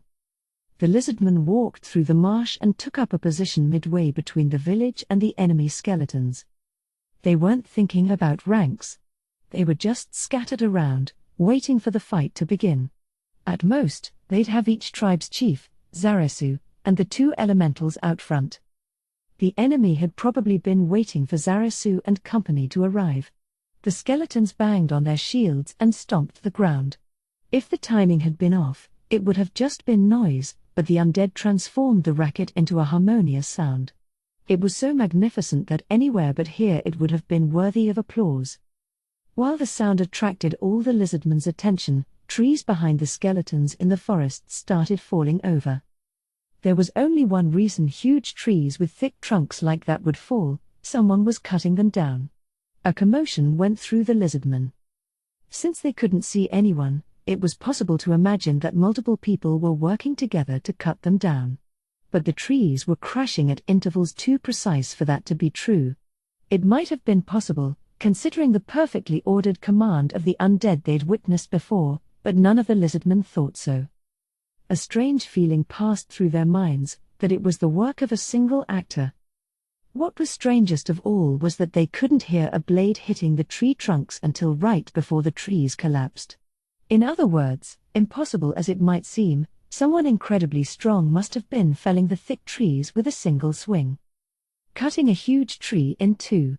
How much arm strength and what kind of blade would one need to do such a thing? The sound of the falling trees combined with the rhythm of the skeletons banging their shields and slowly approached the lizardmen. The defenders were shaken.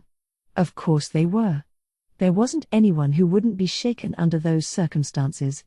Even Zunbel, Zarasu, and Shaziryu, who had braced themselves, were shaken. They were just skillfully hiding it. Eventually the figure cutting through the forest came into view.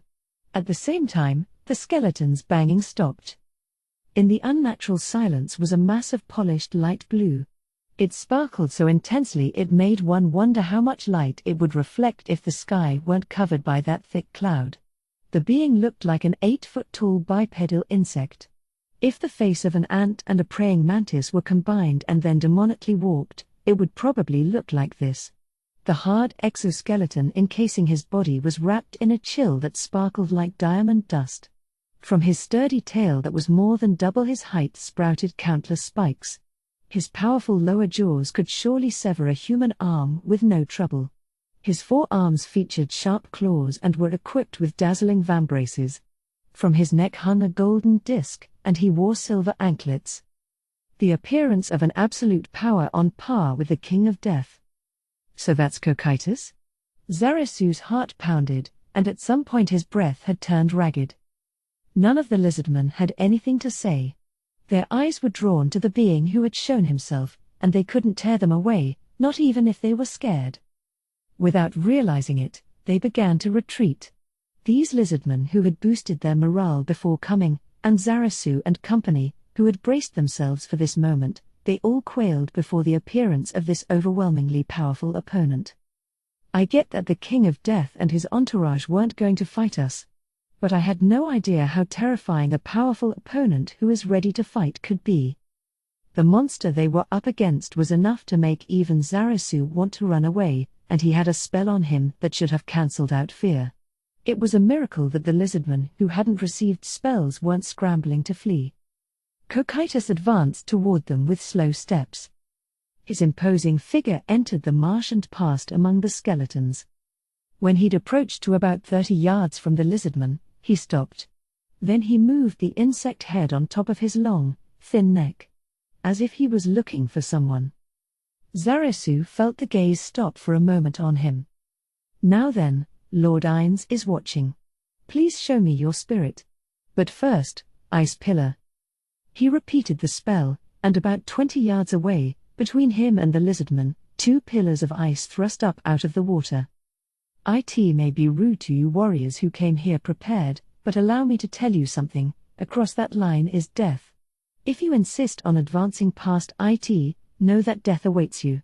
Cocytus crossed 2 of his arms. It was a posture that said he made the rules. Hey, he's actually a pretty nice guy. Zarasu nodded as if agreeing with Sinbel's outburst.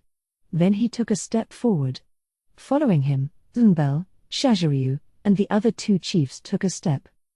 Shaziryu turned around and called out to the warriors who were about to follow them. "You guys can stay there. No, go back to the village. Otherwise you'll probably get mixed up in this and be killed. Hey, let us fight with you. We are scared, but still. It's not cowardly to pull out.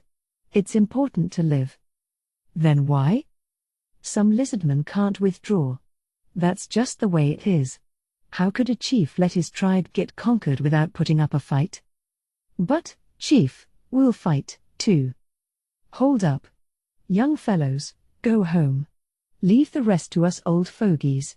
The lizardmen who had pushed their way to the front were plenty old but still far too young to be called elderly.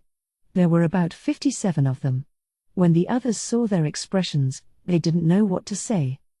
If there had been emotions like determination or resignation on their faces, the younger ones might have offered to accompany them, but their expressions contained a wish, the wish that those younger than them would survive and enjoy life. The warriors, who had no words, moved off to the rear, frustrated. Shaziryu turned back to Cocytus. "Didn't mean to keep you waiting, Cocytus." Cocytus reached out an arm and curled one of his awfully long, thin fingers. "Come at me." In response, Shaziryu roared, "Charge!" Ra-ah! With a roar from the bottom of their hearts, the determined lizardmen raced across the marsh toward Cocytus. Cocytus eyed the charging lizardmen coldly. "It's a shame, warriors, but first allow me to thin you out a bit." It was inconceivable that he would lose, even if they all reached him. Cocytus just judged that he should be selective. Cocytus, as a warrior, would have rather shown respect and waited until they were in attack range to fight them. But under the circumstances, he was receiving more favor than he deserved. Allowing the rabble to cross swords with a guardian of the great tomb of Nazarick would be disrespectful to the one watching. Cocytus unleashed his sealed aura. It was an ability from his Knight of Niflheim class, Frost Aura. The skill slightly inhibited the user's opponent's movement while dealing extreme chill damage. If he had put it on full blast, the lizardman watching the battle would have been in range, but he didn't want to do that. He held back the power. Shorter range, less damage. This seems about right. An Arctic frost spread out from Cocytus to cover an area with a radius of about 25 yards. The dramatic change in temperature caused the atmosphere to rumble. "Okay. That's probably enough." He suppressed his aura. It lasted almost no time, the raging cold vanished as if it had never been there. But it definitely hadn't been a dream or an illusion. The proof was the 57 lizardman bodies littering the marsh. Only 5 could still move, the strongest 5. With neither fear nor hesitation at the death of their comrades or Cocytus's power, they leapt into action at once. A rock flew through the air. The first one to rush forward was the lizardman in armor. 2 others followed him. The 2 swamp elementals, their bodies cracked from the chill, weren't as nimble and moved slowly behind them. The last lizardman cast a spell. That stone, the first attack, had been aimed at Cocytus's neck, but it was pointless because all guardians have resistance to projectile weapons via an item or whatnot. The rock was deflected as if it had hit an invisible shield. The next challenger, the one running out in front, was the razor-tailed chief wearing one of the 4 great treasures, white dragon bone. It was hard enough to repel Zarasu's frost pain and the strongest armor available to the lizardman. Facing him, Cocytus drew a sword out of the air, as if he'd been holding it secretly in space. It was an odachi, a sword with a blade easily 6 feet long called Imperial Sword Zonshin. It was the keenest weapon of the 21 in his possession. And now he swung it at the oncoming lizardman. His swordsmanship was so sharp it practically cut the air itself, and the atmosphere's scream, a musical tone, echoed throughout the area. If it weren't for the situation, it would have been a pleasantly serene sound. The moment after, the chief, armor and all, was sliced vertically in 2, and the 2 halves separated and collapsed into the marsh. Cocytus had cut through the lizardman's strongest armor without putting even a nick in Imperial Sword Zonshin. Without letting the death before their eyes faze them, The next two lizardmen split, one left, one right, and raised their weapons. Yah! From the right, Zunbel's spear hand stabbed toward Cocytus's face with the power of natural iron weapon and iron skin. Wah! From the left, Frostpain stabbed toward his abdomen. The attacks were based on the logic that in close combat it was difficult to use long weapons.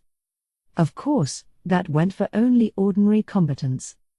Cocytus made a subtle dodge and took Zunbel's arm from the side with the middle of his blade. He moved with the long sword exactly as if it were part of his body.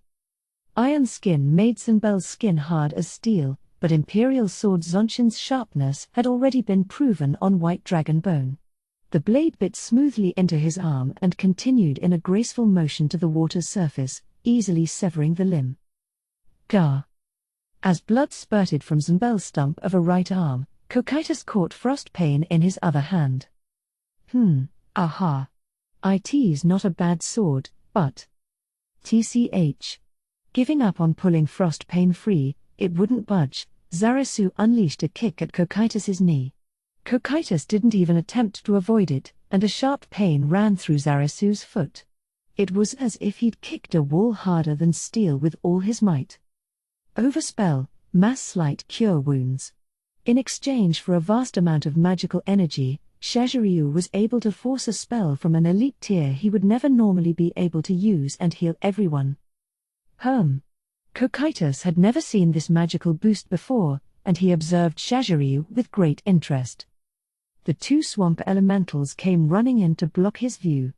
They stood between him and Zunbel, whose severed arm was on the mend thanks to the healing spell, and tried to attack with their tentacle-like arms. Before their attacks could connect, however, Cocytus slashed through the both of them, annoyed. As the swamp elementals disintegrated into lumps of mud, Zarasu punched Cocytus's compound eyes and stomach and chest equivalents. Of course, the one who got hurt was him. He was already bleeding from the broken skin on his hand. Pesky one, aren't you? Cocytus swung his spiked tail around and struck Zarasu hard in the chest. Gah-ha! With a cracking sound, Zarasu's body soared like a ball hit with a bat and crashed into the marsh. After rolling several times through the mud, he finally stopped, but the intense pain in his chest and the blood he was coughing up made it hard to breathe. Had the broken bones in his chest punctured his lungs? He tried to inhale, but the air wouldn't come. It was like being underwater. The warm fluid running down his throat made him nauseous. When he looked at his chest, he saw multiple wounds like knife gouges and a gush of blood flowing from them. I'm this bad after just one hit? Desperately struggling to breathe, Zarasu glared at Cocytus with eyes that still had fight in them to see if a follow-up attack was coming. You still have the will to fight. Then I'll give this back. He tossed Frostpain carelessly near Zarasu, who was still in the mud, and then ignored him to face the others. Although his arm had grown back, Zunbel had taken a battering, and Shaziryu cast a healing spell on him. Another rock hurtled toward Cocytus as if to say, I won't let you near them. But it ricocheted uselessly. How annoying, Cocytus mumbled and casually thrust his hand toward the small fanged chief. Piercing icicle. He launched dozens of sharp icicles the size of human arms from across a wide area. The icicles had no trouble skewering the soul lizard man being targeted. One in the chest, two in his abdomen, one in his right thigh. They all went clear through him. The small fang chief, the most talented lizardman ranger, swayed, then collapsed into the marsh, like a marionette whose strings had been cut, and died. Wah! Overspell, mass slight cure wounds. Zunbel charged, and Shaziryu used the healing spell again. Zunbel was trying to buy time for Zarasu's wounds to heal. He knew it was reckless, all his abilities were powerless in the face of Cocytus's, but he advanced with zero hesitation. When Zunbel came in range, Cocytus casually swung Imperial Sword Zonshin at him. The blow came faster than Zunbel could see. Far faster than he was nimble and the sword had no trouble cutting through his flesh. Zunbel's headless body gushed a fountain of blood and crumpled into the marsh with a splash. His head followed a split second later. Now then, 2 left?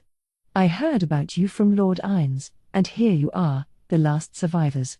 Cocytus, who hadn't moved one step from his position when the battle started, gazed at the 2 remaining lizardmen and brandished his katana. Neither blood nor fat clung to the smoky white blade. It was beautiful, as if everything had come off in that one stroke. Zarasu had recovered enough energy to stand, and Shaziryu had drawn his great sword. They faced Cocytus between them. Zarasu scooped some of the still pouring blood from his chest and smeared it on his face. It looked like one of the patterns to call down ancestral spirits. Zarasu, how are your wounds? Bad. There's still a dull pain, but I can swing my sword a few times. I see. Well, that's enough. Honestly, I'm pretty much out of magic.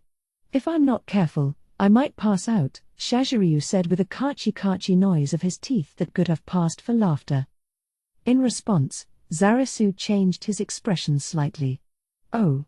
So you're killing yourself, too? Smiling faintly, he exhaled and relaxed his shoulders. He let his sword hand droop. A sharp pain streaked outward from his chest, but he did his best to ignore it. He wasn't about to give up before this was truly over. He was going to keep swinging his sword. He knew full well they couldn't win. There wasn't anything he could do about the defeat they'd been dealt. Still, he couldn't just accept it. Why? Because he'd lied to a lot of souls, told them that winning was possible. There were lizardmen who believed that big, fat lie, so there was no way he could accept this defeat. To the very last second, with all my might, I will keep wielding this sword. Zarasu's roar echoed throughout the area. The fangs in Cocytus's jaw closed with a click. That's a good roar. He must have smiled. And it wasn't the sneering smirk of the strong at the weak but a smile at an equal, a warrior. Good, Zarasu. Just like that.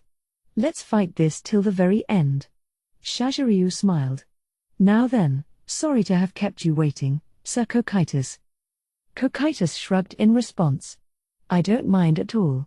I'm not so boorish that I'd interrupt a farewell between brothers. Are you red? No, excuse me. You've been ready from the beginning, haven't you? As Zarasu and Shaziryu took a solid step forward, Cocytus brandished Imperial Sword Zonshin and spoke. Let's have your names. Shaziryu Shasha. Zarasu Shasha. I'll make a note of you as warriors. And allow me to apologize. Normally I hold a weapon in each of my arms, but, and I don't say this with disdain, but, you just aren't strong enough for me to draw them all. Isn't that just too bad? Indeed. Let's do this. The 2 lizardmen dashed at Cocytus. The splashing echoed across the marsh. Cocytus cocked his head slightly at their staggered timing. They wouldn't both enter the range of his sword at the same time. Shaziryu would arrive first. They must have a plan, he thought, and waited for them with a vague sense of excitement. The first one to enter his range would be Shaziryu. Cocytus watched to see what he would do. Right at the very edge of where Cocytus's blade would reach, Shaziryu stopped and, Earthbind, cast a spell. Countless chains of mud reached out toward Cocytus. At the same time, Zarasu ran for all he was worth. He hid frost pain behind his back so his range couldn't be guessed. Shaziryu's comment about being out of magic had been nothing more than a bluff to trick Cocytus. If he fell for it, he might get caught in the chains and stabbed by the one running up from behind. No matter how hard his exoskeleton is, the tip of my sword should penetrate if I put all my strength into it. With that sentiment fueling his charge, the attack of a man who had abandoned defense would be quite powerful. You must have a lot of confidence in that sword. Cocytus understood that sentiment well. He, too, felt strongly about all his weapons. Among them, he had particularly strong feelings for the sword he'd drawn this time, a weapon used by his creator. He was showing them the utmost respect by facing them with Imperial Sword Zonshin, even if it resulted in an even more overwhelming power disparity. But they had misunderstood one thing. They were fighting Cocytus, guardian of the 5th level of the Great Tomb of Nazarick. Your level is too inferior for your spells to get past my defenses. Just before the mud chains touched Cocytus, they were repelled and fell back into the marsh as plain mud. At that low level, they couldn't penetrate Cocytus's magic defenses. Icy burst. Along with the shout from the rear, white frost swirled around Cocytus, enveloping the area. A pointless effort. Cocytus, with his perfect resistance to chill, took the freezing assault as a gentle breeze and waited for Zarasu or Shaziryu to spring into his range. About a breath later, the chance he'd been waiting for appeared. But he hesitated for just a moment. Will cutting off his head be enough to stop him? Zarasu had abandoned all defense, so Cocytus didn't think so. The sight of the headless body charging on appeared in his mind. So slice off his arm first, and then cut off his head? No, that's uncivilized. I'll just slay him with one blow. Zarasu's full-speed sprint, with no thought for defense, was hopelessly slow from Cocytus's point of view. In the white haze, the black figure of Zarasu came dimly into view. Cocytus reached out and deftly grabbed Frostpane's blade, just like before. Was the reason he didn't feel any chill in his fingers because Zarasu had belatedly realized it didn't work on him? Doubt ran through his mind at how easy it had been to stop the charge, despite the speed, but only for a second. He didn't need to think too hard, because one swing of Imperial Sword Zonshin would end this. Then there would be only one left. So it was a charge with no plan. Cocytus went to cut Zarasu down, a bit disappointed, when he changed his mind. Aha! Ruah! Through the cold hovering in the area, along with the roar, a great sword came down. Shajiryu's strike had enough momentum to whip up a wind to blow away the chill. Earthbind, Zarasu's charge, and Icy Burst had all been feints. Stabs from Frostpane were worth being on guard against, but Shajiryu's overhead swing would probably deal more damage. Cocytus had no doubt that that was their main attack. However, if you want to sneak attack, you have to do it quietly. With the splash of their footfalls plainly audible, it couldn't possibly be a sneak attack. Was there even any point in taking chill damage to attempt that? Cocytus wondered. Or are they just flailing? But it was true that they'd entered his range. As long as I'm holding his only weapon, Zarasu is no enemy. All that changes is the order in which I'll kill them, thought Cocytus, and he swung his sword. One blow. He sliced Shaziryu, great sword and all, right in half. Before his corpse even hit the marsh, he'd brought his katana back around to cut down Zarasu and... Just then, Cocytus's fingers slipped on Zarasu's blade. Taken aback, he checked them. Why is the sword pushing toward me? In the midst of the white frost, he saw something red on both his fingers and the blade. He instantaneously figured out what had caused the slip. Blood? That was confusing. He wondered when it had gotten there, and understood when he saw Zarasu's face through the frost. He hadn't been painting a pattern when he'd smeared the blood on his face. He'd gathered the blood to slather it on the blade of his sword. Icy Burst hadn't been to deal damage to Cocytus or to conceal Shaziryu but to hide the fact that the blade had blood on it. That was why Zarasu had held the sword behind his back as well. When Cocytus had stopped Zarasu's attack before, he'd grabbed the blade of his sword. Zarasu had remembered that and made this move on the off chance Cocytus would do the same thing again. Then an electric shock zapped through Cocytus's brain. That time. When I thought he was rushing at me awfully slowly. Aha! To think he bloodied the blade for an ingenious plan to make it slip and run me through, which wouldn't work more than once. In order to create a definite chance, he held back to make me think it would be easy to grab the sword. The blade slipped closer and closer to his light blue body. Not even Cocytus could withstand Zarasu pushing for all he was worth with his full body weight, not when he was using only 2 fingers now, slipping on the blood. If he'd grabbed it at more of a distance, he might have had more options, but at this close range, he did not. Cocytus was so moved he shivered. Even leaving everything to chance, this attack had won all its various bets. More than anything, though, if Shaziryu hadn't been around, this situation couldn't have occurred. Shaziryu probably hadn't understood what Zarasu was trying to do, but he had believed in him as his older brother and sacrificed his life. He'd made that pointless sneak attack and war cry to draw attention from his little brother for even just a moment. Just one moment. Literally the time it took to blink. As Frostpain approached with Zarasus all behind it, Cocytus clacked his lower jaws together. Wonderful. Then the sword stabbed at Cocytus, and glanced off without leaving so much as a scratch on his sparkling cerulean body. It was the inevitable outcome born of the unbridgeable gap in ability between the lizard man and an elite NPC of the Great Tomb of Nazarick. Sorry, I have a skill that makes me temporarily immune to all weak magic weapons. As long as IT's activated, your attacks are meaningless. Personally, Cocytus would have gladly sustained an injury out of respect for the warrior who made such a splendid attack, but as a guardian, there was no way he could do that with a supreme being watching. Cocytus intentionally took a single step back. It caused mud to spatter and soil his beautiful blue body. A one-step retreat. It didn't mean anything. Nothing happened because of it. Zarasu was definitely going to die, and Cocytus's victory was absolute. But it was a token of praise from the absolutely strong, Cocytus, to the helplessly weak, Zarasu.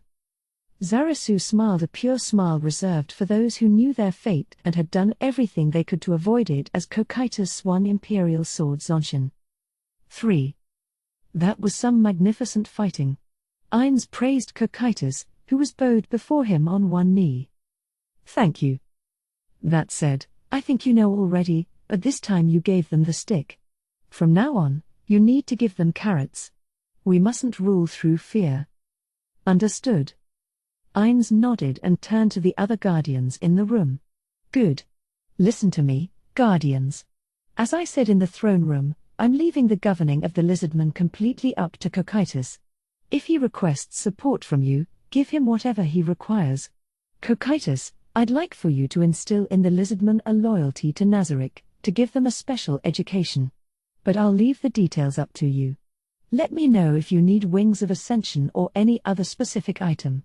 I could lend you a power suit or something for a time as well. In Yggdrasil, it was possible for players to change their race mid-game, but not whenever they wanted. There were various requirements that had to be met first, and it was impossible to change back afterward. One of the requirements was an item. For example, to change into an Elder Lich, one needed a Book of the Dead. To change into an imp, one needed a Seed of Corruption.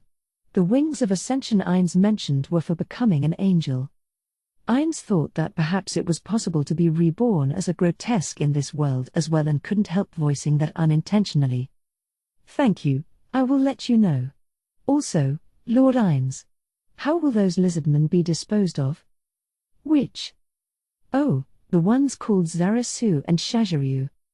The ones who lasted till the end, huh? Their corpses should still be in the marsh, but what about it? Oh.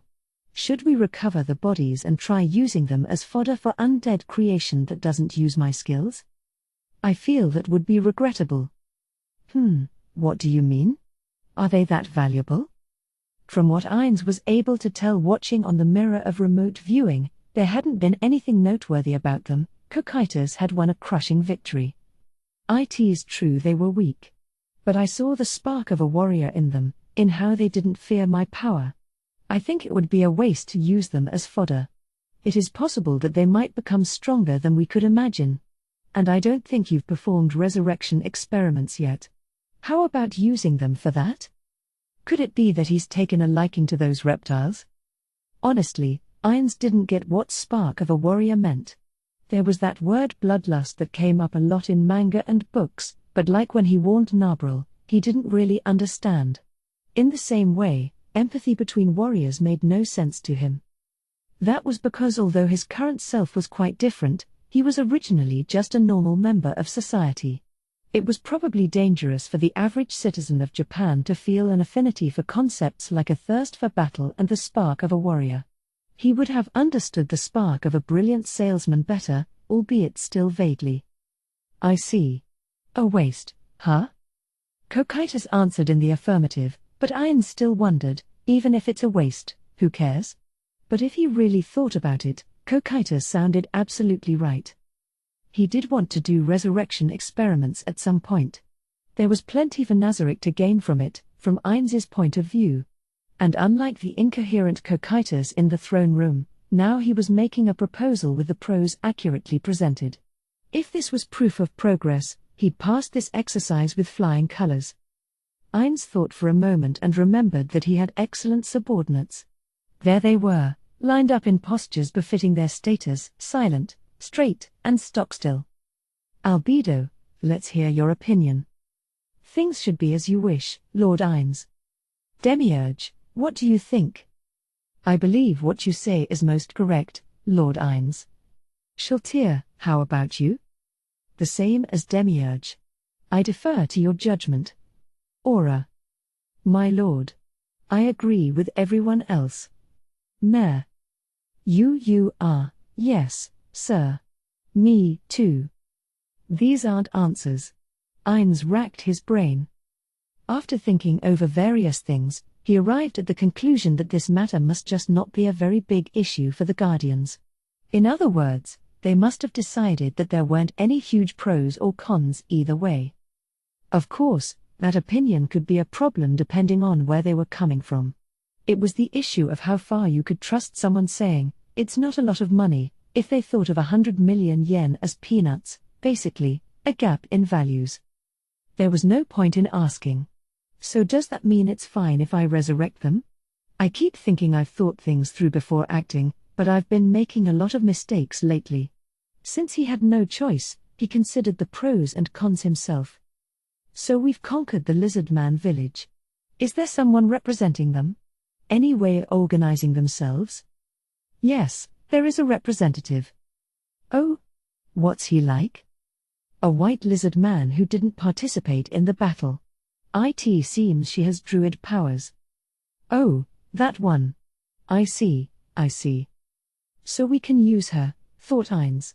She'll make a good spy.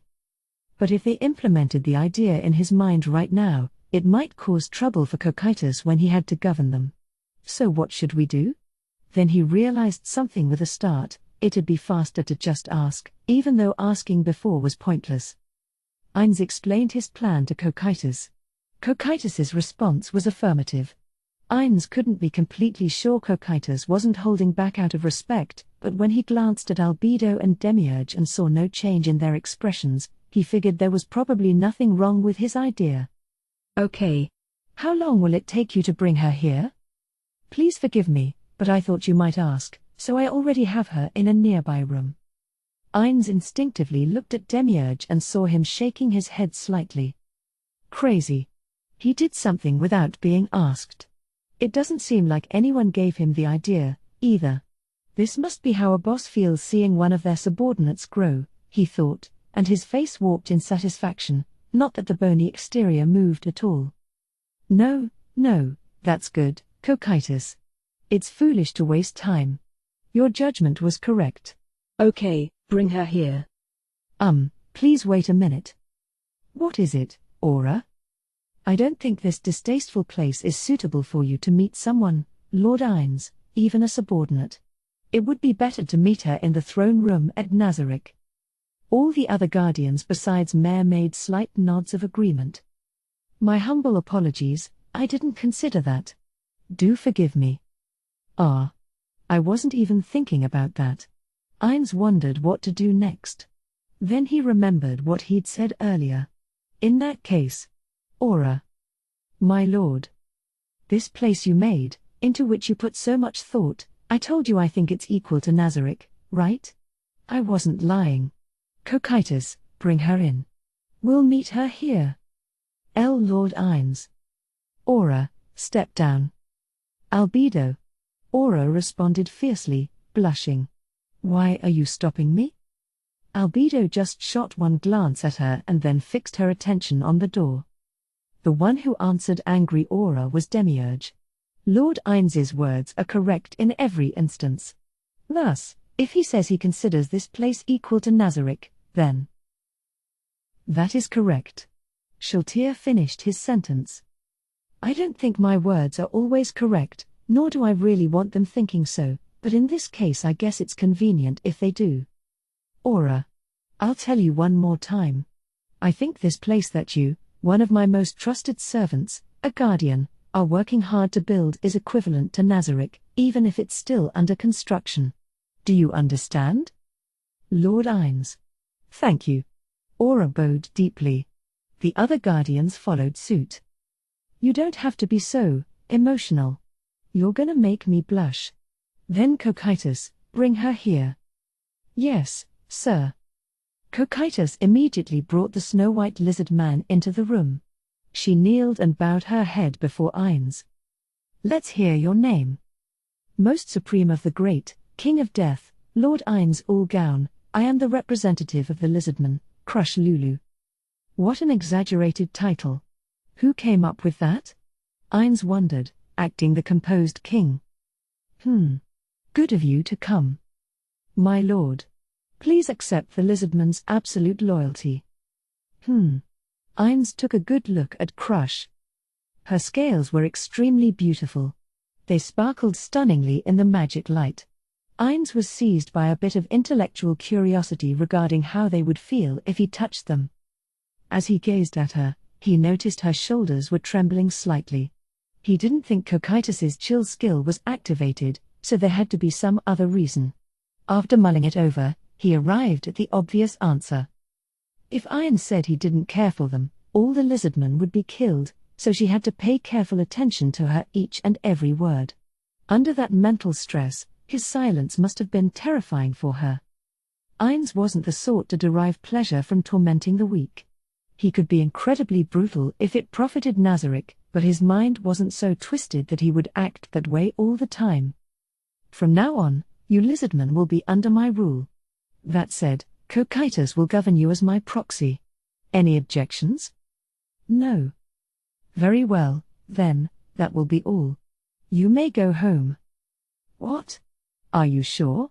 Crush exclaimed with her head still bowed. It was an appropriately stunned response considering what unreasonable, impossible demands she had expected him to make. For now. Crush Lulu, you lizardmen are heading into a period of prosperity. Future lizardmen will surely be grateful to be under my rule. No, you've shown us such mercy despite our hostility toward your greatness, Lord Gaun. We are already grateful. Ines slowly stood up from his throne. Then he went next to Crush, bent down, and put an arm around her shoulder. Crush flinched, and her trembling passed into Ines's arm. There's also something I want to ask especially of you. What might that be?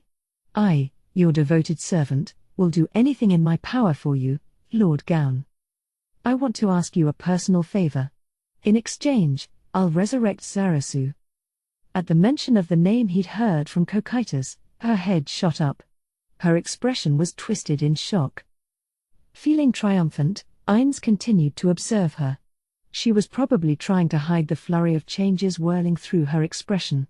He couldn't tell exactly what emotions they were, since the movements were so different from humans, but they probably ran the gamut. You can do that. Yes, I can manipulate even life and death. Death is just another status for me, he responded to her faint query. Like poison or sickness. Of course, I can't do anything about lifespan, but... He had a feeling if he used Wish upon a Star it would work, but he didn't go as far as to say so. Then what do you wish of me as your faithful slave? Perhaps my body? Ines was speechless. No, I don't think that's... He nearly broke character and blurted, I mean, come on, a lizard. But he desperately clung to his persona. He decided to overlook the noise of grinding teeth coming from somewhere nearby. Ahem. No, that's not it. It's simple, I want you to keep an eye out for any lizardman who might betray me. No lizardman would do such a thing, she declared, but Ines sneered at her. I'm not foolish enough to actually believe that.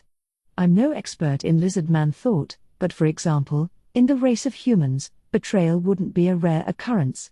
That's why I want someone secretly watching from the inside. From her now blank expression, Ines fretted internally that he'd gone about proposing it in the wrong way. He was already planning on bringing Zarasu back to life, but his plot was to create a debt of gratitude on her side by manipulating her into asking him for it. What will I do if she refuses here? Maybe I shouldn't have been so greedy. Well, no use crying over spilled milk. Right now, there is a miracle right in front of you, but it won't be there forever. If you don't seize this moment, it'll all be over. Crush's face twitched. We're not going to do some creepy ritual. You probably have it in this world, too, right? Resurrection magic, that's what I'll be using. Isn't that a legend? She swallowed her words, and Ainz spoke gently to her, acting his arrogant part. Crush. What is most important to you? I want you to think about that. Her gaze started to waver, and he flashed back to his days as a salesman, envisioning a client who was about to bite. Next he had to get her to understand that this miracle wasn't free. People were wary of free things, but they would often consent if a reasonable price was charged. You're going to secretly observe your lizard man friends from the inside. You may have to make some difficult choices at times. And I'm going to cast a spell on Zarasu when I resurrect him so you don't betray me. If I ever suspect that you have, he'll drop dead instantly. I'm sure this will all be agonizing for you, but won't having Zarasu back be worth that? No spell like that exists, but she doesn't need to know that. He stood up slowly with the attitude that he'd said everything he had to say. Then he spread his arms. Crush watched him with eyes full of anguish. Oh yes, and after I revive Zarasu, I'll tell him that I brought him back to life because I had a use for him. I promise not to bring your name into it. Okay, Crush Lulu, make your choice now. This is your last chance to bring back your beloved Zarasu. What will you do? Will you shake my hand? Or not? Choose. He slowly extended his hand to her. At the same time, he gave a strong warning to the Guardians. Don't do anything even if she refuses. So, what'll it be, Crush Lulu? Epilogue. His entire body felt like it was being gently stroked. Someone's hands were pulling him up from deep underwater. But Zarasu shook them off. He sensed something horrifying beyond those hands that he didn't like. After what could have been an eternity or an instant, he had the feeling a hand was reaching out to him again. He went to brush it away once more but hesitated. He could hear a voice right next to him. The voice of the female he loved. He hesitated. And hesitated. And hesitated. After faltering and wavering in that world of uncertain time, Zarasu finally, albeit reluctantly, took the hand. And all at once he was pulled up, leaping into a white world. The overall weakness was awful. His body felt full of sludge. He was abnormally exhausted.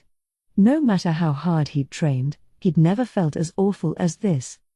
He fought to open his heavy eyelids. Brilliant light poured into his eyes. Lizardman eyes automatically compensated for the amount of light, but they were still dazzled by sudden brightness. He blinked. Zarasu. Someone hugged him tightly. See Crush? He should have never heard her voice again, but there it was. He looked at her hugging him with eyes that had finally adjusted. It really was the female he loved, Crush Lulu. Why? How in the world? Zarasu was assaulted by endless doubts and worries. The last thing he remembered was the moment his own head fell into the marsh. Cocytus had definitely killed him. So why am I alive? Could it be that? Crush, did he kill you, too? He asked, with a numb mouth that didn't move quite right. In response came Crush's puzzled face. Huh? He was slightly relieved to see that expression. She wasn't dead, then. So why am I alive? A hint at the answer came in the form of a voice from somewhere to the side. So he's revived, but he's confused. And it seems like he lost some levels. I guess it's not much different from Yggdrasil. Realizing whose voice it was, Zarasu looked over in surprise. Standing there was the King of Death, Ainz Gaun, the impossibly powerful caster. He was holding a foot-long wand that looked so sacred as to be out of place in his hand. It was an extremely beautiful object, made of what appeared to be a tusk with runes carved in the handle, its tip dipped in gold. Zarasu had no idea, but it was a wand of resurrection, the item that had brought him back to life. Usually only someone who could use priest magic was able to wield priest magic items, but this one was an exception. Zarasu examined his surroundings and confirmed that they were in the same lizardman village from before. The group was in the square, with lots of prostrate lizardmen surrounding them. None of them moved a muscle, their worshipfulness was so strangely intense. What in the world? It was logical to prostrate oneself after being shown that much power, but that wasn't all he felt from the lizardmen here. There was something else, something stronger. Lizardmen had no deities, the targets of their faith were their ancestral spirits, but what he sensed from them now was the worship of a god. Be gone, lizardman. Don't enter the village until someone tells you to. No one objected to the order. On the contrary, they consented without a word. The shuffling and splashing in the marsh as they walked away were all they left as they cleared the square. The display of power must have completely broken their spirit. Of course, it was lizardman custom to bow to the strong. In other words, things had gone according to their opponent's wishes. Aura, are they gone? Yes, they all left. The one who answered was a dark elf girl. It might have been partially because she was standing behind Ainz and Zarasu couldn't see her, but he hadn't even been able to sense her. Her presence was surprisingly slight. Okay. Then allow me to congratulate you on your resurrection, Zarasu Shasha. Resurrection. It took Zarasu a little while to understand what that word meant. When it dawned on him, he was hit with a shiver. Resurrection, so I came back to life? He couldn't speak, only gasp. What's the matter? It's not like lizardmen harbor some hatred for resurrection, right? Or did you forget how to talk? Resurrection. You can bring the dead back to life? That's what I'm saying. Really?